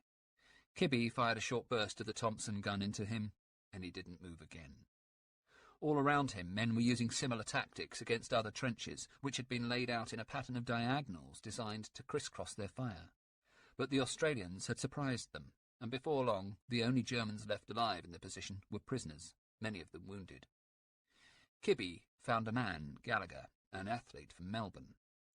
"Run back to the CO and tell him we've secured the ground at Barrel Hill. Got that?" The man nodded and sped off. 10 minutes later he returned with Robbins. "Well done, Kibby. Bloody good work. Get your men into that saucer-shaped dip just over the start line. We're going to kick off with another barrage, so keep your heads down." Kibby found the shallow dip, and the men hugged the sides of the crater. Minutes later the British guns opened up. They watched as the enemy positions to the northwest were plastered with high explosive. There were more men sheltering in the saucer now. 16 platoon had crawled in, and with Ashby's men as well, it was becoming a little congested. Kibby watched the shells coming over from behind their lines, and noticed, to his horror, that their trajectory appeared to be shortening. He found Gallagher again. "Run and tell Captain Robbins that unless those gunners lengthen their stride, we're going to cop it from our own guns." He kept watching, and still the distance between the shells and the saucer seemed to lessen by the second. Finally, it happened. A 25-pounder shell fell inside the perimeter and burst among 16 platoon. The recently appointed Lieutenant Farrell was hit in the chest by shrapnel. Then a second shell came in, and a third in the centre of Ashby's platoon. All around the crater, men were burrowing into the sand. Bob Tremblett was sheltering next to Kibby as the shells screamed in. "Jesus, Sarge, I know the bombers don't much like us, but this is going a bit far." Kibby managed to smile. "Don't worry, son, they'll stop soon." But they didn't. At least not before another 5 men had been wounded, one mortally. Then the British guns fell silent, and the medics muttered as they tended the casualties who had been hit by their own side. Kibby was stoical. There was no point in getting worked up about it. What could you do? These things happened in war. It was all a chaotic pile of crap, whichever way you looked at it, and all you could do was muddle through it the best you could and try not to get yourself killed. Now, with the British artillery temporarily silent before beginning their creeping barrage in advance of the attack, he knew that the Germans would be using the time to regroup and recover. He checked his ammo and inserted one of the big circular magazines into the Thompson. The minutes ticked by. He looked at his watch. 55 minutes past midnight. The assault was scheduled for 1 a.m. Then it began again. The heavy guns opened up on the German positions from the rear, and a whistle sounded. Kibby urged the men forward and realised almost immediately that they were advancing too far behind the barrage. "Move forward! Get closer!" he yelled, and by example doubled ahead. The others followed, and as they approached the German trenches under cover of the rolling barrage, he could see the Jerrys getting up and falling back. My God, he thought, we're pushing them back without a shot being fired. They were in the centre of the position now, with minefields on either side, and their objective, Ring Contour 25, to their left, about 40 yards away. Then the night exploded with machine-gun fire. It came at them, it seemed, from all sides, and Kibby saw men going down fast. Gallagher, the runner, his legs a mangled mess. Morrison, his right arm chopped through by a tracer, and Morse, shot through the chest and abdomen and screaming in agony. Kibby had a ghastly thought. Of course, in letting the men run from the trenches, they had allowed the Jerrys to regroup further back, and now they were paying the price. They should have killed them all as they advanced. He hit the ground and tried to work out where principally the fire was coming from. He zeroed in on 2 small mounds dead ahead of them, and as he did, the lieutenant of 18 Platoon, Treloar, was hit in the leg, and it occurred to him that Robbins was now their only officer. He heard the captain shout, "Regroup! With me!" Kibby and his men crawled towards the voice under constant machine gun fire. Robbins walked towards them out of the darkness, and Kibby saw that he was holding his neck. Blood was pouring down his shirt. He ran forward to help him, but the officer looked helplessly into his eyes before sinking to his knees and falling lifeless across a tangle of barbed wire. Kibby turned to one of the men, Norm Leaney, the musician. "Blimey, that's torn it. No bleeding officers left." Ashby spoke. "Reckon it's down to you, Bill. You're company commander now." It was true, if frankly unbelievable. Kibby turned to him. "Herb, get all the men together. Every platoon, over here. Quick as you can. You're my second in command." A few minutes later, he was addressing his ragged command. There were perhaps 30 men of the original 80 that had gone in. "Right, here's how it is. We've got to take those 2 mounds. Herb, you take a section and attack the left-hand one. I'll take the other one on my own. The rest of you stay here as reserve, and when you see us at the top, come on in." Kibby knew that he worked best on his own, and his logic was, if he could draw all the fire from one gun onto himself, then perhaps Ashby's section would stand a better chance of getting through. Ashby started to protest, but Kibby waved him down. "Let's go!" He watched as Ashby set off. He would give him a head start, and then take the Jerrys completely by surprise with a charge against the right-hand mound. He could see Ashby now at the head of his men, Waite standing and firing again and again into the position, and Blofwich with his Bren gun firing from the hip as he advanced. But as they went forward, men were falling fast. It was hard to see through the dust and smoke, but Kibby counted them. Diddy, the sergeant from 16 platoon, was down, and now so was Waite. Martin fell in a hail of Spandau bullets, and eventually even Blofwich collapsed on the sand, his finger still pressing the trigger of the Bren. Reckoning his time to have come, Kibby jumped up from the sand and charged the right-hand machine-gun post. As he went, he plucked a grenade from his belt, pulled the pin with his teeth, and threw it at the gunners. Before it had exploded, though, he was doing the same with another. The first bomb went off, on target, and the German's screams cut the night. The other made contact too, and then he was in the position, the Tommy gun doing its deadly work. And then silence. He jumped down into the trench and kicked at a lifeless body. Then he looked across to Ashby's objective and saw the familiar shapes of men in bush hats standing on its summit. Climbing from the trench, he walked across towards them. He saw Ashby and was about to congratulate him when the familiar rattle of a machine gun interrupted him. He saw several tracer bullets hit Ashby, but realised with relief that they had only torn off his webbing. Kibby smiled and began again to tell him how well he had done. Then he felt a terrific whack in the side of his neck. His first thought was of the sheer irritation of not being able to speak, for although he opened his mouth, the words would not come.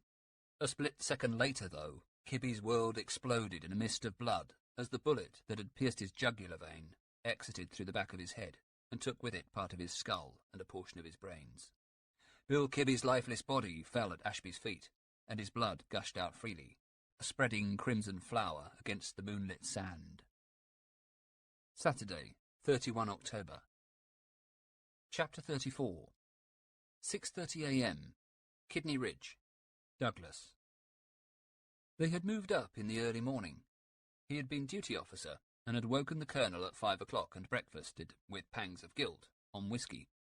There was no more chocolate. It was the usual tedious grind along the dust track with the crew bunched up in the turret, unable to talk above the noise of the engines. It was growing more fully light now, but a thick mist hung about them, and they seemed to be utterly alone.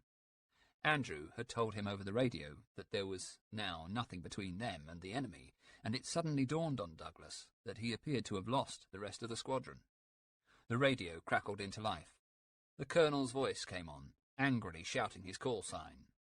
"That's 5! That's 5! You're miles behind us! Come on! Come on! Off!" He yelled to Moody. "Give her some speed, will you?" And the tank moved faster through the mist. Ahead of them a German tank loomed up, but he quickly realised with some relief that it was a wreck. Now he knew that he was lost. They saw some Crusaders and made for them, but they turned out to be from a different regiment, the Staffordshire Yeomanry. The radio crackled into life again.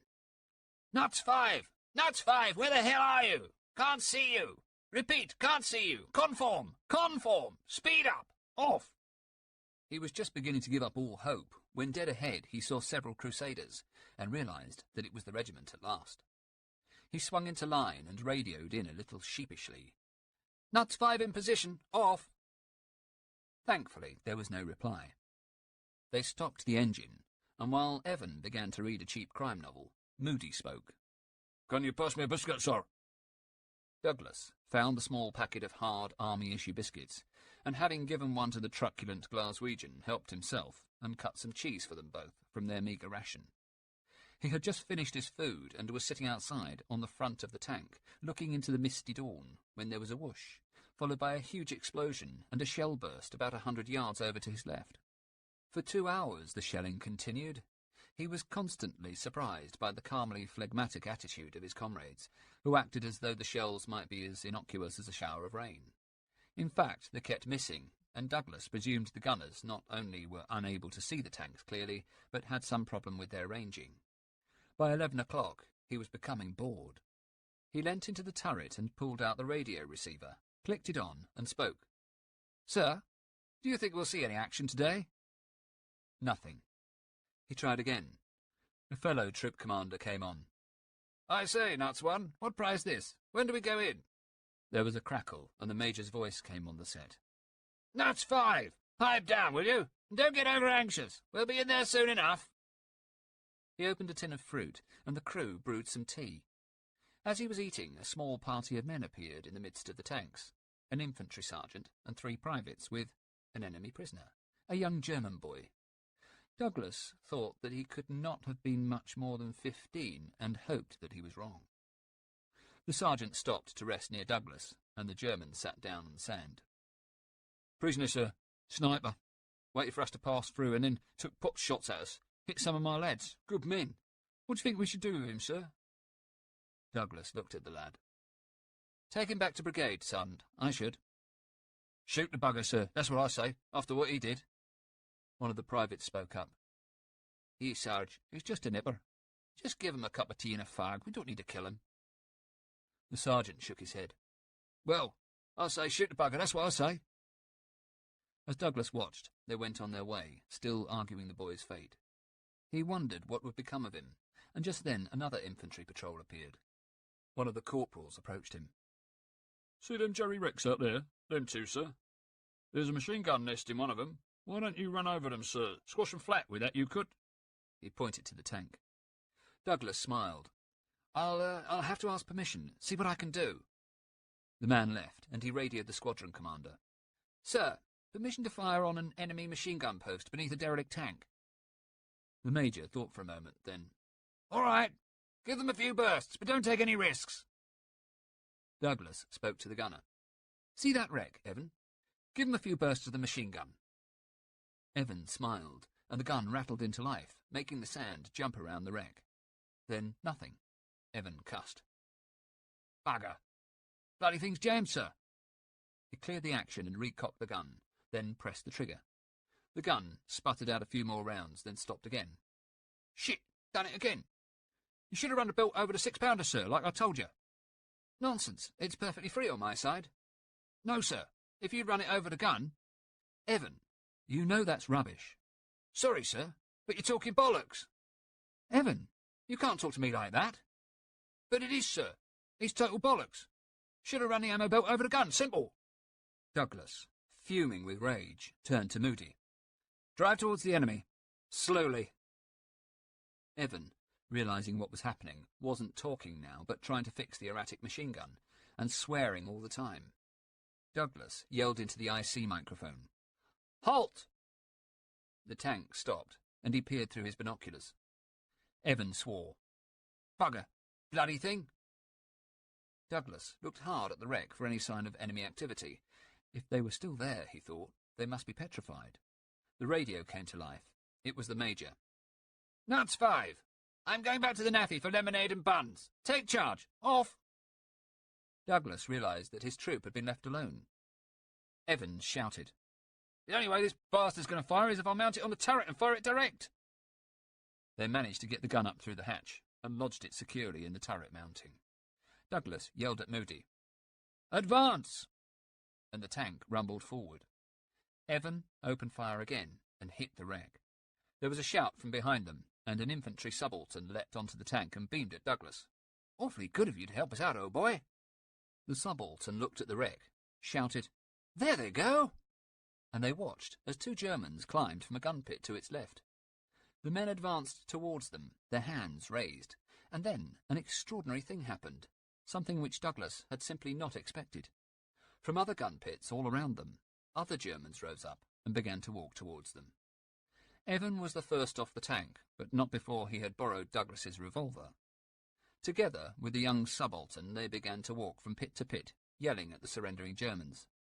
"Come on! Get out of it!" Douglas found a rifle lying in one of the machine gun pits and pointed it at the men. He tried to think of the German for move and settled on "Raus! Raus!" which he began to shout with gusto. As they collected the prisoners, they also picked up their guns and supplies. Rifles, machine guns, Spandaus mainly, and the treasured Luger pistols. Douglas and Evan loaded them onto the back of the tank, tied them in place, and then climbed aboard and drove along behind the column of prisoners. There were about 40 of them, he reckoned. He clicked on the radio and spoke to the major. "Nuts 5 have taken some prisoners." "Nuts 5? How many prisoners exactly? Over." "About figures 40. Over." "Bloody good show, Nuts 5. Most excellent." The colonel came on the line. "Douglas, we want you to get those chaps straight back to our brigadier. You deserve to get all the credit for this."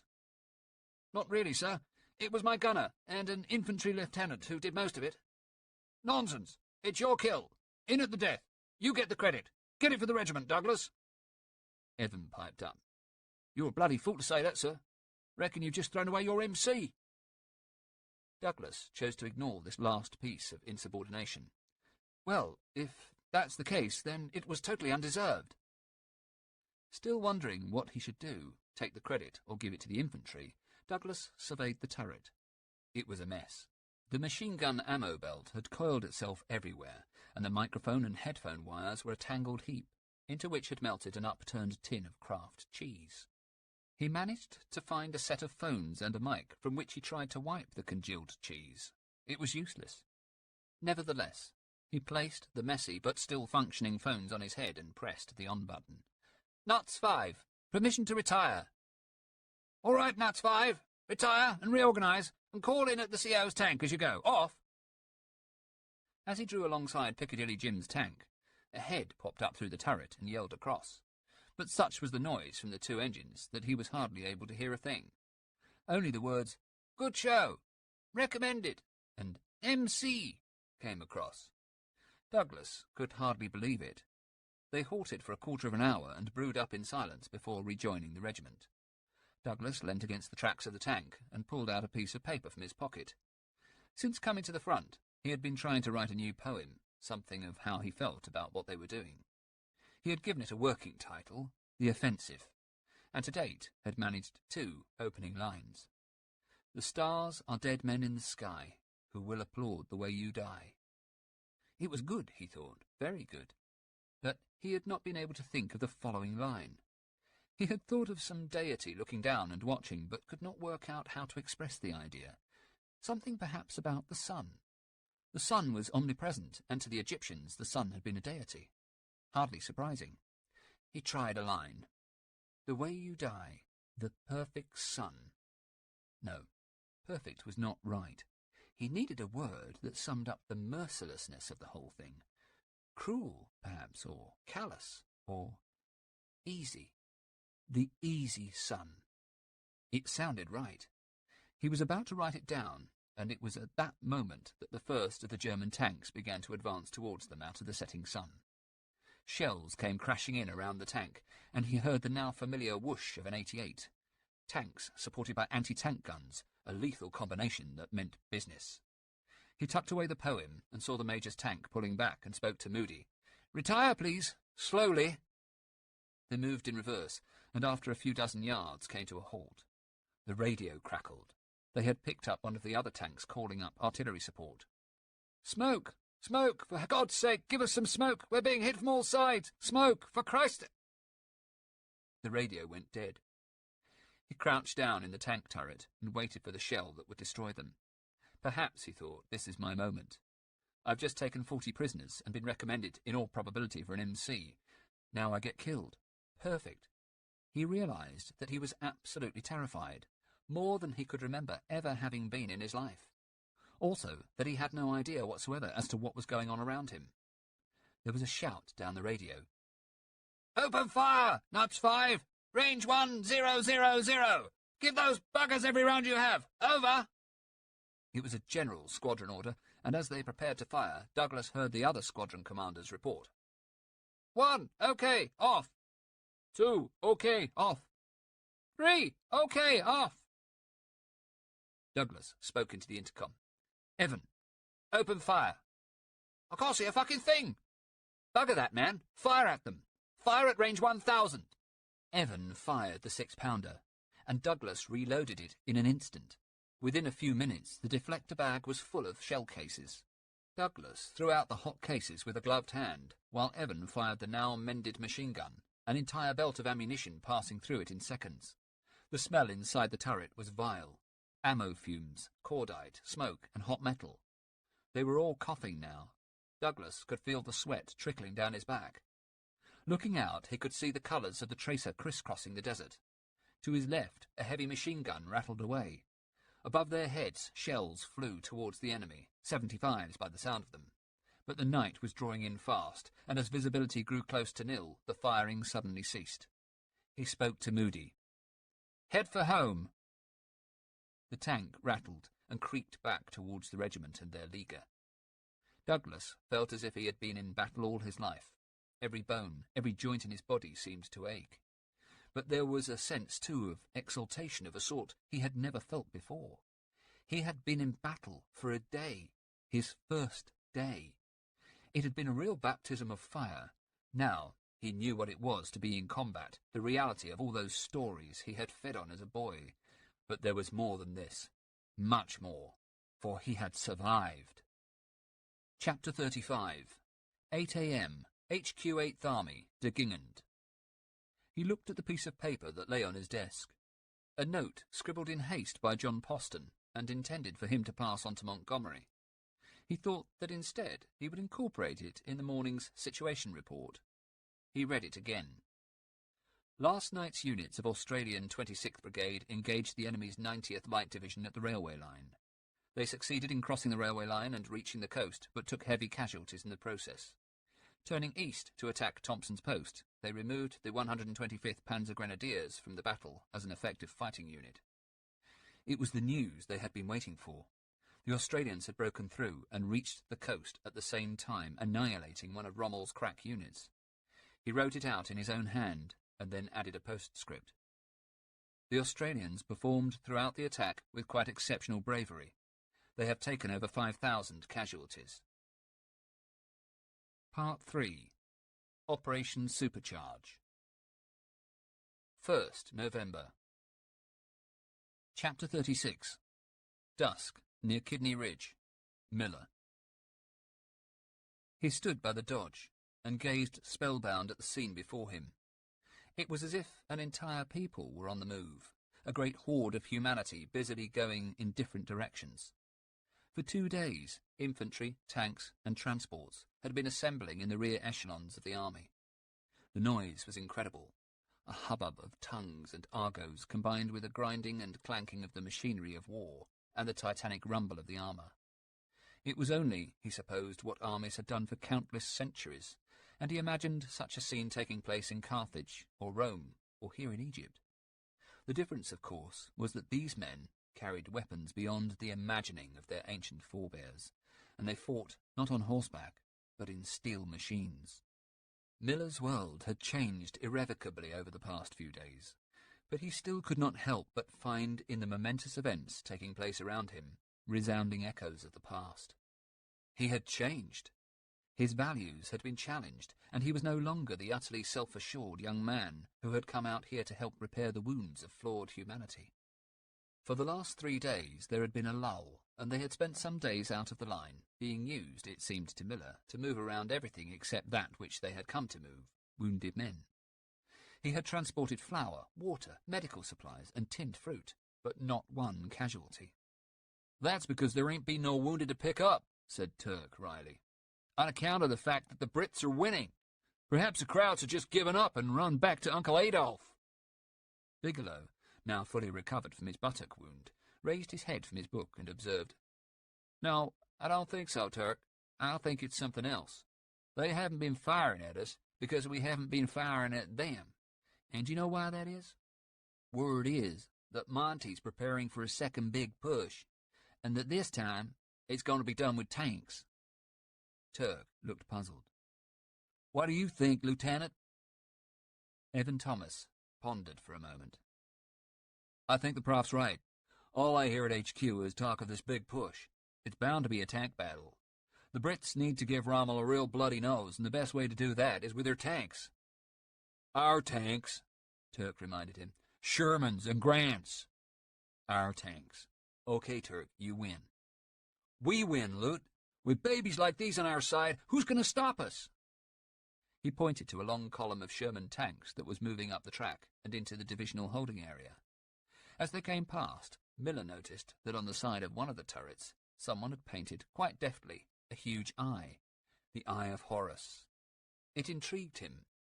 One of the troopers was sitting on the hatch, and as the tank drew closer to them, Miller yelled up at him and pointed. "Hi there!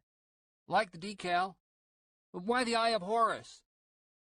The man, who was actually the tank commander and an Aldertonian who had left his classical studies at Oxford to join the cavalry, heard his approval and shouted to him. "Thanks, Yank. Well spotted. Nearest thing they've got out here to a god of war. Had to have something on there to put the wind up Jerry. I put it on with some sunpoil and the black off a brew tin." Miller watched him go, and prayed that Horace would watch over their fellow classicist, whoever he was. The evening wore on, and, without orders, they stood and watched the procession go by. Miller had managed to find some tins of McConaughey stew, and heated it up over a sand burner. They washed it down with a half-dozen bottles of Egyptian Stella beer that Turk had bartered in exchange for 2 packs of Lucky Strikes. And then they stretched out on the bonnet and roof of the Dodge, and watched the stars and heard the rumble of the tanks. The sky was alive with lights, star shells and traces of orange, green, red and blue and bright white. It was 1 a.m. precisely when the barrage began. A week ago it might have alarmed him, but Miller was used to it now. He heard the thumps, looked up and saw a wall of flame over in the west. So, this was it. He knew now that within a matter of minutes the British and their 6 nations of allies would be advancing, tanks and men moving forward to death or victory. And for the first time he felt a real part of it. That alarmed him. It was not a feeling he had expected to experience. Yet here he was, wishing with all his might that this night the British would prevail against their enemies, and in simple terms that meant kill them. No one was sleeping. Thomas, who had disappeared half an hour before, turned up at 2 a.m. with fresh orders. "Okay, here's the gen. We're a roving unit. We sit tight here, and whenever a division gives us the nod, we move out and help whichever guys need us most." Turk spoke. "Like we're the cavalry and we come to the rescue of whoever needs us? Wow!" "Got it in one, Turk. We're the damn cavalry." The first call came through to them at 3 a.m. Thomas got the order over the wireless, then hurried around from the makeshift signals hut to the ambulance park. Miller and Turk had been playing cards, brag, with some guys from a New Zealand ambulance unit, and winning well. Around them, hundreds of men were hunched up sleeping, or trying to sleep, despite the constant traffic grinding through this terrible place along the single-track road. Somewhere, perhaps not too far away, some wag was playing a wind-up gramophone. "Night and day, you are the one." Intermittently, someone shouted at him to turn it off. Thomas coughed and spoke. "Okay, you guys, we're on. There's a British tank regiment about 3 miles distant due west, the Sherwood Rangers." Turk laughed. "Hey, Lut, it's friggin' Robin Hood!" "Well, whoever's driving them, they've taken a pasting and they need our help. Mount up, guys, let's roll." It did not take them long to move. Miller reckoned he had got it down to a fine art, 2.5 minutes from alarm to action. They drove hard along the track.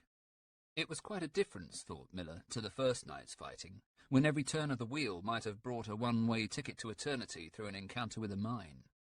After a while, they entered the battle zone. Shells were crashing around them, and the track was lined by an assortment of walking wounded and German and Italian prisoners.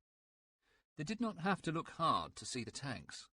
They were not Shermans nor Grants, but Crusaders, the more lightly armed and armoured British machine, and it was plain to see that they had suffered badly at the hands of the German Mark IVs and 88s. A major approached them. "Thank God, we were following up the infantry when an 88 opened up on us. Meant to have been taken out. Took 3 casualties and then a Jerry sniper got a bead on the flank tank. Shot 2 of the men. Can you deal with the artillery casualties first, chaps?" "No problem, sir. Just show us the way." The Major indicated the 3 closest tanks, and Miller and Thomas drove towards them and pulled up close by. The smell of cordite, sump oil, petrol, and burning flesh caught the back of the throat, and Miller knew it would not go away for some days. He walked over to the first tank, which amazingly had not caught fire, and hauled himself up onto its hull. Why, he did not know. Curiosity, perhaps. He leant over the manhole and tried to accustom his eyes to the darkness. A faint, sweet smell came up, which reminded him of the barbecues his father had organised at their house on Cape Cod every summer he could remember. Gradually, the objects in the turret came into view. The tank crew were arranged around the inside.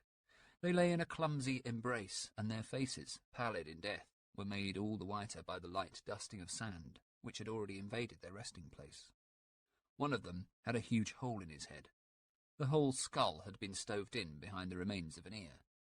Another man was covered in blood, his own and his comrades'.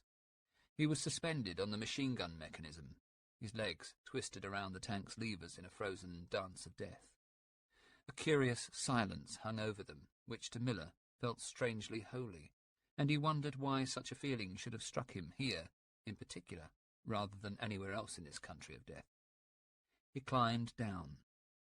The 3rd member of the crew had already been taken away in a Bren carrier, apparently, before they had arrived.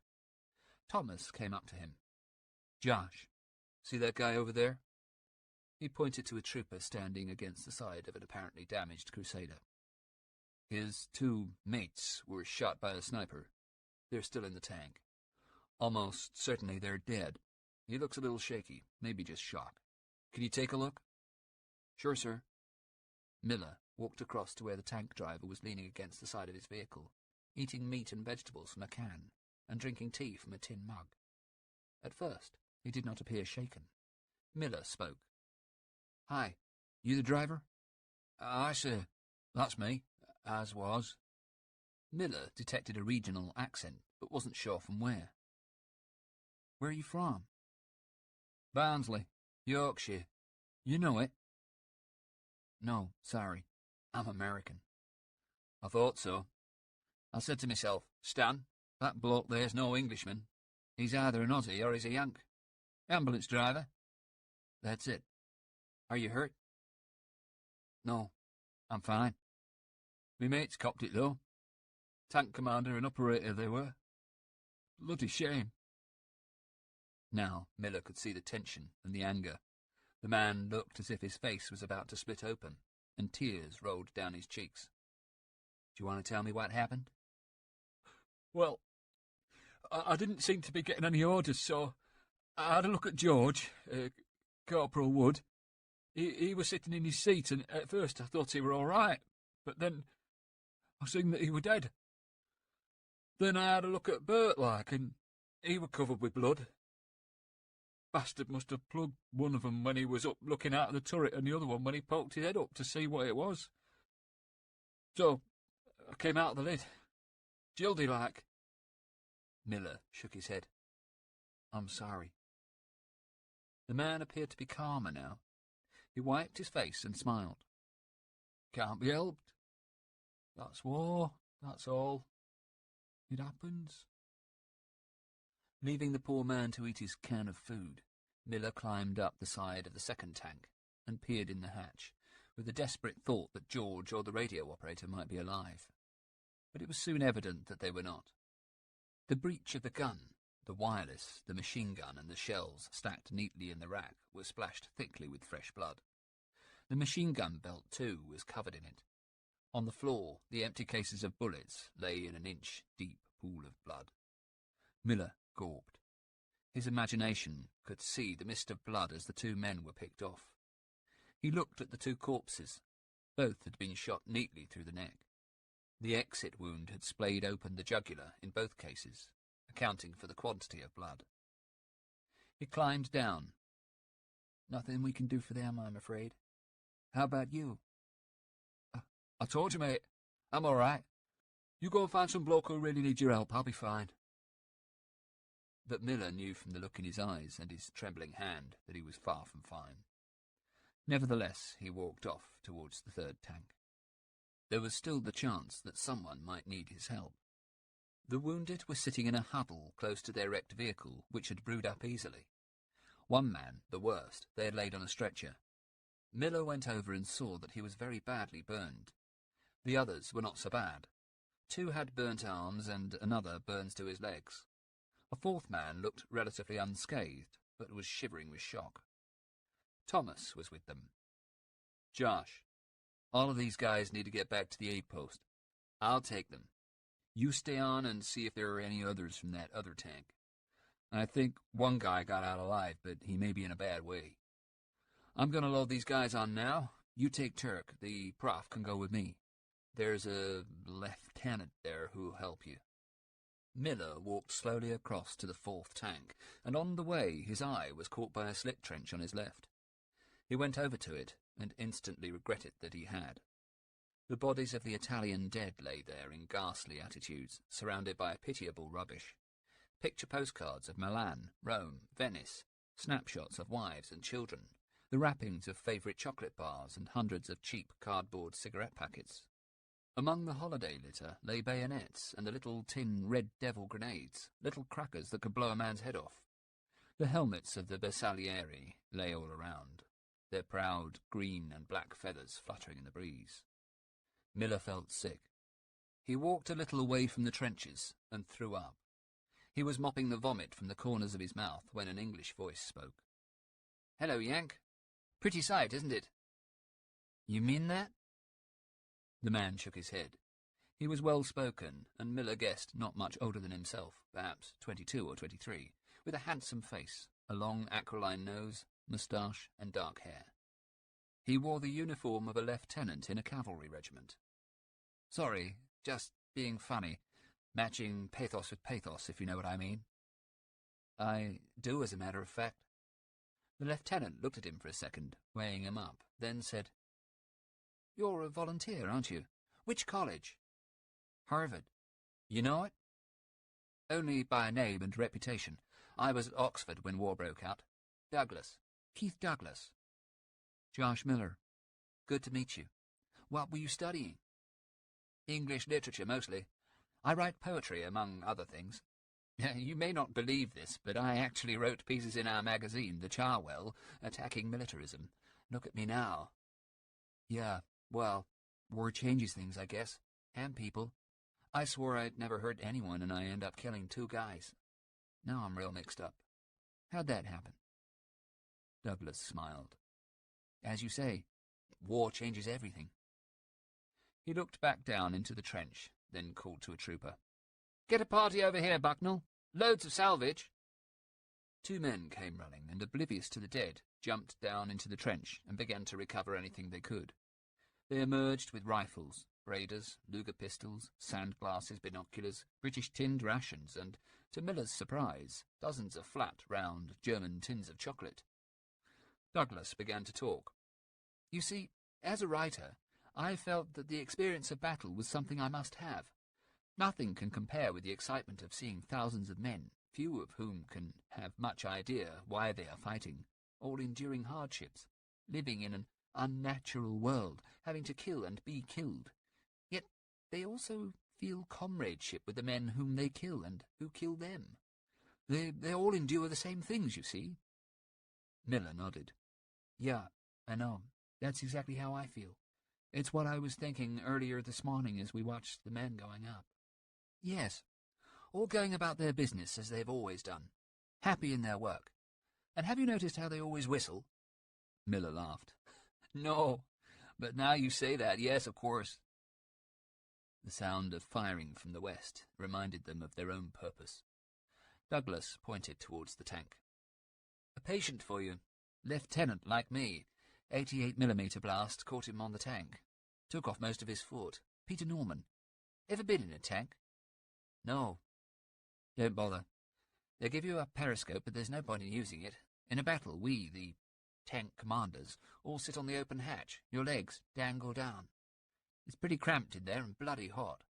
And when you're moving, you can't hear anything else, except the engine and explosions." They walked across to the wounded man who was lying on his back on the sand, his mangled limb bound in bandages, his head resting on a haversack. "We managed to give him some morphine, quite a lot of it, actually, and a bit of brandy. Bloody shame about him. He was a show jumper. Horses, you know. He hunted, too." "I'm sorry." Miller bent over the wounded man, who opened his eyes and smiled. "Hi, Peter. We're here to get you back to hospital." The man nodded and smiled again. "Rotten buggers blew my foot off." Then he went to sleep. Together, Turk and Miller laid down the stretcher they had brought and carefully lifted the wounded man onto it. Then they raised it and gently loaded him into the back of the ambulance. Before they left, Douglas went up to Miller and held out a folded piece of paper. "Here, I'd like you to have this. It's something I've been working on. I think it might have some relevance to you. Read it sometime. Don't worry, I've made a copy. Well, I must go. Have to rejoin the tanks. Good luck." Miller took the folded piece of paper and, unfolding it, scanned it. It was a poem. He refolded it and put it into his inside pocket. "Thank you. I will. Good luck." He climbed up into the cab and turned over the engine. She started first time, and Miller put his foot gently down on the accelerator and pulled away. Looking in his mirror, he could still see Douglas standing there beside the ruined tanks as they crested the small dune that led them onto the road. There were no sounds from the patient, but Miller still drove at a stately pace. The road was quiet for the moment. The prisoners had passed down the line. Suddenly, there was a terrific crash from behind, and the ambulance lurched towards the left. Turk yelled, "Shit! We've been hit!" Miller stopped the vehicle and looked back. There was a gaping hole through one of the sides, and one of the rear doors had been blown off. "Oh, shit!" A shell, a dud, or one with a mistimed fuse, had gone into the truck and out again. Both men threw open the cab doors and ran to the rear. More shells were crashing around them now, and they saw the reason. Along the track, in the opposite direction, towards the front, a score of Sherman tanks were advancing. The German spotters had somehow zeroed in on them. Turk yelled, "Hit the dirt!" and dived under the Dodge. Miller shouted to him, "What about the wounded guy?" He peered into the back. The man was either asleep or dead from the shock. He gently shook his shoulder. He murmured something. Miller ducked under the ambulance. "He's alive! What do we do?" "We leave him in there! What else?" The tanks continued towards them and began to rumble past. One of them had been hit by an 88 and was blazing further away down the track. There was no trace of any survivors. Miller looked at Turk. "I'm going to see if anyone needs help." "Christ's sake, Miller!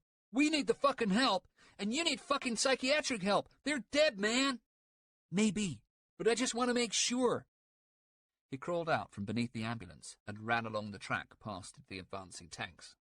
The brewed-up Sherman was intensely hot, and as he neared it, he realized that Turk had of course been right. There was no way anyone could have survived that. He was about to turn round and go back to the Dodge when another salvo of 88s came in. Miller dived to the ground and heard a thump and an explosion. Getting up, he turned round, and where the ambulance had been, he saw a twisted wreck of burning metal. For a moment he froze. Then he ran back, but the heat was too fierce to get close. Both Turk and Peter Norman were obviously dead. He sat down on the sand and stared at his boots. Why? How? There were no answers, and there was no logic, no fairness any more in this world. Only random death. The tanks went by, and then he was alone in the desert with nothing but the blazing Sherman and the burning Dodge for company. and 5 charred corpses. He thought of Turk, the first of them to die, and wondered how many more of his friends he would leave behind. And then for a moment he realized again that he too might be one of those who did not return. He could see Turk's grinning face in his mind, thought of him playing cards with Thomas, cursing himself for losing, swearing that the lieutenant had the luck of the devil. He closed his eyes and wept a few brief, silent tears. He supposed that at some point someone must come down the track and collect him, take him back to civilization. The sun had not yet come up, and the bright moon cast its white radiance on the scene. Miller shivered and wondered what would happen to him over the next few months, the next few years. They said the war would last at least another 3 years, perhaps much longer. What sort of a world was that to live in? Some of the guys had already left the service and gone home to enlist. He wondered whether he could ever do that. Killing a man to save others in a particular situation was one thing. Being part of a machine that sanctioned mass murder was quite another. Despite all he had seen and done, despite what had just happened to Turk, his conscience was still tearing him apart. He thought of Douglas, a man of learning, a writer fighting for his country with honour, yet able to justify it. How did he manage that? Perhaps, he thought, he might find some clue in the piece of writing he had pressed into his hand. He took it from his pocket, and unfolding it, began to read by the light of the burning vehicles. If you default, there may be none alert to stop the heavy mould clamping on lovers and children and the nascent hills. None to awake the mazy people's wills, who are obedient to chaos, none, without you being skilful to avert death's logic. Closed in this imperilled earth, reflect the dust and souls of merciful men. Lie still, and not 6 feet above their rest, their poor successors go about and waste the store of their amassing. Busy then, and harvest yet among a general dearth. Miller looked again at the piece of paper, and then he turned it over, took out a pencil from his battle-dress pocket, and began to compose his letter of resignation to the AFS. For at last, in that sublime, terrible moment, he knew what he had to do.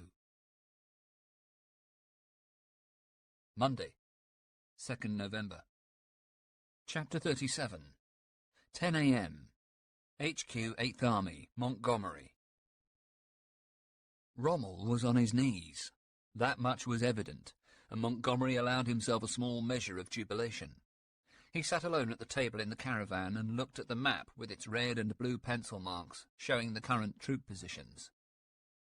The attack had kicked off at 1 a.m. with a rolling barrage by 350 25-pounders. The infantry and armour had gone in on a front of 4,000 yards and at a depth of 6,000 yards. He had all the statistics in front of him. 15,000 shells fired in 4.5 hours. That surely was enough to keep the Germans in their trenches and shatter the remaining minefields. He stared at the map. This time it really did seem to be going according to plan. If they succeeded now, he knew it would be the end of Rommel's army. So much, he thought, for those who had doubted the effectiveness of his supercharged plan.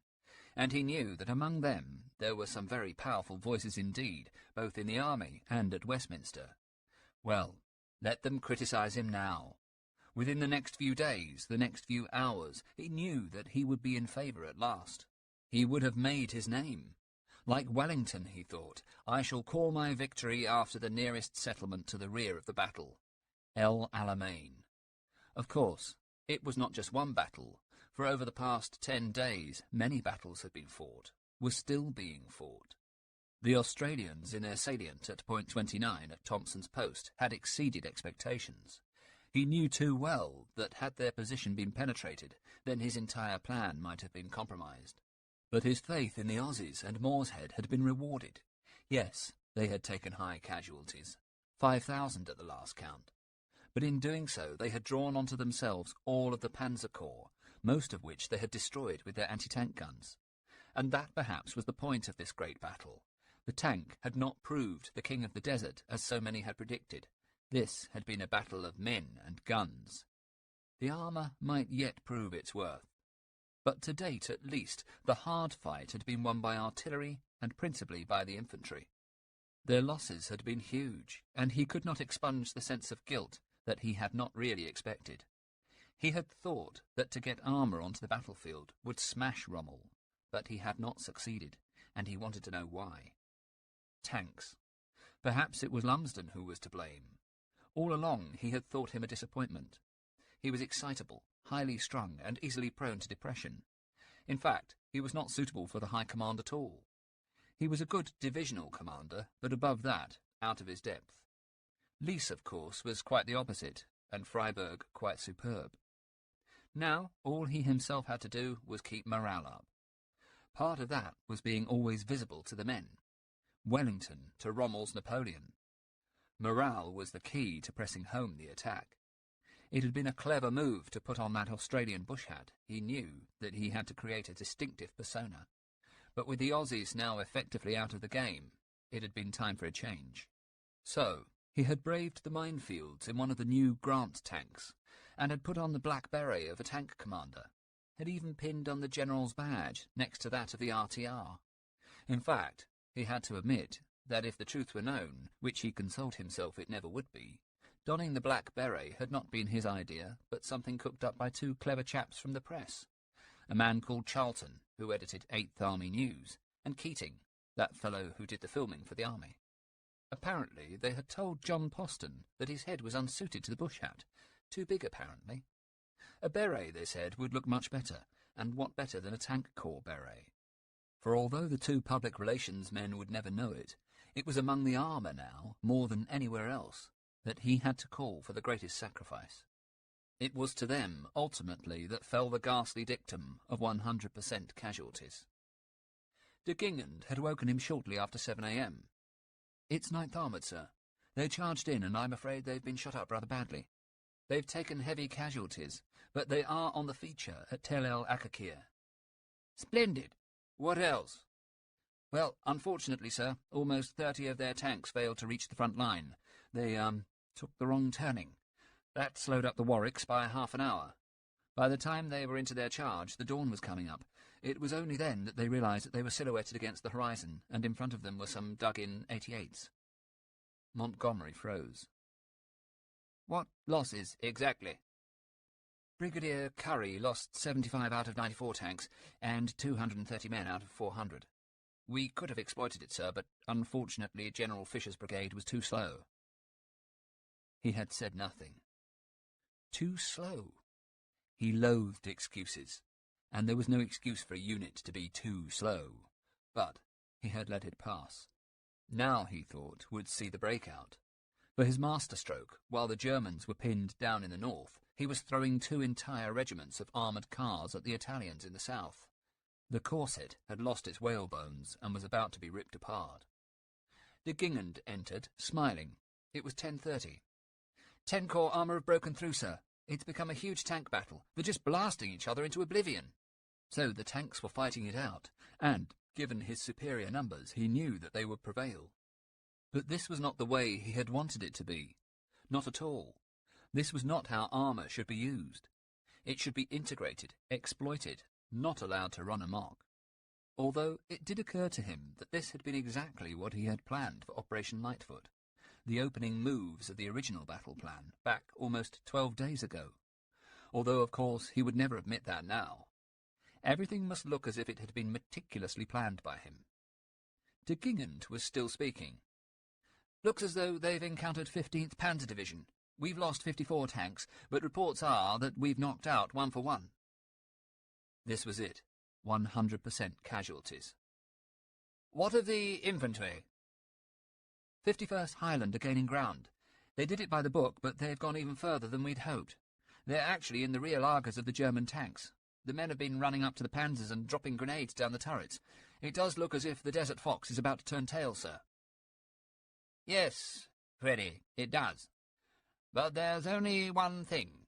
When he does so, Rommel hasn't enough transport to get all his men out. Who do you suppose he's going to leave?" The Italians, I imagine. Quite. And we must ensure that we don't allow him to regroup his panzer army. Get me the air, Commodore. I want to make sure we've got enough planes in the air tomorrow to slow down any retreating columns. This is our chance, Freddy, and I'm not going to waste it. De Gingand hurried off, and Montgomery contemplated the growing possibility of total victory and the price at which it had come. The infantry had paid dearly, and he hoped they would forgive him. A man's courage, he had realized, was totally dependent upon his loyalty to his commander, and it was the duty of any good commander not to abuse that loyalty simply to save shells. He wrote in his diary, "There are indications that the enemy is about to withdraw. He has reached breaking point and is trying to get his army away. We have the chance of putting the whole Panzer army in the bag, and we will do so. He is almost finished." Tuesday, 3rd November. Chapter 38. 1 p.m. HQ Panzer Army Africa. The Mosque. Sidi Abdel El Rahman. Rommel. He sipped at the revolting ersatz coffee and managed a slight smile. "Tell me, Bayerlein, you have no interest in collecting stamps?" "No, Herr Generalfeldmarschall, sadly not." "Pity. I had hoped we might have common ground there." It was true. He had hoped that he might share his interest, might talk about anything other than the tragedy currently unfolding before him. Anything but defeat. "I myself have a most magnificent collection, the fruit of 30 years. But you ski, don't you?" "Yes, sir. Downhill and cross-country since I was a boy." Rommel brightened. "Good. Yes, of course. And it is the best of sports, is it not?" There was a knock on the door of the command vehicle. "Enter." It was Munninger, Rommel's personal clerk. "Sir, the reconnaissance reports on the Fuka position." "Ah, yes. Come in." Munninger handed the papers to Bayerlein before leaving. Rommel put down the mug of coffee and moved to the large map spread out on the table before him. It was covered in blue pencil marks, arrows where the Allies had broken through the lines, and others showing the possible means of escape for the Africa Corps. "So, what have we, Bayerlein?" "It seems, Herr Generalfeldmarschall, that in the southernmost positions the ground is quite impassable by tank. We could hold out there." Rommel nodded and ran his forefinger around the position. "Yes, they stand in the position to the east of El Daba." He suddenly felt a twinge of pain in his stomach, probably indigestion from his hurried lunch, but he wondered whether it might not be his recent trouble returned again. He reached for the coffee. Bayerlein had noticed the spasm. "Are you feeling all right, sir?" Yes, I'll be fine. Just indigestion. This damned coffee. What other news?" "Nothing good, sir. 21st Panzer is dug into the north and 15th in the south. The Kampfstaffel have been wiped out, and General von Thoma will not be persuaded to leave the front line. It looks like the British tanks are about to overrun Tel el Mamsra. The British armour have taken the Italian right flank. The Italians are fighting well, but the British are just bigger and better machines. They are American tanks, Bayerlein. Remember that." He himself had seen 40 of his own tanks knocked out 2 days ago. He knew the worst. The army was exhausted. 10 days of endless fighting had worn them down. There was nothing they could do now to stop a breakout. Indeed, it had already begun. If he did not move now, and fast, then they were in danger of encirclement. He knew that an orderly withdrawal of all units was impossible. They simply lacked the necessary motor transport, and so his army would be destroyed, piecemeal. It was the end of a dream. He looked at Bayerlein, who was standing solemnly at the edge of the map, looking at the arrows. "Do you remember, Bayerlein, how it was when we came to Libya? How we marched through the streets of Tripoli?" Bayerlein smiled. "Oh, yes, sir. That was a day to remember. A glorious day." "You remember what they were singing?" "Haye Safari, das deutsches Volk in Afrika."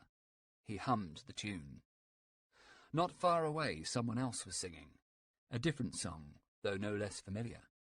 A plaintive song of hope for the impossible, a song more suited to the moment. Wo der Kassener, wo dem großen Tor, stand eine Laterne und steht sie noch davor. So wollen wir uns da wiedersehen, bei der Laterne wollen wir stehen, wie einst Lili Marleen, wie einst Lili Marleen. Munninger appeared again in the doorway.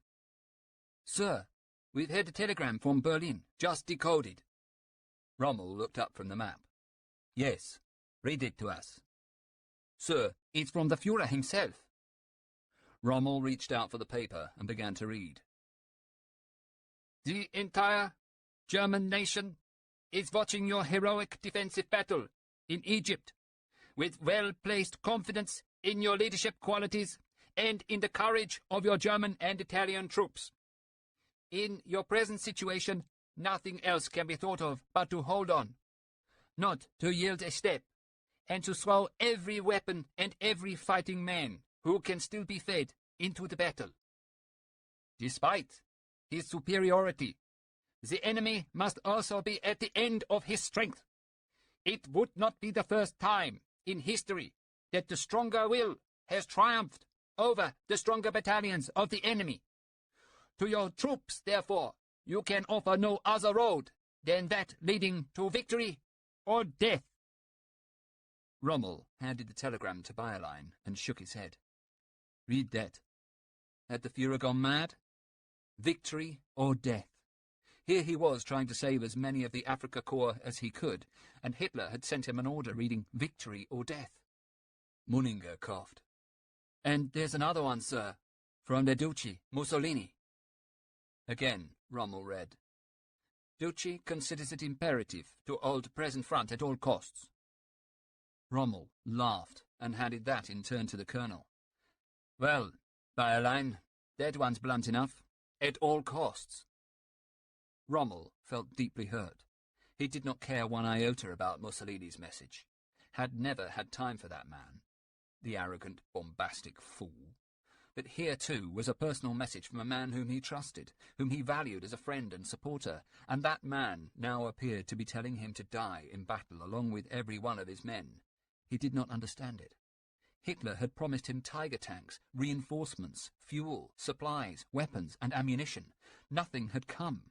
And now this ludicrous order to fight to the death. Perhaps, he thought, Kesselring was behind it. Yes, that, in all probability, was it. Hitler would never have done such a thing. Yet it was Hitler himself to whom he would now have to reply. End of Disc 8. Disc 9. In truth, it was too late. With their front broken and the enemy streaming into their rear, superior orders could no longer count. He simply had to save whatever there was to be saved. He would retreat. In fact, a rear guard of artillery and motorized infantry was already on the move, and had been for the last 15 hours. He knew that the great tide of Allied men and machines was now only being held back by a thin line of armour and artillery. Barely 30 serviceable tanks. One thing was certain. He could not tell the men of the Führer's order. He would tell the commanders, though, just as well to do so and let them know the scheme of things. Nevertheless, he would authorize the limited withdrawal he had planned. 15 kilometers back. But he would order the 90th Light, what was left of them, and the Italians to stand fast and hold on to the last man. That would be his real rearguard. They would be sacrificed. So, von Thoma was staying with his few remaining tanks.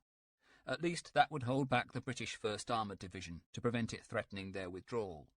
It was, he knew, as von Thoma must know, a suicide mission. Von Thoma must have seen that the end was in sight.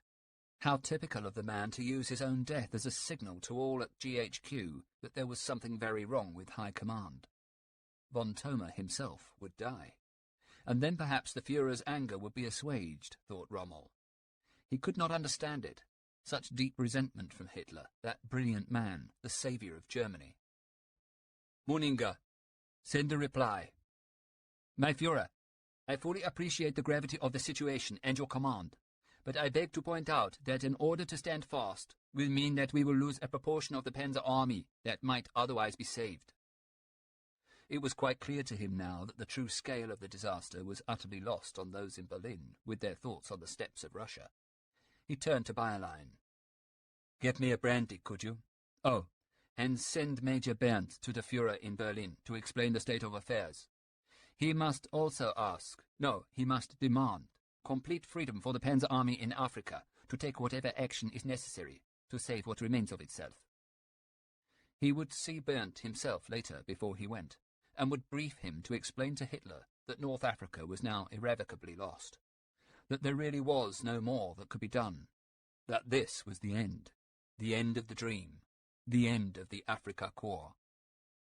Wednesday, 4th November. Chapter 39.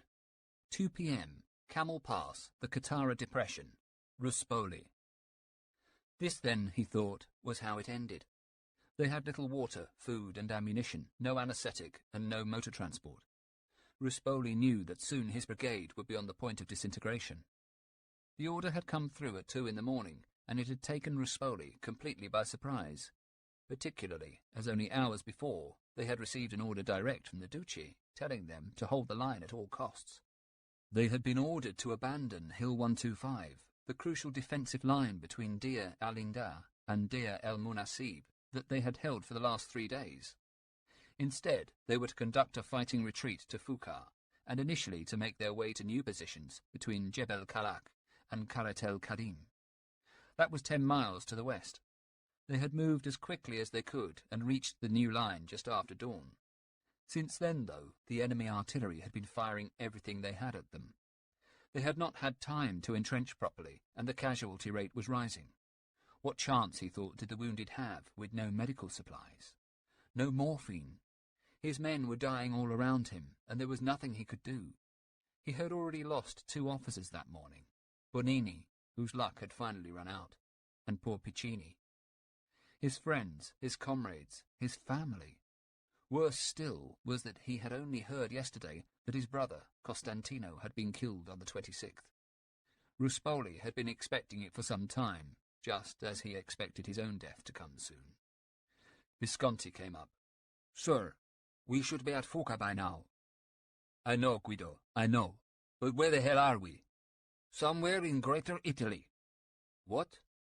"That's what the Duchy called it. This is part of Italy." Ruspoli laughed. "Dear Guido, what a wit!" "It's just what they told us, sir. This is our land. We fight to defend it." "We have only one land, Mother Italy. We were sold a lie." It was approaching 2 in the afternoon when 3 British armoured cars pressed forward. An English voice sounded through a loudspeaker. "Brave Italians! You have done everything honour and your country demand. You have shown great valour. Surrender now, and you will be treated as heroes. Continue to fight, and you will be completely annihilated." Ruspoli shouted back, "Folgore!" Then he turned to Martino. "Fire the 4732. Martino shouted to Ponticelli, "Open fire!" The small anti-tank gun fired, and a shell hit one of the armoured cars square on, causing it to burst into flames. Its crew jumped from the turret and ran back to hitch a ride on the other 2, which were now pulling back. The Italians gave a cheer. Ruspoli spoke quietly to Martino. "We must continue to withdraw. These are the orders. We've left 4th Battalion as a rear guard. Only they may have water supplies. For us, it's only what we're carrying. Half a litre each, that's all we have.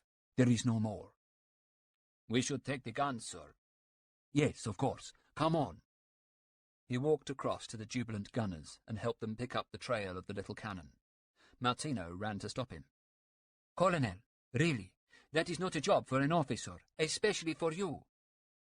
Ruspoli smiled at him and pushed away his hand. "Oh, Carlo, don't you see? Officers, men, we are all the same now. Look around you. What do you see? Italians. We must help each other now. Please, if my men do it, then so do I. He picked up the trail, and with 6 others began to push the gun through the sand. Their initial march had been through the night. By day it was very different under the desert sun. They moved with painful slowness, every step a new hardship. To his left a man swayed and collapsed to the ground. Ruspoli went across to him. It was Marcantonio, the wine producer. His skin was dry and wrinkled, and his mouth black. He was completely dehydrated. Though it was only the afternoon, the men, utterly exhausted, were falling asleep on their feet. Some of those who fell in the sand did not get back up. Maltino handed out amphetamines to help them stay awake. There was the sound of engines in the sky. Paulini yelled, "Get down! Planes!" 3 hurricanes dived low out of the sun, and Ruspoli bowed his head as their guns opened up. The shells raked the sand around him and tore through 2 of the men hauling the cannon. The planes circled and then dived again. This time their fire scudded through a dune where 3 men were sheltering. There was a scream. Ruspoli ran to see who had been hit. 2 of the men were dead, their bodies ripped apart by the cannon shells. The 3rd, though, was still alive. It was Conticello, the baker's son. Both of his hands were mangled and his left eye had gone. He had obviously put his hands up to shield himself from the gunfire and paid the price. He was staring at his hand, and clearly the shock had not yet given way to pain. They managed to make him a makeshift stretcher from a piece of tarpaulin and dragged him along with them. It was around 5 in the afternoon that they stopped. Maltino spotted it first. A trench cut into the desert and built up with sandbags and wooden supports. It was covered with a wooden roof, and shreds of tarpaulin and canvas hung off it, giving it the appearance of a street vendor's stall. A signpost in German pointed to Tripoli in one direction and Cairo in the other. "Must have been a supply depot. Petrol and water by the look of all those empty cans." "Pity they're empty," muttered Visconti. Ruspoli walked across to the position. "Better make sure it's not booby-trapped. You know what these Germans are like." Gelati laughed. Spada volunteered and slowly, inch by inch, ran his hands around the perimeter and then inside the trench itself. At last, after a good half-hour, he emerged, smiling. "Clean, Colonel. Nothing. We can use it."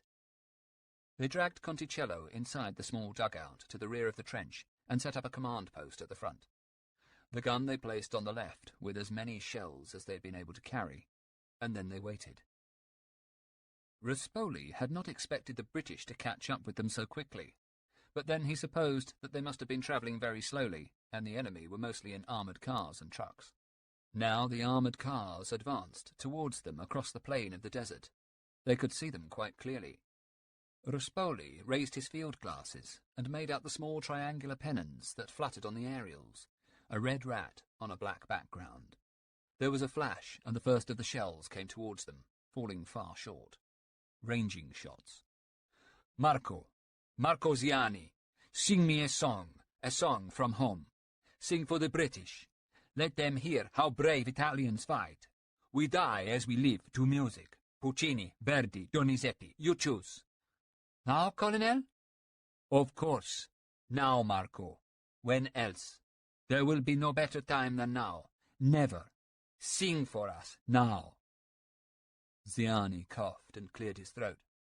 Around him the platoon stood and watched as he began to sing. The flawless, perfect tenor voice cut through the noise of battle as the young man summoned every ounce that was left of his strength and courage. Ruspoli smiled. It was a favourite aria of his from La Bohème. Che gelida manina. The words rang out across the baking desert, evoking thoughts of another place, another time, another tragedy. "Your tiny hand is frozen. Let me warm it here in mine. What's the use in searching? It's far too dark to find it. But by our good fortune, it's a night lit by the moon. And up here the moon is our closest friend." Ruspoli listened, and for an instant was unable to move. For a moment he almost regretted having asked Ziani to sing, and then instantly knew that he had been right to do so. There was no better time than now. It was all that was left them. A memory of Italy, the joy of music and of life. Love, friendship, passion, and sorrow. Tears began to course down his face, and he looked across at Visconti, saw that he too was unable to control his emotions. Visconti shook his head. "What for, Colonel? Why do we do this? Tell me, why?" "For Italy, Guido. For our country and our people. For Michelangelo and Giotto. For Verdi and Puccini. And for all your film stars, too." And so Ziani filled his lungs again, and opened his mouth and sang of love and loss and life. Sublime music, music, thought Ruspoli, like no other. Divine, inspired. The music soared, and still the tanks and armoured cars advanced towards them, their rumbling, clanking thunder providing a ghastly bass-line to Ziani's tenor. Above the roar and the melody, Ruspoli barked an order. "Folgore, make ready! Take aim! Wait for my command! You, Ziani, you keep on singing! Don't stop! Never stop singing! That's an order!" He turned back to the company, caught sight of Martino, Bonini, Conticello and Gelati, his hair longer than ever. The old faces, the ones who were left, and with the tears chasing each other down his face, he gave the order. "Now! Fire!" The entire battalion, what there was of it, barely a half company, opened fire with whatever it had. The bullets flew across the desert, and most pinged harmlessly off the armoured cars. A few, though, found their targets, and British soldiers began to fall as the Folgori fought their last battle. The shots rang out again, and now another noise had joined the music and the gunfire. Somewhere across the front, one of the enemy was playing the bagpipes. So they were Scots attacking him, thought Ruspoli. Here then was the final irony. To meet his end at the hands of the men of his ancestral homeland. At least they were men he respected, men of honour, a proud race from the mountains, men like him. They had all fixed bayonets, all who were capable. Even most of the officers had chosen to fight with a rifle and bayonet today, although many also carried sidearms and knives. They all stood alongside Ruspoli now, and they all knew what was expected of them. Ruspoli brushed away the tears. Then, as the armoured cars continued to advance, their machine guns spraying out their hail of death, he began to climb out of the trench, and the men followed their commander. Ruspoli turned and looked at them, caught their faces in his mind. Then he looked to the front.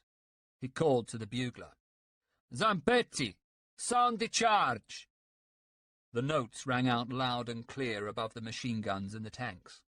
Above Ziani's beautiful tenor voice, which still rang out as he had been commanded by his colonel. Then Ruspoli raised his hand in the air and shouted one word at the top of his voice. "Folgore!" And with that he leapt from the trench and up onto the sand. Immediately he felt himself being pushed back hard, as if by a steel hand, as the first of the bullets cut through him. But he did not fall. He managed to steady himself and walk forward. He knew that the men were up with him now, and could hear the sickening thud as more bullets struck them. They were falling all around him, but Ruspoli continued onwards. He saw Gola, the battle too close now for his beloved mortars, lead a bayonet charge only to be cut down by machine-gun fire. Morozzi, the painter, was standing with a cigarette hanging from his mouth, firing round after round into the advancing infantry, and died as an armoured car cut him down with its blazing guns. On his right, Visconti was leading a charge with flaming petrol bombs against two armoured cars. He saw one explode, and then there was a burst of fire, and Visconti and his men just seemed to fall over and lie still. He was aware of Marc Antonio stumbling back towards him with blood streaming from his head, and his hands clawing at empty eye sockets, and of Spada lying somewhere close by, staring at his severed legs. And then he was hit again, and again, and then he could not really see where his men had gone. He heard Martino's voice. "Folgore! Italian!" And he stretched his body as far as he could, reaching his hand to touch the heavens, his thin frame silhouetted against the azure sky. There was no pain, only shock and the realization of death. He had an image in his mind of a saint in a Renaissance painting in their private chapel at Castello Ruspoli. A saint, a soldier saint painted by Andrea Mantegna, a saint so lacerated by cuts and arrows that he was scarcely recognizable, yet a man who so transcended mortality by his suffering that he became every man, a man whose death atoned for all the sorrows of humanity. Ruspoli felt the bullets tearing at his flesh like arrows. Surely, he thought, this is enough. Surely now the killing must stop. We are beaten. Another rattle of the gun, and Ruspoli felt himself falling. Forever, it seemed, until his face hit the ground. But he felt no pain, only sadness and a sense of release.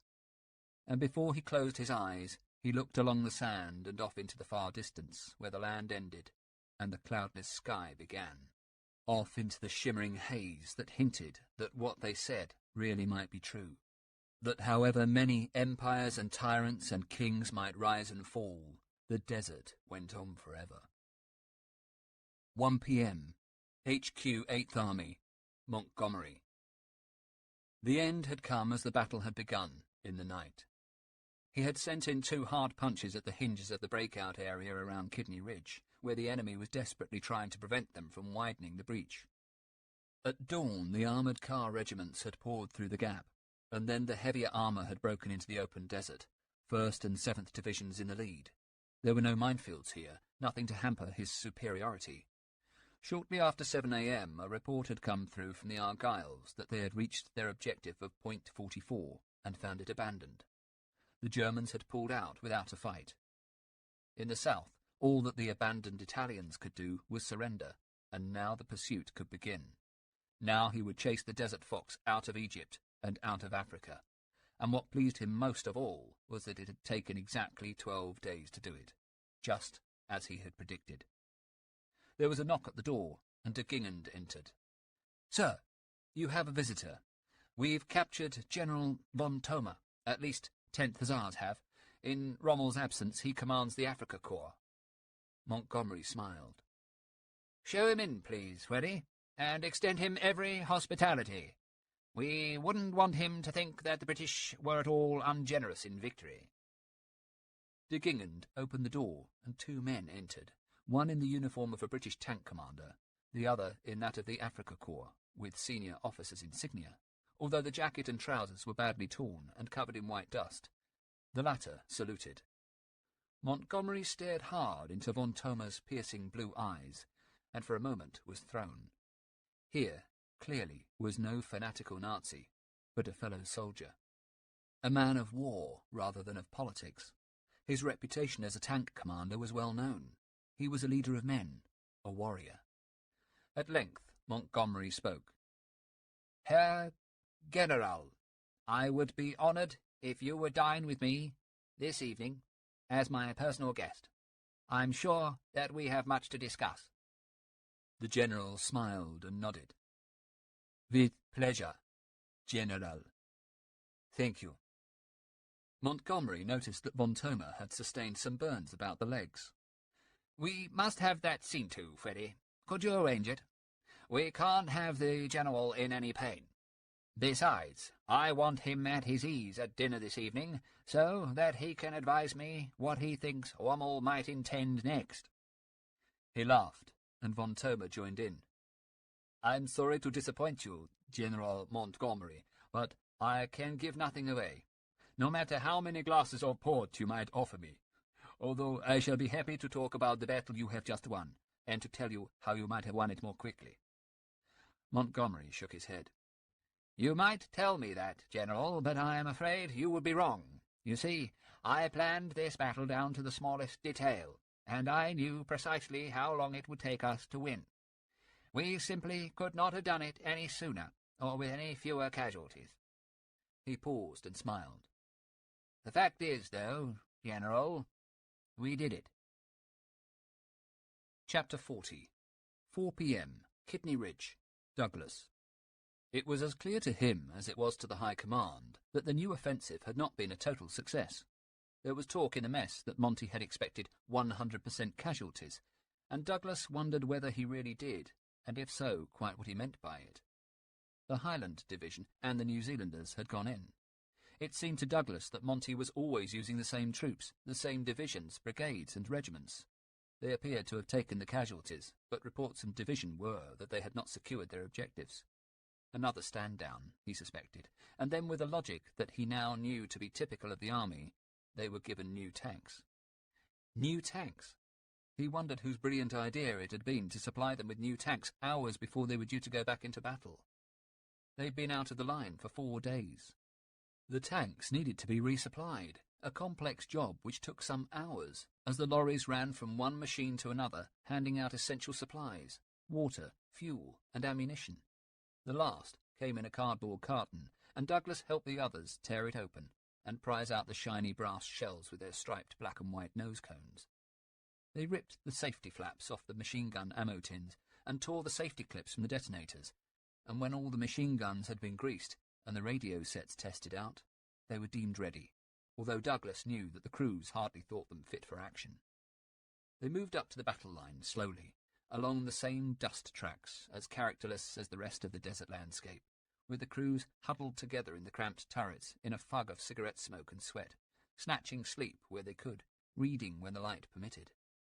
He had left the turret open to make the most of the air, and even as night fell was aware of the white dust that blew up from the road and caked his face and hands. At first light, they found themselves at a gap in a minefield, marked by metal triangles hung on wooden posts amid the cut barbed wire. They moved slowly towards the west, and there on the horizon in front of them he saw vehicles. Enemy tanks, but decently out of range. The regiment began to close on them, and as they did, Douglas peered over the side of the tank and saw infantrymen on the ground passing below him, lying in trenches. Most of them appeared to be dead, but, looking down into one trench, he was met by the face of a man who had momentarily lifted his head. His eyes were filled with despair. Douglas yelled to Moody, "Stop!" He jumped down from the turret and grabbed a water can before running across to the trench. Kneeling down, he held the man's head and fed him the water before looking to see who he might be, German, Italian, or British. In fact, he was none of these, but a lieutenant of the New Zealand infantry.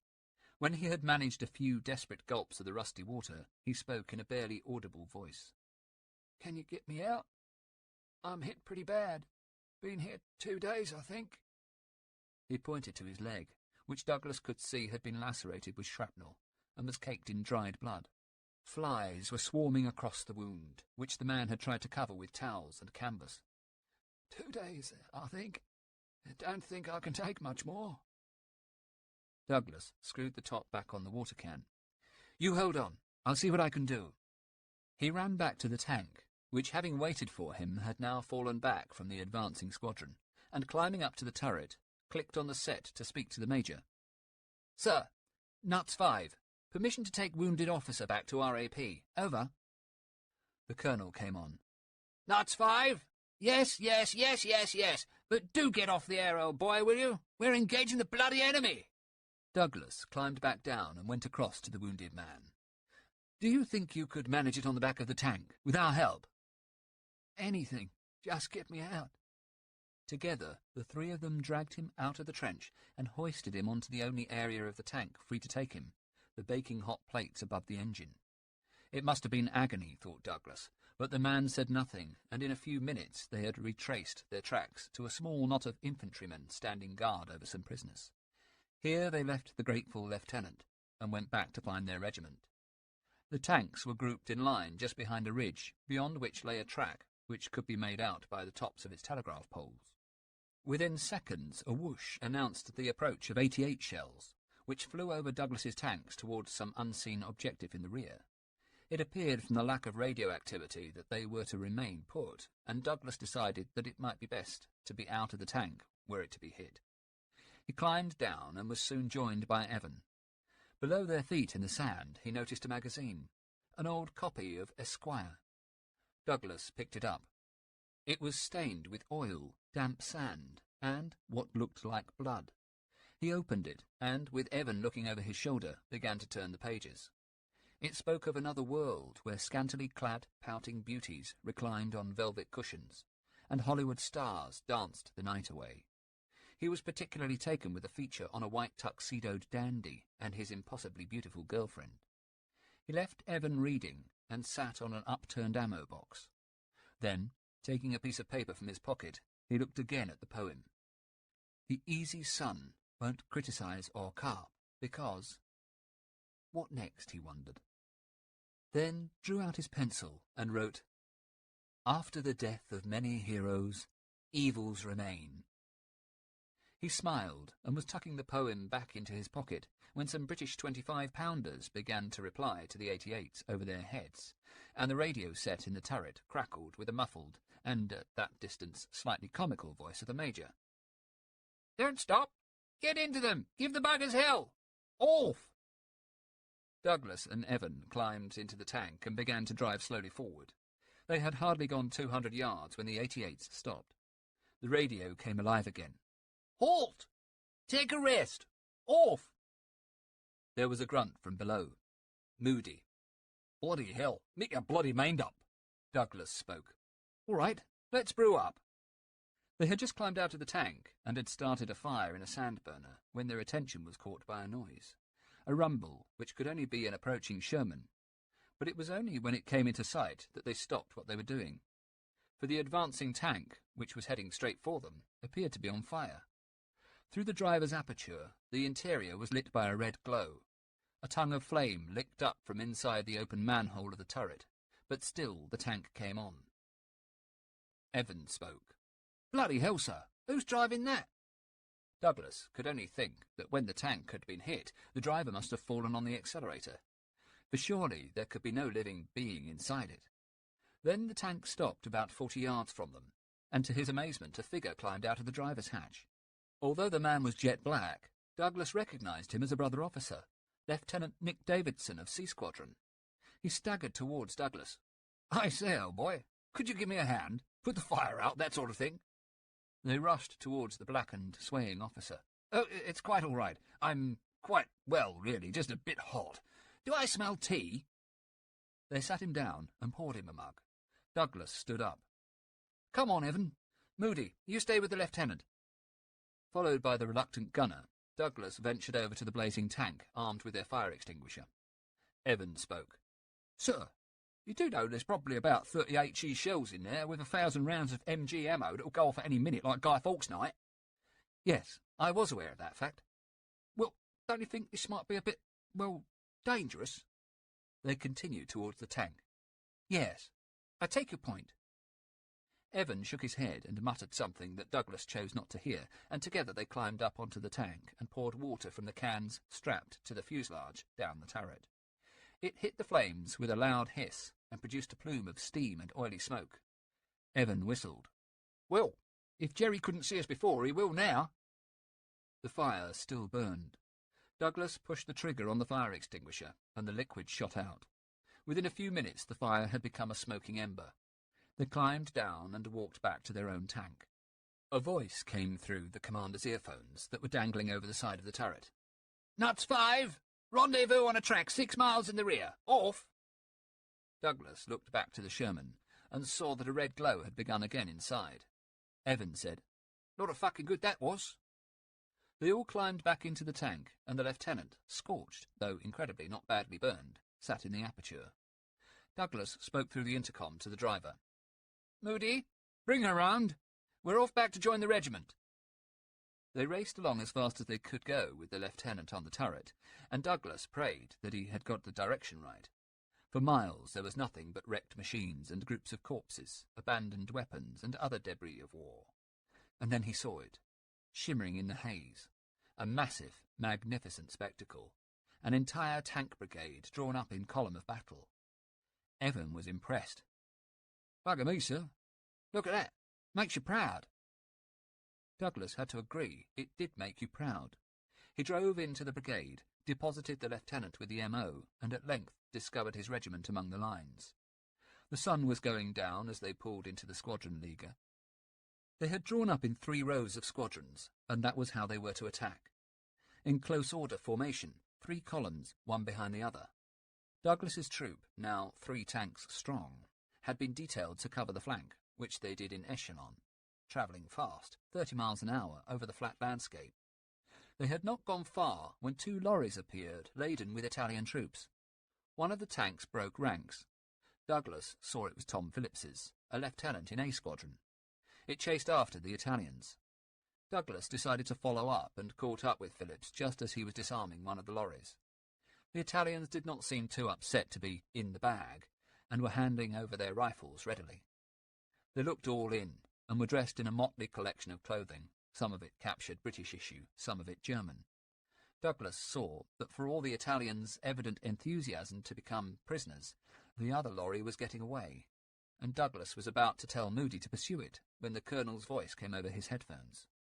"Knots 5. You'd better let that one go to ground. We'll find it again." "Yes, sir. What are your orders?" "We're moving on to Mercer Matru to cut off the enemy." "Cut them off, sir?" "Of course bloody cut them off, Knots 5. They're retreating. We've got them beat. We've been selected to administer the coup de grace." "And what then, sir?" "What then?" The Major seemed a little nonplussed for a moment, and then he spoke again. "Why, then we go back to Cairo, of course, and, have a bath, and leave some other buggers to do the chasing for us."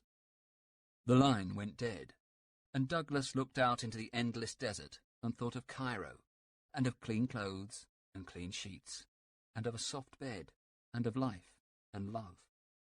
And then, for the first time since the battle had begun, it started to rain.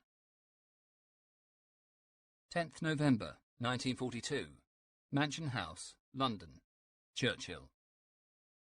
"I have never promised anything but blood, tears, toil, and sweat. Now, however, we have a new experience. We have victory, a remarkable and definite victory. The bright gleam has caught the helmets of our soldiers, and warmed and cheered all our hearts. Rommel's army has been defeated. It has been routed. It has been very largely destroyed as a fighting force. Now, this is not the end. It is not even the beginning of the end, but it is, perhaps, the end of the beginning. Henceforth, Hitler's Nazis will meet equally well armed, and perhaps better armed troops. Here we are, and here we stand, a veritable rock of salvation in this drifting world.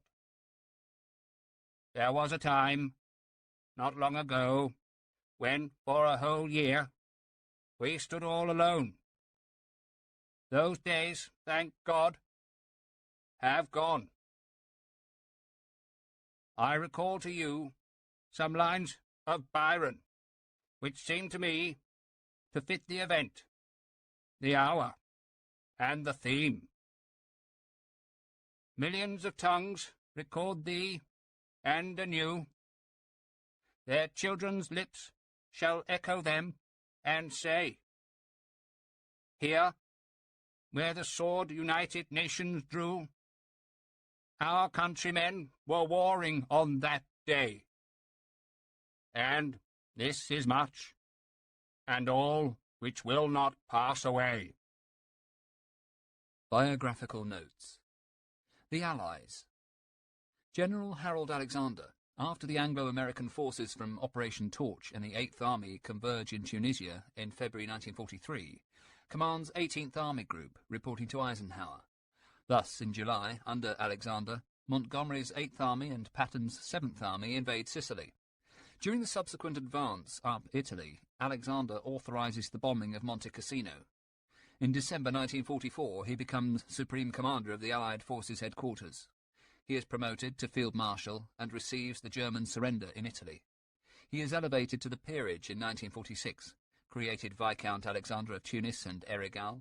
He then becomes Governor-General of Canada, and in 1952 returns to Britain and becomes Earl Alexander of Tunis, Baron Rideau of Ottawa, and Castle Derg.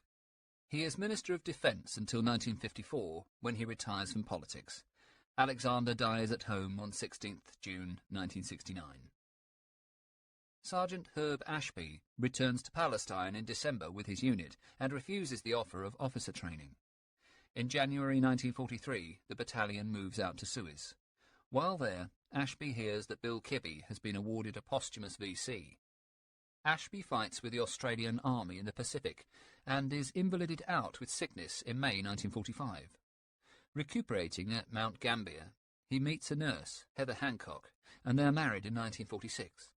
He starts to farm cattle, expands into sheep, and in the 1970s sells up a successful livestock business and settles in Mount Gambier. He also works in veterans' pensions. In 1999 he was awarded the Medal of Order of Australia. He has 5 children, 8 grandchildren and 6 great-grandchildren. Major Tom Bird, already the holder of an MC and bar, receives a DSO for his part in the action at Snipe. He becomes one of Wavell's ADCs in Delhi, and later, while serving in Belgium, is badly wounded and invalided out of the army. After the war, he sets up an architectural practice in London with Richard Tyler, who had been wounded on the same day, losing a leg, while serving with the Royal Engineers and had met Bird in hospital in Cairo. Their practice specialises in country house restoration and housing for disabled ex-servicemen. It is still in business today. In 2004, Bird is awarded the Légion d'honneur for his part in the Tobruk evacuation. In 2009, a grandfather of 7, aged 90, he pledges to bequeath his medals to the Green Jackets Museum in Winchester. Sergeant Charlie Calliston, 2nd KRRB, wins the DCM. Corporal Cope, 2nd KRRB, is promoted sergeant and wins the military medal. Brigadier Francis Freddy de Gingand collapses from fatigue during the preparations for the Battle of El Agheila on 23rd of November. Monty sends him back to Cairo. He is married to his fiancée, Mrs. Arlie Stewart, and returns to the front. He is promoted Major General after the surrender of the Axis forces in North Africa in May 1943, and serves as Montgomery's Chief of Staff from Egypt to the Rhine. Throughout early 1944, he is away on sick leave on several occasions with stress. After the end of hostilities in Europe, he is appointed as Director of Military Intelligence at the War Office, but fails to make Vice Chief of the General Staff. In 1946, de Gingand retires from the army to southern Rhodesia to pursue a successful career in business. He also writes books about his experiences, but he is blunt about his relationship with Montgomery and falls out with him. He dies in 1979 at the age of 79. Lieutenant Keith Castellian Douglas is wounded on 15th of January 1943 in action at Wadi Zemzem and sent to Palestine to recover. During the 6 weeks he spends there, he writes an account of the fighting, from Alamein to Zemzem. Released from hospital, Douglas rejoins his regiment in Egypt and later in Tunisia, where he's promoted to captain. In mid-December he arrives back in England for 3 weeks' leave. In his absence, he has become a published poet with selected poems. At the end of his leave, he retrains for D-Day. In February 1944, he receives a contract from Poetry London for a collection of his poetry. He takes part in the D-Day invasion of Normandy on 6th of June 1944. The regiment helps liberate Bayeux, and on D-Day, +3, 9th of June, arrives at the village of Saint-Pierre. Douglas and a comrade leave their tank and head towards the village on foot. A mortar shell explodes directly above his head, killing him instantly without leaving a mark on his body. He is 24. His remains now lie in the Tilly-Sassoul War Cemetery. General Bernard Freyberg is created Knight Commander of the Order of the Bath. He is injured in an aircraft accident in September 1944. After 6 weeks in hospital, he returns to command the New Zealand Division in its final operations in Italy and liberates Venice. He becomes Governor-General of New Zealand in 1946 and holds the post until 1952. Freyberg returns to England and in 1953 becomes Deputy Constable and Lieutenant Governor of Windsor Castle. He dies at Windsor on 4th of July 1963, following the rupture of one of his war wounds. He is 74. General Alexander Gatehouse is from 1942 to 1944 Chief Administration Officer to the British military mission in Washington. After the war, he becomes military attaché to the Soviet Union, and from 1946 to 1948 is aide-de-camp to the King. He dies in 1964, aged 69. Sergeant Hines, 2nd KRRB, wins the MM. General Brian Horrocks takes over command of 10 Corps after Lumsden's dismissal. He is then transferred to 1st Army to take over 9 Corps, with which he captures Tunis and accepts the surrender of the remnants of Rommel's Army Group Africa. In June 1943, Horrocks is wounded during an air raid at Bizerte. He has 5 operations and spends 14 months recovering. In August 1944, he is sent to France to assume command of 30 Corps and drives through Belgium, taking Brussels. In September, in Operation Market Garden, 30 Corps under Horrocks leads the ground assault along a corridor held by British and American airborne forces to link up with the British 1st Airborne Division. He becomes a television presenter, lecturing on great battles, and becomes director of the house-building company Bovis. He is a military consultant for the 1977 film A Bridge Too Far, in which he is played by Edward Fox. He dies in 1985 at the age of 89. General Sir Oliver Leese commands 30 Corps for the rest of the campaign and in the invasion of Sicily, and is mentioned in dispatches. He is promoted temporary Lieutenant General in September 1943, and in December succeeds Montgomery as 8th Army Commander. He commands 8th Army at the final Battle of Monte Cassino in May 1944. His rank of Lieutenant General was made permanent in July 1944. In September 1944, he is appointed Commander-in-Chief of Allied Land Forces, Southeast Asia. After falling out with General Slim, he was himself replaced by him and returned to Britain as GOC-in-C Eastern Command. He retired from the army in January 1947 and became a renowned horticulturist, particularly on cacti. He died in 1978, aged 94. General Herbert Lumsden is sacked by Montgomery on the 13th of December 1942 and replaced by General Brian Horrocks. Liked by Churchill, however, he is given command of 8 Corps in Britain, prior to being sent to the Pacific as Churchill's military representative to MacArthur. He is killed at the age of 48 by a kamikaze plane on the bridge of USS New Mexico, observing the bombardment of the Lingayen Gulf on 6 January 1945. He was buried at sea. Lieutenant General Bernard Law Montgomery is knighted and promoted full general. He pursues Rommel into Tunisia. 8th Army invades Sicily and then in the autumn of 1943, Italy.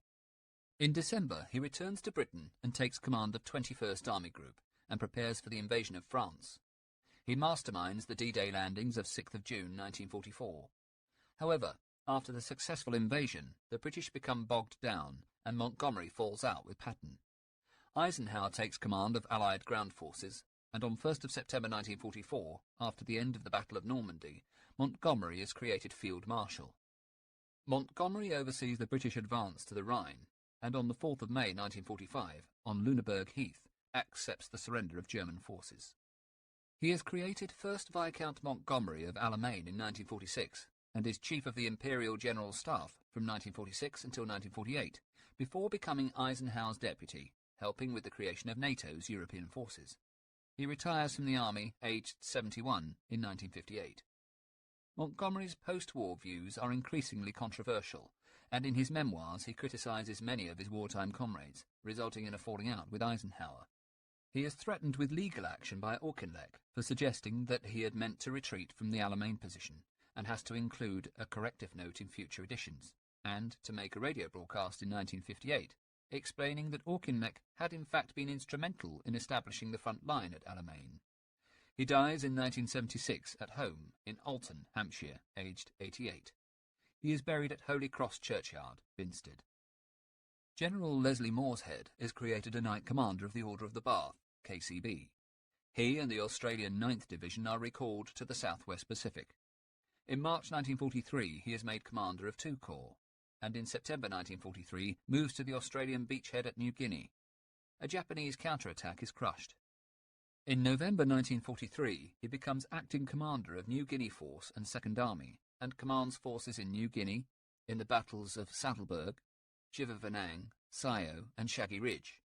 Returning to Australia, he commands 2nd Army, and in February 1945 lands on Borneo. After the war, Morshead becomes the Orient Steam Navigation Company's Australian General Manager. He dies of cancer in 1959 in Sydney, aged 70. Captain John William Poston, 11th Hussars, is killed in action on 21st of April 1945 at the age of 25, while carrying out a task for Montgomery, who acknowledges the fact in his memoirs. Major Hugh Peter Delancey Samwell, 7th Argyll and Sutherland Highlanders, recuperates in Cairo, and, having rejoined his unit, is wounded again in March 1943, having stood on a mine at the end of a patrol. He is awarded the MC for gallantry in action on Mareth Line, North Africa.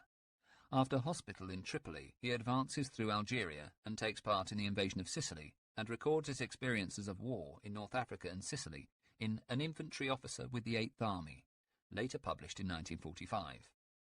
In Italy, he plays a leading role in defending soldiers of the 50th and 51st Divisions, including many Alamein veterans, accused of mutiny in September 1943, as documented in the book Mutiny at Salerno, An Injustice Exposed by Saul David, 2005.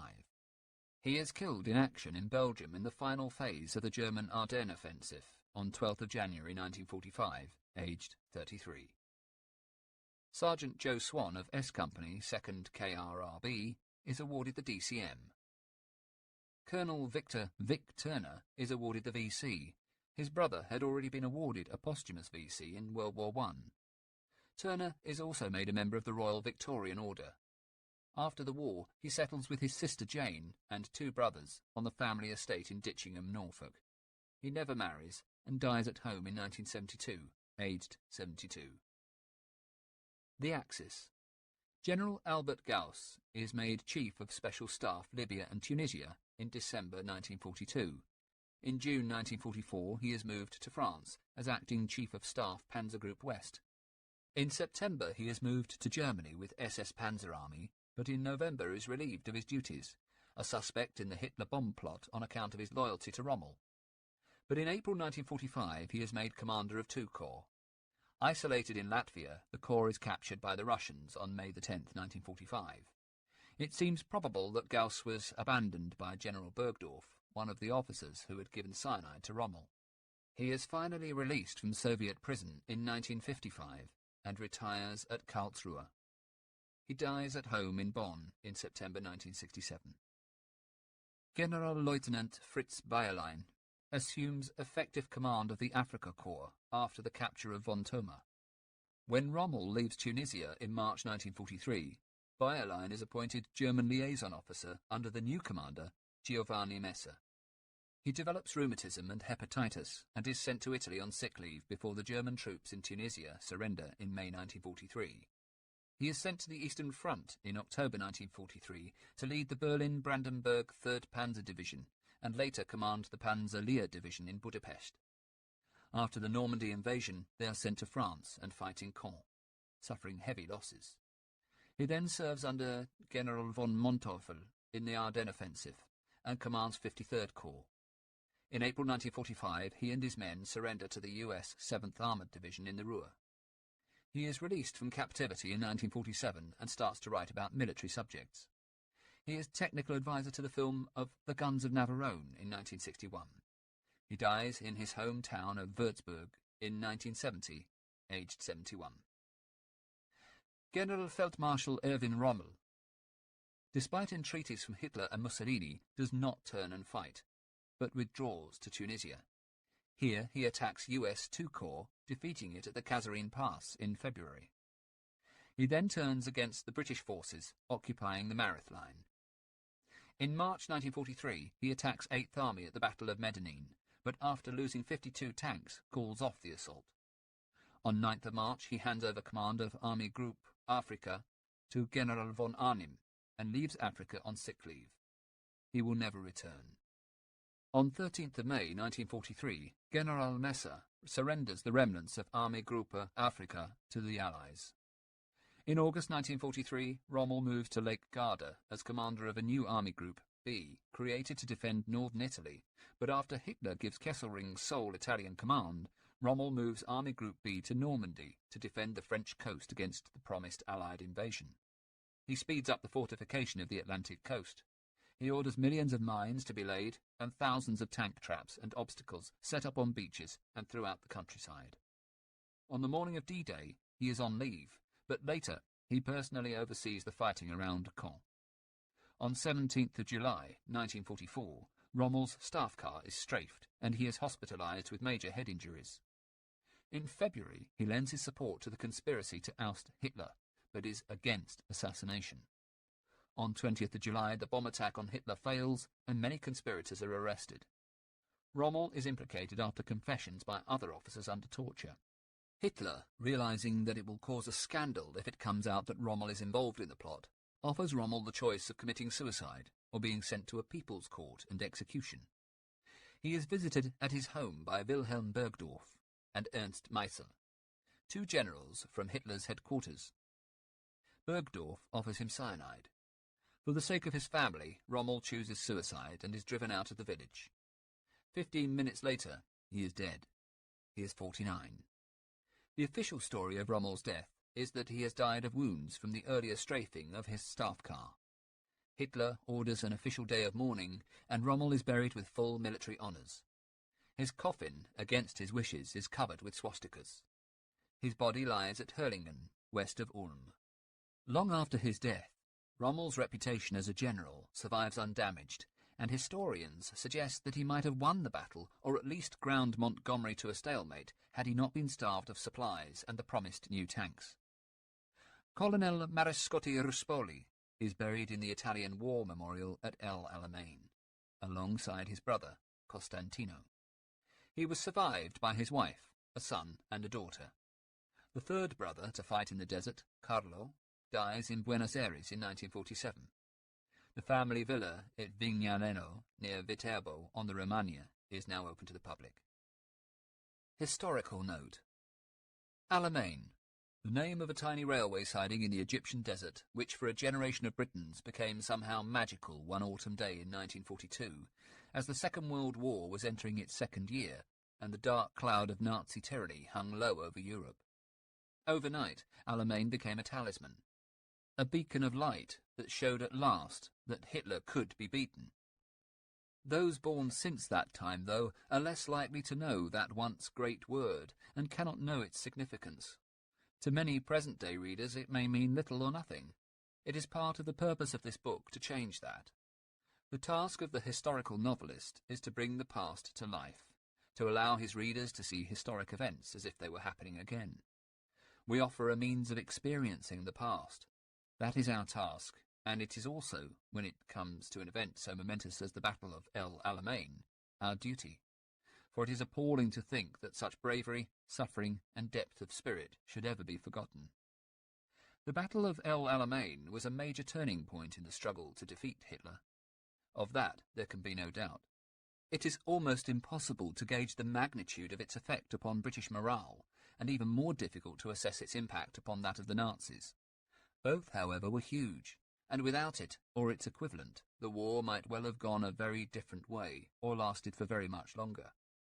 Certainly the entry of the Americans into the war with all their industrial might and manpower must have ensured, as Rommel realised only too well, that eventually Hitler would be defeated. But Montgomery and Churchill knew that that would be a waiting game, and the already war-weary British people, unaware of such probabilities, desperately needed some sign that the Allies were able to deal a major knockout blow on their adversaries. That was the real value of El Alamein, and that was the reason that Montgomery felt justified in expending so many men and so much material in achieving his victory.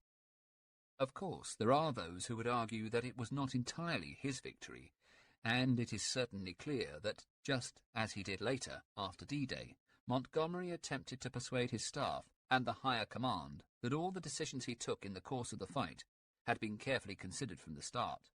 This was not the case, and it is disappointing that he should not have been sufficiently self-confident to have admitted that he was in fact a talented opportunist. For that is where I believe his strength as a general lay. He was able to grasp the changing situation, in particular his own mistakes, and to adjust accordingly. It is also true that Montgomery outnumbered the Axis forces 2-1 in artillery and manpower, and 4-1 in tanks. But, as any general will tell you, it is generally considered that an attacking force should outnumber the defenders by at least 3-1 to have a fighting chance. What is certain is that victory at Alamein was never a certainty. It was a result not only of masterly generalship, but at the final reckoning of sheer blood, guts, and bravery. Without those, the Allies could not have won. The Desert War has been called a war without hate, and in truth, the dreadful conditions endured in North Africa were partly responsible for producing a code of gentlemanliness which recalls the conflicts of the 18th century. The ultimate demonstration of this was surely Montgomery's invitation to the captured General von Thoma to dine with him as the Germans began to retreat. But like the wars of the past, it was not without its moments of atrocity, particularly in the use of booby traps and the extensive employment of mines, some of them designed not to kill, but merely to demobilize and mutilate, and to err too much on the side of a chivalrous ideal would be a mistake. Also, the sheer scale of casualties was dreadful. It was greater than any single battle yet witnessed in the Second World War.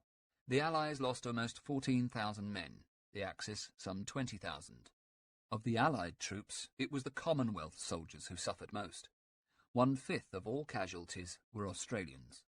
The New Zealanders, as my account endeavours to emphasise, lost even more, some 8,000 killed and wounded. The question remains, though, what was it that made this war, fought in such terrible physical hardship, so very different in character from the Russo-German conflict of the same era?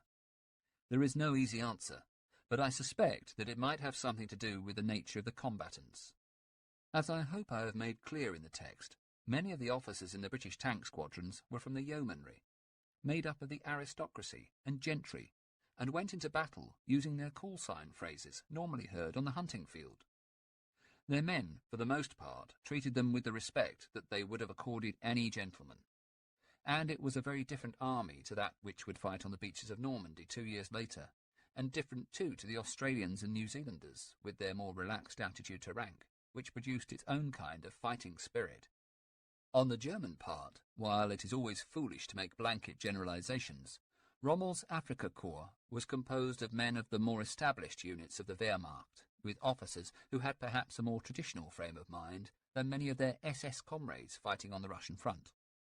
While they might have had no less faith in their Führer, they did not believe in the final solution, which by this stage had been a year in execution, nor that they were fighting an underclass.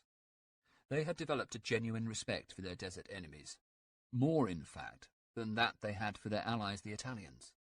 The latter, again led by scions of landed families as much as by Mussolini's fascisti, who in fact were often one and the same, were at a low ebb in their morale. They distrusted the Germans, and many had begun to wonder what they were doing in Africa. Such a diversity of men and nations had not been seen on a single battlefield for generations, and when they came together, the result could only be the tumultuous and extraordinary conflict whose spirit I have attempted to capture in these pages. Author's note. It would be true to say that this book began its gestation some 40 years ago, when as a young boy I would visit the house of my best friend and don the peaked officer's cap and webbing belt that had belonged to his father, Philip Harris, when a captain in the Royal Sussex Regiment serving in the desert under Monty. Gradually, tales of that campaign entered my mind, and my friend's father, now sadly deceased, became a hero in my imagination. Leading his men, somewhat like the running officer of my Airfix 8th Army soldiers, pistol in hand, across the sand dunes, against the devilishly cunning Afrika Korps of the Desert Fox. Subsequently, I was fortunate enough to become a pupil at Montgomery's old school in London, and, not surprisingly, reminders of his achievements were a constant presence, embellishing my friend's father's accounts with a bigger picture of his commander. 2 years ago, while researching this book, I visited the battlefield of Alamein and took some time to search out Captain Harris's fallen comrades. There are many of them here, laid out in the British cemetery in long straight lines as if present on parade. The Royal Sussex's men lie together, their colonel at their head, followed by his officers, and finally the men. It was a poignant moment, made all the more so a few minutes later, by visiting the towering Italian memorial and finding inside the final resting places of the 2 Ruspoli brothers, relatives of my late wife, Sarah. Somehow, I felt that my presence had united the 2 sides, and that a circle, begun as a boy back in Surrey in the late 1960s, had become complete. Writing such a work, part fact, part fiction, on a battle of such a recent vintage as El Alamein has been very different than the treatment of the Battle of Waterloo, which I did in 4 Days in June. Some of the combatants remain alive, or are only recently deceased, and I am hugely indebted to them and their families for their assistance, and in particular to Dorothy Hyland for her help, and to Ben Tyndall for a memoir of his late father. A special thanks must go, of course, to Tom Bird, who I hope will not be offended by my attempt to make his conspicuous gallantry that day live anew on the page. The principal acknowledgments, apart from these, are due to the relatives of those men whose memoirs furnished my primary source material, notably Hugh Samwell and Ralph Ringler. The diary of Hugh Samwell was published as an infantry officer with the 8th Army, Blackwood, 1945, just a few months after Samwell was himself killed in action on the 12th of January 1945 in the Ardennes. The diary of Ralph Ringler was published in 1970 as End Station El Alamein, Berger, 1970. The American driver, Josh Miller, is of course an invented character, but he stands as a symbol of the bravery of his real comrades of the American Field Service, who served and died with such courage at Alamein and throughout the war.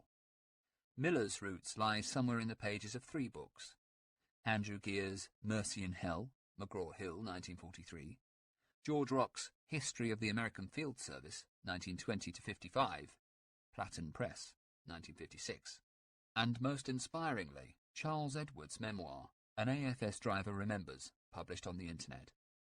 The best general histories of the battle are Major General John Strawson's Desert Victory, Deut, 1981, Niall Barr's Pendulum of War, Cape, 2004, Ken Ford's Turning of the Tide, Cosspray, 2005, Philip Warner's Alamein Recollections of the Heroes, Kimber, 1979, and John Bierman and Colin Smith's masterly Alamein War Without Hate, Viking, 2002, particularly for its account of Snipe.